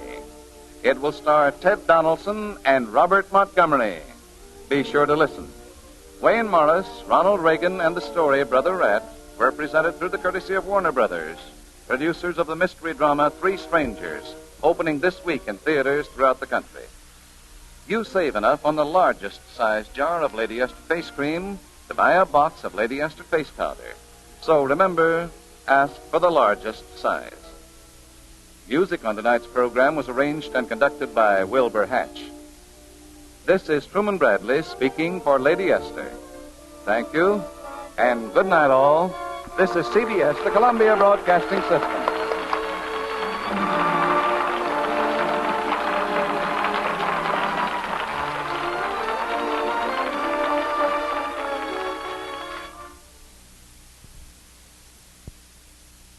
Madeline Carroll, Melvin Douglas.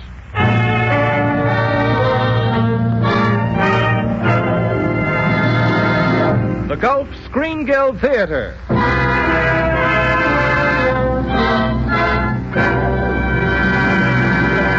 Your host, the director of the Star's own theater, Roger Pryor.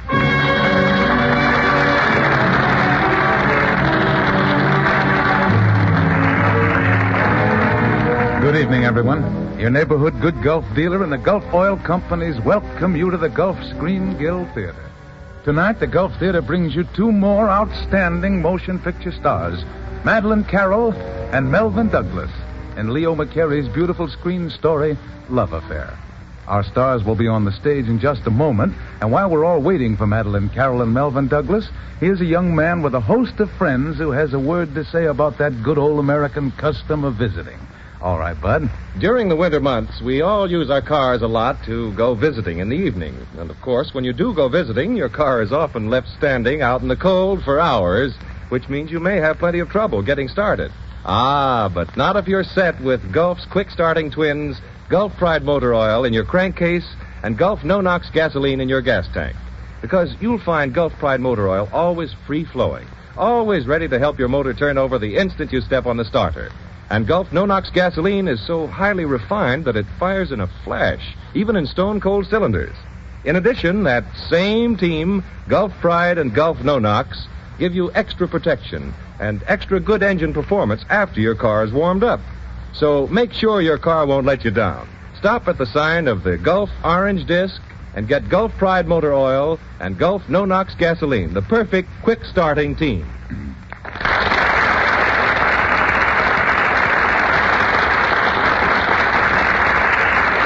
Ladies and gentlemen, that burst of applause is for Madeline Carroll and Melvin Douglas, who have just made their entrance on our Gulf Theater stage. They take their places at the microphone, and we present Love Affair, adapted by Harry Cronman, and starring Madeline Carroll as Terry McKay and Melvin Douglas as Michael Mornay. I'll appear as Kenneth, Terry's fiancé. The music will be by Oscar Bradley's Gulf Orchestra with Frank Tours conducting. And now, Love Affair.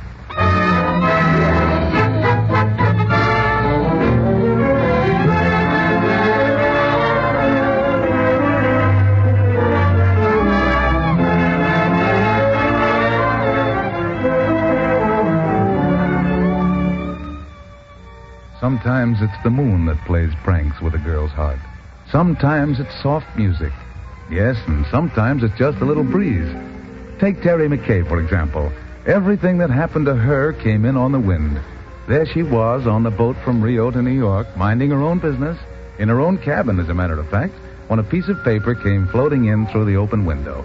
Quite naturally, Terry picked it up, discovered it was a cablegram. And quite humanly, she was reading it when a man looked in through the stateroom window. Huh? I believe you're reading my cablegram. The wind blew it out of my hand. Oh, this is addressed to Michael Mornay. How do I know it's yours? Well, I'm Michael Mornay. Don't tell me you're the fella. Yes, The international playboy, the curly-headed Casanova that Winchell's Well, always talking about? The one that's going up to New York to marry Lois Clark, who's got $10 million? 11. Now, if you'll hand me my cablegram. Just a minute. You haven't identified yourself yet. Can you tell me what the message says? Well, It's frightfully personal. It says, remembering a warm, beautiful night, a thunderstorm over Lake Como, and you. And you. That's you? Uh-huh. It was all right, huh? Uh-huh. It was nice. Uh-huh. Think it'll ever take the place of baseball? Here's your cablegram. Well, thank you. Thank you. Just a moment. I beg your pardon, but Oh, it's you. What's the matter? Did you lose it again? look, I'm in trouble, serious trouble. Well, I could have told you playing around Lake Como, the poor girl. No, listen, I must talk to someone. And you have an honest face. I'm sure I can trust you. We could go to my cabin. It's very close. Mine's closer. In fact, it's right here. Oh, thank you. Oh, this is very cozy. Not that I'm prudish. It's just that Mother told me never to enter a man's room in months ending in R. Your mother must have been very beautiful. What's your name? Terry McKay. Terry McKay, and I'm traveling alone. Well, you saved my life, you know. I was bored to death. I haven't seen one attractive girl on this boat since we left. Not one. Honestly, I was scared. I said to myself, don't beautiful women travel anymore? And then I saw you, and it was all right. My. And with a line like that, you won Lois Clark and $10 million. 11. You know, we still have 8 days before we get to New York. 8 days for life to be bright and lovely. Beautiful and bubbly like pink champagne. Is there any reason why it shouldn't be? None at all. Except that I'm engaged. Oh. Is that his picture on the dresser? Yes, that's Kenneth. He's nice, Uh-huh. He's all right. Uh-huh. But he wouldn't approve of pink champagne. No. I suppose if I asked you to have dinner with me, you'd say no. And if I said yes? Oh, then I'd ask you again tomorrow night.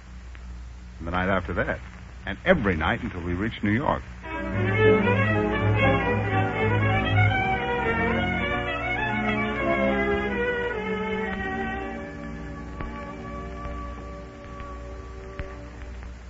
It's lovely on deck at night, isn't it?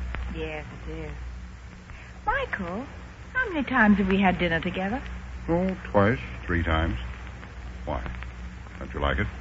I know just how a goldfish feels. It's your reputation, I guess. Have you noticed them, the way they stared at us? Oh, they don't matter. Let's not even talk about them. Let's talk some more about you. Let me see, where were we? You'd left Kansas and you'd gone to New York, and then? And then a job, singing in a nightclub till 3 every morning. Then the manager used to chase me around his office till about 4. Then I went home, and one night Kenneth came along. Oh, yeah. He said I didn't belong in a place like that. He said... that you should improve yourself. Yeah. So I studied and traveled. So that someday you'd be a charming, lovely wife. Exactly. Well, that sort of brings us up to date. I've only known you a couple of days, and my whole life's an open book. Now, what about you? Oh, nothing much. I play the piano, and I write a little. Courbet, you know, the art dealer in New York. Courbet tells me I paint rather well. A jack of all talents. Yes, that's the trouble. I'm also a critic. The artist in me would create. The critic destroys. So I do nothing. What a pity. Besides, I've been too busy living. I can imagine. Michael, When do we get to Havana? Tomorrow morning. We stop there, don't we? 24 hours. Then I'm going to do a little living, too. Sloppy Joe's and the Roomba places and the big hotels. And we'll have pink champagne in every one of them.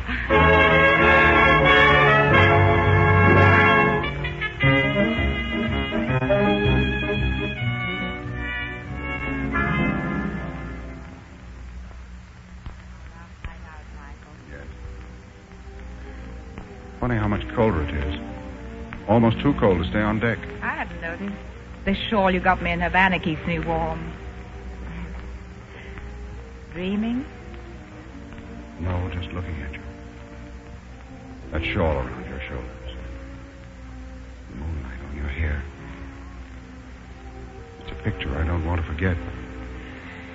Terry, do you believe if you wish long enough in your mind and strong enough in your heart... You get what you want for Christmas? Yes. We'll get in the morning. Will Kenneth be waiting? Uh-huh. I got a radiogram. How about your heiress? Yes, she'll be there too, I guess. If we have something on our minds, we better tell it now. Yes. You know, I've never worked in all my life. Not once. I've been thinking about that. What did you say? I didn't say anything. You did, too. You said I was very fond of expensive things. Furs and jewels and things. Did I say that? I guess we've both been used to a life of pink champagne. It might be difficult to... Do you like beer? Beer? Why, yes, I do. I know. My father used to say, it's funny how the things you like best are either illegal, immoral, or fattening. I wonder what your father would think of me. Never working. Well, just because you haven't. No, it doesn't mean I couldn't. No, of course not, but... I might not find out all at once. It might take me at least 6 months to find out if I could... What? I mean, after all, it's unfair to ask you to take a chance. What are you trying to say, Michael?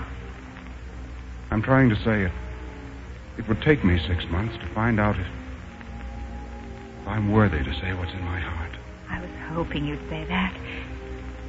If everything goes all right for both of us, 6 months. That'd be July. July, yes. Michael, have you got a pencil? Yes. Then write this down. Write it carefully so there won't be any mistake. Darling. Darling? Is that for me? Uh-huh. Darling, July 1st, 5 o'clock, 102nd floor, top of the Empire State Building. It's the tallest building in the world, Michael. You can't miss it.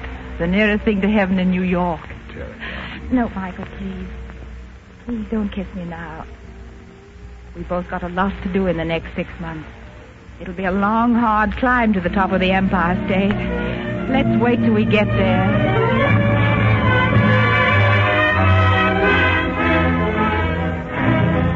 February.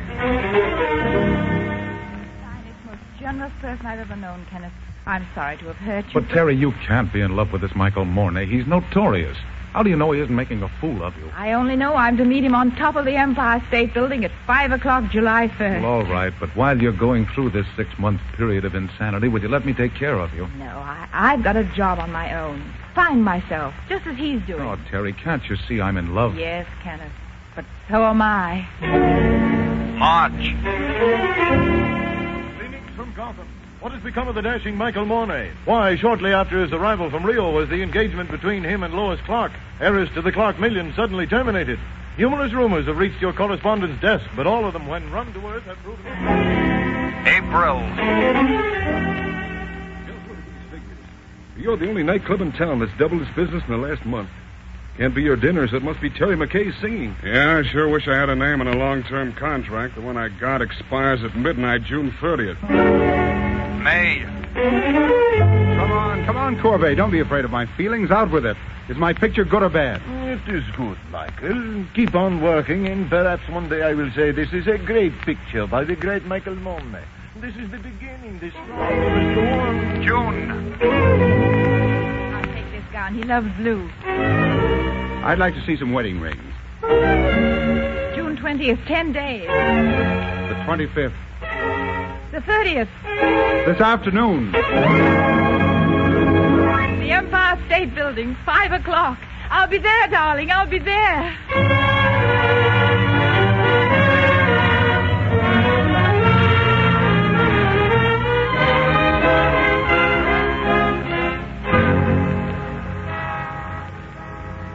Driver, do you know what time it is? 2 minutes to 5, ma'am. I'm late. That's the Empire State across the way, ma'am. I'll just pull across the street. No, I think I'll save time if I get out here. Cutting across traffic like this, you sure must be in a hurry. I am. I'm going to be married. Say, that's swell. Good luck. Thank you. Look out, lady! Good in heaven.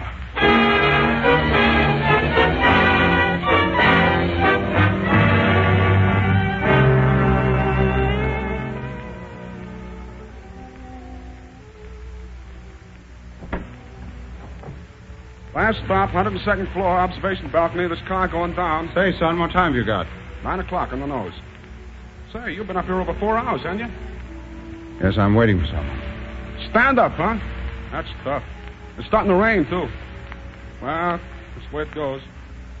Express car at the main floor, going down. Going down, mister? Yes. I think I am.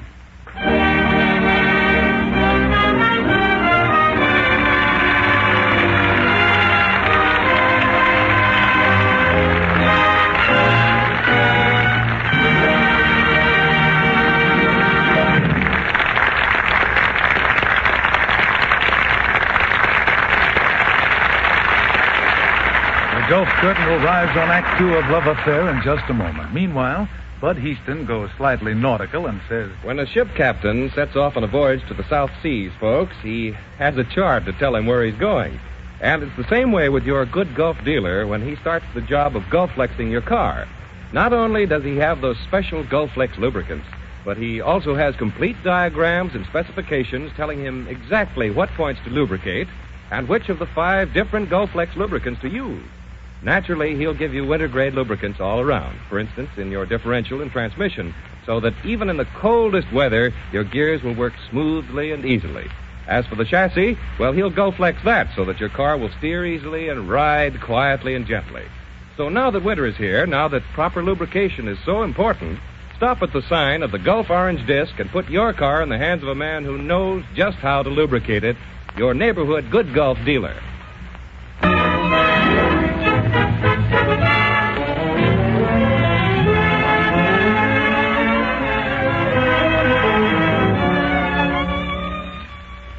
And now back to Terry and Michael and Kenneth and the poignant story of Love Affair. Several months have passed. Michael, not knowing of Terry's accident, was hurt and completely disillusioned when she didn't keep their appointment. A short time later, he sailed for Havana. As our story resumes, Terry is out of the hospital, but still far from recovered, still unable to walk. On a chilly autumn afternoon, we find her bundled up in her wheelchair and sitting in the window of her poorly furnished room. And thank you so much for the flowers and the book. Oh, they're nothing. Terry, please, won't you listen to reason and let me do what I want to do for you? Oh, Kenneth, thank you. But it isn't right for you to have to live in an out-of-the-way place like this. It's the best I can afford. But I've plenty of money. Won't you let me lend you enough so that you can move to a better neighborhood? That's very sweet of you, but I couldn't let you.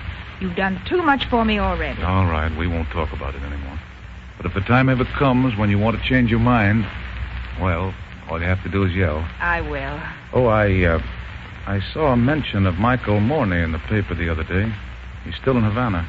Yes, I read it too. Look, I want you to be happy more than anything else in the world. Will you let me cable him? No, not unless I can walk to him. And when I say walk, Ken, I mean run. I just can't see myself going down the aisle a piggyback bride, wagging my veil behind me. Terry, I talked to the doctor this morning. What did he say? Well... Don't lie to me, Ken. Will I ever walk again? He said if you're a very, very good girl and you keep on improving, he'll make another examination right after Christmas and there might be a chance. Christmas? Oh, I know that's a long time. Quite no time at all. Honestly, the way I feel it, it's practically Christmas already.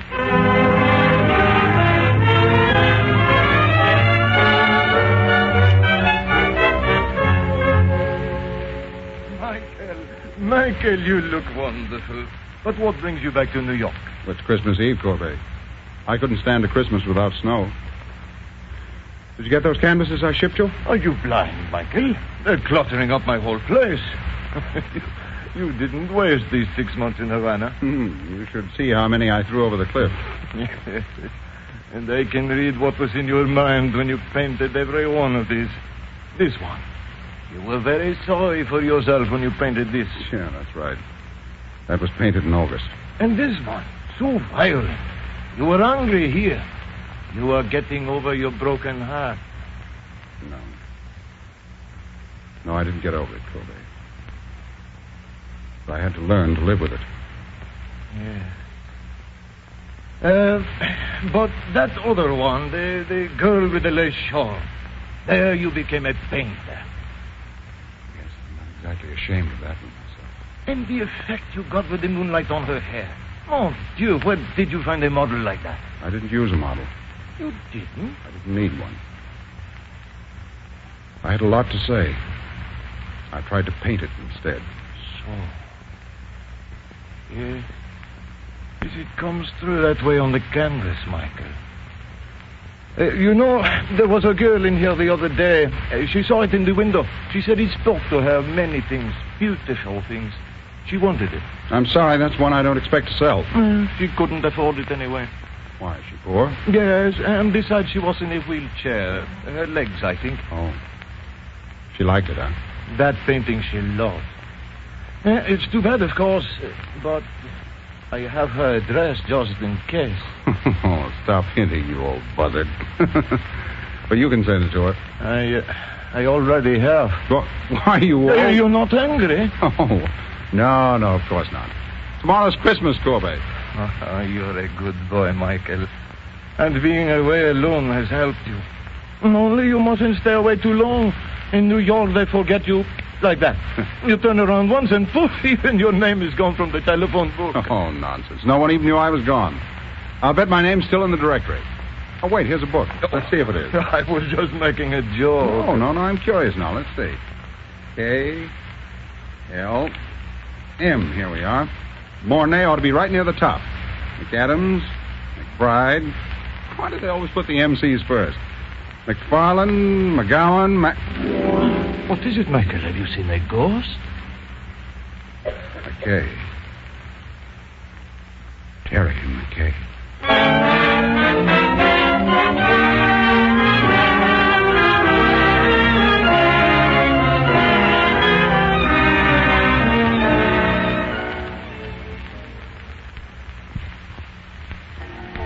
You sure you'll be all right, Miss McKay? Perfectly all right. You know, Mrs. O'Reilly, you're the first landlady I ever had for a mother. Oh, go on, dear. Is the couch comfortable? Soft as your heart. And the lap robe warm enough? Just right. And I'll be up in a little while to help you to bed. Thank you. And if you'll be wanting anything before then, just rap on the floor. I will. Excuse me, I'm looking for Miss McKay. It's the door right there on the left, sir. Thank you. Merry Christmas. Merry Christmas. Come in. Good evening. Michael. Hello, Terry. Michael, it's good to see you. It's good to see you, too. Are you feeling all right? Oh, yes, I'm just resting. Good. It's been a long time. Yes. Yes, that's right. It's good to see you. Yes, you said that. May I? Yes, please. Sit down, Michael. Thank you. I'll bet you're wondering how I got here. Well, I was looking in the telephone book for a man named McBride. I saw the name Terry McKay. So I said to myself, could that be Terry McKay, my old friend? And it was. Yes. Then I said to myself, I haven't been very nice to Miss McKay. After all, I had an appointment with her one day. But I didn't keep it. You did. So I said to myself, I must apologize. And here I am. That's sweet of you. I thought so. I've often wondered about you. You did, really? And you weren't angry because I wasn't there? You must have been at first. Well, yes, I was. First, I was furious. I said, he can't do this to me. Who does he think he is? And then? Then I really got mad. You can just imagine standing up there. Yes. In the rain. Yes. And then what did you say to yourself? Then I said, why don't you go home and get tight? Oh, but you didn't do that. Didn't I? No. Well, maybe you took a little one. Every hour for about a month. Can you blame me? No, I should say not. The least I could have done was send you a note. Maybe by the time you thought of it, you didn't know where to reach me. But you swore that if you ever saw me again, you'd ask. Didn't you? No. No, I remembered we said if we could make it, we'd be there. And if one of us didn't show up, there must have been a darn good reason. Yes, but... And no questions asked. You know, it's funny. I walked all the way up here. 2 miles through the snow. Just to wring your beautiful neck. Instead, I can't even ask you why you weren't there. You knew that's why I came. Yes. It doesn't seem... I know. I don't know what happens to me when I see you again. When I hold your hand. Oh. No wedding ring. No. Oh. I thought that maybe... No. Ken and I are just good friends. I didn't mean to offend you. You haven't, Michael. And how is everything with you? Oh, you can ask questions. Uh-huh. Well, I thought everything was fine until I saw you. Now I don't know. I'm worried about the future. What will people think of me? They'll say, there goes Mornay, the mad painter. There's something the matter with him. He doesn't like women. You won't even speak to him. Oh, yes, he sails the 7 seas, and to every woman he meets, he says, where will you be in 6 months? And they're there? Yes, everywhere. Tall buildings, pyramids everywhere, waiting. And where is he? Waiting. You want me to change the subject? Please. You're wearing my shawl. I remember you wore it that last night on the boat. I painted you like that. With that shawl. I wish you'd seen it. Courbet said it was my best.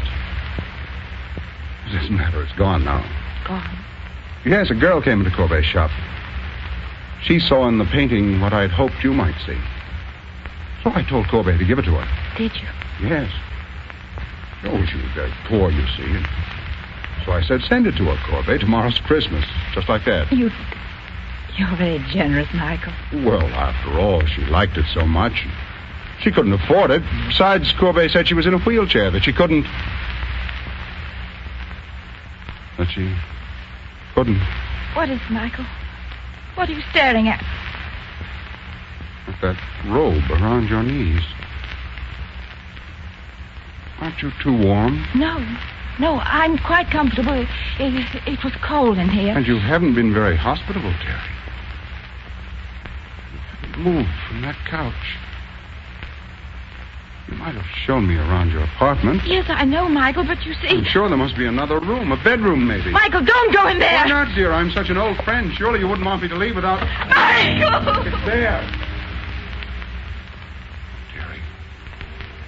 Terry, why didn't you tell me? Oh, God, if anything had to happen to one of us, why did it have to be you? Darling, don't look at me like that. Nobody's fault was my own. I was looking up at the 102nd floor. The nearest thing there was to heaven. Terry, darling. Listen. It's 12 o'clock. Christmas morning. Our Christmas morning. Terry, do you remember what I told you once? If you wish long enough in your mind and strong enough in your heart, you'll get what you want for Christmas. Yes. And we will, Michael. I know we will. Because if you can paint, I I can walk.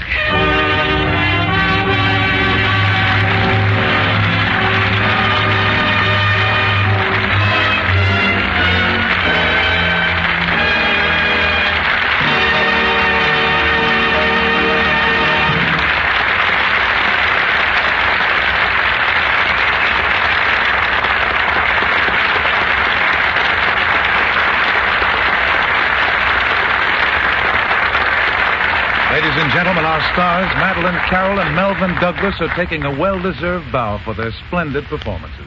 An usher has just this minute handed a beautiful bouquet of roses across the footlights to Madeline, and just look at her smile. You know, both Madeline and Melvin donated their performances this evening, as do all the stars who appear here in the Gulf Theater. And in return, Gulf has contributed generously to the Motion Picture Relief Fund to help the fund build a home to provide for the members of the picture industry who can no longer care for themselves.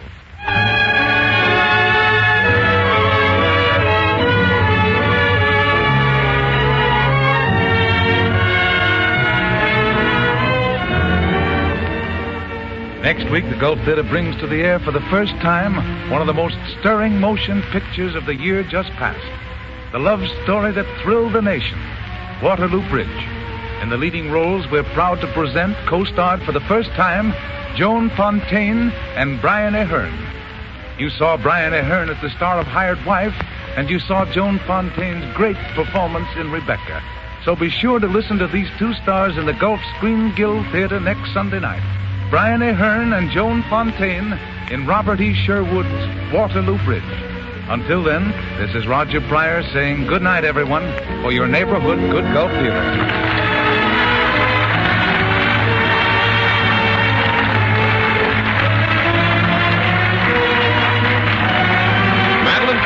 Soon be seen in the Paramount Technicolor production, Virginia.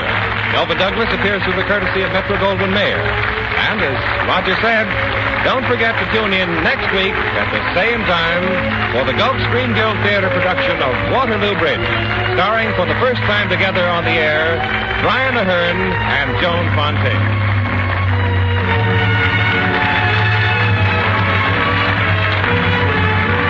Bud Easton speaking. This is the Columbia Broadcasting System.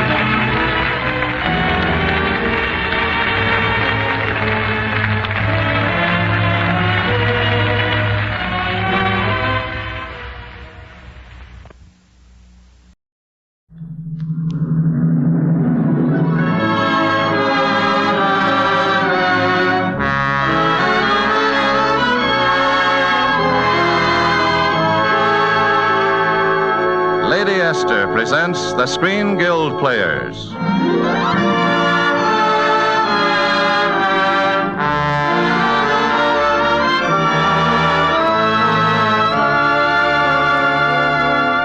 The Screen Guild play tonight, Theodora Goes Wild. The starring players... This is Irene Dunn. This is Cary Grant. This is Hanley Stafford.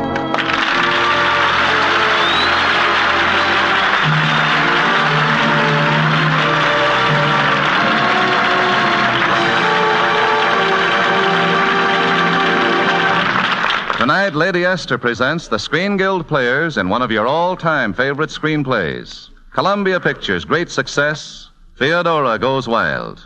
It stars Cary Grant as Michael Dobbs, Irene Dunn as Theodora, and Hanley Stafford as Arthur Stevenson. The Lady Esther Screen Guild Players in Theodora Goes Wild.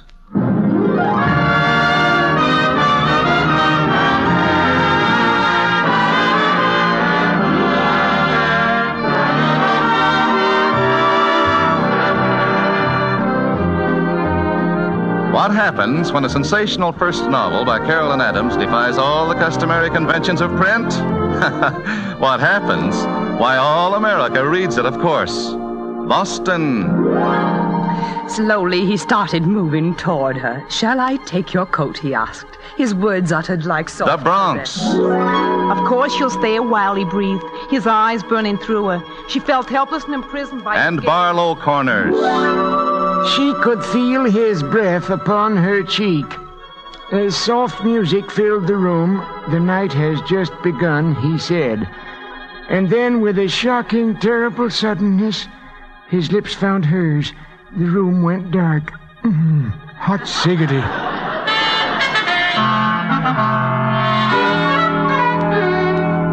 And now, since all America is asking who is this Carolyn Adams that wrote this book, let's step into her publisher's office and find out. Well, it's certainly about time you got into town. I've been shoveling money into your bank account like mad, and I've got the movie rights for you to sign, and... Well, haven't you anything to say? Have you got an aspirin, please? Of course. Janet, an aspirin for Miss Adams. Yes, sir. Now, Theodora, let's... Mr. Stevenson, please don't mention that name. Huh? I'm Carolyn here, Carolyn Adams. Still scared of Linfield, Connecticut, eh?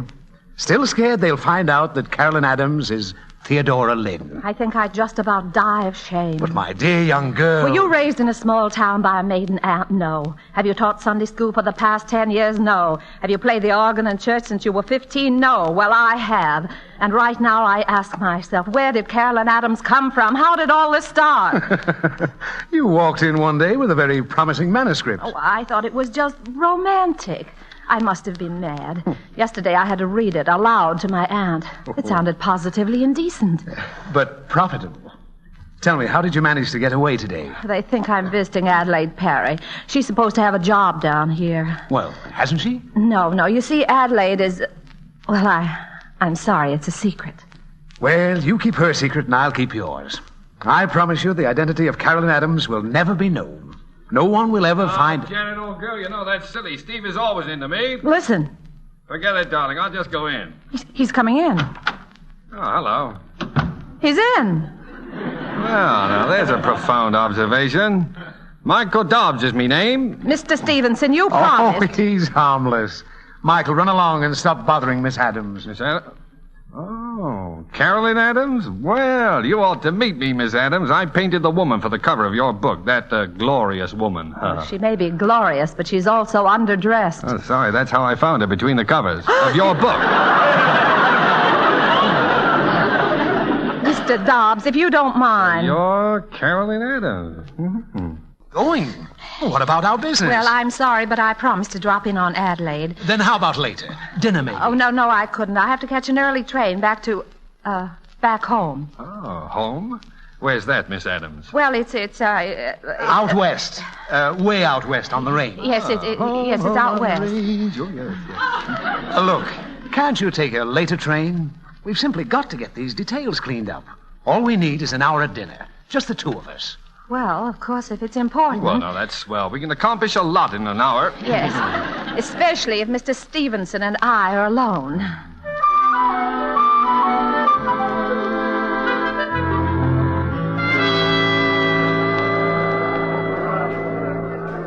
I thought it might be fun if you'd never been in a Swedish restaurant. Well, like it? This foreign food's pretty much of a mystery. Speaking of mysteries, you certainly had Michael popping all right. Michael? Oh, Mr. Dobbs. He seemed a little mad. He is. Why, he's apt to do anything. Oh. I remember once when he was... Mr. Stevenson, look. Oh, hello. Hello, it's me again. It's me. Michael, where did you come from? Well, now, my mother says heaven and my friends say... but then you know what friends say. Well, I'm glad you got here on time. I'm ravenous. Did anyone ask you to have dinner with us? Well, did anyone ask me not to? Wonderful food we have here, Miss Adams. Yes, I could guess from the way your plate is loaded. Well, you know how it is with growing boys. No. How is it with growing boys? You got me, pal. How would I know? Your martini, Mr. Stevenson. Oh, my. What, only one? Dear me. Come. Aren't you having anything, Miss Adams? No, not drinking, thank you. What, you mean you never drink? Did I say I never drink? No, but you look like you never drink. And for Carolyn Adams, that's very strange. Now, tell me. It's no use, Michael. Carolyn just won't take her back hair down. Oh, I was just wondering. Has she any back hair? After all, a single cocktail... You know, all this talk about drinking's made me just a trifle thirsty. Oh, now we're getting somewhere. A martini, Miss Adams? Straight whiskey, Mr. Dobbs.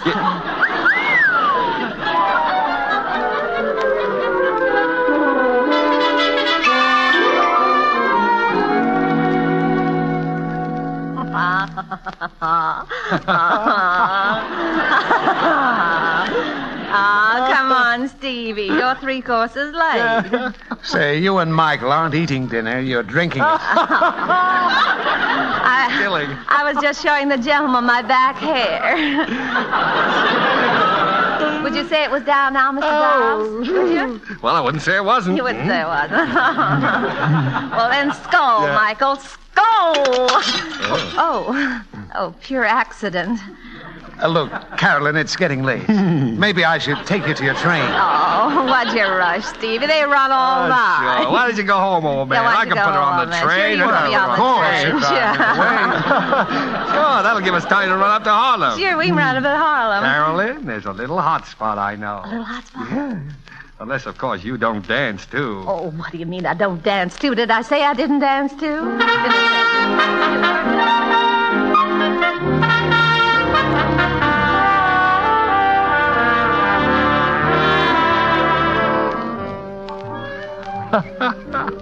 How you doing? I'm flying, Michael. I'm floating on a breeze. Ouch!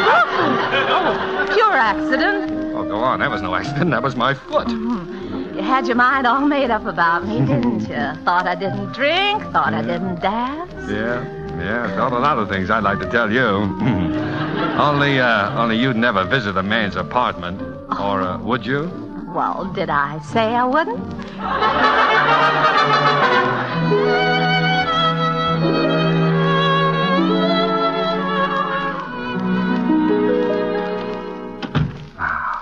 This is it, my dear. My own little nest. Oh, it's a lovely little place, Michael. So cozy and intimate. Yeah, well, that's something coming from an expert. Oh, well, you know how it is. Who, me? Well, now, after all, anyone who could write such a sensational novel must be experienced. Oh, yes. Shall I take your coat? My coat? Yes, of course. You'll stay a while, won't you, my dear? Well, naturally, why not? Oh, I don't know. This hour of the night, a man's apartment, lights soft and low. Yes, it's charming. It's perfectly charming. Drink? Yes, I was just going to mention that. Scotch again? Yes, well, why do you look at me like that? You were going to mix a drink. Carolyn. Oh, I'd better go. It's getting late. Late? Why, the night has just begun. Oh, no. You're very beautiful, my dear. No, please. Oh, you're adorable, enchanting. Oh, you darling. No. Stop. Don't you dare. I'm going now. Don't you follow me. I'll scream if you do. One move and I'll scream. I'll call the police. That's what I'll do. I'll call the police.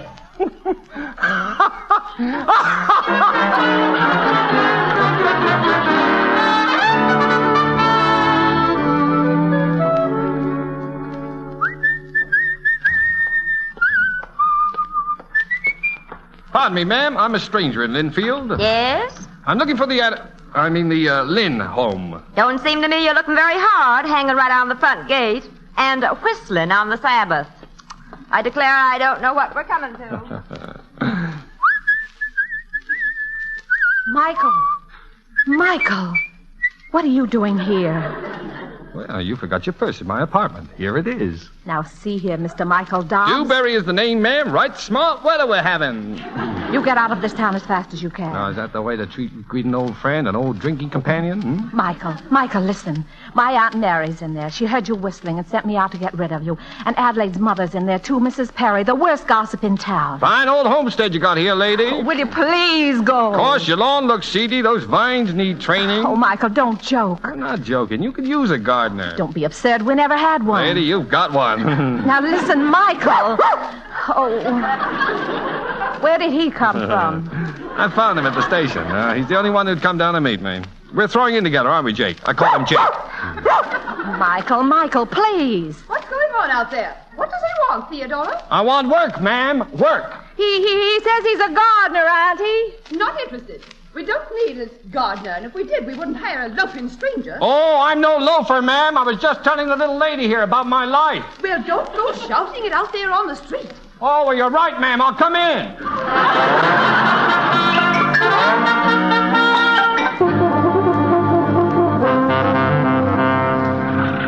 Get along, little doggy, get along, little doggy. doggy, get along. Howdy, neighbor. Get along, little doggy, get... Morning, squire. Get along, little doggy, get along, little doggy. Lunatic. Huh? What are you doing with that dog hitched to the lawnmower? Good morning, Mrs. Cobb. Morning, Theodora. Can't stage a circus in this front yard. Unhitch that barking dog and stop the... Oh, good morning, Miss Wilson. Nice day, Theodora. Go on, unhitch him. Oh, all right. Now run along, Jake, and remember it's a disgrace to have a little fun in Linfield. Well, what now, ma'am? Come on, get down behind this hedge where they can't see us. Here, take this trowel and pretend to be busy. Okay, lady. Michael, look. You've had your laugh. Why don't you go away? Why don't you? Well, I'm happy here. Go on. No quaking rabbit was ever happy.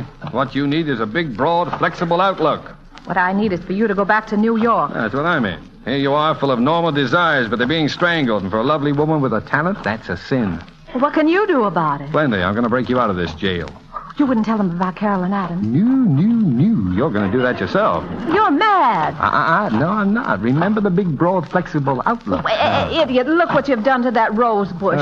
It's almost out of the ground. Well, bless my sinner's soul. Transplanting, no doubt. Not a bad idea. You keep a bush in one place too long, it uses up all the nourishment in that spot. Then you know what happens? It stops growing, settles down to a dull existence. Mm-hmm.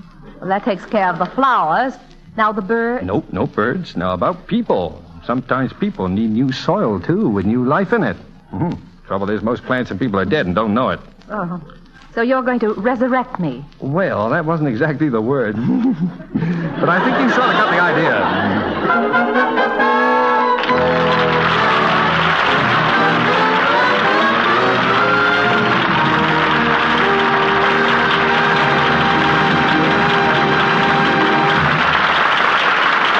Act One of Theodora Goes Wild, starring Cary Grant, Irene Dunn, and Hanley Stafford. Before we hear Act Two, a word from our hostess, Lady Esther. Do you remember the song that was so popular a few years back? The song about wishing will make it so? Well, wishing may help some things come true, but it won't make a dry, rough skin look any softer or smoother. It won't make blackheads or big pores disappear. Won't ease away tired lines around the eyes and mouth. If you want a wonderfully clean, fresh-looking skin, the kind of skin that makes your whole appearance seem more youthful and attractive, you must do something about it. And I mean something more than just wishing. You must give your skin regular, daily care. And now, thanks to modern science, all you need for that purpose is one cream. Millions of women all over the country, no doubt, many of them your neighbors, your own friends, can tell you that today all you need to keep your skin looking its youngest and loveliest is Lady Esther 4-Purpose Face Cream. For this one cream by itself takes care of 4 of the most vital and important needs of your skin. First, Lady Esther Face Cream thoroughly cleans your skin, leaving it immaculately fresh. Second, it softens your skin and helps smooth away any dry, taut look around your eyes or mouth. Third, it makes your skin look lovelier and more delicate by helping nature refine the pores. And fourth, it leaves a smooth base for powder. Just try Lady Esther 4-Purpose Face Cream and see why millions of lovely women now use no other cream for the complete daily care of their skin.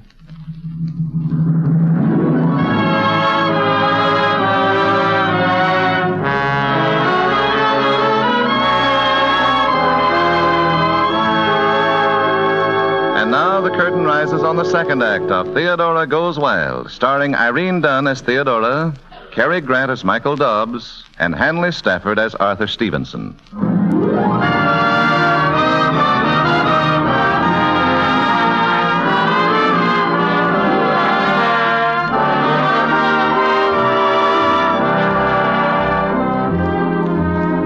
Well, Michael Dobbs is still in Linfield, posing as an humble gardener, and teaching Theodora the big, broad, flexible outlook. His educational course includes many things.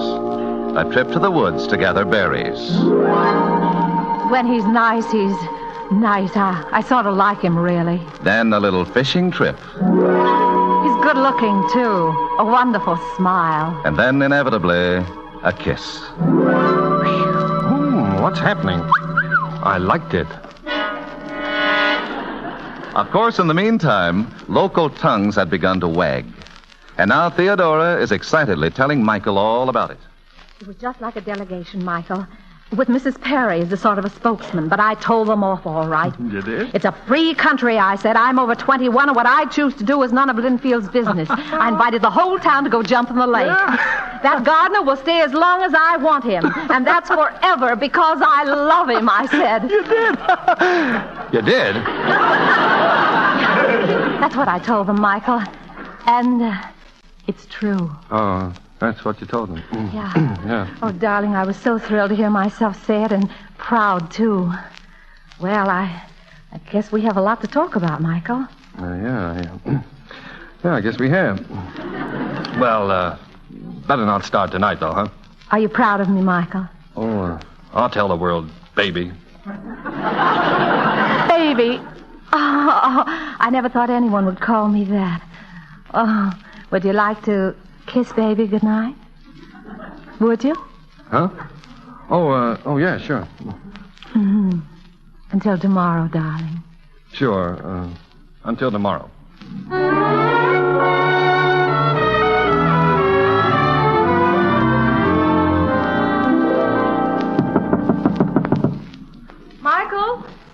Michael, are you there? That's funny. Where is he, Jake? Where is he? What's the matter? Oh, a note. A note. Oh, all right. I've got it. All right, just give me a chance to read it. Theodora, you're free, baby. Step out and be yourself. I'm on my way again to find more gardens to set in order. Good luck. And kiss Carolyn Adams for me. Oh, Jake.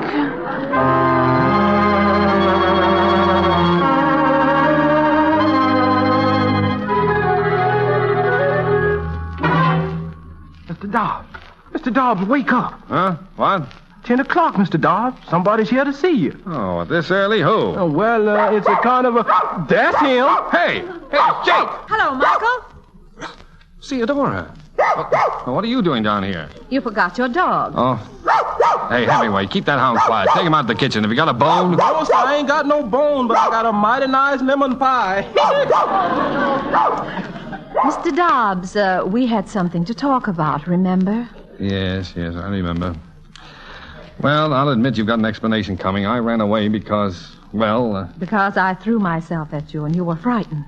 No, because I felt the same way about you, and I had no right to. Why not? Michael, why not? Well, I'm married. Married? No, not really married. We've been washed up for 5 years. I haven't seen her for 3. But, Michael... I know all that. Why don't I clean the decks, get a divorce?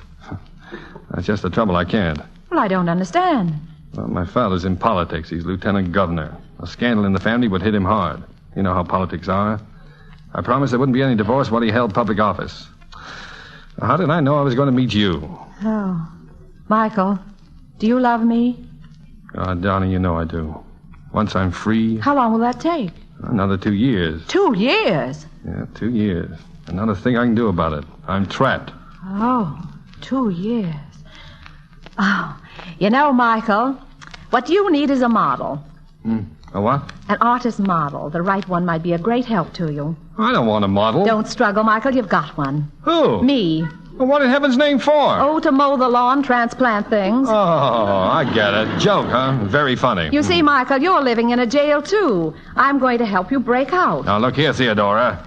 Oh, excuse me. Hello? Desk? Those bags and things that were left in the foyer. Send them up to Mr. Dobbs' apartment, please.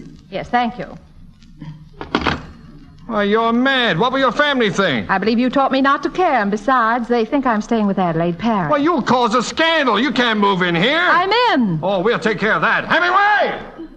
Hemingway, Miss Lily's in. Pack up. I'm out. Yeah.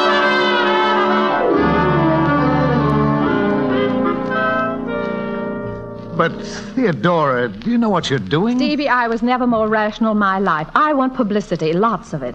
I want to talk to reporters about my past, my present, my future, if any. I want the true story of Carolyn Adams in every paper in the country, and my picture on the jacket of every book of mine sold. But But we have no picture. I'm having one made with my back hair down. Now, is that clear, or do I find myself another publisher? It's clear. Oh, that's fine. Oh. Oh, Janet. Yes? An aspirin, please, for Mr. Stevenson.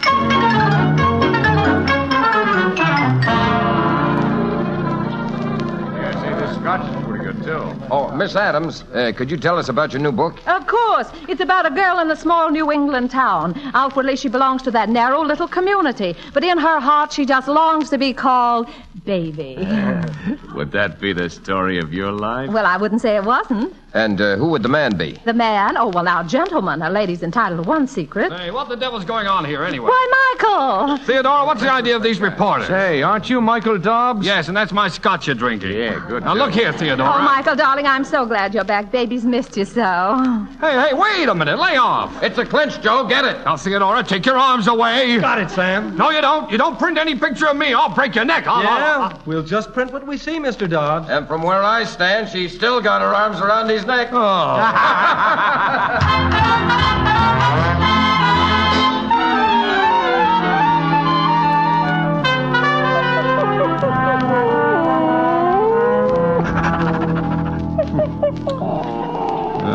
I don't know what you're crying about, Jake. I'm the one that's in the doghouse. Look at these headlines, will you? Lieutenant Governor's son sued for divorce. Famous authoress named. Playboy artist caught playing. Oh, that's fine. Hello. Hello, is that you, Mr. Dobbs? Yes, Hemingway. What's she done now? Miss Lynn? Oh, she ain't done nothing. But there's a telegram here from your father. I was expecting that. Open it up. I kind of had it open already. That's how I know it's from your father. Oh, all right, let's have it. What's it say? It says, do not approve scandal, but have seen Miss Lynn's picture and heartily approve her. Good luck, Dad. What? Good luck? He said that? Then, hey, Hemingway, I want to talk to Miss Lynn. But Miss Lynn ain't here right now, Mr. Dobbs. What, do you know where she went? Well, she said when you called to tell you she's in the Central Hospital. The hospital? Yes, sir. Said you could find her in the maternity ward. Say, how far is she going to go?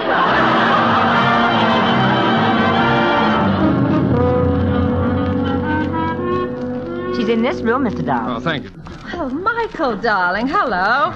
Now, Theodora, this is too much. I won't have it, you hear? Have what? Well, this baby. You can't defy convention like this. It's absolutely ridiculous. It isn't ridiculous to Adelaide. Adelaide? Mrs. Perry's girl, Adelaide. It's her baby. Hers?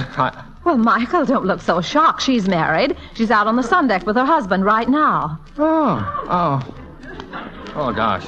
For a minute, you had me going. The big, broad, flexible outlook, huh? Oh, well. After all, what do you expect? How do you think I'd feel about the girl I'm going to marry? Marry? It's all right with Dad. My divorce will come up in a couple of weeks, and I'll be free, and... Well, will you, Theodora? Oh, Michael, darling. Yeah.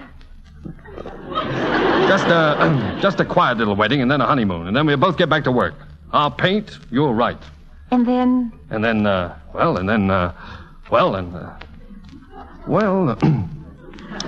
Adelaide didn't have such a bad idea. Maybe after a while, maybe we'll, well, what do you think, darling? Well, I didn't say we won't.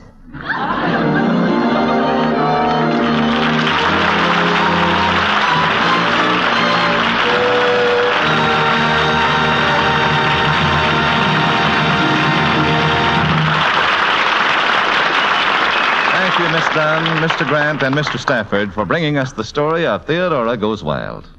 The Lady Esther Screen Guild players are indeed grateful that you could be our guests tonight. Thank you, Mr. Bradley. We're all aware of the fine work being done by the Motion Picture Relief Fund and Clinic.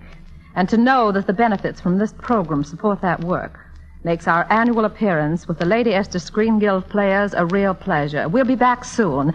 And now, before we tell you about next week's program, here's a word from one of America's best-known beauty authorities, Lady Esther. Thank you, Miss Dunn.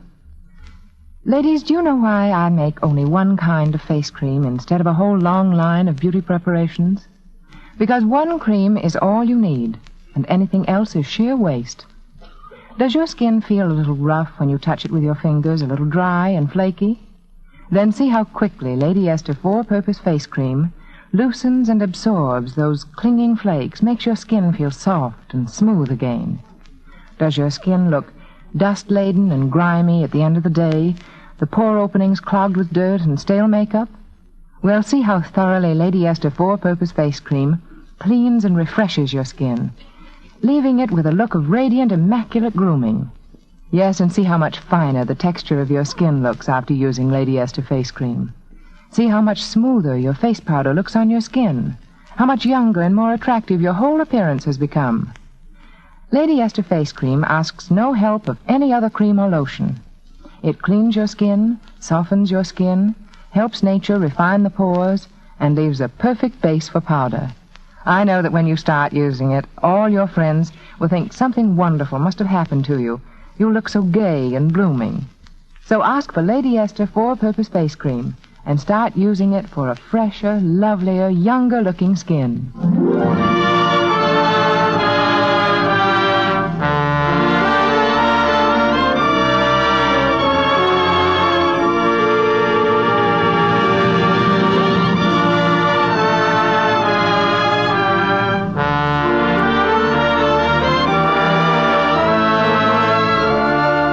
Next week, the Lady Esther Screen Guild Players will present Only Yesterday. It will star Loretta Young and Joseph Cotton. Be sure to listen. Irene Dunn will soon be seen in the Metro-Goldwyn-Mayer production, A Guy Named Joe. Cary Grant is soon to be seen in the Columbia picture, Yes, Sir, That's My Baby. Hanley Stafford can also be heard as radio's popular character, Daddy, on the Baby Snooks program. Music on tonight's program was arranged and conducted by Wilbur Hatch. For economy's sake, get the largest size of Lady Esther Four-Purpose Face Cream and the larger size of Lady Esther Face Powder. This is Truman Bradley speaking for Lady Esther, saying thank you. And good night, all. This is the Columbia Broadcasting System.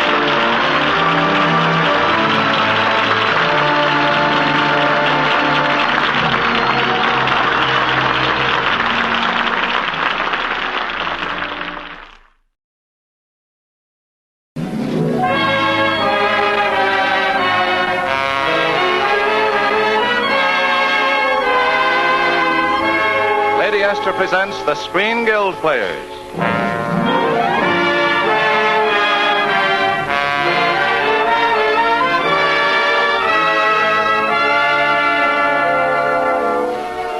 The Screen Guild play tonight, The Yank and the RAF. The starring players. This is Tyrone Power. Betty Grable. And John Thornton.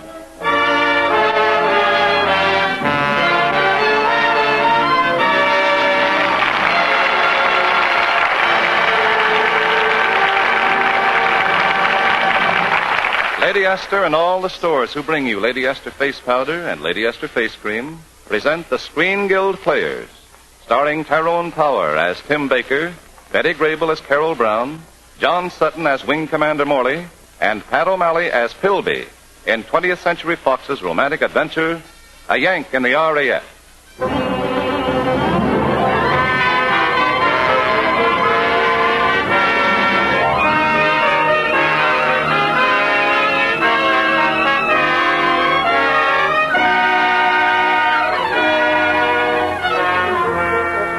Our story begins in 1940, when Tim Baker, a young American pilot, learned he could make $1,000 a flight ferrying bombers to England. It was strictly business so far as Tim was concerned, and business is bad as the curtain rises. Tim is over the Atlantic, and his radio is dead. There isn't any radio beam, sir. I've tried all the frequency bands, and I can't get a whisper out of this set. Well, see if you can get a program from British Broadcasting. When I was flying the mail back in America, I used to always ride in on Kate Smith. Boy, there was a beam for you. This is no joking matter, sir. Now, you said it. If we don't land in England, I don't get my $1,000. Is that all you're worrying about, sir? I should say not. I've got a girl waiting for me there, too. She's an entertainer at the Regency House in London. That's nice. You just don't know. Boy, is she nuts about me.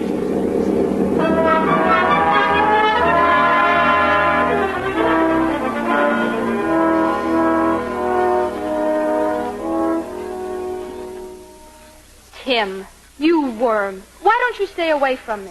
Now, how can you say a thing like that? Here, kiss me. Oh, let me go. Oh, I hate you. Now, that kiss said otherwise, Carol. Besides, nobody could hold a grudge against me for a whole year. I can. What do you mean? I'm the one who ought to be sore. I get back from Dallas and find you've gone to England. And as for that nasty note you left... I'd have rigged up a shotgun pointing at the door if I'd had any string. Listen, could I help it if I was caught in a snowstorm at Tulsa and had to make a detour? I know all about that detour. Her name was Irene. Oh, so that's what you thought. I always knew I could clear it up if I could only see you and explain. Explain. That's the best thing you do. But I'm not interested. As far as you and I are concerned, it's over. Understand? Finished? Done. Oh, now, that's a fine way to treat a guy who flew all the way across the Atlantic just to see you. What? You flew the Atlantic? The minute I heard you were in England. Well, you must have been awfully well paid. You never did anything like that for love. What do you mean? I've changed, honey. You'll be surprised. Tim Baker, you'll never surprise me again.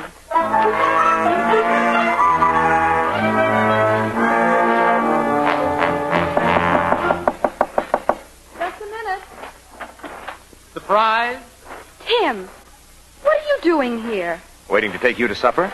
I mean, what are you doing in that RAF uniform? Just breaking it in for a friend. And who's the friend? Me.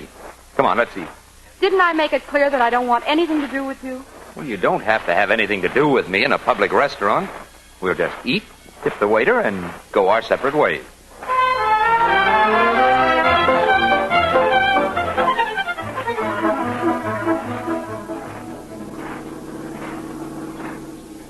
Remember the night we met, Carol, in Kansas City? You were going east, I was going west. We took one look at each other, and then I was going east, too. Oh, that same old farce there. Honey, why fight against it? I'm sorry, but I can't risk it again. There's no reason why I should, and I'm not going to. Stop here, driver. Don't bother to get out, Tim. Oh, I'll just take you to the door. That's all, Cabby. Good night, Tim. Oh, I said I'd see you to your door. Hey, you know, I like this place. Oh, here, give me the key. Thank you. Now, goodbye, Tim. Well, hadn't I better come in and open the windows? I left them open. Well, then I'd better come in and turn on the heat. You've been turning it on all night, but it isn't going to do you any good. I give up. Here I am. Fly the Atlantic to get near you. Join the RAF to stay near you. Act like a gentleman. Thoughtful, considerate. Oh, gee, honey. You're more beautiful than ever. Bye, honey. Yeah. You worm. Well, aren't you going to close the door?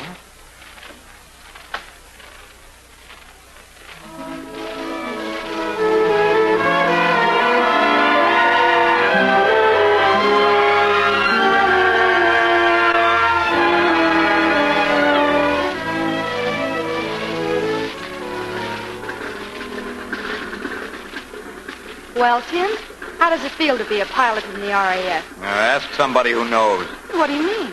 They won't trust me with a plane. They've got me going to school. Me. They're going to teach me to fly. What? Well, I don't understand. Well, I don't have time to explain it to you now. I'll pick you up backstage after the show tonight and tell you all about it. It's a date.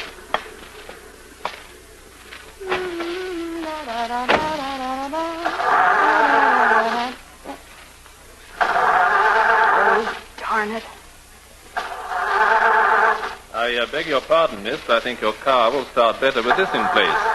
Well, what's that? The rotor off your distributor. Oh, did it fall off? Well, not exactly. I took it off. You know the regulation, don't you? Well, I know there's a regulation about taking something or other off your car, but I never could learn what it was. Well, this is it. It must be removed to prevent the enemy from using your car in case of invasion. I'll put it back now. There. I thought I'd better take it off so the police wouldn't catch you. Well, that was very thoughtful of you. Yes, if anyone was going to catch you, I wanted to be the one. Oh, do you catch many this way? Oh, I'm afraid I've made a botch of this. At any rate, I don't seem to be getting very far. Well, how far did you expect to get on just one rotor? Well, I was hoping to find out your name, at least. Well, why should you? I don't know yours. Oh, I'm sorry. I'm Wing Commander Morley. How do you do? Goodbye. Goodbye, license number BHX 528. I'll be looking you up.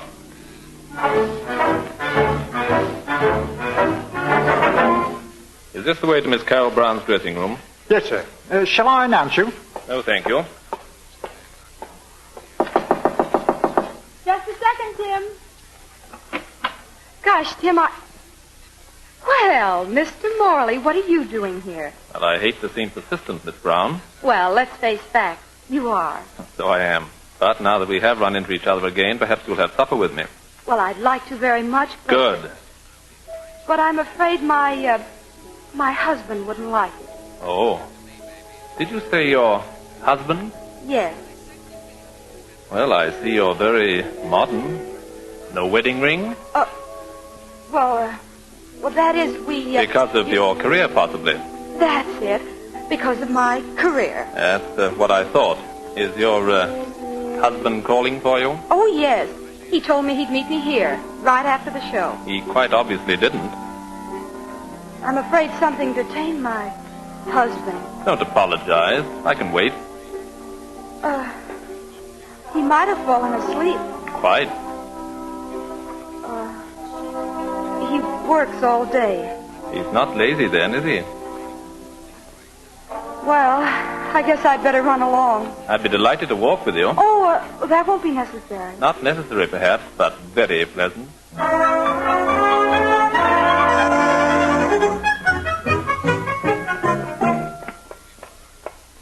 Thanks a lot, and goodbye. Not goodbye. Good night. Shall we say the Ivy about 1 Thursday? What for? Lunch? There's no purpose in it. There's no harm in it either. All right. The Ivy at 1. Good night. Good night.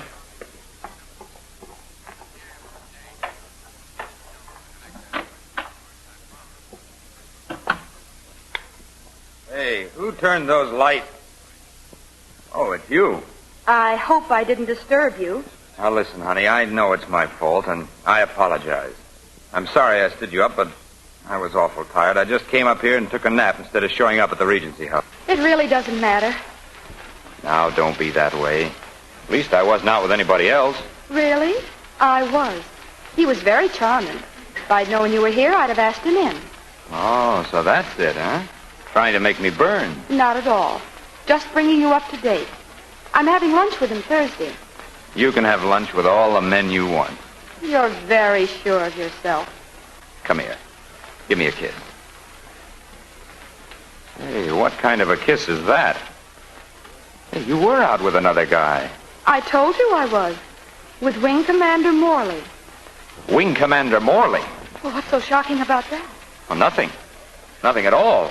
Wing Commander Morley just happens to be my superior. Mr. Baker, you can say that again.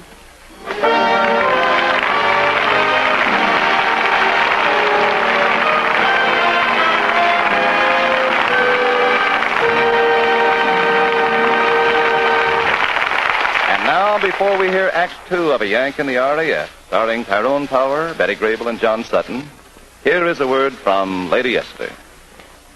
Isn't it thrilling to hear of the wonderful things the men in our fighting forces are doing? And doesn't it thrill you, too, when you stop and think that many of the planes our boys are flying, many of the tanks they're driving, and the very guns and shells they're using are made by women? Yes, today, millions of women are doing man-sized jobs, jobs really vital and important toward winning this war.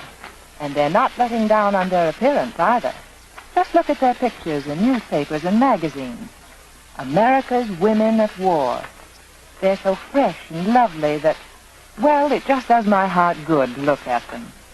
And you know, I can't help feeling happy and a little proud to know that Lady Esther Four-Purpose Face Cream is helping so many of these women keep their skin young-looking and attractive.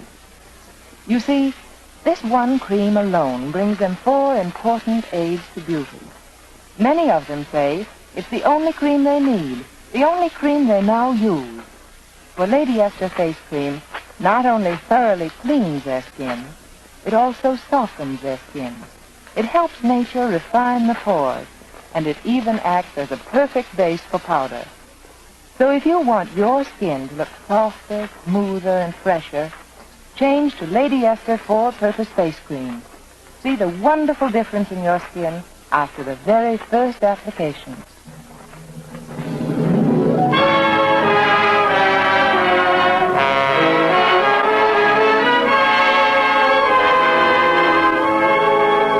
Now back to A Yank in the RAF, starring Tyrone Power as Tim Baker, Betty Grable as Carol Brown, John Sutton as Wing Commander, and Pat O'Malley as Pilby. Adapted for radio by Bill Hampton.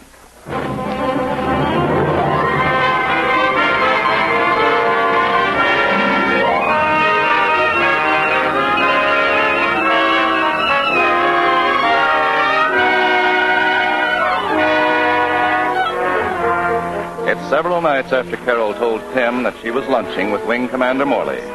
And on this summer night in 1940, Tim and Morley, together with the rest of the pilots of Bomber Squadron 61, are on a bombing mission over Germany.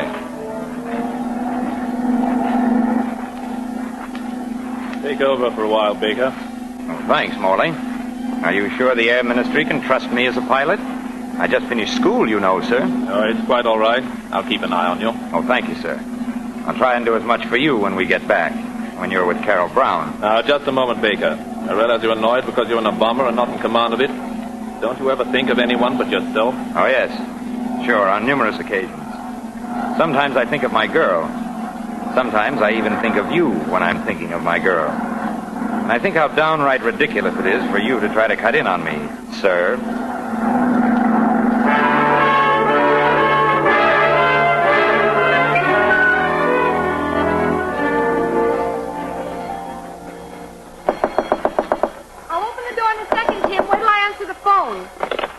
Hello? Hello, honey. Oh, Tim. Open the door and walk in. Where are you phoning from, Tim? From the airfield. I'm afraid I'm going to be a little late. Hello. I hope I'm not interrupting anything. Hello? Mr. Morley. What did you say? I said, how much more time will you need? Oh, 45 minutes on the dot. Okay?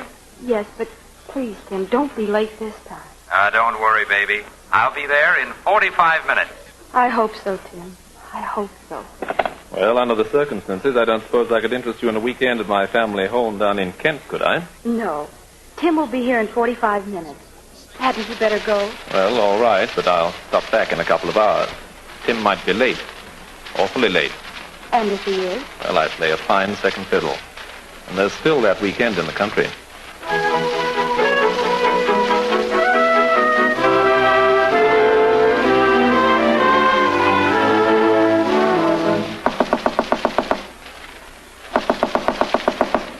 I can't understand why Carol doesn't answer, Philby. Well, our being 6 hours late couldn't possibly have made her angry, could it? Oh, of course not. No, I didn't think so. You know, most women love to wait 6 or 8 hours for a date with a man, especially if it's a dinner date and the girl's hungry. Listen, I haven't been on time for a date with Carol since the first night I met her. She waits. Aye, of course she waits. But where? And with whom?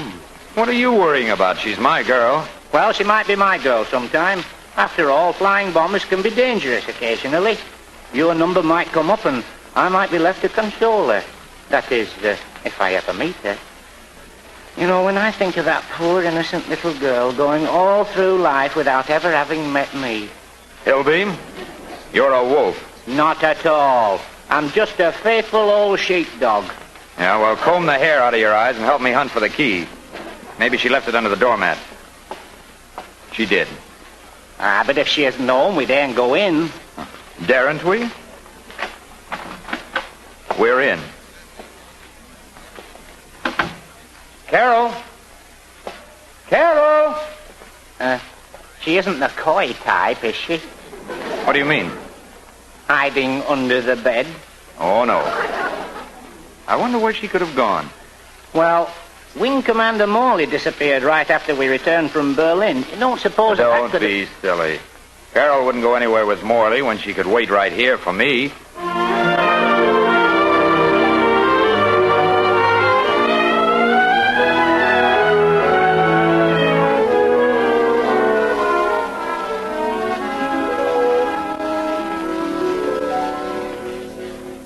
I wonder if you could possibly have any idea what this weekend in Kent has meant to me. Staying in that beautiful old house of your father's. It looks as if it had been there forever. It has, Carol. The first Morleys built it at the time of the Norman Conquest. Back home, I lived in the oldest house in town. It was 32 years old. It must have been a very wonderful house, with you in it. Somehow, I prefer this one. It's yours if you want it to be. Marry me, Carol. I can't. Why not? Oh, there's a reason. Wouldn't be Baker, would it? How did you know? The best possible source, the man himself. Well, that's it. I see. Oh, you're the one I ought to love. You're everything that Tim isn't. Then you should marry me at once, by all means. No, I couldn't. Not when I'm not even sure of myself. You'd better drive me back to town.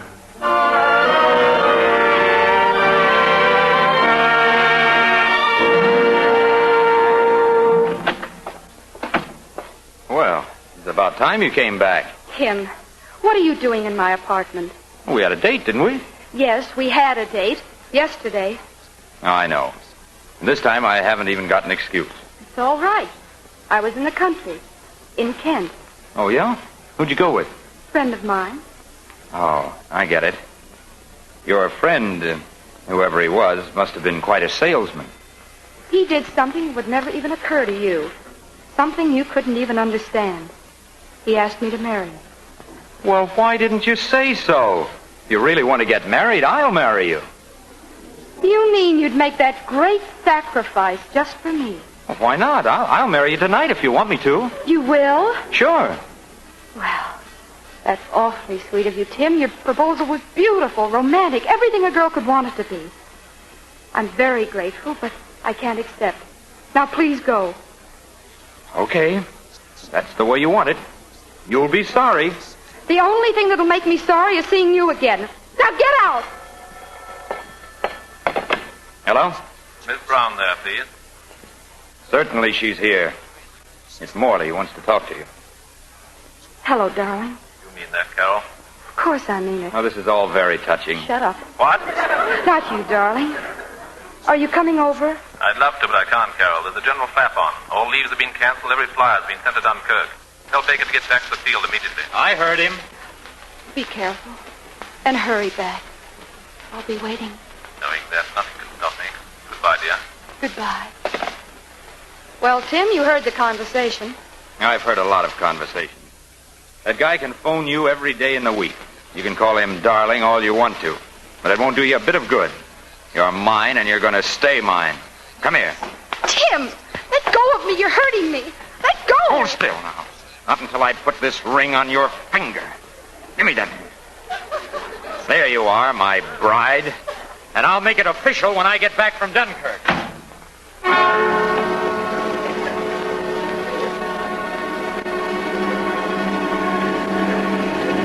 That's Dunkirk, chap. All set, Kelby.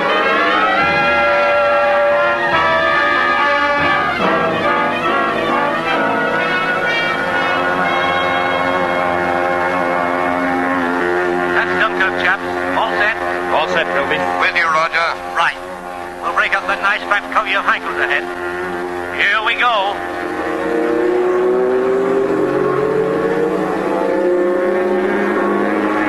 Lover 2, take over. Lover 2, take over. I'm hit. Lover 2, taking over, Philby. Hold on me, Baker. Sorry, I gotta help Philby. Obey orders, Baker. I can handle this. You cannot. There are 3 heinies dropping on your tail right now. I'm coming in on them.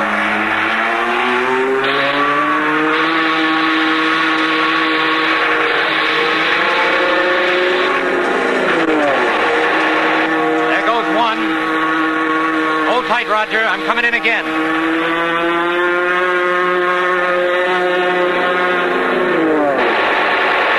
That's 2. Now set them up in the other alley. Here we come again.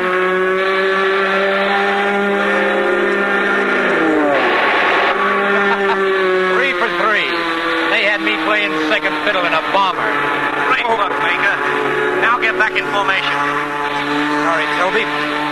That'll take a bit of doing I'm not up to. What's wrong? Baker! Baker! What's wrong, Baker? Nothing, Philby. If I can get out of this cockpit, the hatch is jammed. So long, guys. Here goes nothing.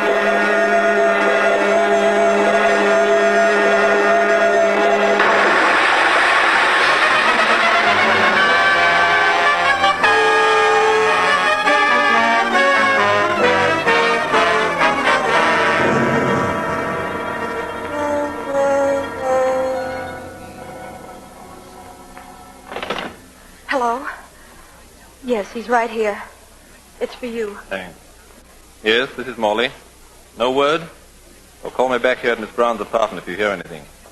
What did they say? Have you heard anything? Baker's still missing, but they brought in one of the chaps from his squadron. He saw Tim shoot down 3 planes and get a burst himself.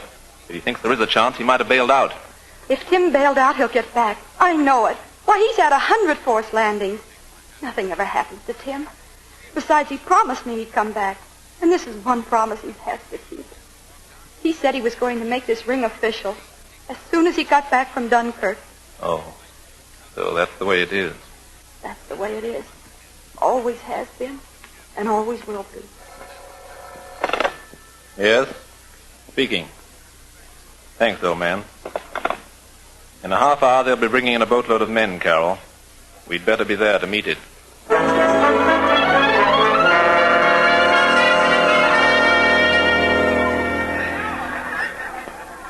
Do you think we've missed him? No, they just started coming off. But where is he? There are probably 1,000 men on this boat, Carol. I suppose we could have missed him. But you said we saw the first of them. It's easy to overlook someone in a crowd like this.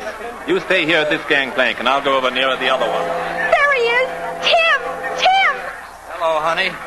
Are you screaming at me or to me? Oh, Tim. I've missed you so. Didn't I tell you you would? Are you badly hurt, darling? Not too bad. Oh, I knew nothing would happen to you, Tim. Sure you knew it. I told you. I told you something else, too, remember? Yes, Tim. Are you ready to make it official? We'll have to. I couldn't get the ring off. Oh, hello, Morley. Congratulations on getting through, Baker. Yes, sir. Thank you, sir. What a very lucky man. What about me? Oh, you're luckier than I am. You're getting me. Oh, Tim. I know, honey. I'm a worm.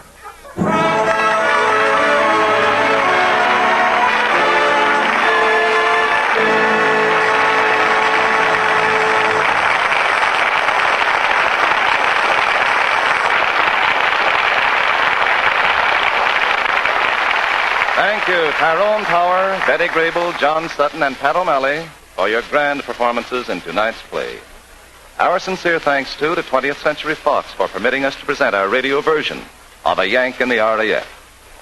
And now, before Tyrone Power returns to tell you about next week's great show, a word from Lady Esther. I'd like to take this opportunity to thank each of you who has written to tell me how much you like this new Lady Esther program. I'm so happy to be able to bring it to you.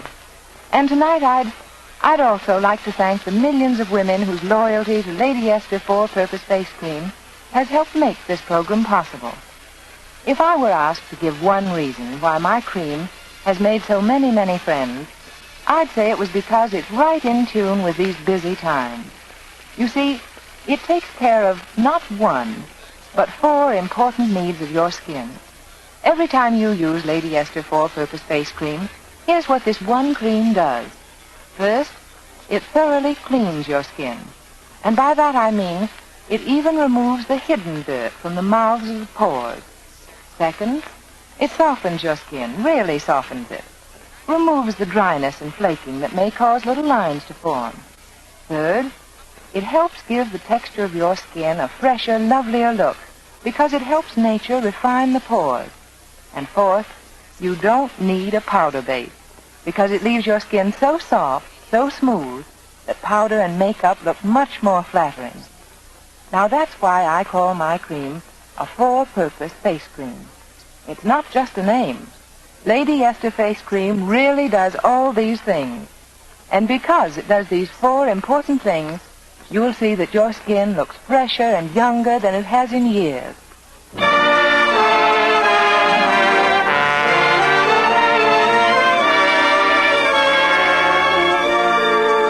And now, Tyrone Power.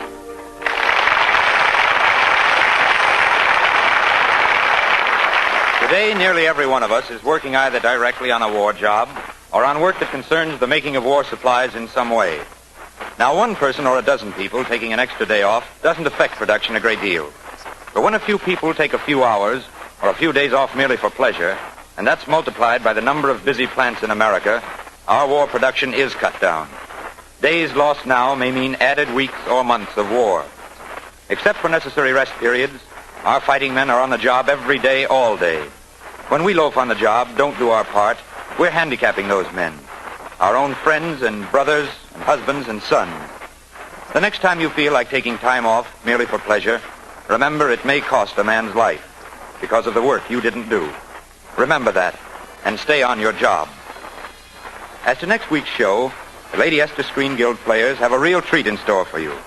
RKO's rollicking romantic comedy, My Favorite Wife, starring Barbara Stanwyck, Robert Taylor, and Franklin Pangborn. It's a great show with three of the brightest stars in Hollywood, and I know you'll enjoy every minute of it.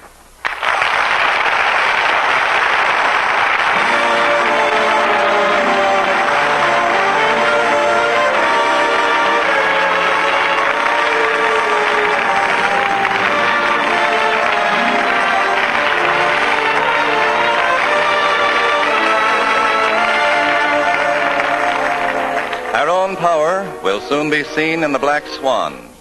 Betty Grable is currently appearing in Springtime in the Rockies. John Sutton will soon be seen in Thunderbird. And Pat O'Malley will soon be seen in Over My Dead Body. All are 20th Century Fox productions. Next Monday night then, same time, same station, Lady Esther will present the Screen Guild players in My Favorite Wife, starring Barbara Stanwyck, Robert Taylor, and Franklin Pangborn. The music on this series is arranged and conducted by Wilbur Hatch. This is Truman Bradley saying good night for the Screen Guild players and Lady Esther. This is the Columbia Broadcasting System.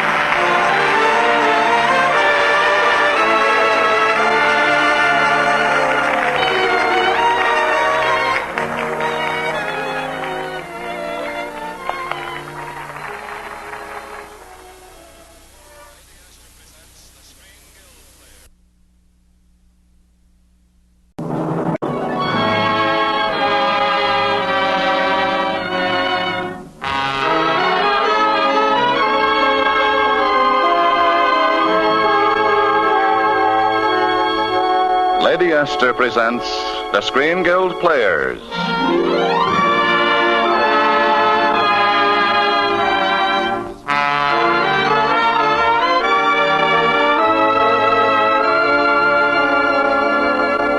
The Lady Esther Screen Guild play tonight, The Cowboy and the Lady. The starring players. This is Olivia de Havilland. This is Gregory Peck. And this is Patsy Moran.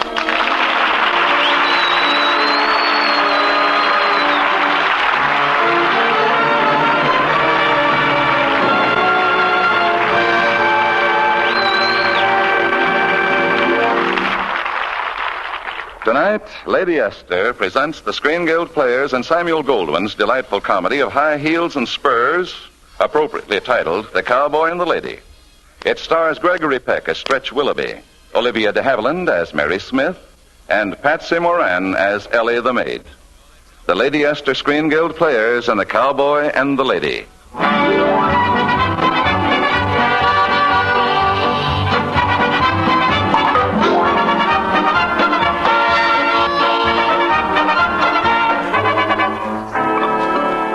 The trouble with Mary is that her name is Smith. Not any old Smith, you understand. Oh, no. Her father is the wealthy and famous Judge Smith, who has dreamed of only one thing all his life, to be nominated for the presidency. Of course, the merest hint of scandal sends the judge into a tailspin. So when Mary goes to a gambling club, and the club is raided, and the judge finds out... Mary, this is awful, awful. If the newspapers ever pick this up... A name like Mary Smith. How could they, Dad? And my pictures never appeared anywhere. They've no idea what I look like. Well, some reporters can pry out anything. And just as I had that nomination cinched. Mary, I've got to get you out of town tonight. I'll charter a plane. A plane? For where? For Florida. Take a maid and a butler and open the house. And don't do anything till you hear from me. Which explains why Mary is in Florida, slightly out of season. Not doing anything and not liking it either. Miss Mary, will you be going out tonight? No, Ellie, I'm not going out tonight. Again. Yes, miss? Ellie, do you know any card games at all? Not very many. Casino, maybe. Oh, I'm crazy about casino. Would you play with me? I'd love to, Miss Mary. But, well, you see, you have a date? Well, I could call and break it, miss. It's just a fellow from the rodeo. A cowboy? Yes, miss. Well, I wouldn't think of letting you break it. Have a good time. Thank you, miss. Will there be anything else? No, I don't think so. Unless... Ellie? Yes, miss? Ellie, has he got a friend?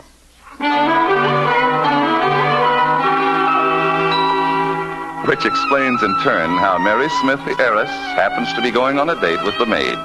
A blind date, in fact. And to Ellie, that's rather important. You see, a blind date like this, miss, a fella might be kind of scared. You gotta sort of help him to cooperate? Yeah. I wouldn't want him to think you're just a cold fish. Oh, I mean that... You mean a cold fish? Ellie, do you think I'm a cold fish? Why, Now, tell me the truth. Well, you don't exactly sizzle. Well, what do you think I should do about it? Well, I was thinking maybe if I gave you some pointers, kind of show you how my system works. You've got a system? Oh, sure. Say, for instance, you decide you want him to kiss you. You always start out by soft soaping him, see? Flattery, eh?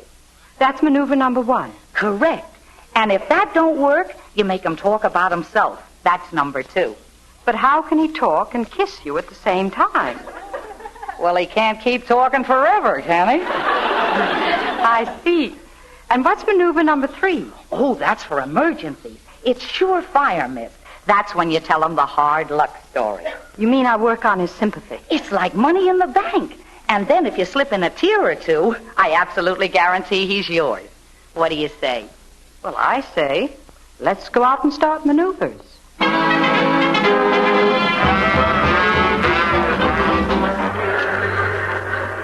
I told Sugar we'd meet him here after the show and to bring along a friend. Oh, there he is now. See him, miss? The little one with the high heel? Those are cowboy heels. The other one is yours. The other fella, I mean. Now, just remember the system I told you. Hi, Ellie. Hiya, honey. Hiya, Sugar.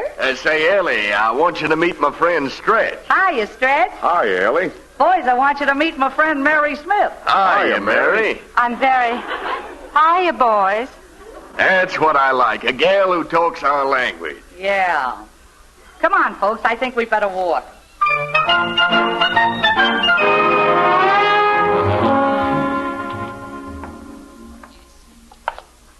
You know, Stretch, these roads get pretty lonesome at night. I'm glad I've got a man to protect me. Yeah.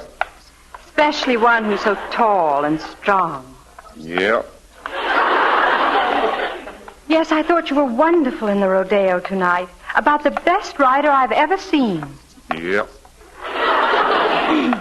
I got awfully excited when you threw that steer.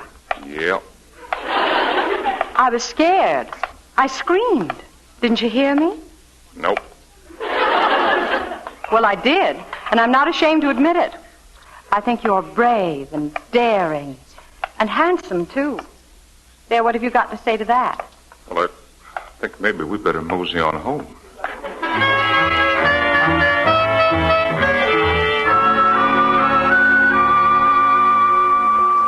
This is it, boys. This is my... well, this is where we work, Mary and me. Oh, yes, of course.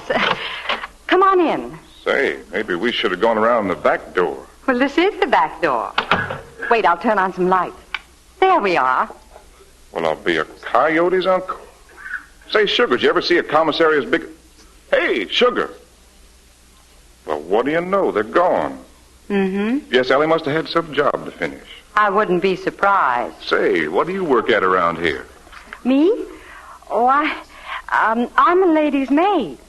Though, of course, right now my lady's away. Yeah, well, what do you do for her when she's here? Oh, lots of things. I brush her hair and help her dress. Why, ain't she got sense enough herself? Well, how old is she anyway? About my age. Married? Not yet. What's she waiting around for? Well, maybe she hasn't found the right man. Yeah. Or maybe she's found him and he hasn't found her. Yeah. Or maybe he's found her and won't admit it. Yeah. Oh, could happen, you know. Could happen to anyone. To you. Don't you think so? Nope. But it could. Now, you take a man like yourself.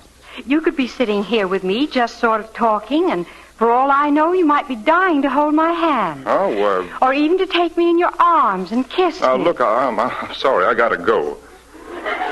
Go? Yeah, you see, we're shoving off tonight. The show's going on to Galveston. I gotta put Dusty on the boat. That's my horse, you see, and, well, he won't take orders from no one but me, so, well, you understand. I'm awful sorry, but... It's all right, Stretch. I guess Dusty wins.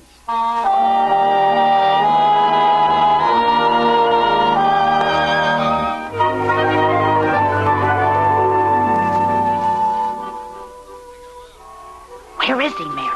What did you do with him? Not a thing, Ellie, and it wasn't my fault. You mean no luck? Not a bit. He's out there on the porch playing the harmonica and waiting for Sugar to truck on home with him. Oh, that's too bad. You sure you tried everything? Everything you told me, and a few of my own. Even number 3? Number 3? The emergency. You know, the hard luck routine. Oh, my goodness, I completely forgot about that. Ellie, can I have another chance? Why not? Well, he wants to leave. He's waiting for Sugar. Yeah, but Sugar's waiting for me. You get out there. I'll keep Sugar melted down. Thanks. Stretch, I told Ellie you're waiting. She'll be sending Sugar out. Eventually. Much obliged. You don't mind too much having to wait? Nope. You know, I envy you, Stretch. Nothing ever seems to bother you. I wish I could always take things that way. You don't look to me like you've had a tough time. You don't think so? That's funny. That's really very funny. Well, what's the matter? Gosh, I'm sorry. I didn't mean to. Oh, that's all right, Stretch. Well, yeah, but making you cry like that. What's the trouble? If you want to tell me, No, I wouldn't want to burden you. Why not? Might be good to get it off your chest. Maybe I can help. Oh, you're very kind. What is it, Mary? Is it your family? Uh-huh. Mostly my father. Your father? His drinking. Oh. His drinking? Night after night. Sometimes for weeks without stopping. He hasn't worked a single day in 12 years. 12 years? Who supports him? Oh, I see. Any more in the family? Well, there's 5 of us children, including me. Well, don't any of the others work? Why not? Oh, they're so young. All girls. Oh, gosh. 4 kid sisters, and you support them all. Oh, I don't mind. They're all such darlings. Only sometimes, well, last year, for instance, when Dottie and Henrietta both had the measles. At the same time? And Georgia had the flu, and I was out of work, and the bills were piling up, and, well, sometimes I just don't know how I can go on. Oh, gee, you poor kid. Oh, you're so understanding.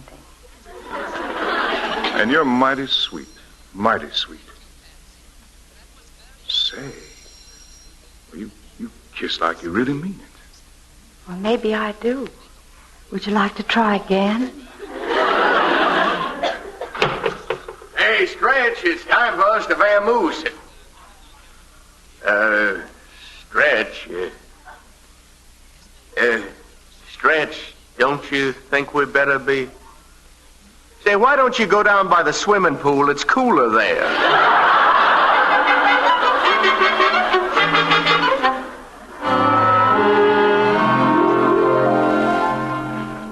You know, Sugar was right. It is much cooler here by the pool. Yeah. And the orange blossoms smell so nice. Yeah. For a while, I thought it was that stuff I got on my hair. Well, if it is, I like it. It's like Ma Hawkins was telling me. She's the one who feeds us out at the ranch. She was telling me about the time Jim come to ask for a hand. He got all spruced up and smelling like a barber shop. And when he got to a front gate, why, all the dogs in town was tailing him. Well, there aren't any dogs following you. Well, I guess maybe I didn't put enough on. Look, Mary, we're getting on that boat for Galveston tonight, and I was sort of thinking to myself, you ever been out to Montana, Mary? No. Well, it's beautiful. A girl like you would be just crazy about it. And I was figuring, well, if it's okay with you, I started to build a house before I come out with a show, and I was thinking Ma Hawkins could put you up till I got it finished, and after a while we could change it around any way you liked, and... Oh, that sounds wonderful, Stretch. Maybe next summer when I get my vacation. Next summer? We could have some more wonderful evenings like this. I've had a wonderful time, haven't you? And I was just thinking to myself, I'd be lucky if I met such a nice fellow again the next blind date I go out on. The next blind date? Oh, you don't know what trouble a girl can have. Sometimes you meet the most awful people. Too bad. I guess I was wrong. Wrong? Well, for a while tonight, I've been thinking you were on the level, that this all really meant something to you. Oh, it does. I've never had so much fun. I was thinking that last I'd met a girl who didn't measure things by how many men she'd kissed in a week. Well, as I said before, I was wrong. Please, Stretch. If you don't mind now, I think I'll get going. I kind of feel like I need a bath. Oh, Stretch. No, on second thought, I think you're the one that needs a bath. No! Don't you dare! Oh, yes, I do dare. Put me down. I said put me... Stretch!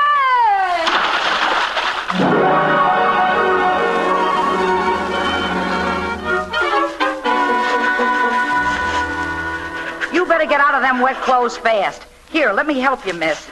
Thanks. That lunkhead tossing me in the pool like that, I'd like to catch up with him just once. I'd tell him a thing or two, or three. I'd say to him... Not now, Ellie. I haven't time. Get me out my gray suit, will you? Your gray suit, miss? Where are you going? I'm catching the boat for Galveston.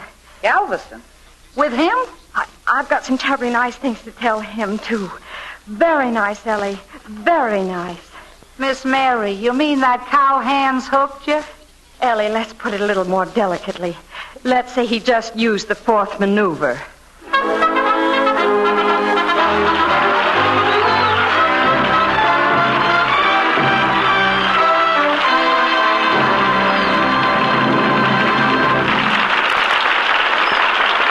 The second act of the Lady Esther Screen Guild play will follow in just a moment.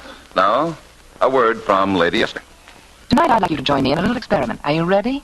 First, close your eyes. Are they closed? Now, run your fingertips over the inside of your arm. Feel how soft the skin is, how silky. Now feel your forehead, your chin, your cheeks. Feel the difference? Yes, you feel the dryness, the bumps. Now I want you to make me prove that Lady Esther Face Cream can make the skin of your face as soft, maybe smooth, as the skin of your inner arm. Remember, I said prove, and not 3 days or even 3 minutes. All I ask 30 seconds for my convincing patch test, which will show you the glamorous difference Lady Esther Face Cream makes in your appearance. Sorry. To make this interesting patch test, just smooth a little Lady Esther four-purpose face cream on one patch of skin, like one cheek. Wipe it off. Then compare that cheek with the other. See the difference, the clear, fresh look of that patch of skin. Then, most convincing of all, feel the difference with your fingertips from just one application of Lady Esther face cream. You see, this one cream by itself thoroughly cleans your skin, softens your skin, helps nature refine the pores, and it leaves a smooth base on which face powder looks simply marvelous. I'm sure you want this proof you can see on your own skin in your own mirror. Decide now to let the patch test show you the instant beautifying effect of Lady Esther four-purpose face cream.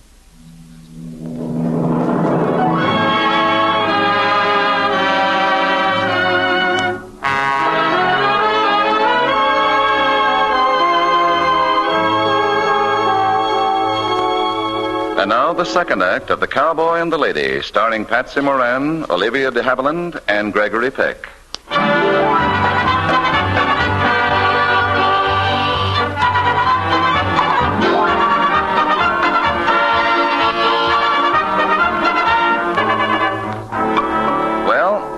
follow Stretch aboard the boat, and that leads them both to maneuver number 5. A wedding performed by the captain of the ship, which causes a stir in the rodeo crowd, with Sugar being especially upset. Say, I wonder if she married Stretch for his dough. But Mary and Stretch are in a world all their own. Arrived in Galveston, they're divinely happy, and they might have continued right on that way if Don Amici had never invented the telephone. Oh, Miss Mary, I'm so glad I reached you. I've been trying to get you everywhere. Why, Ellie, what's the matter? There's a telegram here from your father, miss. He's coming down to Florida. To Florida? But he can't come right now. I know he can't, but he is.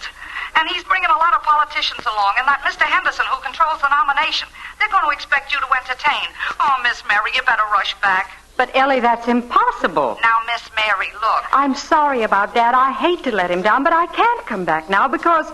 Because why? I'm married. Married? You mean you married the boy? Oh. Ellie, what's happened? What's wrong? Ellie, this is no time to faint. This is long distance.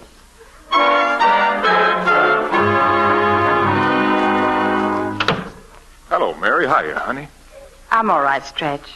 Oh, it don't sound much like it. Anything wrong?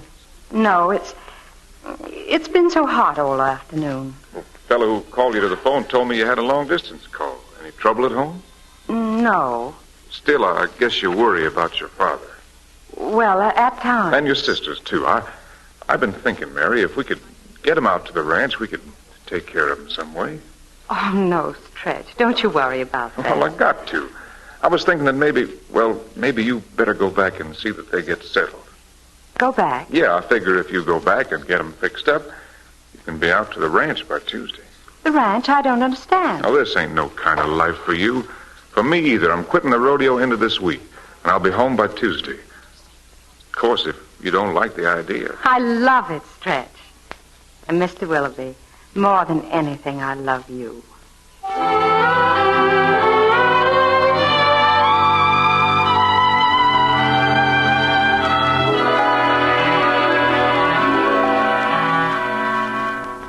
Don't you see, Ellie, I had to do it this way. Stretch thinks I'm just a lady's maid. And your father thinks you're just a lady. What's going to happen when he learns the truth? Well, I'll find out when he finds out. Meanwhile, don't tell anyone I'm married. Not anyone. I won't. I'll wait till Dad gets here and sort of get things going for him. Then I'll tell him what's happened and run. By Tuesday, I'll be at the ranch with Stretch. I don't think you will. Not by Tuesday. Why not? Tuesday? That's the day your father's getting in.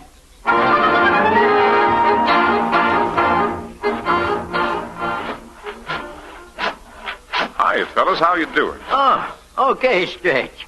What brings you up here again? Something on your mind? No, just looking over the house again. With a girl like Mary, you can't be too careful. Got a few things to figure out. You just go right ahead. Oh, sure.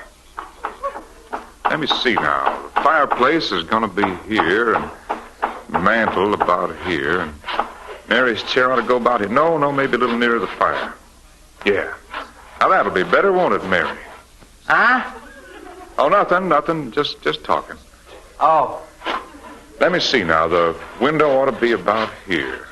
Yeah, just about. Mary, what do you think? Window okay?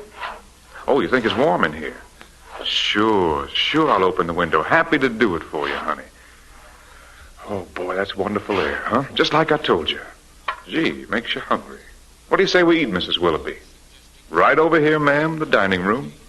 Go ahead, have a seat, Mrs. Willoughby.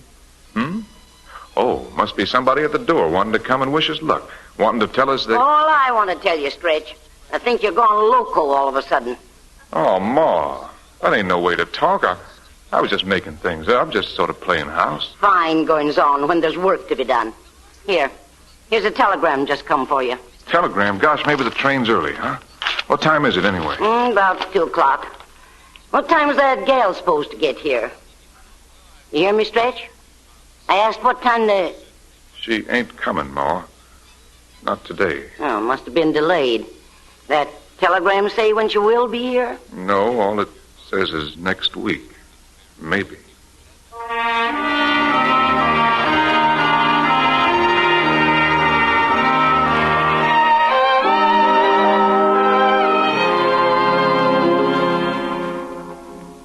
I know it's been difficult, only two in help, but you know how much this means to my father. Oh, I ain't worried about myself. I don't mind the work. But what about you, miss? When do you figure you'll get away? Oh, I wired Stretch again this morning. I told him next week, sure. You told him that last week.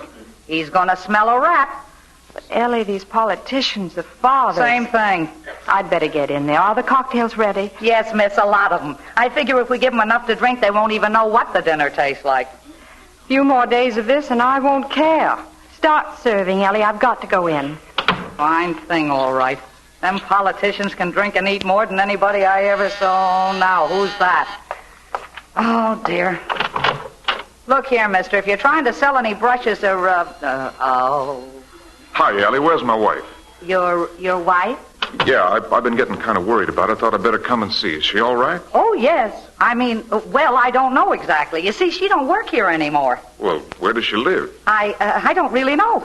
That's funny. You're a good friend of hers, aren't you? Oh, sure. That is, look, you better get out of here. I could lose my job. The boss is here. Boss, I will say, maybe she knows where Mary lives. Oh, no, she don't. I'm sure she don't. Well, tell her I want to see her, will you? Huh? Oh, I couldn't. I'm sorry. Say, you're acting awful funny. Maybe I better ask her myself. Oh, no, you can't. Who says I can't? I say you can't. You can't go in there. If you do, I'll lose my... Situations wanted. Here I come. Say, what's Mary doing with all them people? I thought she wasn't here. Yes, what is it, young man? I'm sorry, mister. I didn't mean to bust in like this. I was looking for somebody. I'm Judge Smith. This is my home, apparently. You've made a mistake. Yeah, a big mistake. An awful big mistake. Stretch. Wait, Stretch. I've got to talk to you. You've got to let me explain. Please, darling, please. Lady's maid, huh? You were bragging. Ellie, he's gone. What'll I do? Miss, this is one time I wouldn't know. I don't think my system covers this.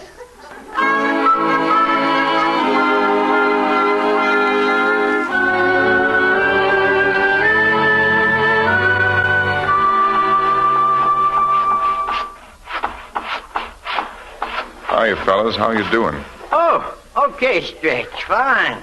I'd have had the roof on about tomorrow. I just got back. Thought I'd better come up and tell you. You might as well quit. Just leave it go the way it is. Like this, unfinished. Mary. Stretch, I'm willing to rough it out here, but don't you think we ought to have a roof? How'd you get here? Oh, I had a long talk with my father. He's chartered a private plane for me. You know, he's quite a man for chartering planes. It amounts to a hobby. Oh, why'd you come here? What do you want? That's what I tried to explain, but you wouldn't let me. This is what I want, Stretch. This house, this country, this life together. Only I can't keep running after you forever. Stretch, don't send me away again, please. All right, fellas, what are you waiting for? Come on, get busy. You got a house to build. Okay, Stretch. Oh, Stretch. Gosh, Mary, it's going to be swell. Yes, but darling, I've been looking over the house. You better have them add another room. Another room? What for? Well, for the moment, we'll just call him maneuver number 6.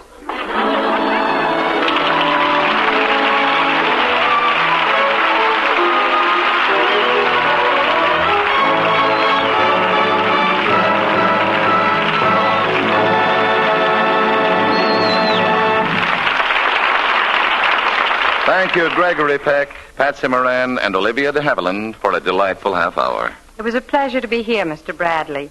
We know that the Motion Picture Relief Fund and its country house, so vital to all of us in the industry, are supported largely by these radio programs, and we're all proud to help the good work. And now, before we tell you about next week's program, here's a word from one of America's best-known beauty authorities, Lady Esther. Thank you, Mr. Haviland.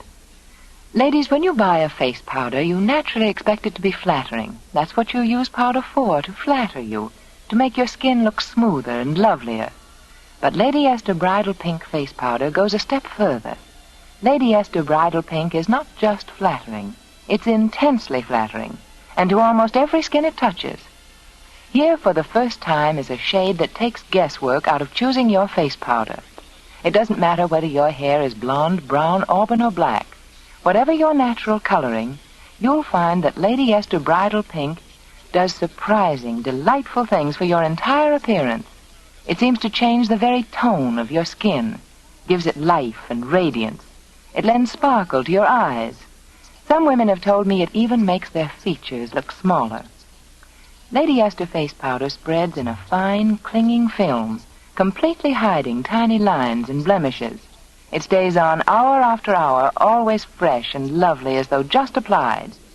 For a really exciting experience, try this. First apply Lady Esther face cream. Wipe it off.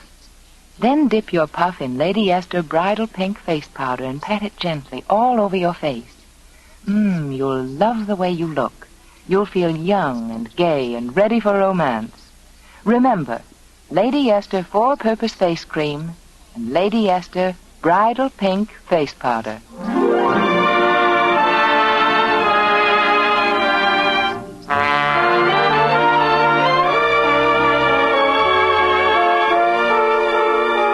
Next week, the Lady Esther Screen Guild Players will present Bachelor Mother. It will star David Niven, Francis X. Bushman, and Ginger Rogers. Be sure to listen. The picture, The Cowboy and the Lady, was produced by Samuel Goldwyn, whose next production is The Kid from Brooklyn, starring Danny Kaye. Olivia de Havilland will soon be seen in the Paramount picture To Each His Own. Gregory Peck may soon be seen in the David O. Selznick production Duel in the Sun. Music on tonight's program was arranged and conducted by Wilbur Hatch. This is Truman Bradley speaking for Lady Esther. Thank you, and good night, all.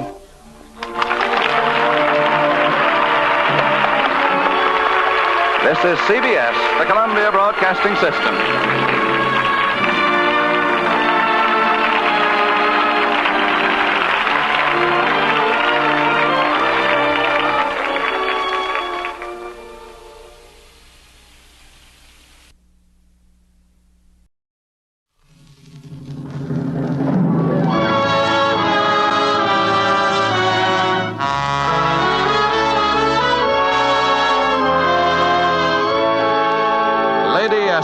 Presents the Screen Guild Players.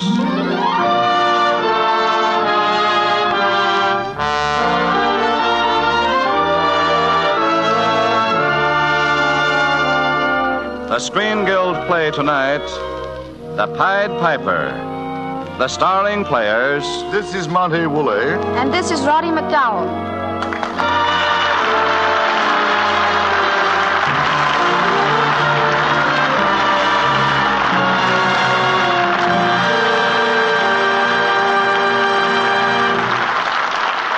Tonight, Lady Esther presents the Screen Guild Players in one of the most charming screen adventures of the past year, The Pied Piper by Neville Shute. It stars Monty Woolley as the 20th century Pied Piper and Roddy McDowell as Ronald. Monty Woolley tells our story.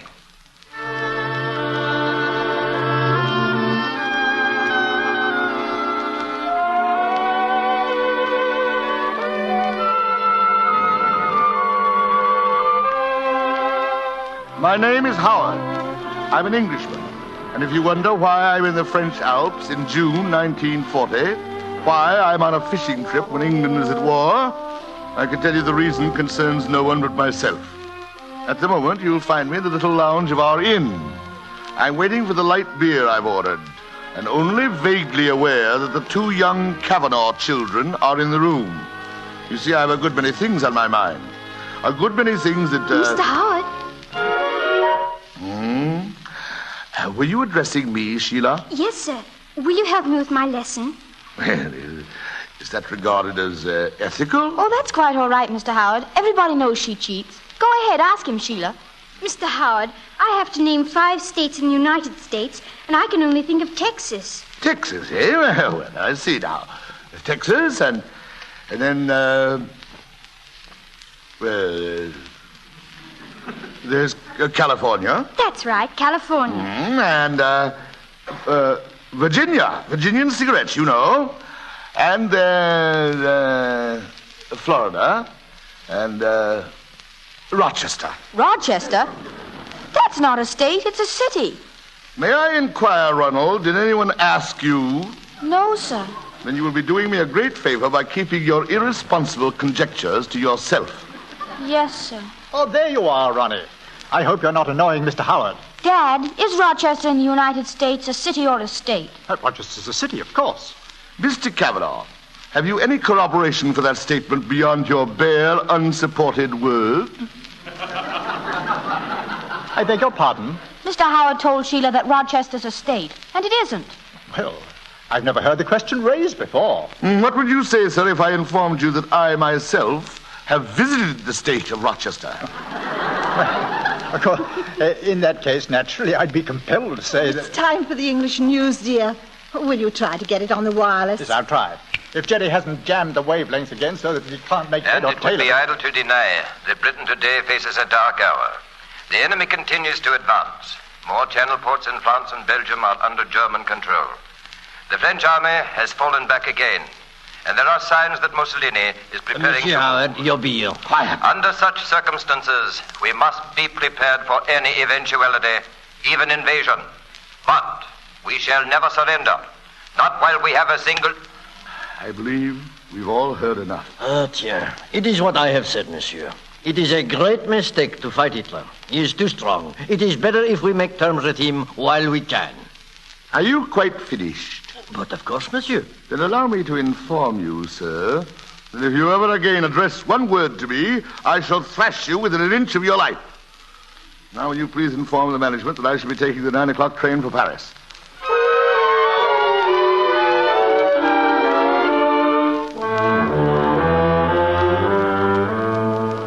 Mr. Howard, under ordinary circumstances, I shouldn't have dared disturb you at your packing. But you see, my husband goes back to Geneva tonight. His post is there, and I can't let him go alone if anything happened. Of course. There's no question now that all of France will fall, and we think Hitler will go after Switzerland next. Filthy little gutter snipe. Oh, we are not afraid for ourselves. It's the children. Yes, you should send them someplace where they'll be safe. That's just it. Oh, Mr. Howard, would you take them with you back to England? Do what? Just to Plymouth. My sister would meet you there. You mean that boy, too? Please. I know about this afternoon. Ronnie didn't mean to be rude. He's really a very good child. And Sheila would be no trouble at all. Sheila, I admit, seems to be a very decent sort. But the boy... You understand, Mrs. Cavanaugh, it was never a matter as to whether Rochester is a state or is not a state. That is a question for the authorities to decide. It was his stubborn, dogmatic attitude. I'm sorry. I naturally do not expect parliamentary rules from a child, but, well... I'm sorry. It was really too much to ask.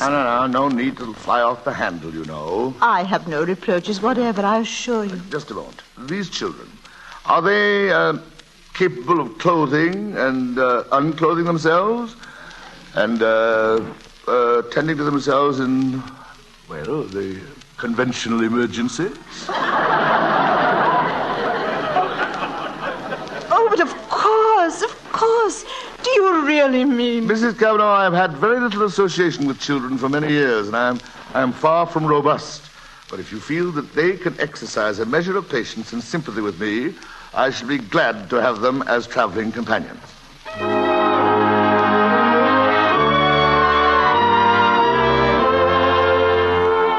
By instinct, I'm a man of my word.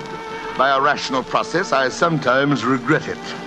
Once on the train, the children were the least of my troubles. Tout le monde descende! Le train va plus loin! Le train va plus loin! Mr. Howard, he says the train doesn't go any further. Ronald, I know my rights as an Englishman. Hey, you there. When does the next train leave for Paris? Monsieur, do you not understand? The Germans have crossed the Marne. The whole front is breaking. Maybe the trains will never run again.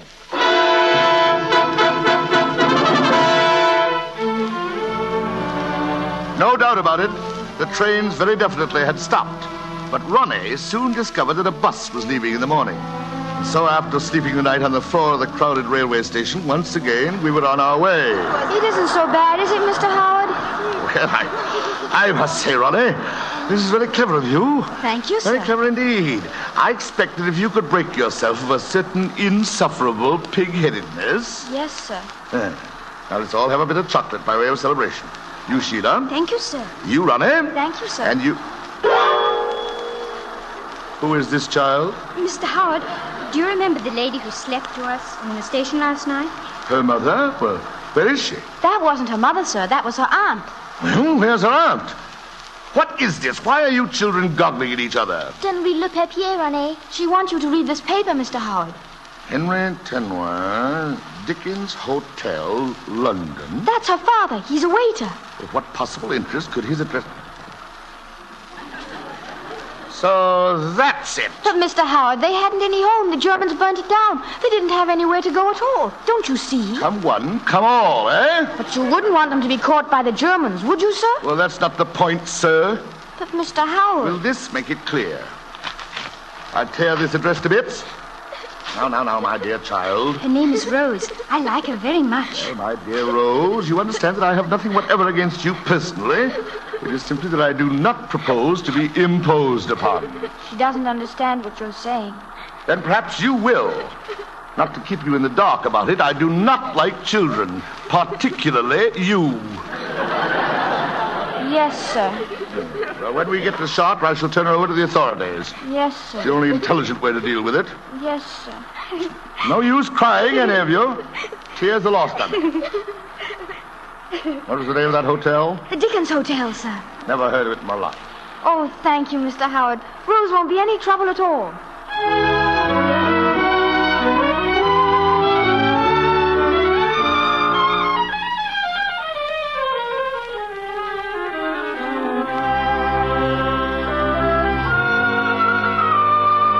Think I'm a sentimental old idiot, don't you? Well, let me assure you, I am not in the habit of turning helpless little children off a bus. Though I dare say Rose might have been safer if I had.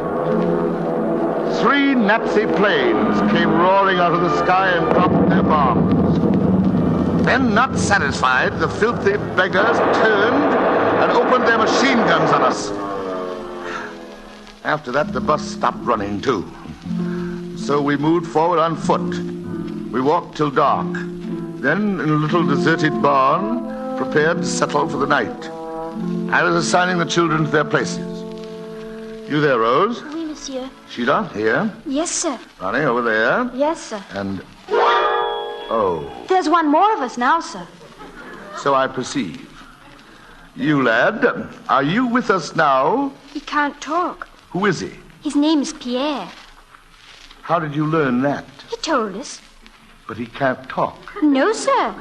But he told you. Yes, sir. Mr. Howard, may I speak to you privately, sir? By all means. He was in the bus, sir. Didn't you see him? No. His father and mother stayed in the bus. Now they're dead, sir. I see. Come here, lad. He can't speak. I don't think he can hear either. Rose, you bring him over. Voici est-il, monsieur? Now, don't be frightened, young fellow. I just want to look at you, that's all. Oh, my God. Ronnie, you'll watch after him. Yes, sir. I'll take care of him. Good boy. All right, children. Everyone to sleep.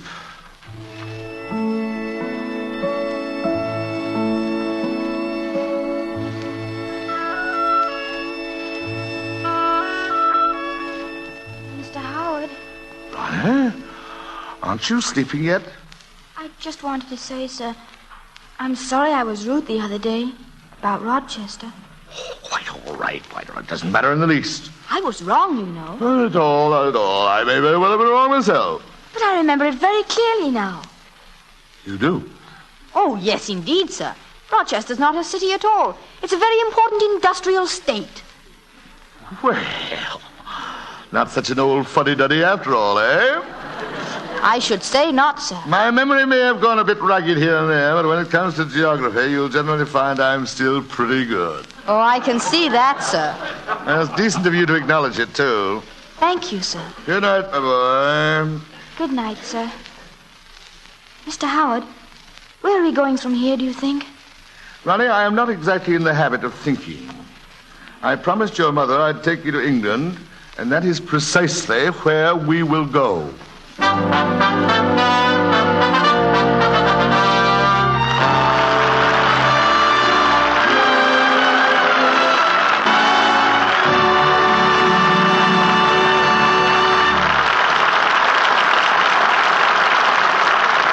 So ends Act One of The Pied Piper, starring Monty Woolley and Roddy McDowell.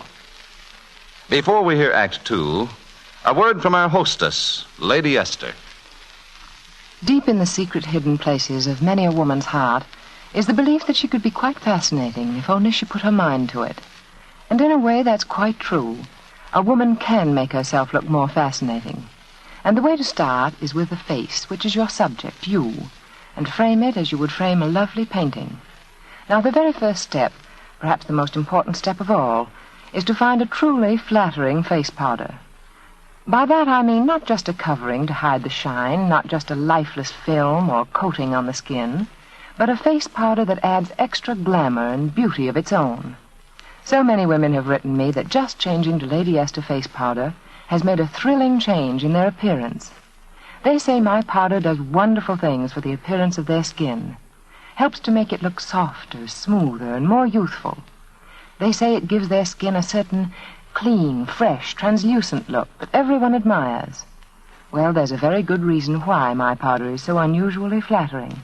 You see, Lady Esther face powder isn't just mixed, just sifted, the way ordinary powder is made. My powder goes through the patented and exclusive Lady Esther twin hurricane process. The tiny particles of color and powder are blown together with the force of hurricanes until they're perfectly married, until they're no longer divided and coarse, but now unified and smooth. No longer separate powder particles, but a perfect, delicate film of beauty for your skin.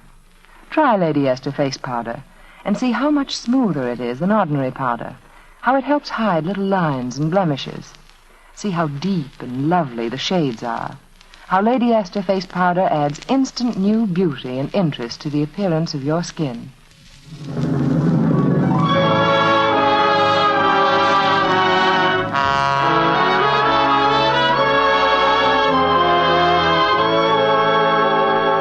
And now, Act Two of the 20th Century Fox production, The Pied Piper, starring Roddy McDowell as Ronald and Monty Woolley as the modern Pied Piper, who continues our story.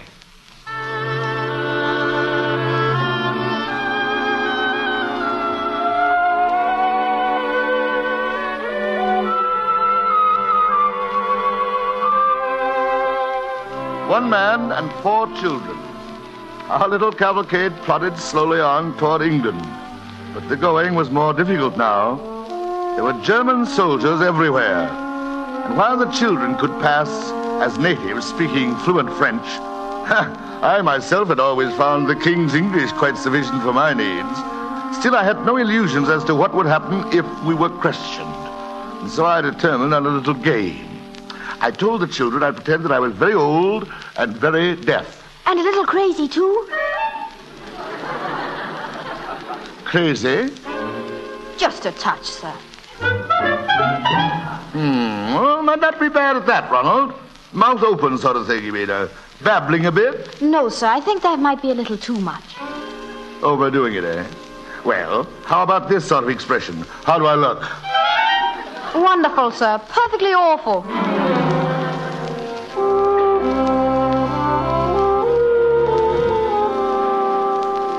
I must say I have never considered myself as having any thespian talent, but at least we got through to our immediate objective.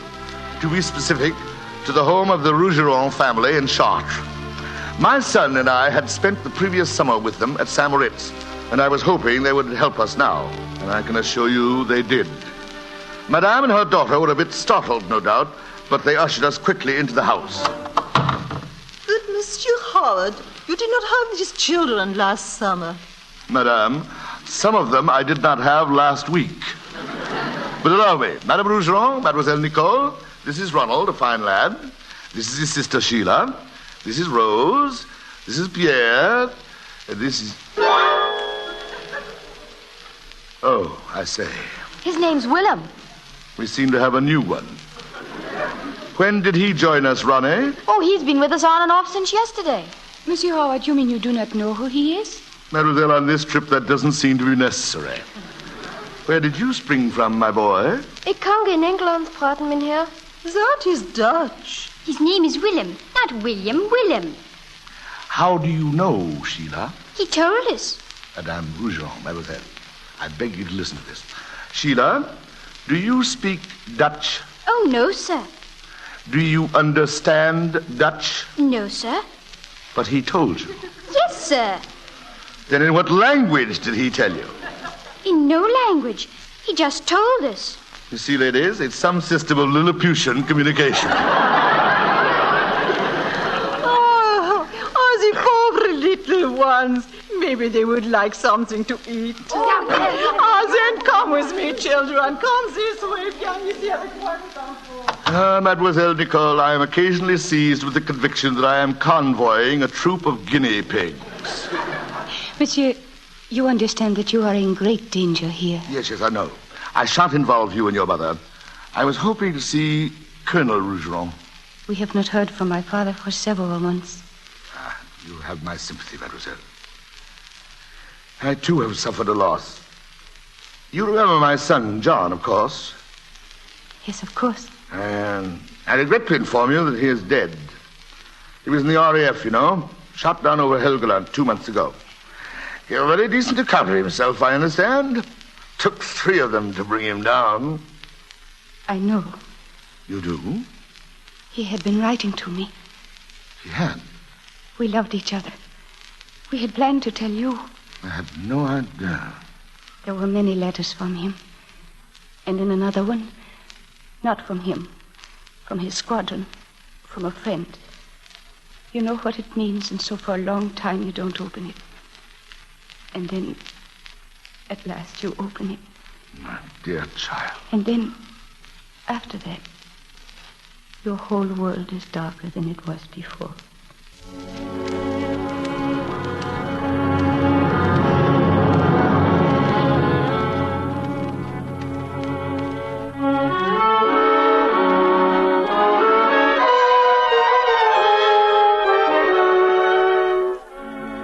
Frankly, I have no idea what we'd have done without Nicole.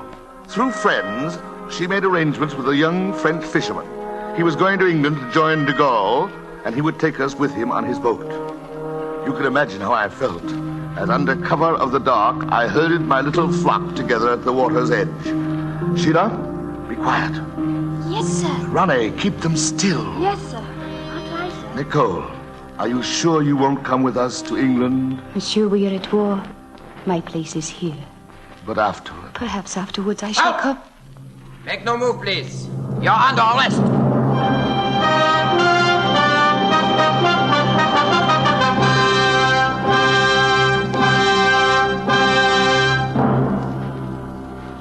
Really, Herr Howard, you must think we are stupid. An English gentleman traveling across France with 5 children, anxious only to get back home. A pretty and most disarming device. It happens to be the truth. English truth. You will speak more freely before we are through with you. Major Deason, if your intention is to frighten me, you are wasting your breath. Herr Howard, we are no longer dealing with children. You know very well that the German fleet at Brest was bombed during the Führer's visit. I didn't know it, but I'm glad to now. We know who caused that raid. It was you. You and Charendon. Charendon we have already arrested. He will not talk, perhaps, but you will. You will tell us how that message got to England. I shall tell you precisely nothing, because there is nothing I know. Oh, Lieutenant, take him away. Superfair, Major. Just a moment. I say, Major, did they get him? Get whom? Hitler. Of course not. That's too bad!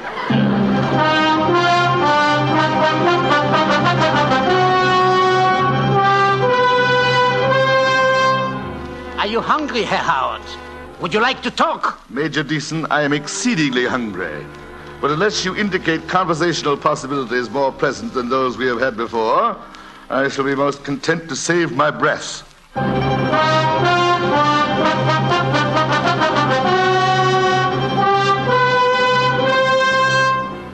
We executed Charendon this morning, Herr Howard.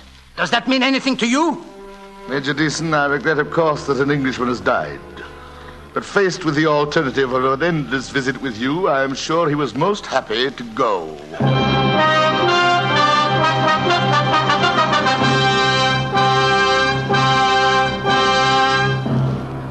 Really, Herr Howard, you puzzle me. If you are a spy, you are at least a very clever one. What did you intend to do with these children? I don't know. I hadn't thought. Send them to America, I suppose. They'd be safer there. And in America, what would they do? Starve? I don't think so. I have a married daughter there. She'd make a home for them till the war is over.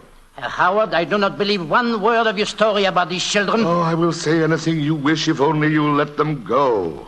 What about the Jewish child? Jewish? Which Jewish child? The dark one. He's Dutch. It didn't occur to me to ask if he were also Jewish. And in America, they would accept a Jewish child?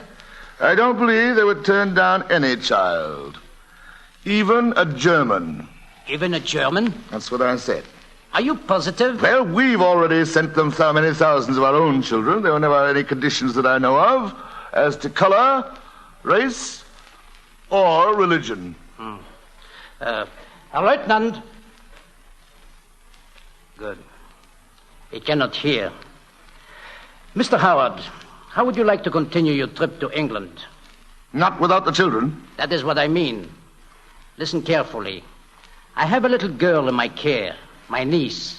Her father, my younger brother, was killed in Belgium. Her mother, we learned later, was not wholly Aryan, so we had to dispose of her. But the unfortunate problem of the child remains. Half Aryan, half Jewish.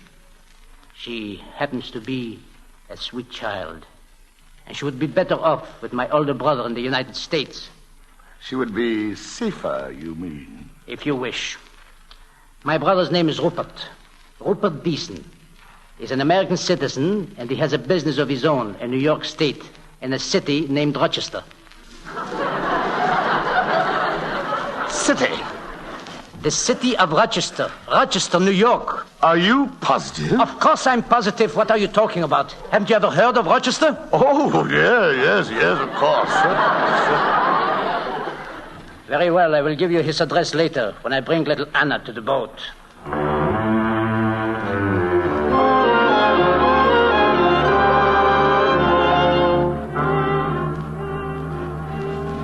Mr. Howard, he's turned on the motor. That means we're pretty far out, doesn't it? Yes, Ronnie, we're really on our way. Oh, I'm glad, sir. Are the children all asleep? Yes, sir. They're all below. Sheila is taking care of little Anna. I think I'll turn in too, sir. I just came up to say good night. Good night, my boy. Good night, Mr. Howard. Ronnie. Yes, sir? There's a little matter I think I ought to clear up with you. What's that, sir? Can you remember our little discussion regarding Rochester? Oh, yes, sir, but I told you. I know, but it seems we were both wrong. We were? Yes. Happened to be talking it over with a fellow the other night. The fellow knew all about it. It's not a state at all. It's a city. A city in New York State. Well, now, isn't that odd, sir? That we both should have made that same mistake. Huh? You're a very good boy, Ronnie. One of these days you'll make a first-rate Englishman.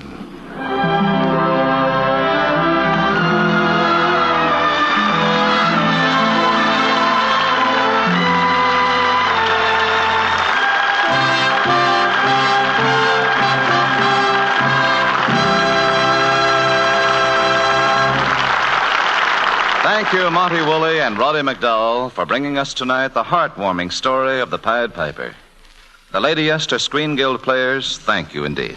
It was Roddy's pleasure as well as mine to be here, Mr. Bradley. We're all aware that the benefits from these programs go to support the Motion Picture Country House and Clinic, and we know how important this charity is to our industry. Thank you, and good night.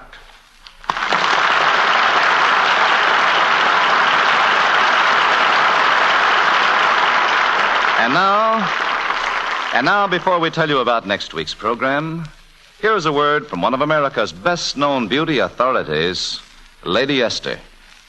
You just can't use Lady Esther face powder without looking younger, lovelier, more exciting. Now, I'm not saying this. Thousands of women are saying it. Women all over the country who have listened to me, just as you are listening now, and decided to try my powder and see for themselves if it is really so different from ordinary powder, so much more flattering. Well, their letters say that they've convinced themselves. Yes, every day women are discovering that Lady Esther face powder, made a new way by my patented twin hurricane method, is a delightfully new and different kind of face powder. Not only is the texture softer and smoother by far than the texture of ordinary powder, not only does it cling longer and keep the skin looking cool and fresh in hot weather, but even the shades are deeper toned and more lively, shades that add extra glamour and excitement to your summer skin. So why don't you, too, try Lady Esther face powder? There's no better judge in the whole world than your own eyes. And unless you're very different from thousands of others, I'm sure that what you see in your mirror will convince you that Lady Esther face powder is the most flattering powder you've ever used.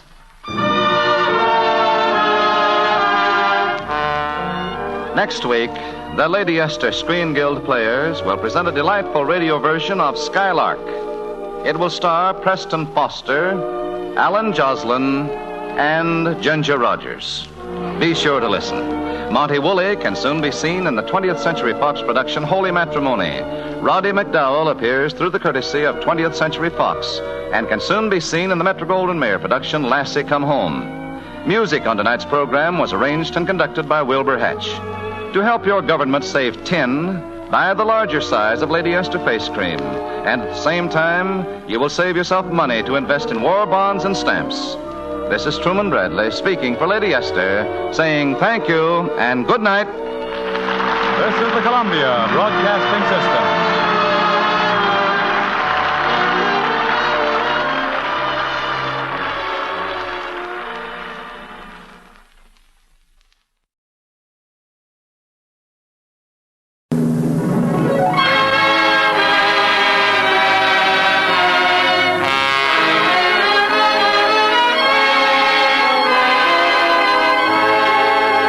Lady Esther presents the Screen Guild Players.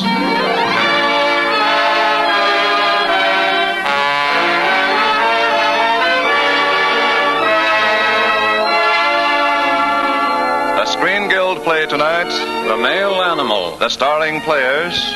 This is Olivia de Havilland. This is Joel McCrae. And this is Jack Carson.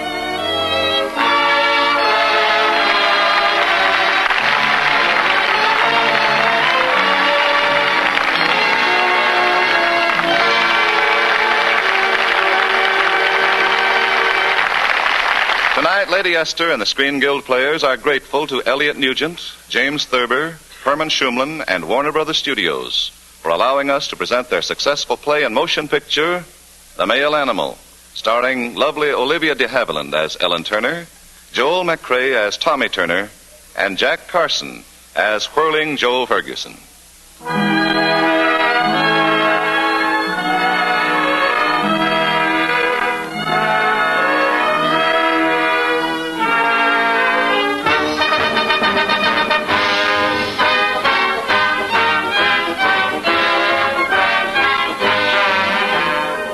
Joe Ferguson, Tommy Turner, and Tommy's lovely wife, Ellen, were all students at Midwestern University 6 years ago.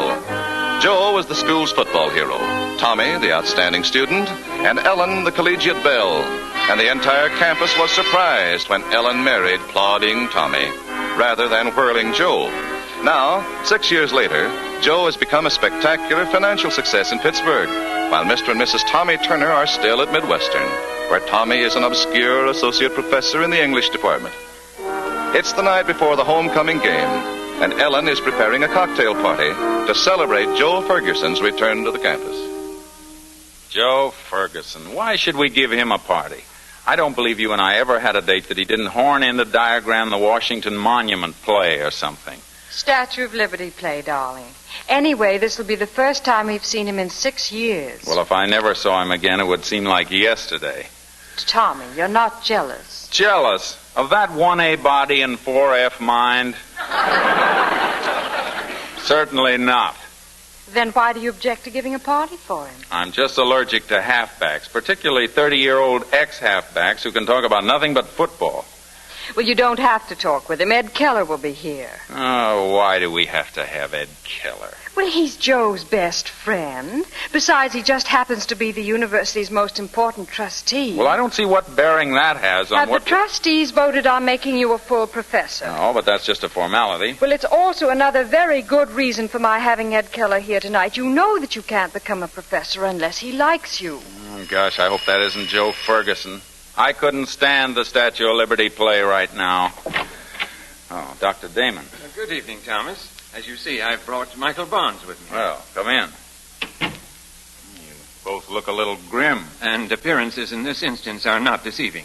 Oh, good evening, Mrs. Turner. Good evening, Dr. Damon. Good evening, Michael. Good evening, Mrs. Turner. What's happened, Dr. Damon? Michael has written another of his flaming editorials for the college literary magazine.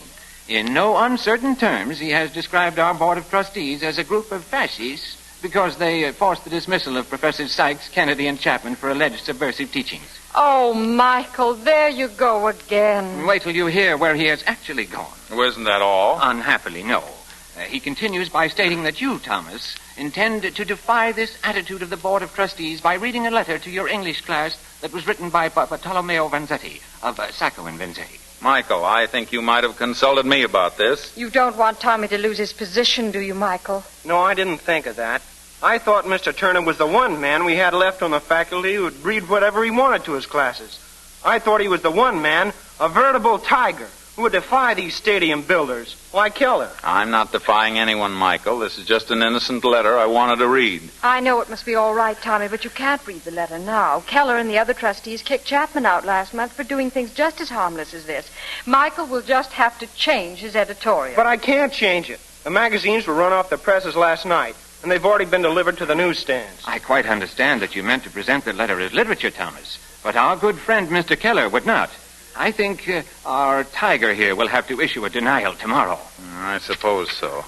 I'm not really a tiger, but I don't like to be thought of as a pussycat either.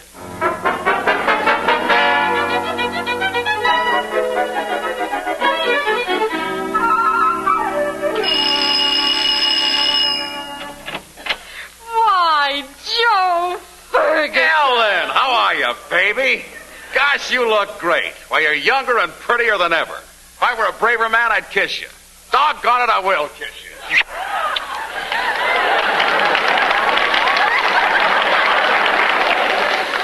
It's terribly nice to see you again, Joe. Come in and close the door. Gosh, this is swell. Where's the great Thomas? Upstairs. He'll be down in a minute. You haven't changed a bit. Do they still call you Whirling Joe? Do they? Did you read what Grantland Rice said about me the other day? I'm afraid I missed it. Huh? Well, I just happen to have it here in my wallet. That is. Thank you. Hey, you can keep it. Matter of fact, I meant to have my secretary put you on the mailing list. There are always pieces in the paper about me, and I like to keep in touch with my friends. Well, that's very thoughtful of you, Joe. That's nothing, really. Gee, it's going to be a great game tomorrow, Ellen. I bet 1,000 fish on that game. We've just got to beat Michigan. Midwestern has a fine team this year, Joe. Don't I know it? Boy, I wish I could play. Can you imagine that backfield? Stalenkowitz, Wirasaka, Rodzinski, and me. Hello, Joe. It's nice to see you again. Tommy, old man, how are you? Teaching must be good for you. Aunt Ellen here looks like $1 million. How have you been, Joe? Ah, fine. Except for a little cold. You want some Kleenex? No, thanks. How's Brenda? I meant to ask before. Wonderful, just wonderful. A little heavier, maybe. We're being divorced, you know. But I didn't know. Oh, Joe, I'm sorry. Yeah, that's too bad, Joe. Oh, it's all fine. We're both taking it in our stride. Took her out to dinner last week, along with her new boyfriend. Wasn't that rather complicated? Oh, you're not up to date, Tommy. That's the modern way of doing things. Sure. Gosh, Ellen, I just can't take my eyes off you. I noticed that. Huh? I'll go mix the drinks. Hey, Joe. Yeah, Tommy? Would you like an olive or a cherry in your Mickey Finn?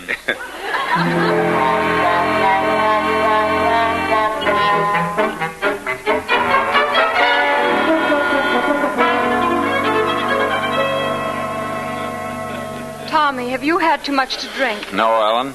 Not enough. Your eyes have that funny look. I've just had too much of Ed Keller and Joe Ferguson. But you shouldn't have told Keller about Michael's editorial and that Vanzetti letter. You know he's a crank about those things. You didn't need to talk that way to me. I don't like it. Tommy, you're not going to go ahead and read that letter in class? Yes, Ellen, I think I have to Monday morning.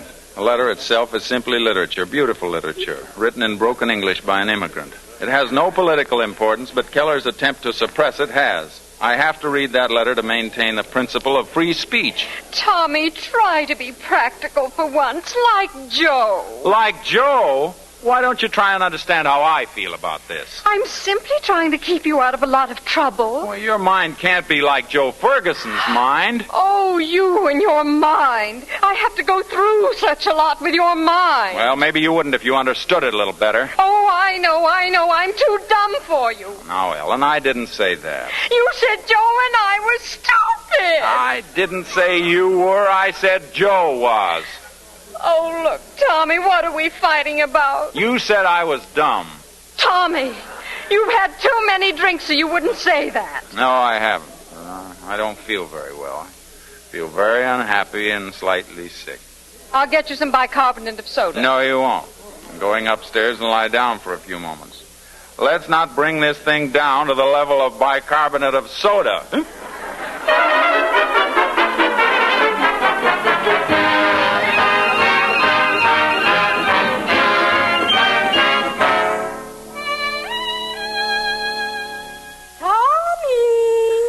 Are you ready?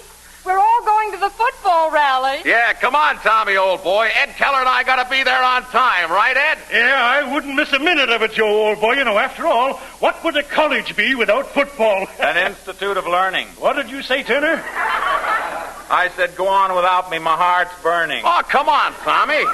We're all going over to the Dixie Club after the rally. We'll have steak and French fries and wine. All on me. Yeah, you'll be quite a sight. Oh, I get it, a kidder. Oh, let's go, Tommy. They've got a New York band there. We'll dance till morning. No, I have a headache. I think I'll just turn in. Look, Tommy, do you want people to think you're a wet blanket? Well, they think I'm a subversive influence now. A wet blanket would be a step up. We can't stand here all night arguing. Come on. We got to get to that football rally. It's important. Look, Tommy, this is homecoming. If you want to stay home and go to bed, stay. But Joe and I are going to have fun, aren't we, Joe? Well, maybe Tommy doesn't want us to have fun. Sure, go ahead. You're only young once, unless you're a moron. And Joe will never grow up. I won't go if you don't want me to, Tommy. I want you to. You go ahead and dance. You and Joe always dance perfectly together. Come on. What are we waiting for? Well, good night, Tommy. Good night. Good night, Tommy. You better take a hot water bottle to bed with you. Oh, thanks. That's nice of you to arrange for a substitute. But I don't think I'll need it. I'm going to be in all the hot water I can stand.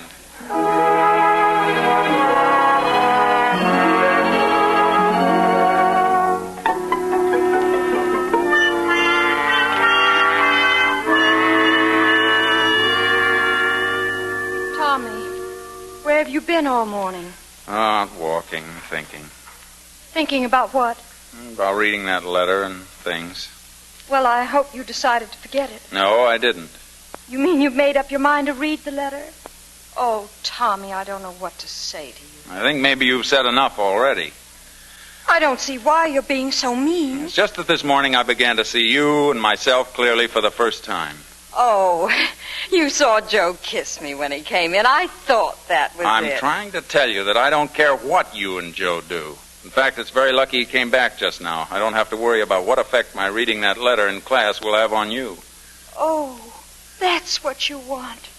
Suddenly, that's what you want. Reading that letter means more to you than I do. It's not any more sudden than your feeling for Joe. He's always been in love with you, and you've always been in love with him. All right, have it your way. If you want to be free, then I want to be free, and I've gone around for years mooning about Joe. Well, maybe I have, because I'm certainly sick of you right now. Say, Ellen, Tommy, I'm sorry if I... Hello, Joe. Hey, what's wrong here? What's the fight about? Tommy's tired of me. What? Tommy'd rather read letters and live with me. I beg your pardon? Us! Tommy and me! We're breaking up! Not just before the Michigan game. Yeah! Well, you're crazy. Tommy, what do you have to say? Rah, rah, rah.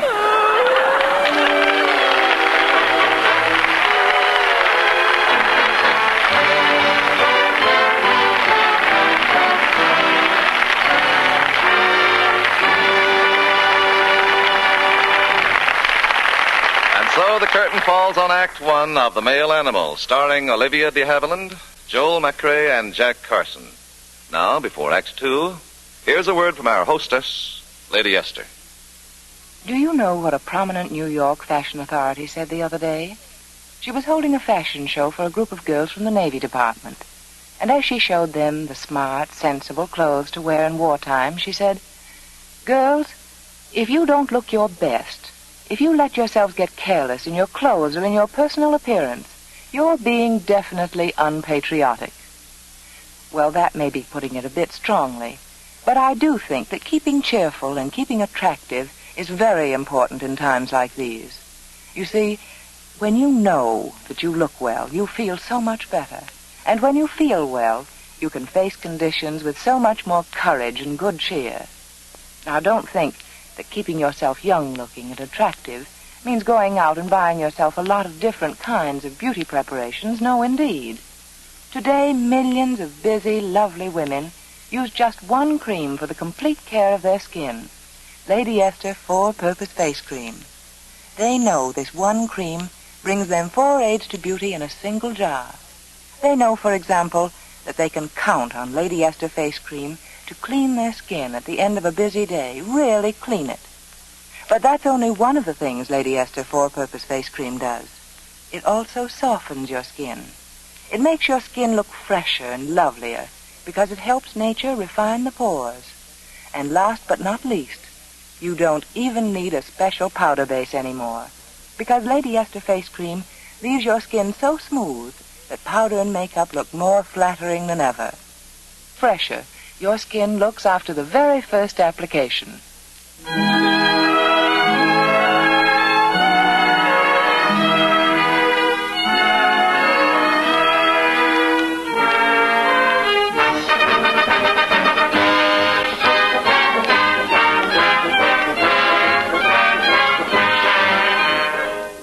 Now, Act Two of the Lady Esther Screen Guild Players' presentation of The Male Animal, starring Joel McCrea as Tommy Turner, Olivia de Havilland as Ellen Turner, and Jack Carson as Joe Ferguson. It's the Monday morning following the homecoming game, and a lot has happened. Ellen and Joe went to the football game without Tommy, and when they got home, Tommy was drunk and spoiling for a fight with Joe. In self-defense, Joe knocked Tommy cold. So on this Monday morning, Tommy has a headache with a double 2-way stretch. He has not only taken a beating, he has a hangover, his wife is getting ready to leave him, and he faces expulsion from the faculty of Midwestern University if he reads the letter written by Bartolomeo Vanzetti. As Amos and Andy would say, he is in a mess. As the curtain rises, Tommy and Ellen are seated in their living room waiting for Joe Ferguson to arrive. How do you feel, Tommy? Very strange. I know you think I'm not very bright or something, but you must realize that you got me all mixed up before the game and that you were even less helpful when Joe and I returned. No, that wasn't me. That was a drunken beast. I rather liked you as a beast. Yeah, it must have been very funny. Oh, Tommy, listen to me. Well, the point is, I don't want any pity. Hello, Ellen. Hello, Joe. Hello, Tommy. Hello. I'm sorry, Tommy. I didn't hit you hard. You slipped and hit your head. Yeah, I know.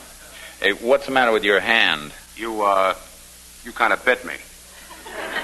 Say, Ed Keller's out in the car. Well, don't let him in. That's one man I think I could lick, and I don't want to be tempted. Could I have a little slug or something? Certainly, Joe. Scotch. Yeah, fine. Well, sit right there. I'll get it. I haven't slept for 2 nights. You worrying about something? Yeah, worrying about something. My cold's worse.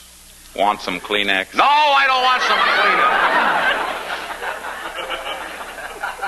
Kleenex. Reporters been bothering me, too. What do they want? Oh, they want me to pick an All-American team.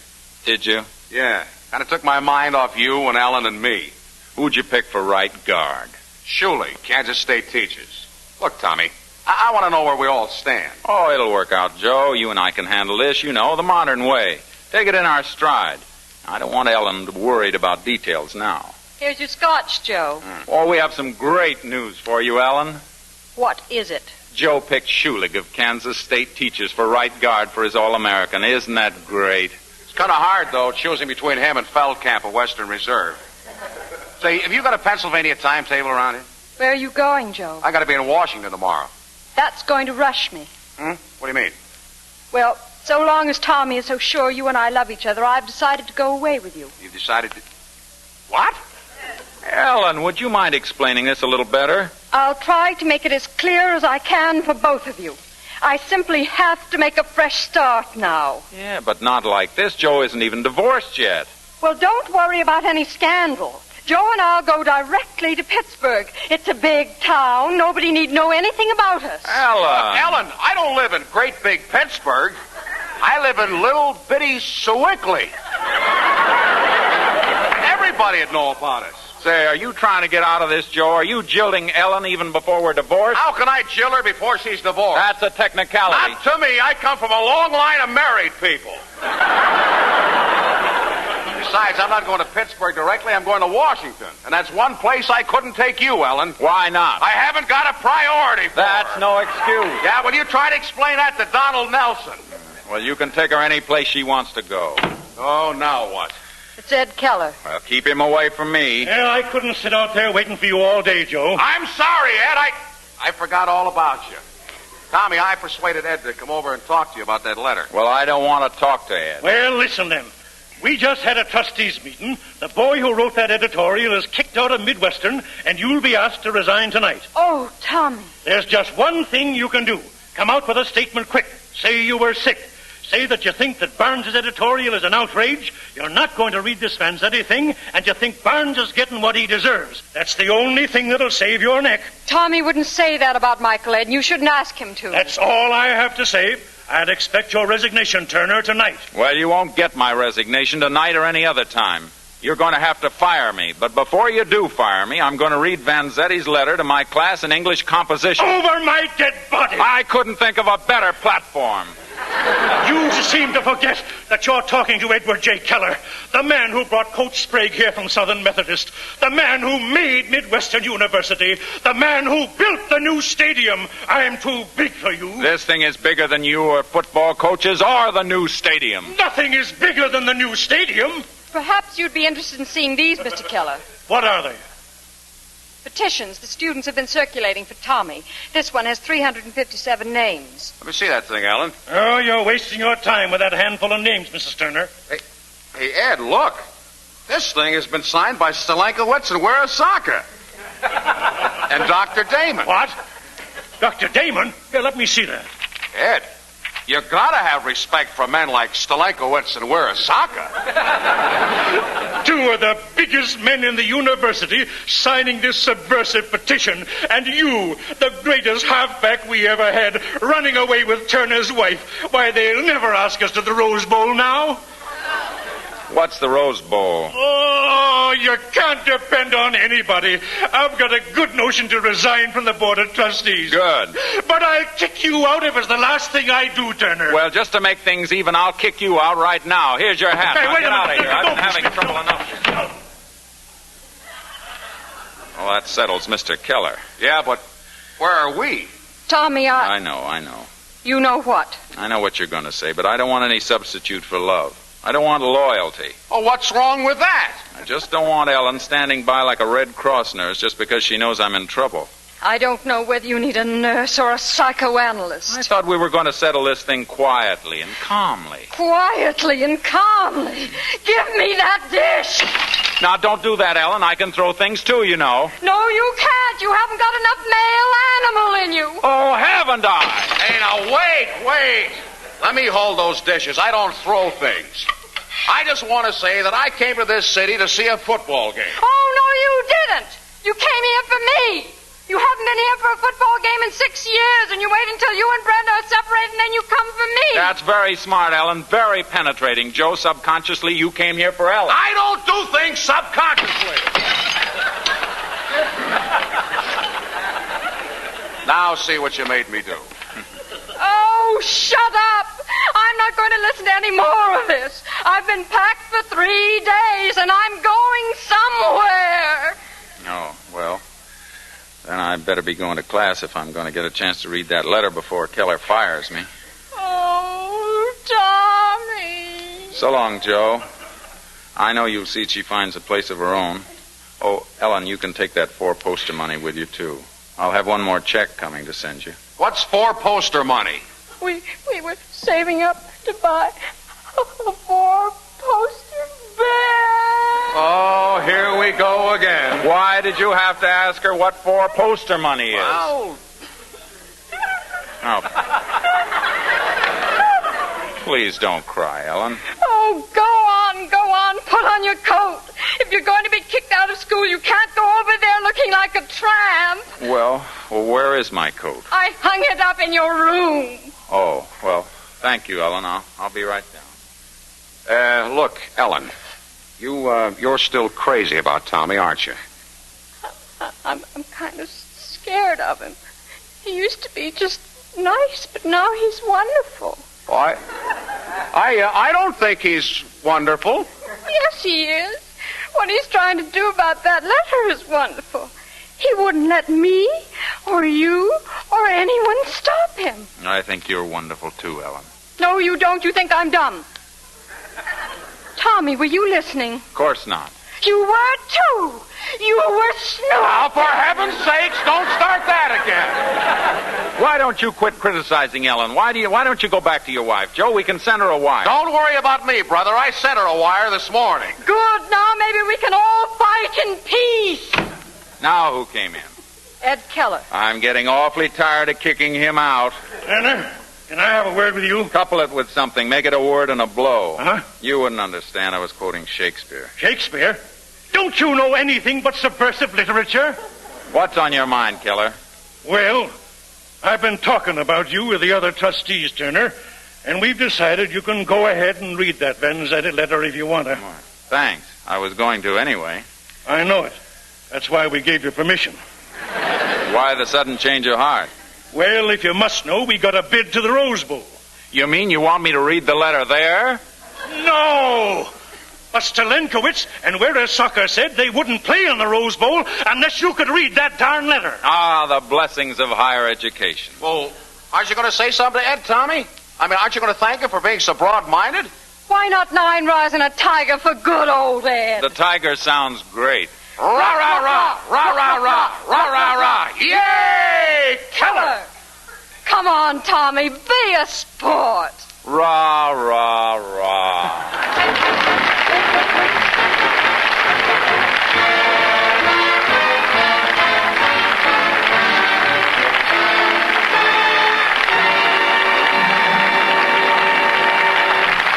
Thank you, Olivia de Havilland, Joel McCrae, and Jack Carson.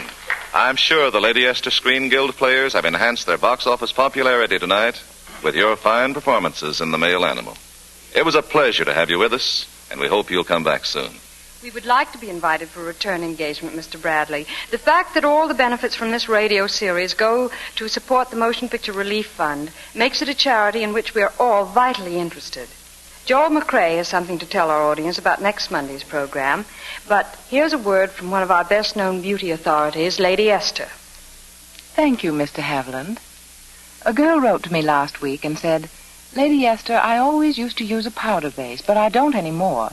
Not since I changed to your four-purpose face cream. A powder base just isn't necessary now, because Lady Esther face cream leaves my skin so soft and smooth. Well, thank you for your letter, Miss Lillian E. So many girls are making the same pleasant discovery that you have made. You see, the purpose of a powder base is to leave a fresh, smooth finish to the skin, so that powder and makeup look more flattering and stay on longer. But why should anyone use a special cream for this purpose when it isn't necessary? Lady Esther Four-Purpose Face Cream not only cleans the skin, it not only softens the skin and makes it look lovelier, but it also leaves a perfect base for powder. Yes, Lady Esther Face Cream leaves your skin as smooth as velvet, and with such a fresh look to it that even your rouge and lipstick seem to take on a new radiance. The very first time you try Lady Esther Four-Purpose Face Cream, you'll see for yourself why more and more busy, lovely women every day are changing to this one cream for the complete care of their skin.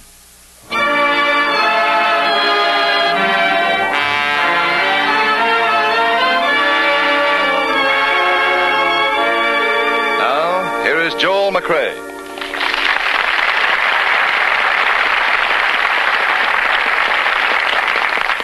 The Lady Esther Screen Guild Players have planned an exciting and intensely interesting program for next Monday night. The play was one of the biggest pictures of last season, Suspicion. And our stars will be Nigel Bruce, Brian Ahern, and Joan Fontaine.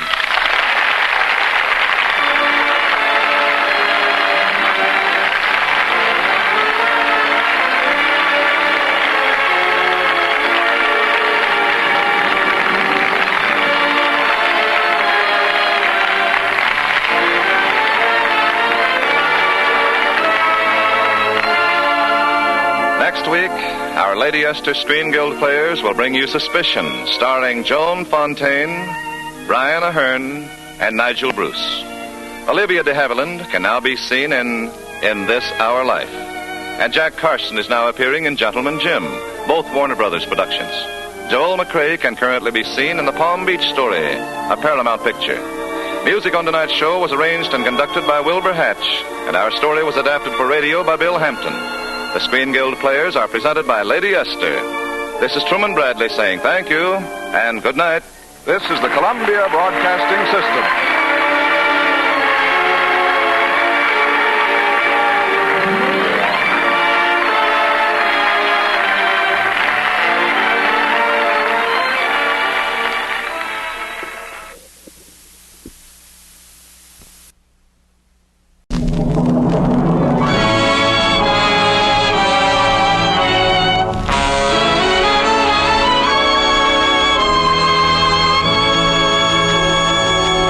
Lady Esther presents the Screen Guild Players.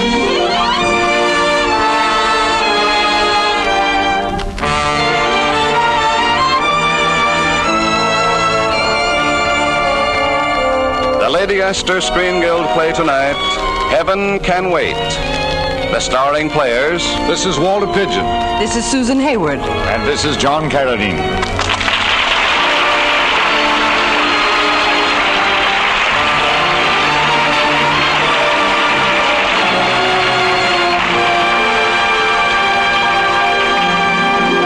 Tonight, Lady Esther presents the Screen Guild Players in 20th Century Fox's gay comedy of matrimony, In the Now and the Hereafter, Heaven Can Wait. It stars Susan Hayward as Martha, Walter Pidgeon as Henry, John Carradine as His Satanic Majesty King Lucifer, and Arthur Q. Bryan as the Assistant Devil. The Lady Esther Screen Guild Players in Heaven Can Wait.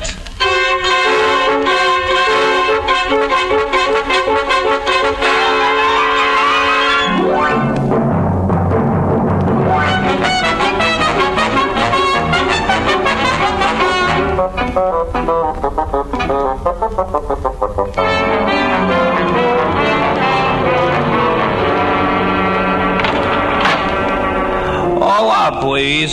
Sub-basement level, auditorium of Black Mass, executive offices of the powers of darkness, main entrance to the bottomless pits of hell, 30-cent tours through Inferno, private apartments of the Prince of Darkness, the Archfiend, the Father of all evil, His Satanic Majesty King Lucifer. All out, please. Watch your step. Our housing problem is simply terrific. Really, I sometimes think the whole world is coming to hell. Do sit down, Mr. Van Cleve. Henry Van Cleve, Your Majesty. Have you a reservation? No, you see, I didn't know I was coming until Tuesday. I passed on at 9:36 in the evening. Mm-hmm. But you should have called at once. The number's right in the directory. Mephistopheles 0000. Well, I wanted to stay around a day or so, see what my relatives would say about me, you know. They said only the kindest and most generous things. That's how I knew I was dead. Well, frankly, Mr. Van Cleve, I shouldn't even consider your application for admittance. Oh, Your Majesty. However, I like your appearance. You haven't the air of the casual run-of-the-mill sort of sinner. Ah, thank you very much. So, if you can meet our requirements, we'll be only too glad to accommodate you. Would you be kind enough to mention, for instance, some outstanding crime that you've committed? Well, I'm afraid I haven't committed any crimes. Really? Oh, in that case, but I can truthfully assure you that my whole existence has been one continuous misdemeanor. My dear Mr. Van Cleve, a passport to Hades is not issued on generalities. But if you'll only listen to me for 5 minutes, my troubles have been with women. Oh? Beautiful blondes? And gorgeous redheads. Any brunettes? I'm afraid so. Well, then, give out, my boy, give out. Start at the beginning. Who was the first woman in your life? My nurse. At the age of 14 months, I used to pinch her. Where? In the pantry. She used to meet the butler there, and, I was jealous. Then, all through my boyhood, I had a succession of girls my own age. Go on. When I kissed them, I used to drop a beetle or a grasshopper down their backs. You'd be surprised at the results. You don't say. Wait, I must make a note of that. Then through prep school and college, there were chorus girls, cafe singers, trapeze artists, dancers, etc., you know. Yes. And then on my 26th birthday, I met Martha. Oh, Martha was something extra special? She was an angel. Oh. She was walking down Fifth Avenue, and I followed her. She turned in at a bookshop. Dropping my hat and coat on a chair near the door, I posed as a clerk and spoke to her. May I help you, miss? Thank you. I'd like to, haven't you any women clerks? Oh, unfortunately not. But you might feel a little easier if I mention that I am the one who is usually chosen by the management to handle the more delicate situations. As a matter of fact, they call me the bookworm's little mother. Well, perhaps I'd better go to some other shop. Oh, no, please. My employer is watching, and if he sees if he should see me losing a customer, it might cost me my job. Oh, well, perhaps I can buy some other book. But why another book? You must have confidence in your book salesman. Regard him as your literary confessor. Now, please, speak freely. Well, the title of the book is... Yes? It's over there between To Have and To Hold and When Knighthood Was in Flower. Between, yes, here we are. The Bride's Guide, or How to Make Your Husband Happy. Thank you. How much is it?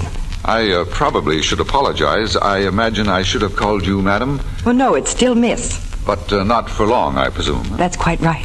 How much is the book? Oh, we would be only too glad to charge it now if you will be kind enough to give me your name and address and telephone number. Well, I haven't much time right now, so please will you just tell me how much is The Bride's Guide, if you don't mind. But I do mind. Look, just imagine that I'm the man you're going to marry. I couldn't imagine any such thing. Well, what's the matter with me? I'd rather not discuss it. I just came in here to buy a book, that's all. I understand that, but just for the sake of argument, let's say that we're getting married. Believe me, I don't want anybody to tell you how to make me happy. All I want is a book. The greatest gift you could bring me is to be just as you are. Adorable. Just one book. Stubborn, eh? And if you don't change your attitude, I shall complain to your employer. I'll let you in on a little secret. I'm not employed here. What? I'm not a book salesman. Then what are you? I'm a man hopelessly in love. I followed you here in the store. The very idea. And if you had walked into a restaurant, I would have become a waiter. If you had walked into a burning building, I would have become a fireman. If you had walked...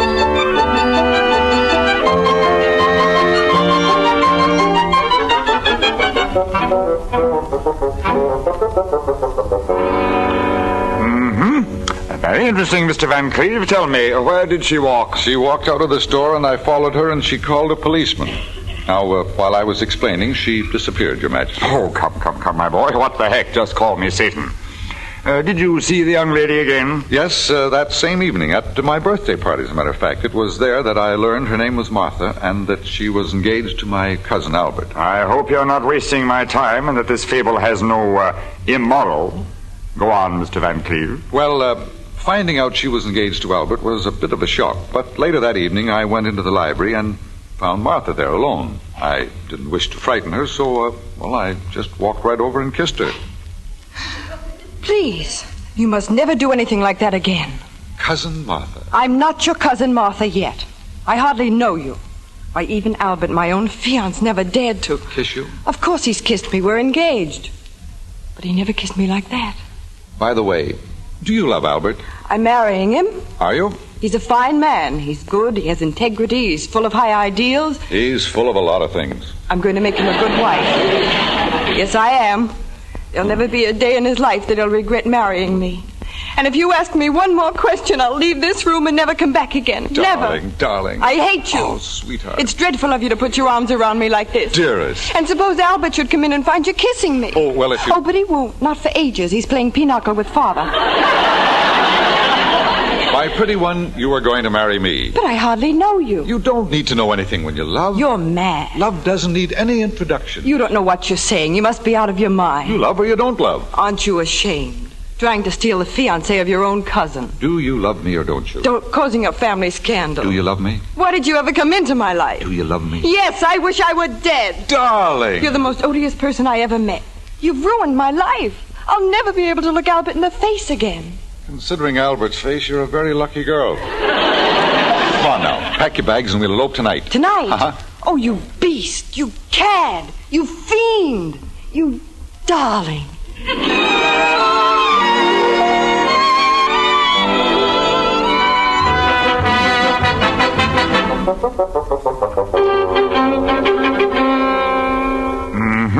Not bad. Not bad at all, Mr. Cleve.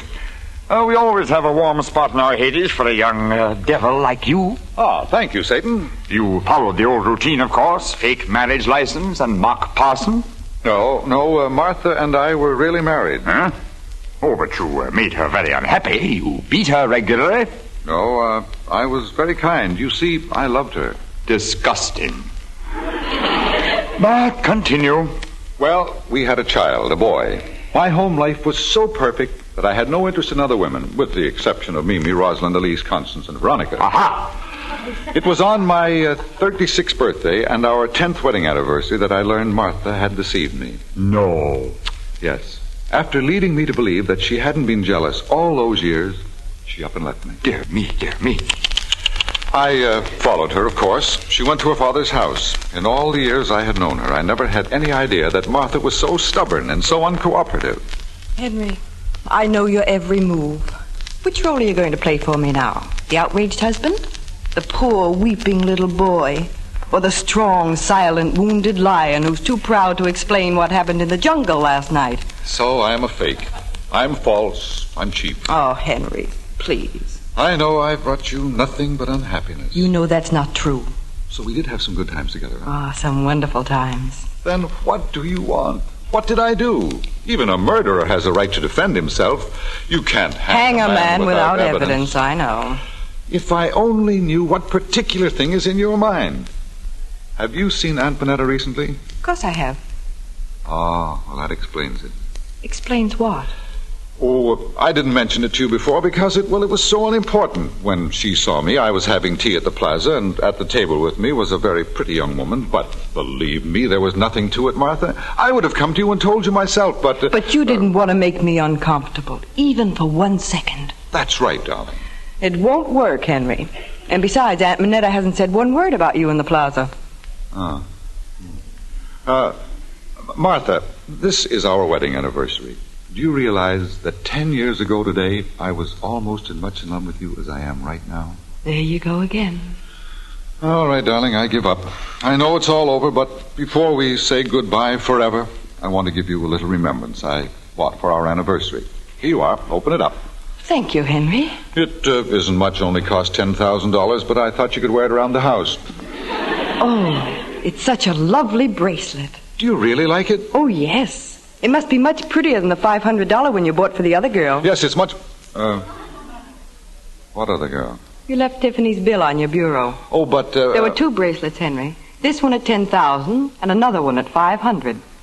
Oh, so that's what you've been so upset about. I knew it was just a misunderstanding. Sweetheart, I'm so sorry you had to go through all this only because the jeweler made a mistake. That's what the whole thing is, a mistake. I never bought that $500 bracelet. Well, Tiffany's never made a mistake on our bill before.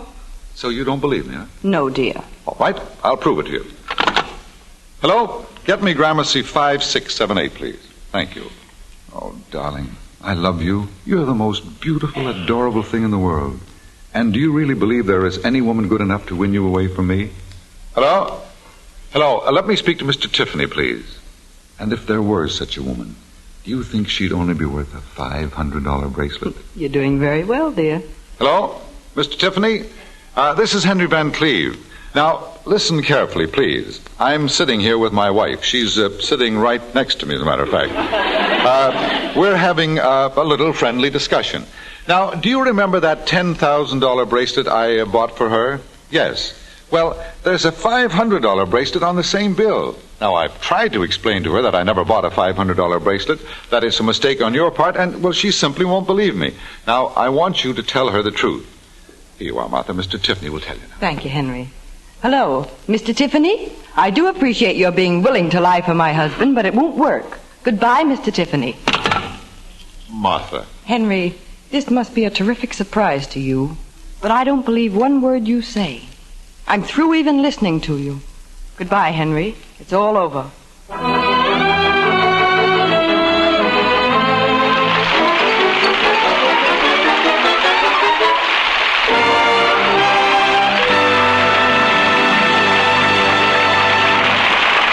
The second act of the Lady Esther Screen Guild play will follow in just a moment. Now, a word from Lady Esther. Now that spring is bursting into color and beauty all about us, wouldn't you like to give your face the breath of springtime, too? Wouldn't you like to see your skin waken to new life and beauty? See your whole appearance take on a clean, young freshness, like sunshine after rain? Then try my fascinating new powder shade, Bridal Pink. I'm so enthusiastic about this new shade that I just can't say enough about it. Bridal Pink is not just another shade of pink powder. In fact, it doesn't look pink at all on your skin. It has a certain elusive quality that's almost impossible to put into words. The best way I can describe it is that it makes you look as though you've just returned from a long, refreshing vacation. And Lady Esther Bridal Pink isn't for just one particular type of skin coloring like other powder shades. It's blended an entirely new way to be flattering to 4 basic skin types. It doesn't matter whether your hair is blonde, brunette, auburn, or brown. Whatever your hair, your eyes, your coloring, Bridal Pink will instantly give life and tone to your entire appearance.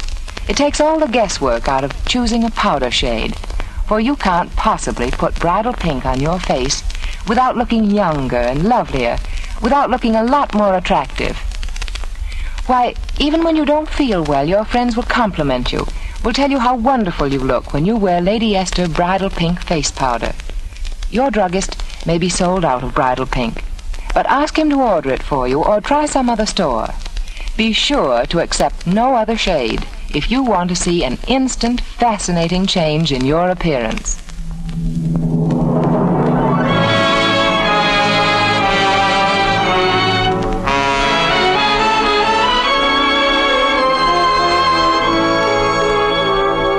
And now, Lady Esther presents the second act of Heaven Can Wait, starring John Carradine, Susan Hayward, Walter Pidgeon, and Arthur Q. Bryan.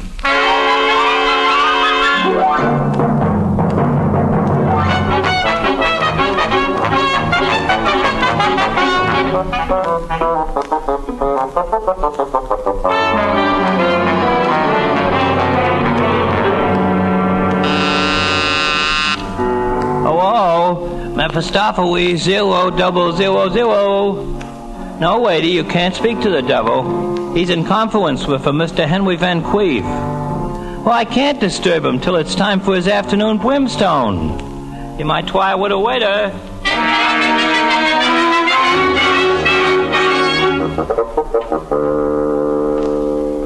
For a moment, I was practically speechless, Mr. Satan. You can't imagine what it does to a man when his wife calls his innocent prevarication a premeditated lie. Ah, yes, Mr. Van Cleve.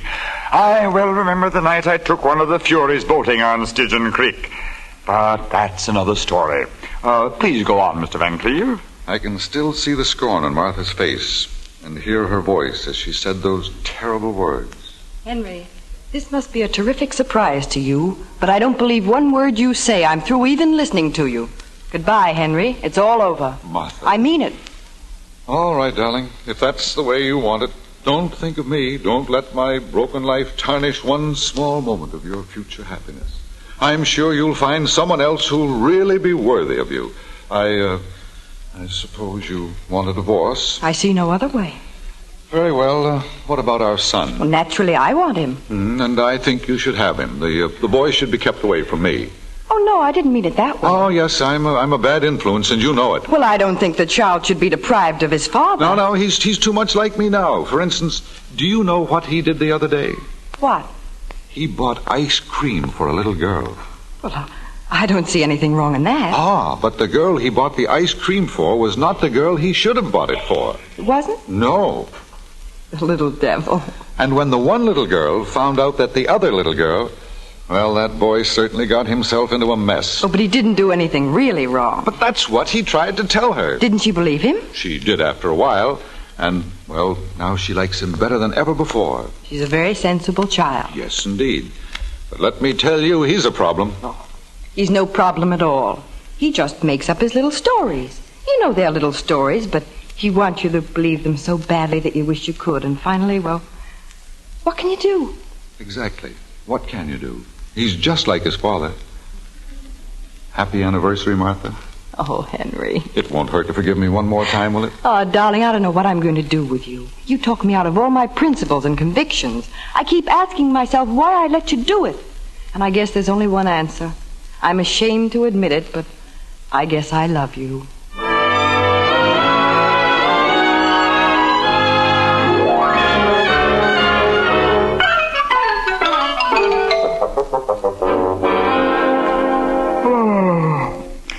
Frankly, Mr. Van Cleve, we could use a man of your talents down here. You are a most delightful liar. Why, thank you very much, Satan. Not at all, not at all. Care for smoke? Why, yes, Oh, no, thanks. Mind if I light up? Please do. Thanks. These devilish new lighters. Since the war, we haven't been able to get the good old lucifers. Now, here's our problem, Mr. Van Cleve. Huh? You don't quite fit the requirements we've had to make for entrance here. Really? We're a little short of room, too. Can't get priorities to build, you see. Oh, I might be able to help you out with that, Excellency. I know a chap who has a connection with the black market. Mr. Van Cleve, this really burns me up. You are addressing the man who originated that cute little device. The boys and I dreamed of not coming home from Black Mass one night. Uh-huh. Why, I know a lady in Hollywood who had her tickets and reservations all set. She was going up there, you know. Yeah. When she accidentally heard about a pair of nylons. But let's get back to your problem. As I say, we could use you here if you can just meet our entrance requirements. Think hard now. Think way back and see if you can't come up with something bad, something really nasty. Well, I was in the cafe one night, and I almost got into a fight with Errol Flynn. Child's play, Mr. Van Cleve. Child's play. You see, a few years ago, we would have welcomed you with open ovens. But people have been getting so much more sinful lately that we've had to stiffen up our entrance exams. Why, we had a fellow named Hitler show up the other day, whose crimes were so bad we didn't have a punishment severe enough for him. We had to send him away. What did you do with him? Oh, we turned him over to the Russians. Have you thought of anything yet? Well, would you consider suspicion and jealousy? Well, yes, if we might, if they were bad enough. Oh, these were very bad. It happened on our 25th wedding anniversary. We were entertaining quite a crowd of our old friends when I noticed Martha had disappeared from the party. I looked all over the house for her and finally found her in the library. I remember saying to her, "Our silver wedding anniversary, and I find you hiding. I've been looking everywhere for you, Martha." A woman who has lived with you for 25 years deserves a rest, Mr. Van Cleve. You're feeling all right, aren't you? Of course, darling. It's been such an exciting evening that I was just... Just what? Well, I was sitting here all alone being a little sentimental. Ah, yeah. The library. This was the room where it all started, wasn't it? A quarter of a century ago. You were standing there by the window when I came in. Mm-hmm. And then you started walking toward me very slowly. And the closer I came, the more frightened you were. Henry, I want to make a confession. I wasn't frightened a bit. You weren't? No, not a bit. I kept saying to myself, what's the matter with him? Can't he walk any faster? You're a fraud. A beautiful fraud, and I love you. Thank you, dear. Who called you on the phone a while ago? Oh, no one important. Who was it? Jealous? Of course I'm not jealous. I just want to know whom you talked to and why you're so secretive about it. And another thing. Where have you been these past 3 afternoons? You are jealous. At last, after 25 years. Thank you, darling. Martha, whom did you talk to? Will you promise not to make a mountain out of a molehole? I promise. Well, I've been going to see a doctor, that's all. A doctor? Now, don't get excited. But why did you go to see the doctor? Henry, you promised. But what did he say? Nothing, really. You've got to tell me. Is it serious? I tell you, it's nothing at all. It's just a little dizzy spell. Listen, I always like that tune they're playing. Come on, let's dance, Martha, I demand to know what the doctor said. Listen, dear, if I take 5 drops 3 times a day, and if you don't worry too much about me, we'll both live to celebrate our golden anniversary. Now, no more foolishness. Come on, let's dance.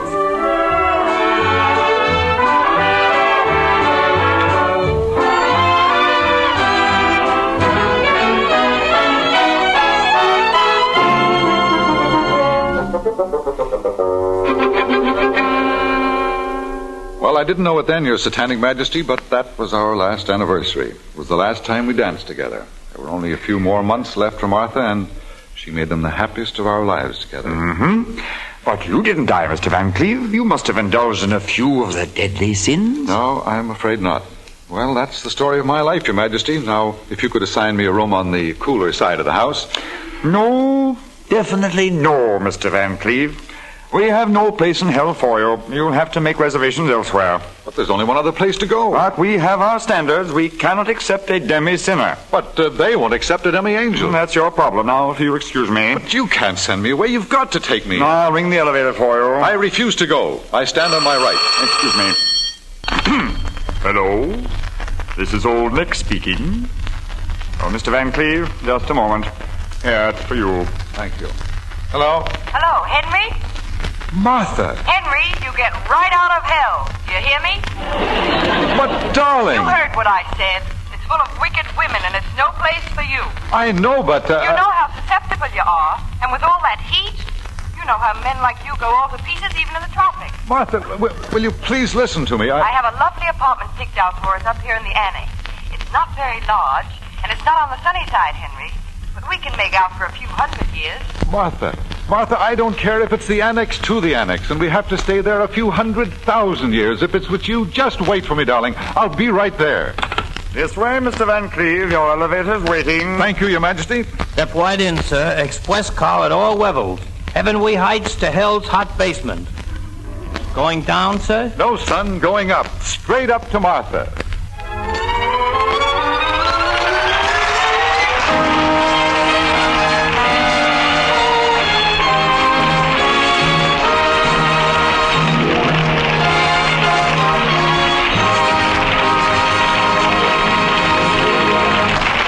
Thank you, Walter Pidgeon, John Carradine, Arthur Bryan, and Susan Hayward for your fine performances with the Lady Esther Screen Guild players tonight. It's a pleasure, Mr. Bradley.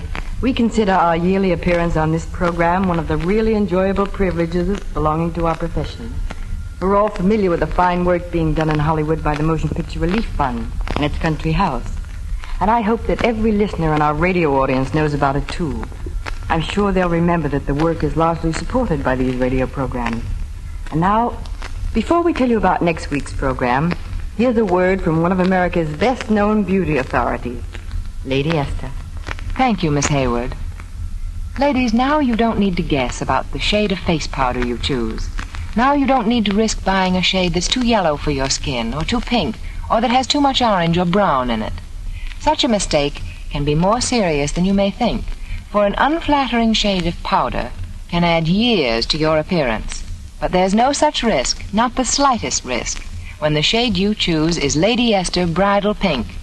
For this new shade is based on an amazing development in color blending.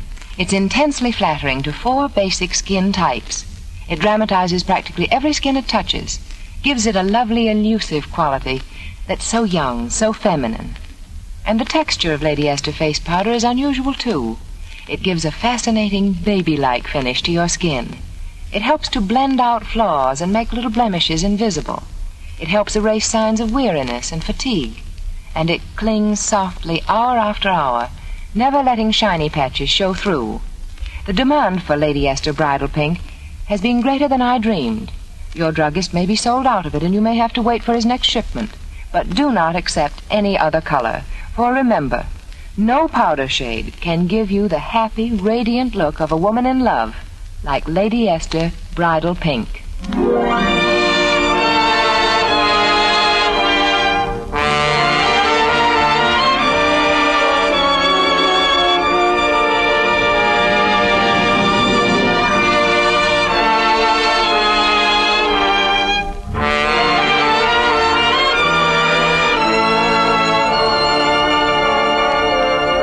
Next week, the Lady Esther Screen Guild Players will present First Love. It will star Arthur Treacher, Peter Lawford, and Shirley Temple. Be sure to listen. Walter Pidgeon can soon be seen in the Metro-Goldwyn-Mayer picture Weekend at the Waldorf. John Carradine can soon be seen in the Benedict Bogius production Captain Kidd. Music on tonight's program was arranged and conducted by Wilbur Hatch. You save enough on the largest size jar of Lady Esther face cream to buy a box of Lady Esther face powder. So remember, ask for the largest size. This is Truman Bradley speaking for Lady Esther, saying thank you and good night. This is CBS, the Columbia Broadcasting System.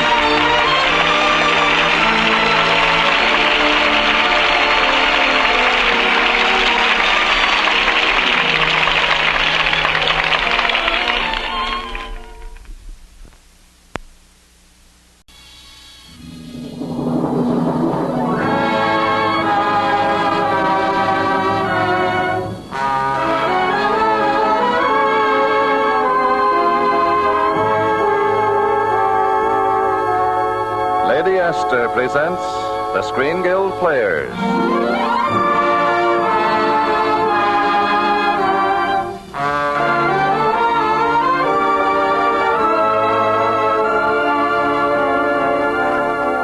The Lady Esther Screen Guild play tonight, Over 21.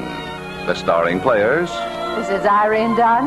This is Alec Knox. And this is Raymond Walburn.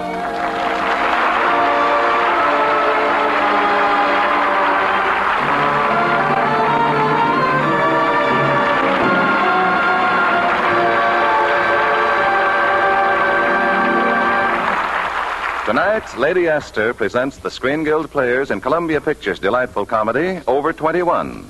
It stars Irene Dunn as Polly, Alexander Knox as Max, and Raymond Walburn as Robert Gull. The Lady Esther Screen Guild Players in Over 21.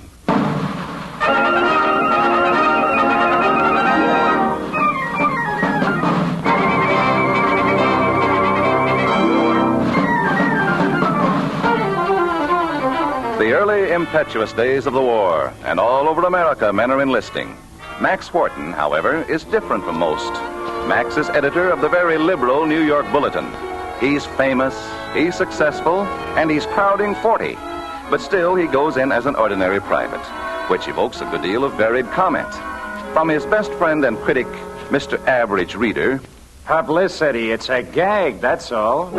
From his publisher, Mr. Robert Gull. Schoolboy stuff. Medals for Benny. I say his job is right here, running his paper. And from his wife, Paula Wharton, in Hollywood. Isn't it wonderful of Max? Why, you hardly ever hear of an editor getting to be only a private, and think he didn't use any pull either. To Max, of course, it's a serious move, and one that's not without its hazards. Speaking to his wife on the long-distance telephone. Of course, a lot of people will think I'm grandstanding. You know why I'm doing it, Polly? Well, of course I do, Max. Oh, what did Gal say? He's having kittens. I warned him that when I leave, though, I leave. No inter-office communications, no wires, no phone calls, nothing. Well, naturally. You're going to be a soldier. Oh, I'm going to try. Of course, I'm no spring chicken, darling. You know, over 21, a man slows down. Oh, silly. When did you get to be an editor? When I was 35, but... Well, that's what I mean. When you leave? This afternoon. Basic training. Then maybe officer's candidate school. If I can make it. What do you mean? Sure you'll make it. And I'll be right there with you. You... What? You heard me, sweetheart. When you make that officer candidate school, you just wire me where and when. Polly, well, after all, I'm not planning a novel this year, and I'm almost through with this picture script. Oh, say, Nixon says it's swell. Well, that's good, but I miss you like the dickens, darling, and I married you for better or worse. But now listen, and Polly. Besides, how do you think I want to spend the war? Sitting around Hollywood on my swivel chair?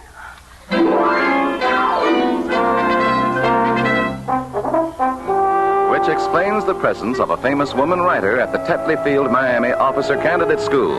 Well, not really at the school. At Palmetto Court, Bungalow 26D. Say, Polly, that Bungalow 26D, wasn't that pretty rugged stuff? Oh, not too bad, Mr. Bradley. Pretty crowded, of course, and sometimes noisy. Radios and things? Yes. Mrs. Clark liked Gabriel Heater, and Mrs. Greenberg liked swing, and all the others... What did they like? Children. But it was fun. Yes, once I found out where everything was, like the switch for the living room lights, that was out on the porch. And then the kitchen faucet... On the porch? Oh, silly. Who ever heard of a kitchen faucet on the porch? Oh, then the kitchen faucet was in the kitchen. No, in the bathroom. But the worst thing was the front door. The only way you could open it from the outside was to stamp on the porch. Oh, it was horrible. Awful. What? The time I met Colonel Foley. It was my first night there, you see, and Max was in camp. I was in my negligee, all ready for bed, when I remembered that I hadn't turned off the living room lights. So I stepped out on the porch, and bam, the door slammed shut. And try as I would, I couldn't get it open. I tugged and yanked and cussed and prayed, and then... Jimmy, do you see what I see? Mother, there's a fairy in my garden. Hiya, kid. How's So what's the meaning of this noise?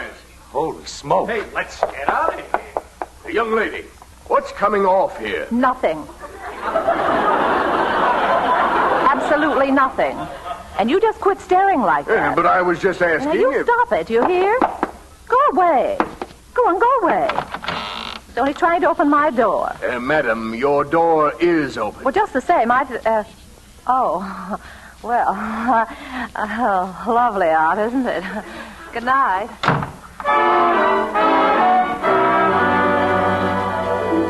But don't get me wrong. I loved the place. The neighbors were really wonderful. All Army wives, of course. And at least I got to see Max. Yes, I got to see him. I wasn't so sure he ever saw me, though. Max was so worried and working so hard. White phosphorus is used as a standard filling in the 75 millimeter, the 105 Max. millimeter, the 100... White phosphorus, 75 millimeter, the 105... Max. Oh, I'm sorry, Polly. I'm having an awful time with this poison gas. Subject 12B is just one of 33 you have to know cold. No time to learn them. Oh, 33 subjects? That sounds like a short history of the world. And all the cleaning, scrubbing, polishing, drilling, that goes right on. Boy, this was a day. Ah, pretty bad. At the crack of dawn inspection. Spot in my shirt, I didn't even see it. 5 demerits. Then we'd a quiz. You have to get 78 to pass. What'd you get? 78. Oh. Regimental review this afternoon. I stood at attention for an hour. I saw the neck of the fella ahead of me turn brick red in the sun. Then it started to go white. His neck, I mean. Bam, he falls flat in his face. Along comes the meat wagon and picks him up. The ambulance. Oh, what a thing to call it. Darling, you can forget it for just this hour. Come on now, put your head in my lap. I'll rub your forehead.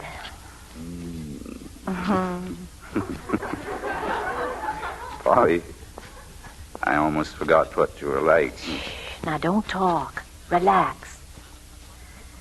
Polly, Yes, dear. I wouldn't have done it if I hadn't thought it was right. Done what, Max? Left the paper. Oh. But I kept thinking about after the war, when we come to talking about reorganizing the world and what kind of peace we want and how to make it stick. If I've been in it like this, I can say what I want. Not for personal glory, for the paper, to give it some authority. Max, Yeah? we promised ourselves not to talk about the paper. That's right. Not even read it, not even have it in the place. I'm sorry, baby. I better get back. You know, a lot of demerits for being late. Still, if Gow starts yelling for me... Max, who in the world is Gow? Robert Gow? I never heard of him. No, we'll never even mention his name again. And if he ever shows up, I'll shoot him like a dog. Hello? Long distance calling. 1 moment, please. Miami ready. Go ahead. Hello? Hello, is that you, Polly? This is Robert Gow. Who? You heard me, Robert Drexel Gow. Will you put Max on? Well, I'm sorry. I don't think I can, Mr. Nixon. What? Nixon, are you deaf? I told you this is Robert Gow. I've got to talk to Max. Well, thanks, but I'm afraid it's quite impossible right now. Maybe later, Mr. Nixon. Will you stop calling me Mr. Nixon? No, I simply can't. No. Goodbye. Well, can you imagine that, Max? Joel Nixon, Hollywood. What do you want? Oh, he's got a story he wants me to work on. You heard what I told him. I'm too busy becoming a lieutenant. Well, I hope one of us makes it. Oh, you will, Max. You've got to. And I'll do my share. I'll wash and dust and scrub and cook. You'll cook? Cook. You'll graduate a lieutenant if I have to kill you. But, Mrs. Fortin, it's so easy. I don't see why you're so worried about a little dinner. Well, I'm not so worried about myself. I'm more worried about Max. It's his first dinner at home, you see, and I promised I'd cook. Oh, well, I guess when you're writing all them books, you get cold on your cooking, more or less. Yeah, I'm practically frigid, more or less. Well, maybe I can help you out this afternoon. I could make some biscuits. You could? Swell. A pot of stew. Grand. And if I have the time, an apple pie. Think that'll do? Will it do, Mrs. Clark? You've just saved my life, more or less.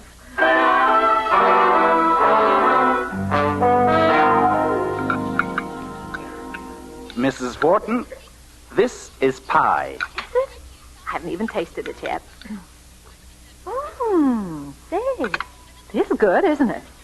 Polly, when did you learn to bake a pie like this? Not since I've known you. Oh, shucks. Way back when I was a little girl at my mother's knee. You never forget those things once you learn. How'd you go about it?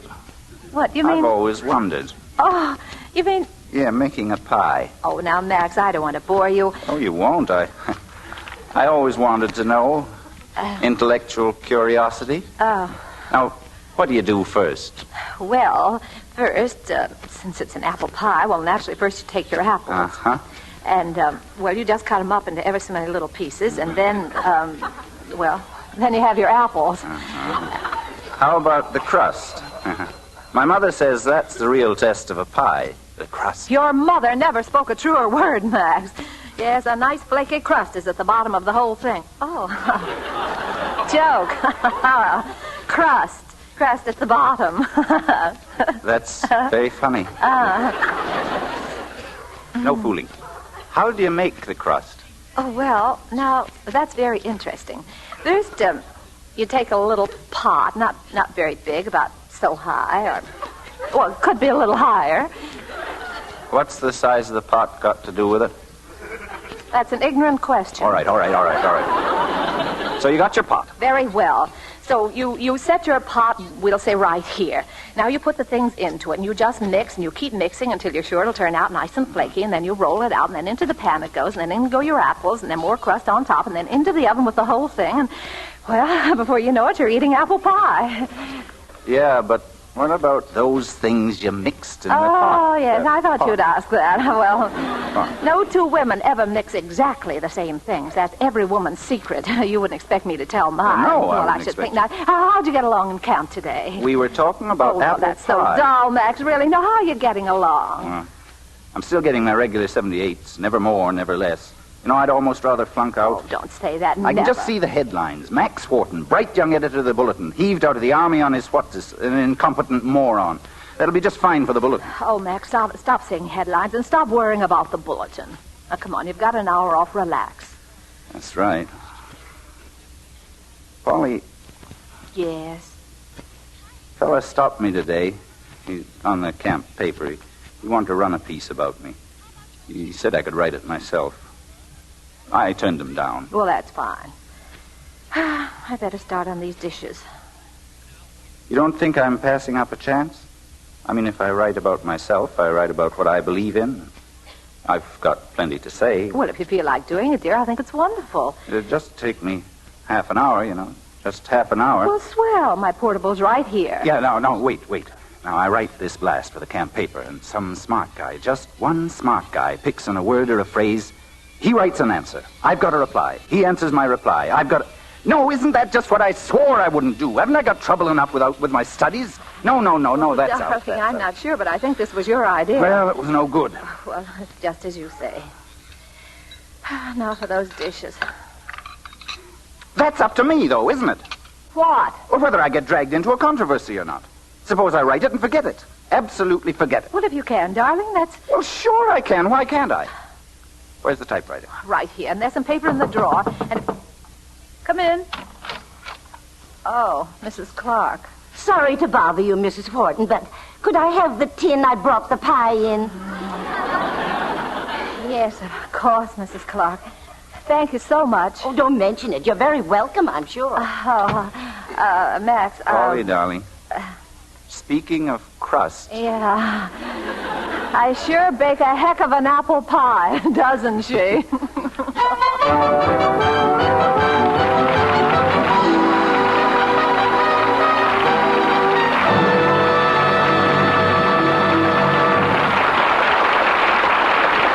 The second act of the Lady Esther Screen Guild play will follow in just a moment. Now, a word from Lady Esther. Tonight I'd like you to join me in a little experiment. Are you ready? Well, first close your eyes. Are they closed? Now, run your fingertips over the inside of your arm. Feel how soft the skin is, how silky. Now feel your forehead, your chin, your cheeks. Feel the difference? Yes, you feel the dryness, the little bumps. Now I want you to make me prove that Lady Esther Face Cream can make the skin of your face as soft and baby smooth as the skin of your inner arm. Remember, I said prove, and not in 30 days or even 30 minutes. All I ask is 30 seconds for my convincing patch test, which will show you the glamorous difference Lady Esther Face Cream makes in your appearance. Sorry. To make this interesting patch test, just smooth a little Lady Esther four-purpose face cream on one patch of skin, like one cheek. Wipe it off. Then compare that cheek with the other. See the difference, the clear, fresh look of that patch of skin. Then, most convincing of all, feel the difference with your fingertips from just one application of Lady Esther face cream. You see, this one cream by itself thoroughly cleans your skin, softens your skin, helps nature refine the pores, and it leaves a smooth base on which face powder looks simply marvelous. I'm sure you want this proof. Proof you can see on your own skin, in your own mirror. Decide now to let the patch test show you the instant beautifying effect of Lady Esther four-purpose face cream.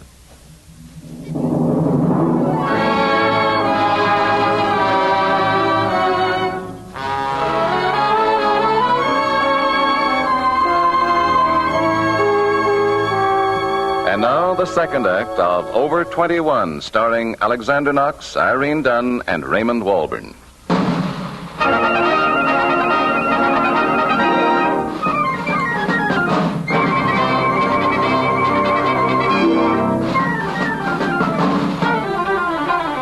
Well, Max continues grubbing, and Polly continues scrubbing.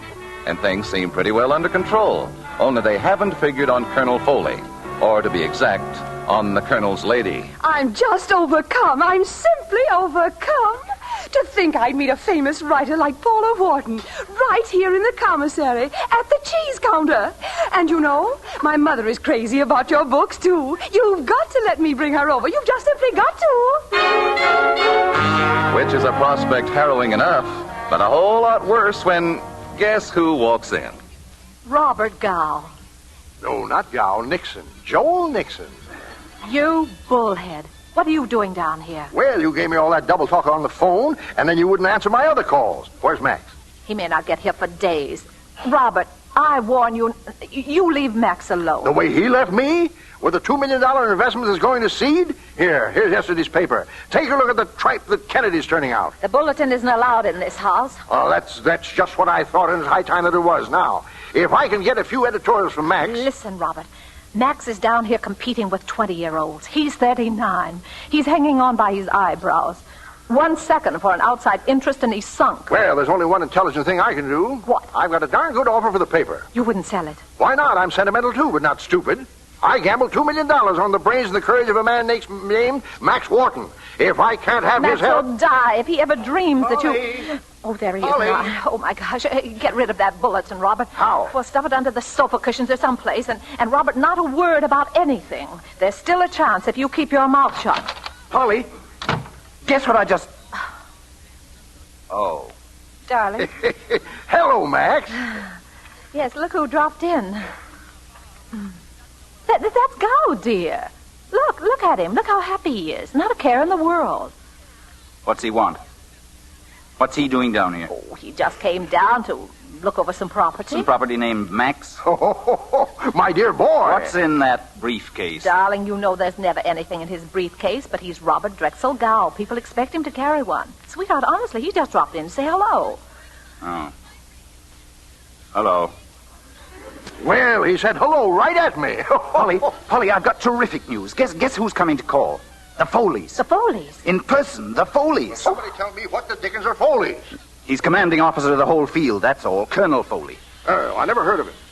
All of a sudden they say, Colonel Foley wants to see you. So I go up there and he says very cordially, why, come in, Warden, how are you getting along? He says, I say, oh, fine, sir. He says, Mrs. Foley is a great admirer of you and your wife. I don't remember whether he included me or not. Anyway, he says, we thought we might drop round and pay you a call. Now, what do you think of that? Why, that's the greatest thing since spearmint. Shut up, Robert. You don't understand the Army. All you know is the newspaper business. Well, and speaking of newspaper business... Which nobody was. Kennedy sends his regards, Max. Darling, Kennedy's doing beautifully. Well, I knew he would if he had a chance. Robert, you never liked him, that's all. And I still don't eat too loud. Don't eat with him.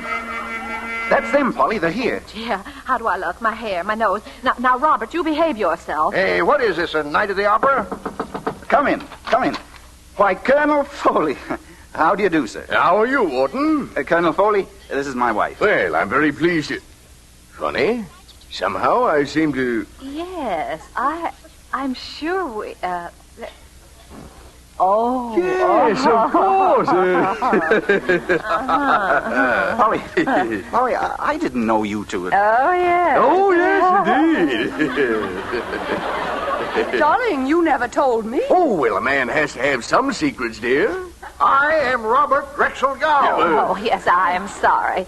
This is our friend, Mr. Gow. Oh, the famous publisher? Well, it's an honor, sir. Henry, don't forget us. Oh, yes. May I present my family? Oh, delighted, Colonel. And this is Mrs. Foley, of course.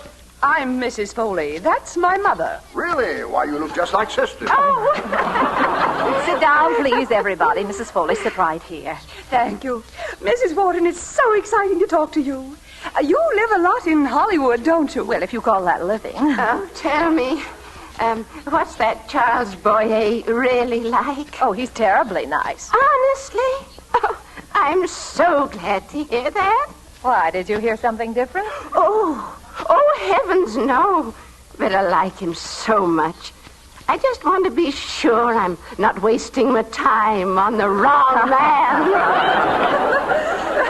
That's my mother. Oh, Mrs. Wharton, it must be so exciting to work in Hollywood. It'd be so important. Polly certainly is important. Her producer tried to phone her 3 times last week. I beg your pardon. Robert, you'd better fix some drinks. Me? Yes, Robert, you get some ice cubes. Ice cubes? I presume the refrigerator's in the kitchen? No, in the bedroom. And Robert, some water. In the bedroom? No, the kitchen water's in the bathroom. Oh, yeah. Well, excuse me, folks. I've got to powder my ice cube. Well, I say, that's good. Very good. Oh, thank you, Colonel. Thank you. I'm glad you liked it. Yeah, just stick around. I'll be back with more. Sitting here like that, being insulting. Robert, you were doing it on purpose, just to get Max in trouble with the colonel. Max, why didn't you stop him? I've got troubles enough without him. Polly, do you know what the colonel told me? No, what? You know that piece I wrote for the camp paper? Washington's asked for it. Washington? It was pretty strong, too. Oh. Gosh, if anything happens to me now, only 5 weeks to graduation. I'm sure it will. It won't. And I've got a quiz tomorrow morning. I can't even concentrate. Oh, well, you will when you get back to camp. I should have been back 10 minutes ago. I'm late right now. Well, get going, soldier. I am. Polly, where did you ever meet Colonel Foley? Oh, for heaven's sakes, Max. He caught me with my negligee one night. What? Go on, Max. You're late. Now then, Robert. Now, don't you now then me. He's up to his neck in work. But he can write a piece for the one-horse camp paper. That only took a half hour of his time. It was something special. Well, I think the bulletin's something special. Either I get what I want, or I go to Max and tell him that I'm going to sell the paper. All right. Go ahead, spill it. What do you want? A weekly editorial from Max. Well, do I get it? Robert, if you promise to go home, stay away from Max, somehow or other I'll see that you get it.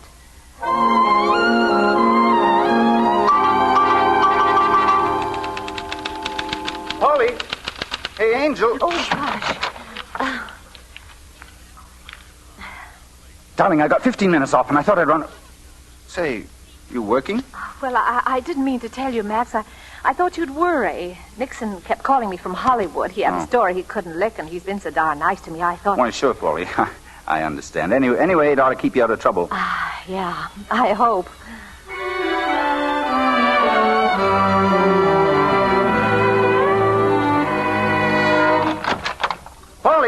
Polly, where are you? I've got the greatest news. Oh.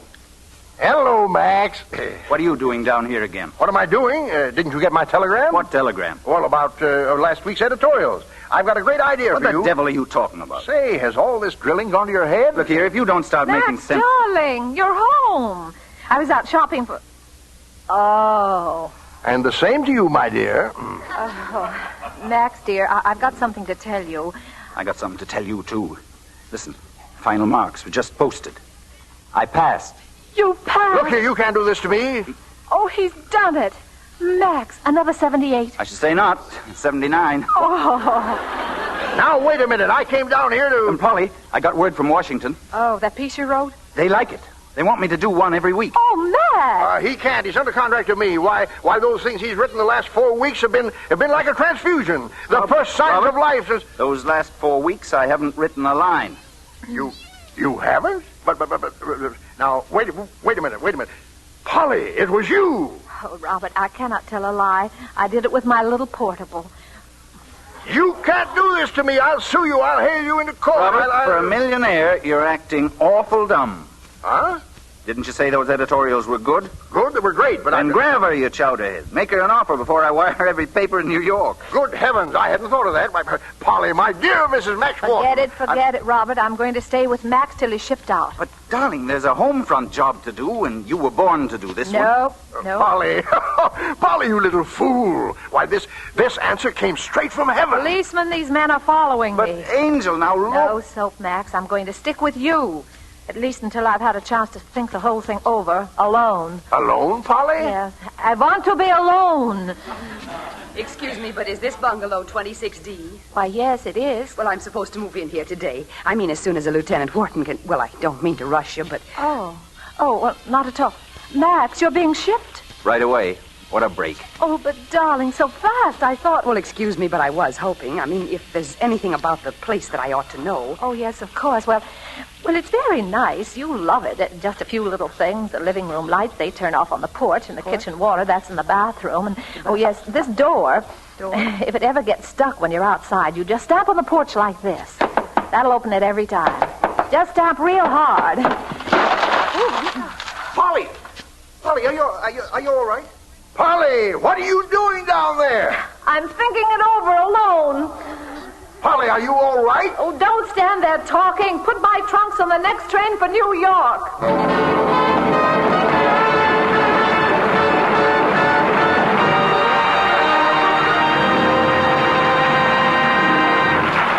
Thank you, Alexander Knox, Raymond Walburn, and Irene Dunn for a delightful half hour.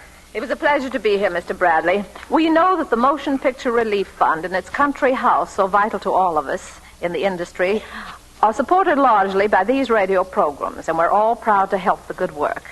And now, before we tell you about next week's show, here's a word from one of America's best-known beauty authorities, Lady Esther. Thank you, Miss Dunn. Ladies, when you buy a face powder, you naturally expect it to be flattering. That's what you use powder for, to flatter you, to make your skin look smoother and lovelier. But Lady Esther Bridal Pink Face Powder goes a step further. Lady Esther Bridal Pink is not just flattering, it's intensely flattering, and to almost every skin it touches. Here, for the first time, is a shade that takes guesswork out of choosing your face powder. It doesn't matter whether your hair is blonde, brown, auburn, or black. Whatever your natural coloring, you'll find that Lady Esther Bridal Pink does surprising, delightful things for your entire appearance. It seems to change the very tone of your skin, gives it life and radiance. It lends sparkle to your eyes. Some women have told me it even makes their features look smaller. Lady Esther face powder spreads in a fine, clinging film, completely hiding tiny lines and blemishes. It stays on hour after hour, always fresh and lovely as though just applied. For a really exciting experience, try this. First apply Lady Esther face cream. Wipe it off. Then dip your puff in Lady Esther bridal pink face powder and pat it gently all over your face. You'll love the way you look. You'll feel young and gay and ready for romance. Remember, Lady Esther four-purpose face cream, Lady Esther bridal pink face powder. Next week, the Lady Esther Screen Guild players will present Wuthering Heights. It will star Merle Oberon, Reed Hadley, and Cornell Wilde. Be sure to listen. Irene Dunn will next be seen in the 20th Century Fox picture Anna and the King of Siam. Raymond Walburn will soon be seen in the Preston Sturgis production The Sin of Harold Diddlebach. Alexander Knox appeared through the courtesy of Columbia Pictures. Over 21 was presented through the courtesy of the Columbia Pictures Corporation. Music on tonight's program was arranged and conducted by Wilbur Hatch. This is Truman Bradley speaking for Lady Esther. Thank you and good night. This is CBS, the Columbia Broadcasting System.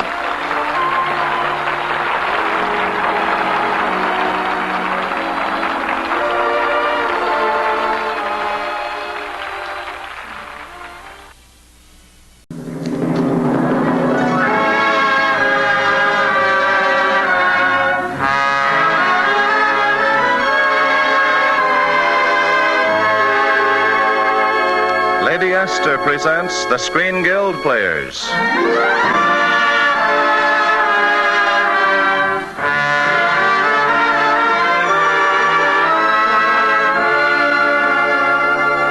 The Lady Esther Screen Guild play tonight, Dark Angel. The starring players. This is Ronald Coleman. This is Merle Oberon. This is Donald Crisp.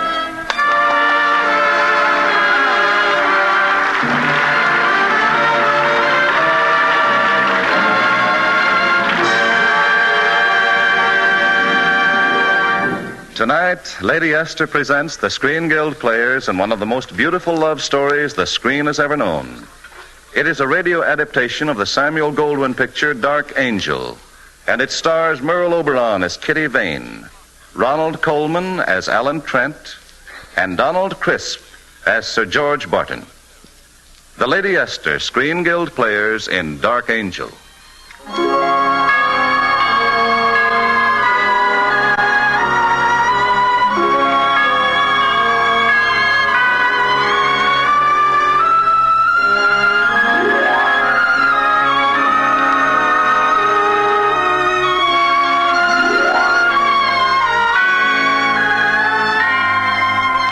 It was in the last war, and then, as now, men fought and suffered and lived in the hope of going home. And now, after almost a year in the mud of France, Alan Trent has come home. Home to the lovely English country house where he was raised. Home to his childhood sweetheart, Kitty Vane. Ah, Kitty. Kitty, if you knew what it means to see you, to talk to you, if you knew how frightened I've been. Frightened? You frightened, Alan? Yes, frightened. Frightened of coming home, of finding that you had changed, that you didn't feel the things I wanted you to feel. Frightened now of saying what I want. Alan. Or maybe I can't say it all. Maybe I can't say any part of it. I'm scared, Kitty. Kitty, I've so much love for you. It's like something you've saved up for a lifetime, and then it all comes at once. Alan, I wanted to hear that so badly. Oh, but you must have known. I wasn't sure. I said to myself, I've always been around. Perhaps he's just used to me. Perhaps he'll meet some other girl. Oh, Kitty, if you weren't here, I'd stop living. I'd stop breathing. I'd stop wanting to breathe. Don't ever go away. I won't, ever. I promise. Alan, we ought to tell your mother. What should we tell her? That we're going to be married. Day after tomorrow? Tomorrow. Why, you shameless hussy. Alan, dear. Mother, we were just coming into... What is it? What's wrong? They just phoned a telegram from the village. The War Office, Alan. The War Office? Not my leave. It hasn't been cancelled. I'm afraid you'll have to go tonight. You're to sail from Folkestone in the morning.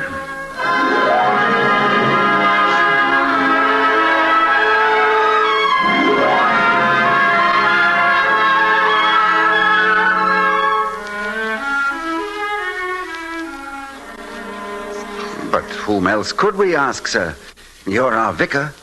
If you just marry us tonight, before I go... Alan, I've tried to explain to you. There must be some way. You've known us all our lives. And no two I'd rather see joined in marriage. Even 2 hours ago, it might have been possible. Now it's too late. Too late. I'm sorry. I have an evening service. Alan, I wish there was something I could do. Well, thank you anyway, sir. God bless you both. Good night. After all these years, Kitty, we're 2 hours late. 2 hours that may change our lives. No, they won't change our lives. Alan, I'm coming to Folkestone with you. Oh, darling, you can't. Why not? If we belong to each other. I marry you, Alan Trent, in front of a church. And I marry you, Kitty Vane, for always, until the day I die.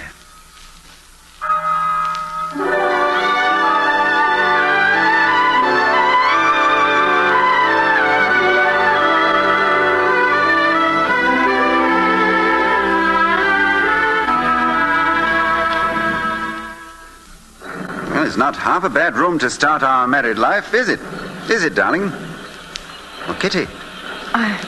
I'm sorry. I was listening to the guns. Oh, they're far away, Kitty. Across the channel. Don't hear them. They'll stop. All those things going by. Down there in the street. They aren't far away. Oh, it takes a lot to run a war. Motor lorries, horses, tanks. And men. Thousands and thousands of men. And in a little while, you'll be one of them. You'll be gone with the rest of them. You'll be... Stop it. Oh, listen, darling. They're going. I'm going. There's nothing to be done about it. We must face the truth, Kitty. All we have is tonight. One night to live a whole life together. So we'll have to pretend. We're married, you see. We've been married quite long, and we're having dinner with our family. Yes. With our family. Now, would you like another glass of Sauterne, my dear? Please. Tell me, do you think Mimi is old enough for some wine? Mimi? That's our youngest, don't you remember? She's right there at the foot of the table. Children, Agatha, Bertram, Harold, Mimi, this is a very special occasion. Your parents' 25th wedding anniversary. 15th. Please, my dear. Children, 25 years ago, your mother was a lovely sight. The most beautiful girl I ever saw. And your father, children? Kitty, can't you do something with Mimi? She just bit little Harold on the arm. Mimi, behave yourself. Now, children, as I was saying, your father was the finest, dearest, kindest. Your father loved your mother as no one ever loved before. Your mother loved your father since the world began. Since before time. Since...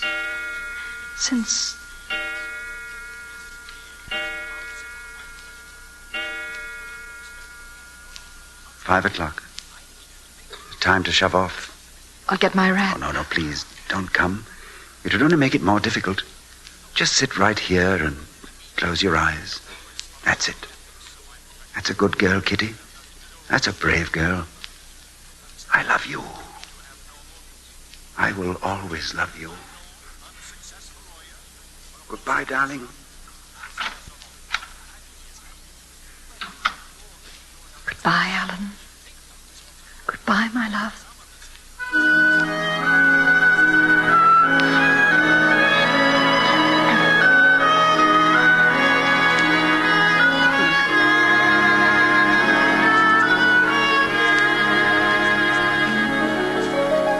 Another letter today. Oh, such a wonderful letter. Aren't all of Alan's letters wonderful? Oh, but this is very special, you see. He thinks he'll get another leave just as soon as they... As soon as they what? Kitty! It's nothing. Only... just then I felt such a sharp pain. And it's silly, isn't it? I thought I heard the guns.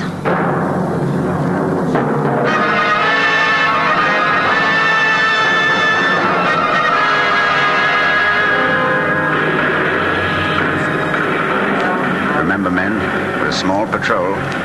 It's dark. Jerry's can't see us if we hug the ground. Yes, I understand. Single file.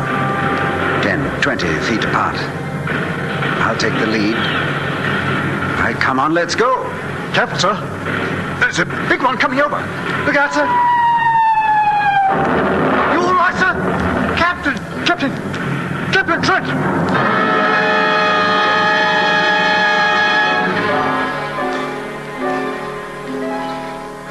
I won't believe it. I won't. What if he hasn't written for a month? Maybe he's busy. Maybe he's had no chance to write. 2 months. That's not so long. Maybe his letters have just gone astray. Anything could happen in a war. 3 months. What if it's true? 4 months. What if it's true? 6 months.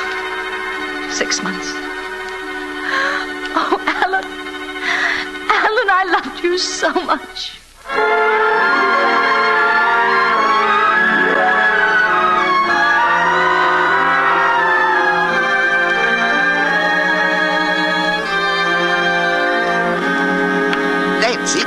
That's it, sir. That's fine. Just keep the cane out in front of it. That's fine. You're making real progress, sir. And you've only been here 5 months. Is that how long it's been? 5 months? Didn't you know, sir? I'm afraid I lost track. The dead don't have much use for time. Ah, now, really, sir. That ain't no proper way to talk. Sir George is doing wonders with you men. A regular miracle worker he is. Can he give me back my sight? Ah, I know, sir. You're on the bitter side right now. But that'll pass, you mark my word. Wait and see how you feel 6 months from now.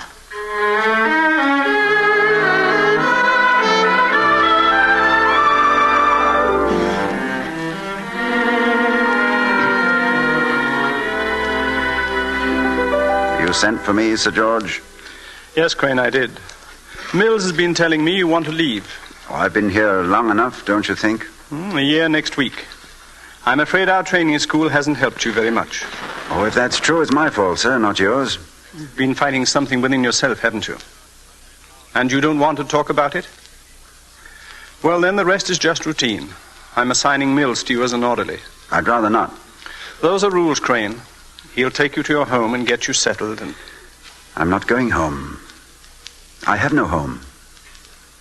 And your name isn't Roger Crane, is it? It's as good a name as any other. Your card says that when you were picked up, all means of identification had been destroyed. And later you gave your name as Roger Crane. I could have checked that, you know. I know. I've been grateful you didn't. As a matter of fact, I even had a clue. It was among your personal things. A picture. A picture? The picture of a very pretty young girl. And across the bottom was written, "Come back to Kitty." Why aren't you going back to her? Because I'm blind. Because I won't be pitied. So because I won't let myself be a nuisance. That's been your fight. Well, all right. Then fight it through. Go home. Do it for me. Help me to prove to myself that my work hasn't failed. That you can go back to your friends and live among them like an ordinary man. You think I could? Yes, Crane, I do. I've wanted to. Every hour, every day. It's still early morning. The sun is out. Before it goes down, you can be home. Before it goes down, I can be home. Yes, it's true. Think of it. Before it goes down, I'll be home. I'll be home.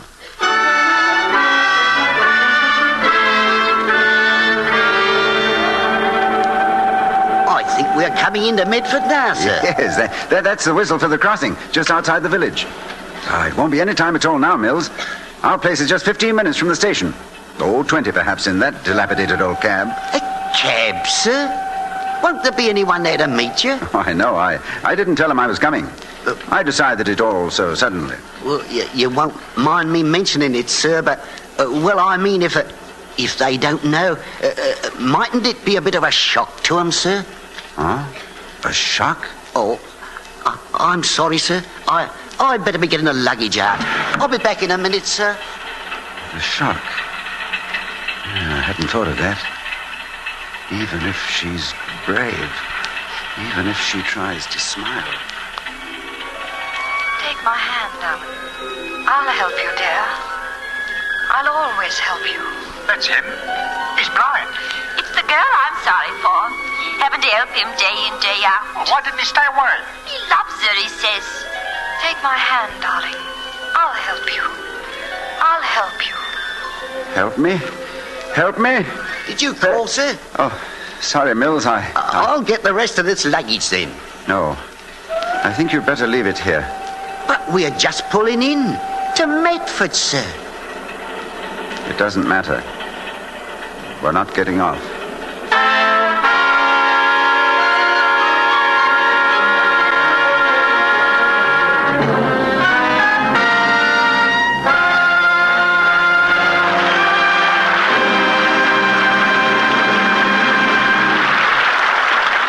Lady Esther has presented Act One of Dark Angel, starring Donald Crisp, Merle Oberon, and Ronald Coleman. In just a moment, we will hear the Lady Esther Screen Guild players in Act Two. But first, a word from our hostess, Lady Esther.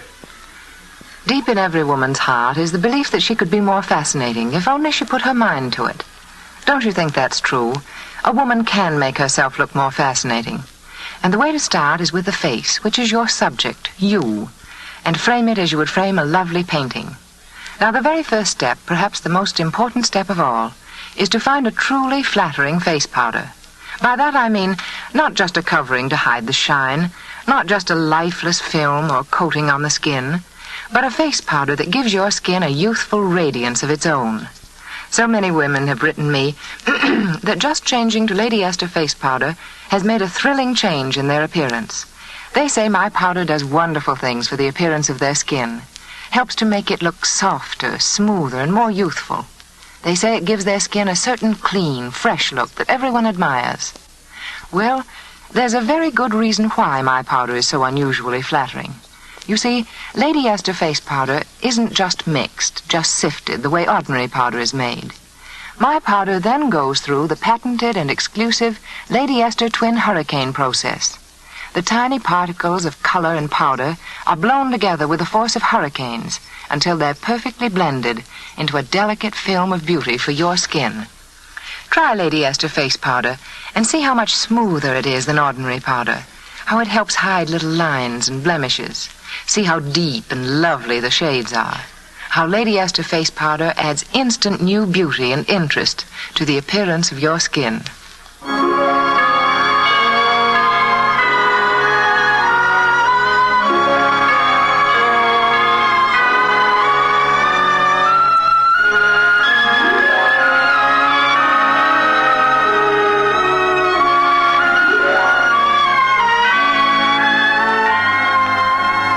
It's 2 years later now, and Alan Trent, or as he now prefers to call himself, Roger Crane, is living in a little cottage in the country with Mills, his orderly. Now, them are roses, sir. Real roses. Every petal turned like a lip for a kiss.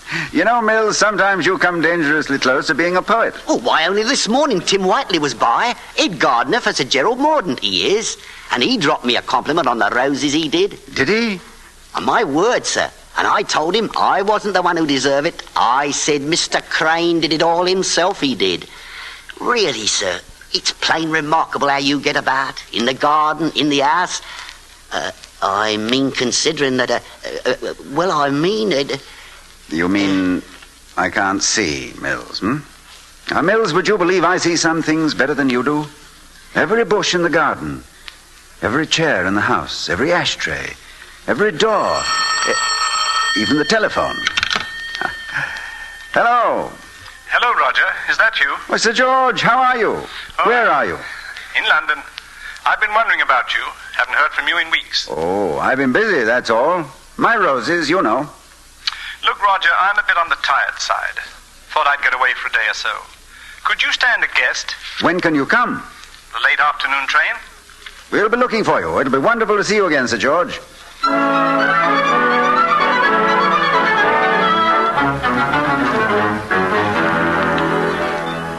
A good dinner, a warm fire, and brandy Napoleon 1815. It was good of you to bring it, Sir George. May I pour you a spot? Please. You know, when I was a kid, I used to think Napoleon made this himself. Spent that whole year making brandy. There you are. Thanks. I never could understand how he had time for Waterloo with all that brandy-making going on. How is it? Not bad. Not bad? Well, what's the matter with you? Roger, I may as well say it. I want to get something off my chest. Yes? That time you left the training school, you remember a certain picture? Yes.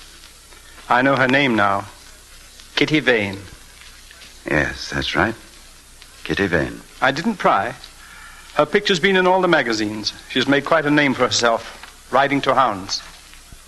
Has she? As a matter of fact, there's a picture in this week's Tatler, right here on the table. She used to be a guest of Sir Gerald Mordaunt. Sir Gerald? Not 2 miles down this very road. Yes, I know. Sometimes his gardener drops by to envy our roses. Alan, are you quite satisfied here with your roses? Oh, yes. Yes, quite satisfied, Sir George. I see. By the way, when is she riding with Sir Gerald? This weekend, I believe it said. She's there now. Yes. Well, good night, old man. Good night, Sir George. So near. So terribly near. Oh, Kitty, it could have been so different. So very different. Hello, darling. I'm home. Kitty, dear, you're so late. Now, don't scold me. I know I'm late. I met the vicar, and you know how hard it is to get away from him. I brought a sirloin home for dinner. I'd better go and give it to cook. No, don't go. Oh, but darling, the sirloin. Now, which is more important, me or the sirloin? Well, you, I imagine. Your hair's all blown about, and your cheeks are flushed, and your nose is cold. And you look beautiful. I look like an idiot. And so do you. The way people always look when they love each other too much. Kitty. Kitty. Kitty. Kitty. What is it, Roger? Anything wrong? No, I must have dozed off a bit. I'm afraid I knocked the fire screen over. It's strange. I could have sworn I heard you call Kitty. Did I? Roger, you're sure you're right with yourself? I thought I was. Now I'm not sure. Maybe I've lied to myself. Maybe I just pretended I had a life. Maybe I told myself I was happy. Roger. I always knew sometime she'd be close by me like this. I should have put 1,000 miles between us. I knew that, but I didn't have the guts. Now I've found myself out. The work of all these years thrown away. Isn't there something I can do?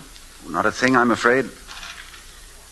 Sorry I let go like this, old man. You better go up and get some sleep. Good night, then. Good night. Sir George? Yes, Mills? Is he all right, sir? He seems to think so. Look here, Mills. Is there another telephone in the house? In the kitchen, sir. An extension. Then be a good fellow and put a call through for me, will you? A trunk call, sir? No. Sir Gerald Mordaunt's place. I want to talk to Miss Kitty Vane.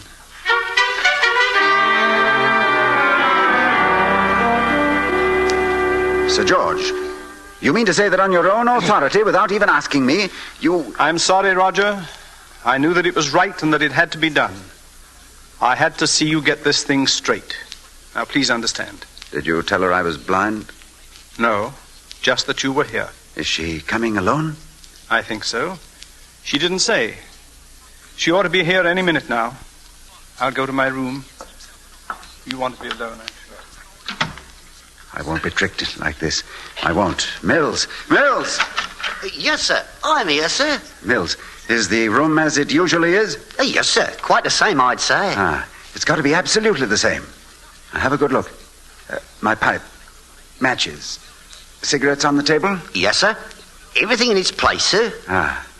What's in that big flower bowl tonight? The usual thing, sir. Yellow tea roses. Good. Thanks, that's all. No, wait. Where's this week's Tatler? Right here, sir, by the lamp. All right. What? There's someone stopping here, I believe. Looks like a lady, sir. Yes. A very pretty lady. All right, Mills. Show her in. Right, sir. In there, ma'am. In the study. Thank you. Alan, darling. Hello, Kitty. Come in. Come in. It's really, really you. I always knew somewhere, sometime. That we two would meet again? Yes, I think I always knew it, too. Alan. It's good to see you, Kitty. Sit down. Here. This chair's the most comfortable, I think. Cigarettes are right there, and you'll have some coffee, won't you? Alan, you've so much to tell me. Oh, that's a long story. First, I want to hear about you. You'll take sugar and cream, of course, if I remember correctly. Alan, where have you been? Where? Oh, I've been here. Been trying to write a bit. Not very good at it, though. I'm afraid I spend too much time in the garden. Those are my roses. I'm terribly proud of them. Alan, what is it? What is what? After all this time, after thinking you dead, after all this time I come here and find you. And you talk of roses. What is it, Alan? Tell me, darling. There's very little to tell. No, you've suffered. Something's hurt you. Why don't you tell me? Alan, why didn't you come home? It's hard to tell you, Kitty.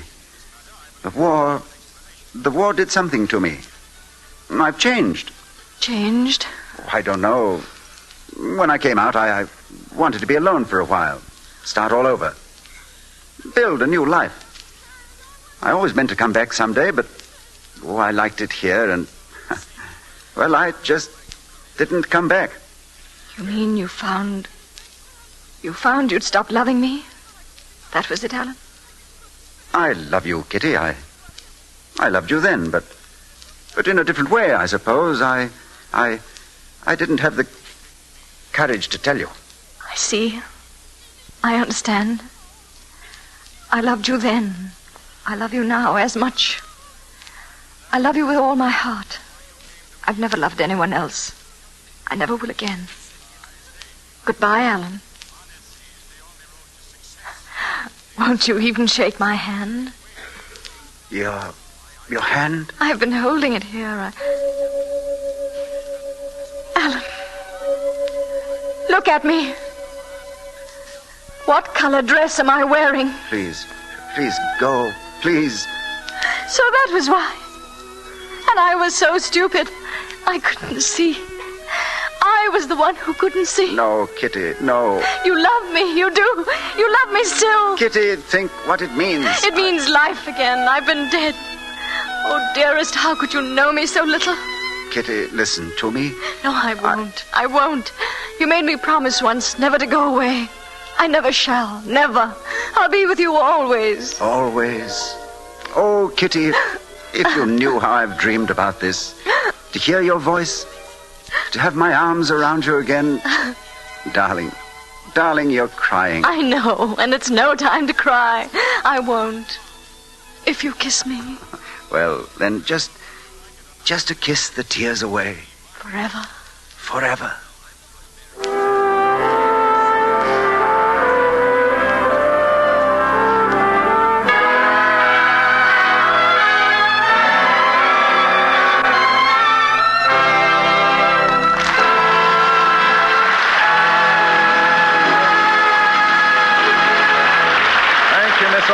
Mr. Coleman and Mr. Chris for bringing us the story of Dark Angel.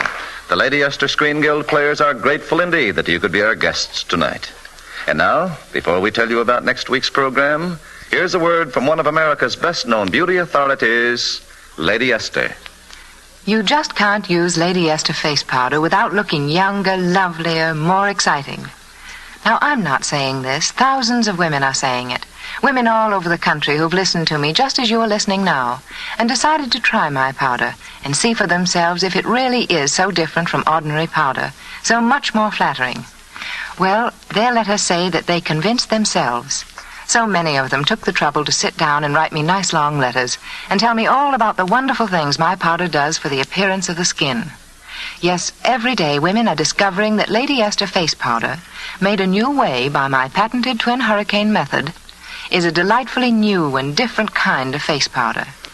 Not only is the texture softer and smoother by far than the texture of ordinary powder, not only does it cling longer and keep the skin looking cool and fresh in hot weather, but even the shades are deeper toned and more lively, shades that add extra glamour and excitement to your summer skin. So why don't you, too, try Lady Esther face powder? There's no better judge in the whole world than your own eyes.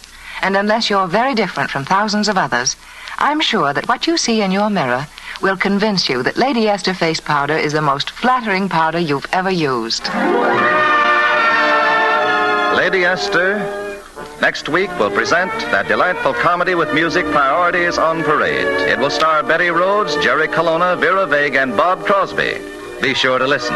Ronald Coleman appeared through the courtesy of the sponsors of his program, the Electric Auto Light Company. Merle Oberon can soon be seen co-starring with Paul Muni in the Columbia picture, The Love of Madame Sand. Donald Crisp is soon to be seen in Metro-Goldwyn-Mayer's Technicolor picture, National Velvet. Truman Bradley saying goodnight for Lady Esther. This is CBS, the Columbia Broadcasting System.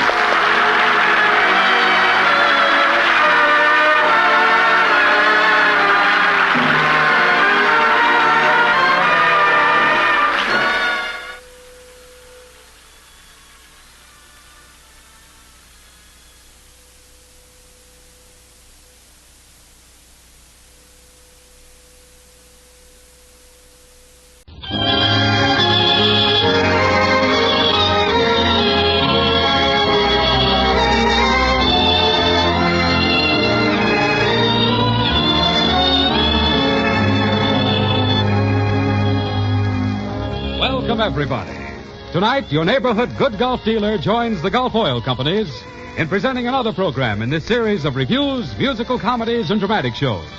Written, directed, and acted by the greatest names in Hollywood for the benefit of the Motion Picture Relief Fund. Tonight, it's a review written by Jimmy Gleason and directed by Henry Coster. So welcome all of you to this week's golf program, the Screen Guild Show. With Gary Cooper, Deanna Durbin, Patsy Kelly, Hawk Yakakis, the music of Oscar Bradley, and Hollywood's favorite master of ceremonies, George Murphy.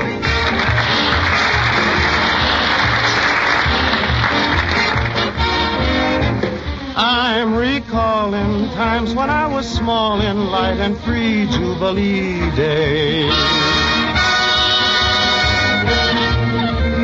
Old folks praying, everybody swaying, Lordly, I chanted my praise.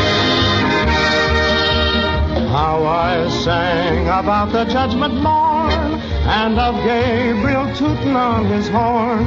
In that sunny land of milk and honey, I had no complaints while I thought of saints. So I say to all who feel forlorn, sing hallelujah, hallelujah, and you'll shoo the blues away.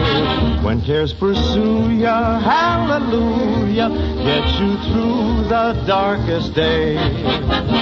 Satan's lies awaiting and creating skies of gray. But hallelujah, hallelujah, help to shoo the clouds away. Sing, raise your voices on high. Sing till they reach to the sky. But sing,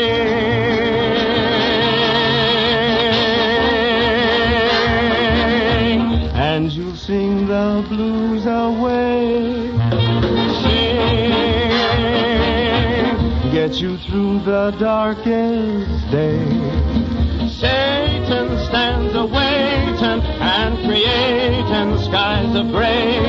Sing hallelujah, hallelujah, helps to shoo the blues away.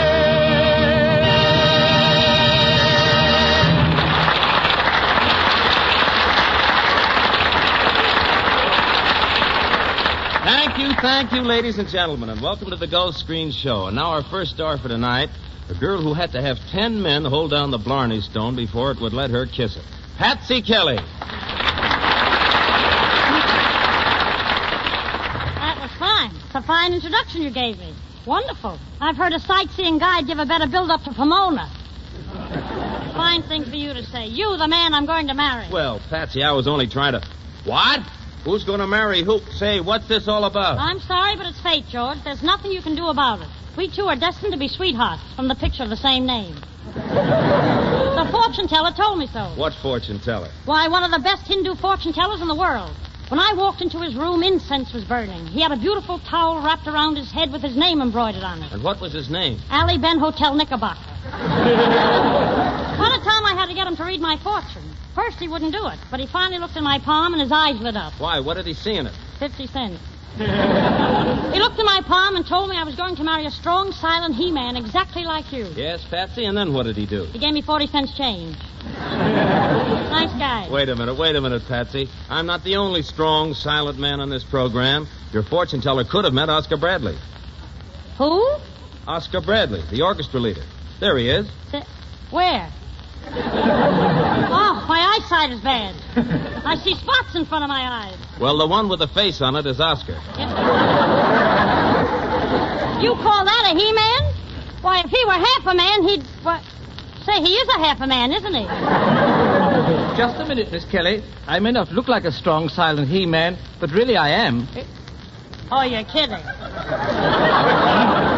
Yes, I'm a devil when aroused. Go ahead. Oh, now here. Go ahead, arouse me. You really want me to arouse you? Please do. Well, okay. Well, did I arouse you? Wait a minute, Patsy. You underestimate Oscar. He really is a He-Man. Well, maybe I was wrong. Here, let me take another look at you, Oscar. Come here, throw out your chest. Go ahead, throw it out. That's it. Now spread out your arms. Go ahead. Like this? Yeah. Now lift up your left foot. Like this? Right. Boy, what a beautiful radiator cap you'd make. Well, Miss Kelly? What do you think of him, Patsy? Now, look, George, when I want a He-Man, I don't want to get him on the installment plan. I'm going to go down and tell that guy a thing or two. Oh, don't excite yourself, Patsy. There's nothing in that fortune-telling stuff anyway. Oh, no? Well, if you don't think there's anything in it, just look into this crystal ball I brought to the studio. Crystal ball? This isn't a crystal ball. It's a goldfish bowl. But where's the goldfish? Oh, the goldfish got ambitious. He's out working his way through a college boy. Go ahead, look in the bowl, George. Maybe you can see the future. I'll be back later. Okay, Patsy, quiet everybody. The great mystic Murphy now gazes into the crystal ball. Ah, I see a beautiful young girl. She's walking onto the stage. She's coming up to the microphone. And now she's about to speak. Hello, Mr. Murphy. It's Deanna Durbin.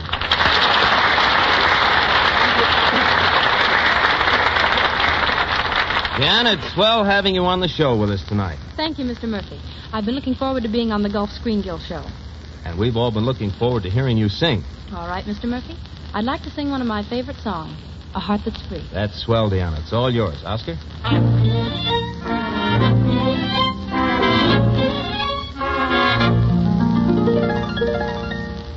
With a laugh and a dance, mind the light to entrance.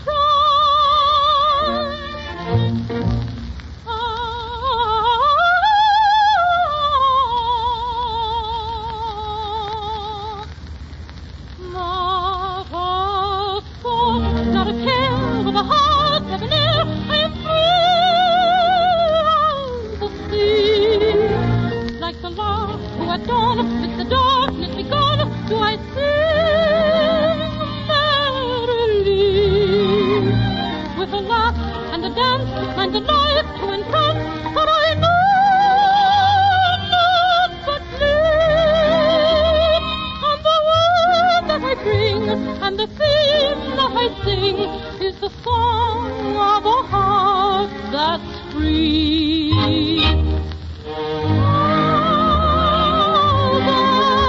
Let music ring, while sweet voices sing,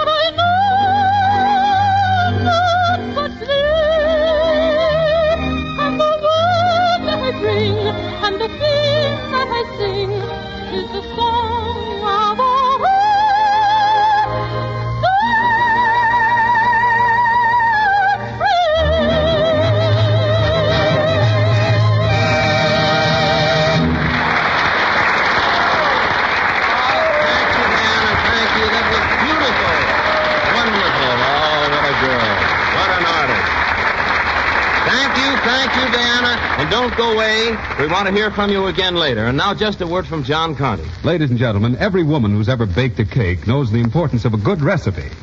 Well, you've got to start with high-quality ingredients, of course. But even more important, you've got to use them in the right way. Well, somewhat the same thing holds true in the case of motor oil. It's mighty important to use a top-quality crude oil, and it's just as important to refine it the right way. And that's why Gulf Pride is refined only from 100% pure Pennsylvania crude. And why it's refined not only by conventional methods alone, but also by the patented Alchlor process that only Gulf has the right to use. As a result, Gulf Pride is so good, so durable, so economical that it pays to make your regular spring oil change a change to Gulf Pride. Drive in where you see the Do It Now sign outside your neighborhood Good Gulf dealers.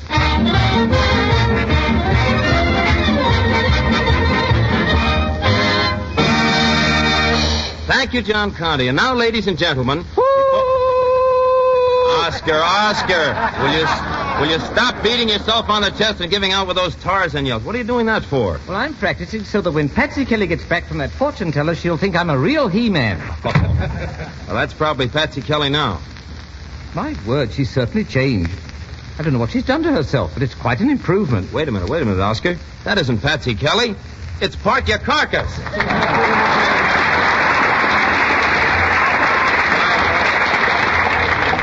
Well, thank you very much, everybody, and thank you, George Murphy, and welcome to the Lifeboy program.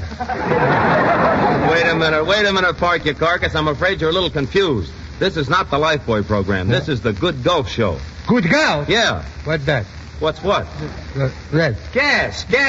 Why should I guess? Can't you tell me? What is it, a secret? No, it's gasoline. You know what gasoline is. You mean the stuff what you put on your hair to make it stick down? No, that's Vaseline. I'm talking about gasoline. G. You see, you've got a G. Well, if you got a G, you got a G. Good heavens, man, I'm talking about Good Gulf. What do you want me to do, spell it out for you? No, you don't have to spell it out for me. You know I went to school. Oh, you went to school. I bet you were the star pupil. Oh, there was an awful bunch of idiots in my class. Couldn't even spell hippopotamus. Oh, and you could? No, I was one of the idiots, too. Well, at least I'm glad to see that you can pronounce a word like hippopotamus. Oh, sure. And do you know how to pronounce the plural of hippopotamus? Hippopotamuses? No, I figured you'd miss that. The plural is hippopotami. For instance, in the word octopus, the plural is octopi. In the word streptococcus, the plural is streptococci.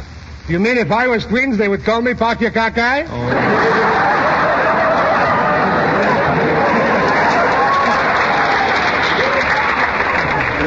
No, Parky, I don't mean that at all. You don't get the idea. Oh, forgive me, George. All day long I've been walking around in a trance. I don't know what's wrong with me. I had my tea leaves read today, and the gypsy told me that I'm going to meet the girl I dreamed about last night. Say, that sounds wonderful. That's what you think. Before I went to sleep, I ate lobster ice cream and pickles. Boy, was she horrible. And tonight I got to eat strawberries and cucumbers smothered in onions. Why? What's the idea? I promised to meet her sister. Can you imagine that? Even in my dreams I can't meet nice people. Well, here I am, fellas. I'm back. Hell! What's the matter, Parky? That's her sister. Oh, don't be silly, Parky. I want you to meet Patsy Kelly. That's your name? Say, what are you doing here while I'm not asleep? Well, for goodness sake, it's Park Your Carcass. I never saw you looking so good. Yeah. Who's your embalmer?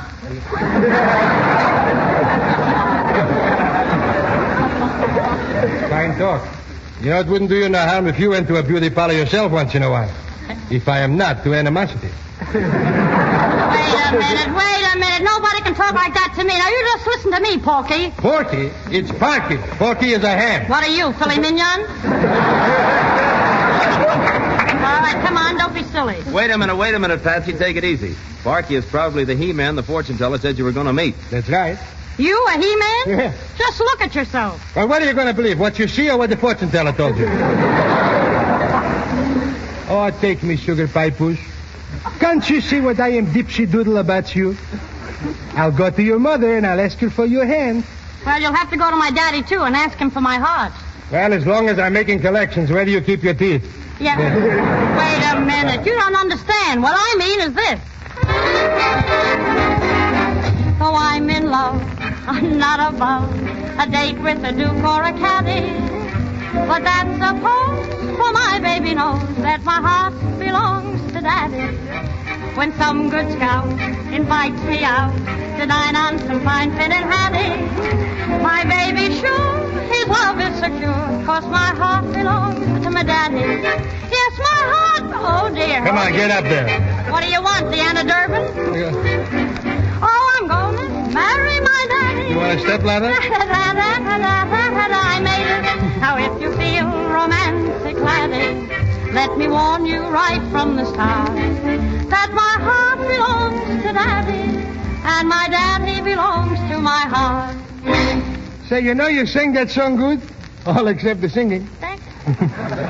Just a minute. What's the matter with my singing? Can you do better? If I can do better, I'll really show you how to sing this song. All right. Just stand back and don't let the pieces get in your eyes.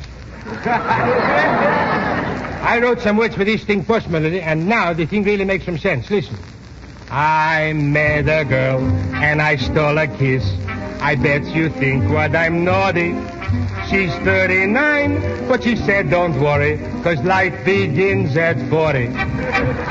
28 days. It's got September, January, June, and Wednesday. I saw Snow White and the 7 little dwarfs, but my brain belongs to Dopey. Oh, I got to get some shut-eye before I begin to begin. There's 228 days to Christmas. I should worry, I don't know what I'm singing. But what I really want to tell you is when all you folks take a shower, that my heart belongs to Lifebuoy. So listen in every Tuesday night.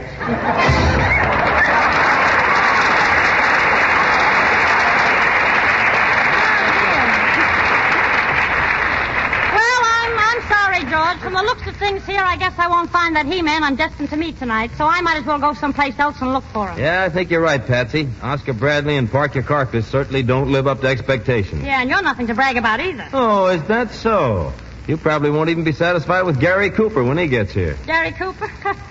Oh, Gary Cooper. Gary, did you say Gary Cooper? Yes, Patsy. He ought to be here as soon as Oscar Bradley plays the next number. Well, what are we waiting for? Oscar, for goodness sakes, play it. Come on, boys. 1, 2, play.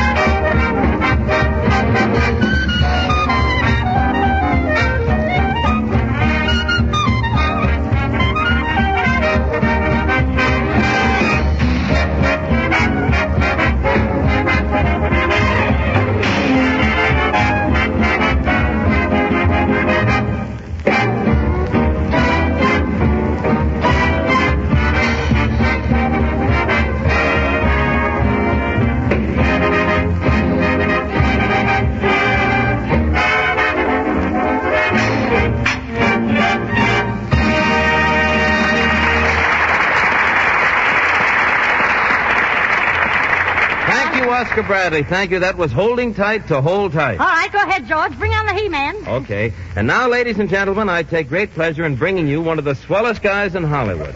A man you all know and love. All right, quit stalling, George. A man among men. That scintillating personality. That fine actor. Oh, George, get to the point. You all know his pictures. Yes, the Texan, the Plainsman, Mr. Deeds Goes to Town. I'll be a nervous wreck by the time he brings them on. A man that I am proud to call my friend. One of the boys, one of the... For heaven's sakes, Mr. Gary Cooper!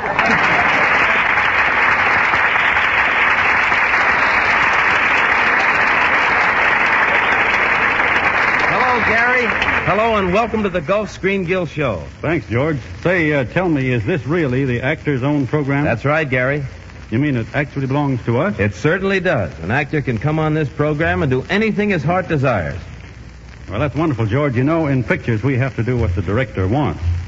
Sometimes we have to read lines we don't like and play characters that aren't natural for us. Well, you don't have to worry about that here, Gary.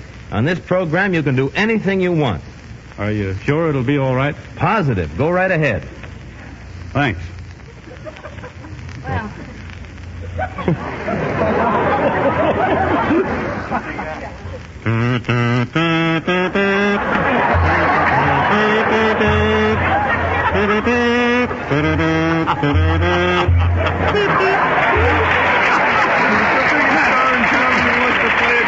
Well, now I can die happy.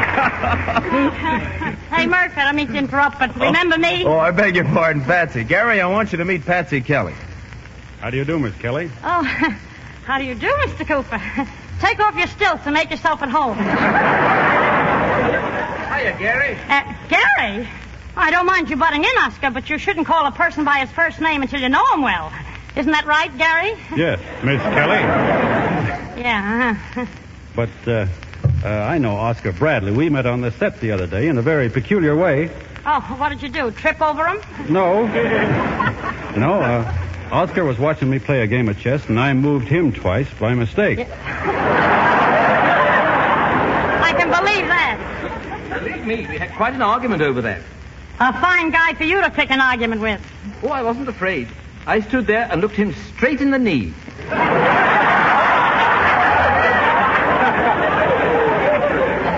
That's what I did. And then he got down off the chair. Yeah. Go away, Oscar. Gary. Gary, all my life I wanted to meet a strong, silent, handsome He-Man exactly like you. What for? To play checkers. Fascinating game, checkers. Yeah. Gary, can't you understand? My blood is racing through my veins like mad. My knees are shaking. My ears are ringing. Is your head whirling? Oh, yes. Is your heart pounding? Yes, yes. I had a horse that died from that. Yeah. Gary, I'm sorry about your horse and all that, but we're talking about two different things. What I meant was... Well, if it ain't my old pal, Goris Sniffer. How are you, Peter?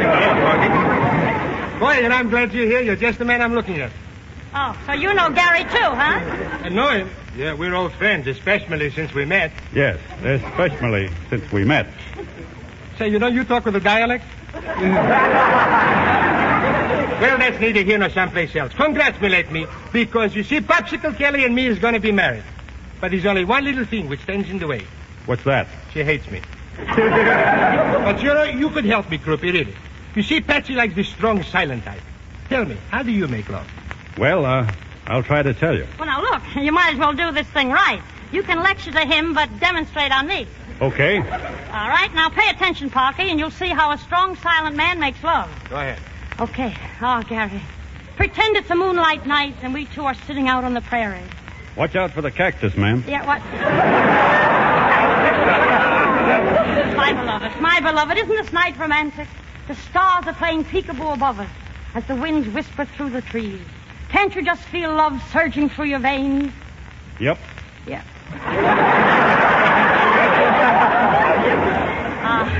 To be here with you in the wide open spaces, just the two of us communing with nature. Your strong arm around me, protecting me as the moon floods us with its silvery light. Oh, Gary, isn't this heaven on earth? Yep. Yep. Those words thrill me.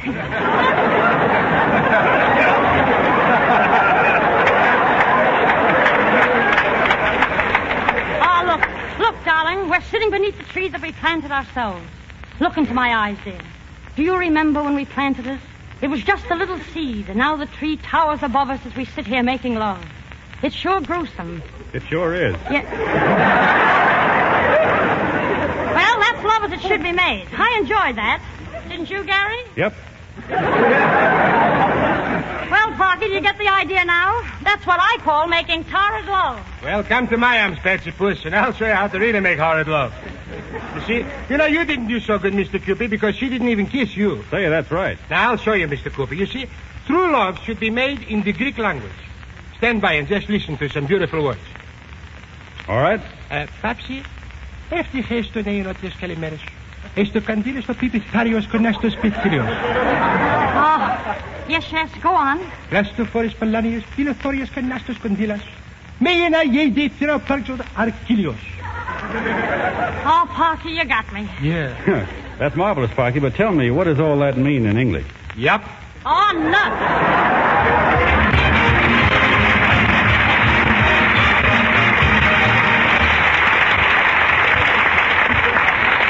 In just a minute, Deanna Durbin will return to sing again, but in the meantime, here are a few words from John Conte.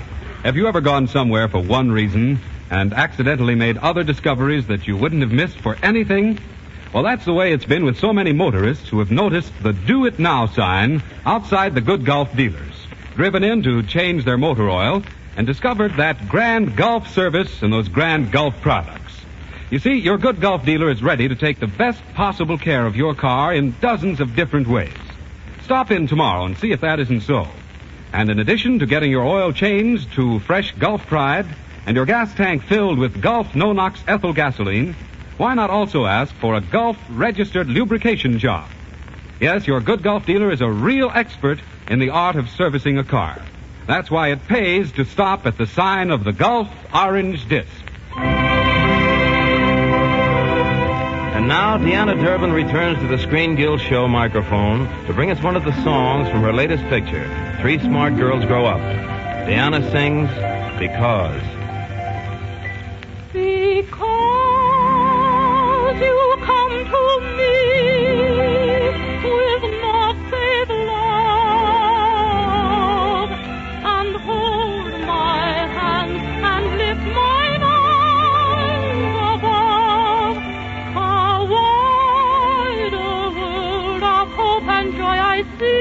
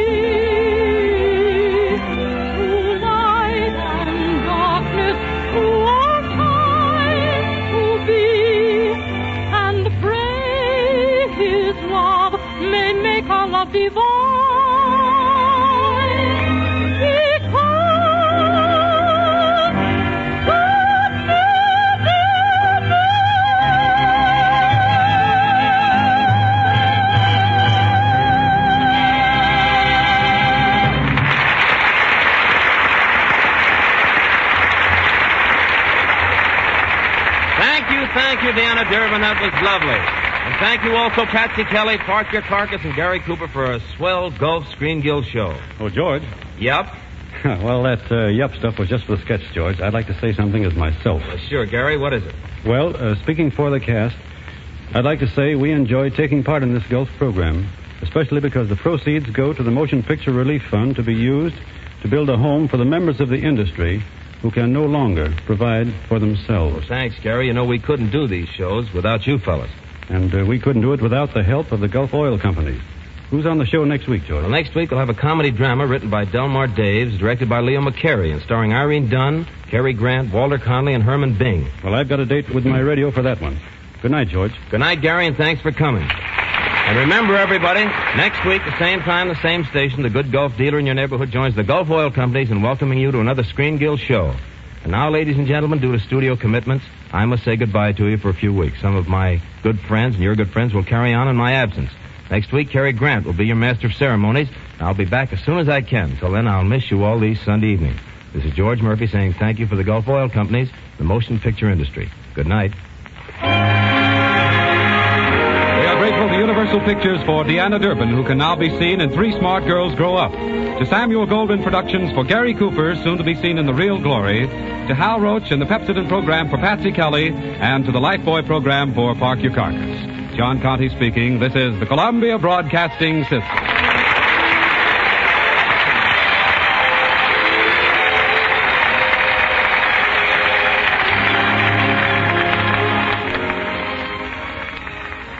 Tyrone Power, Annabella.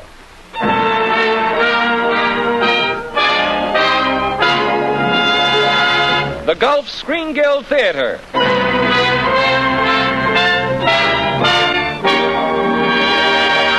Your host and director of the Star's own theater, Roger Pryor.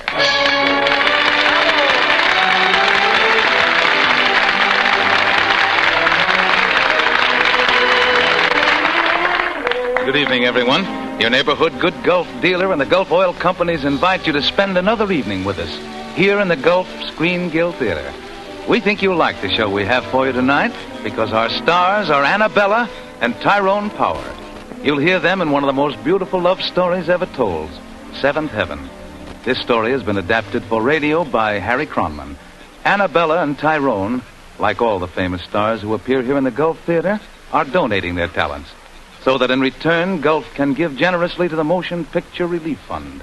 And the fund, you know, provides the necessities of life for any person in the picture industry who may be unable to provide for himself. It's a great work, and Gulf is proud to be a part of it.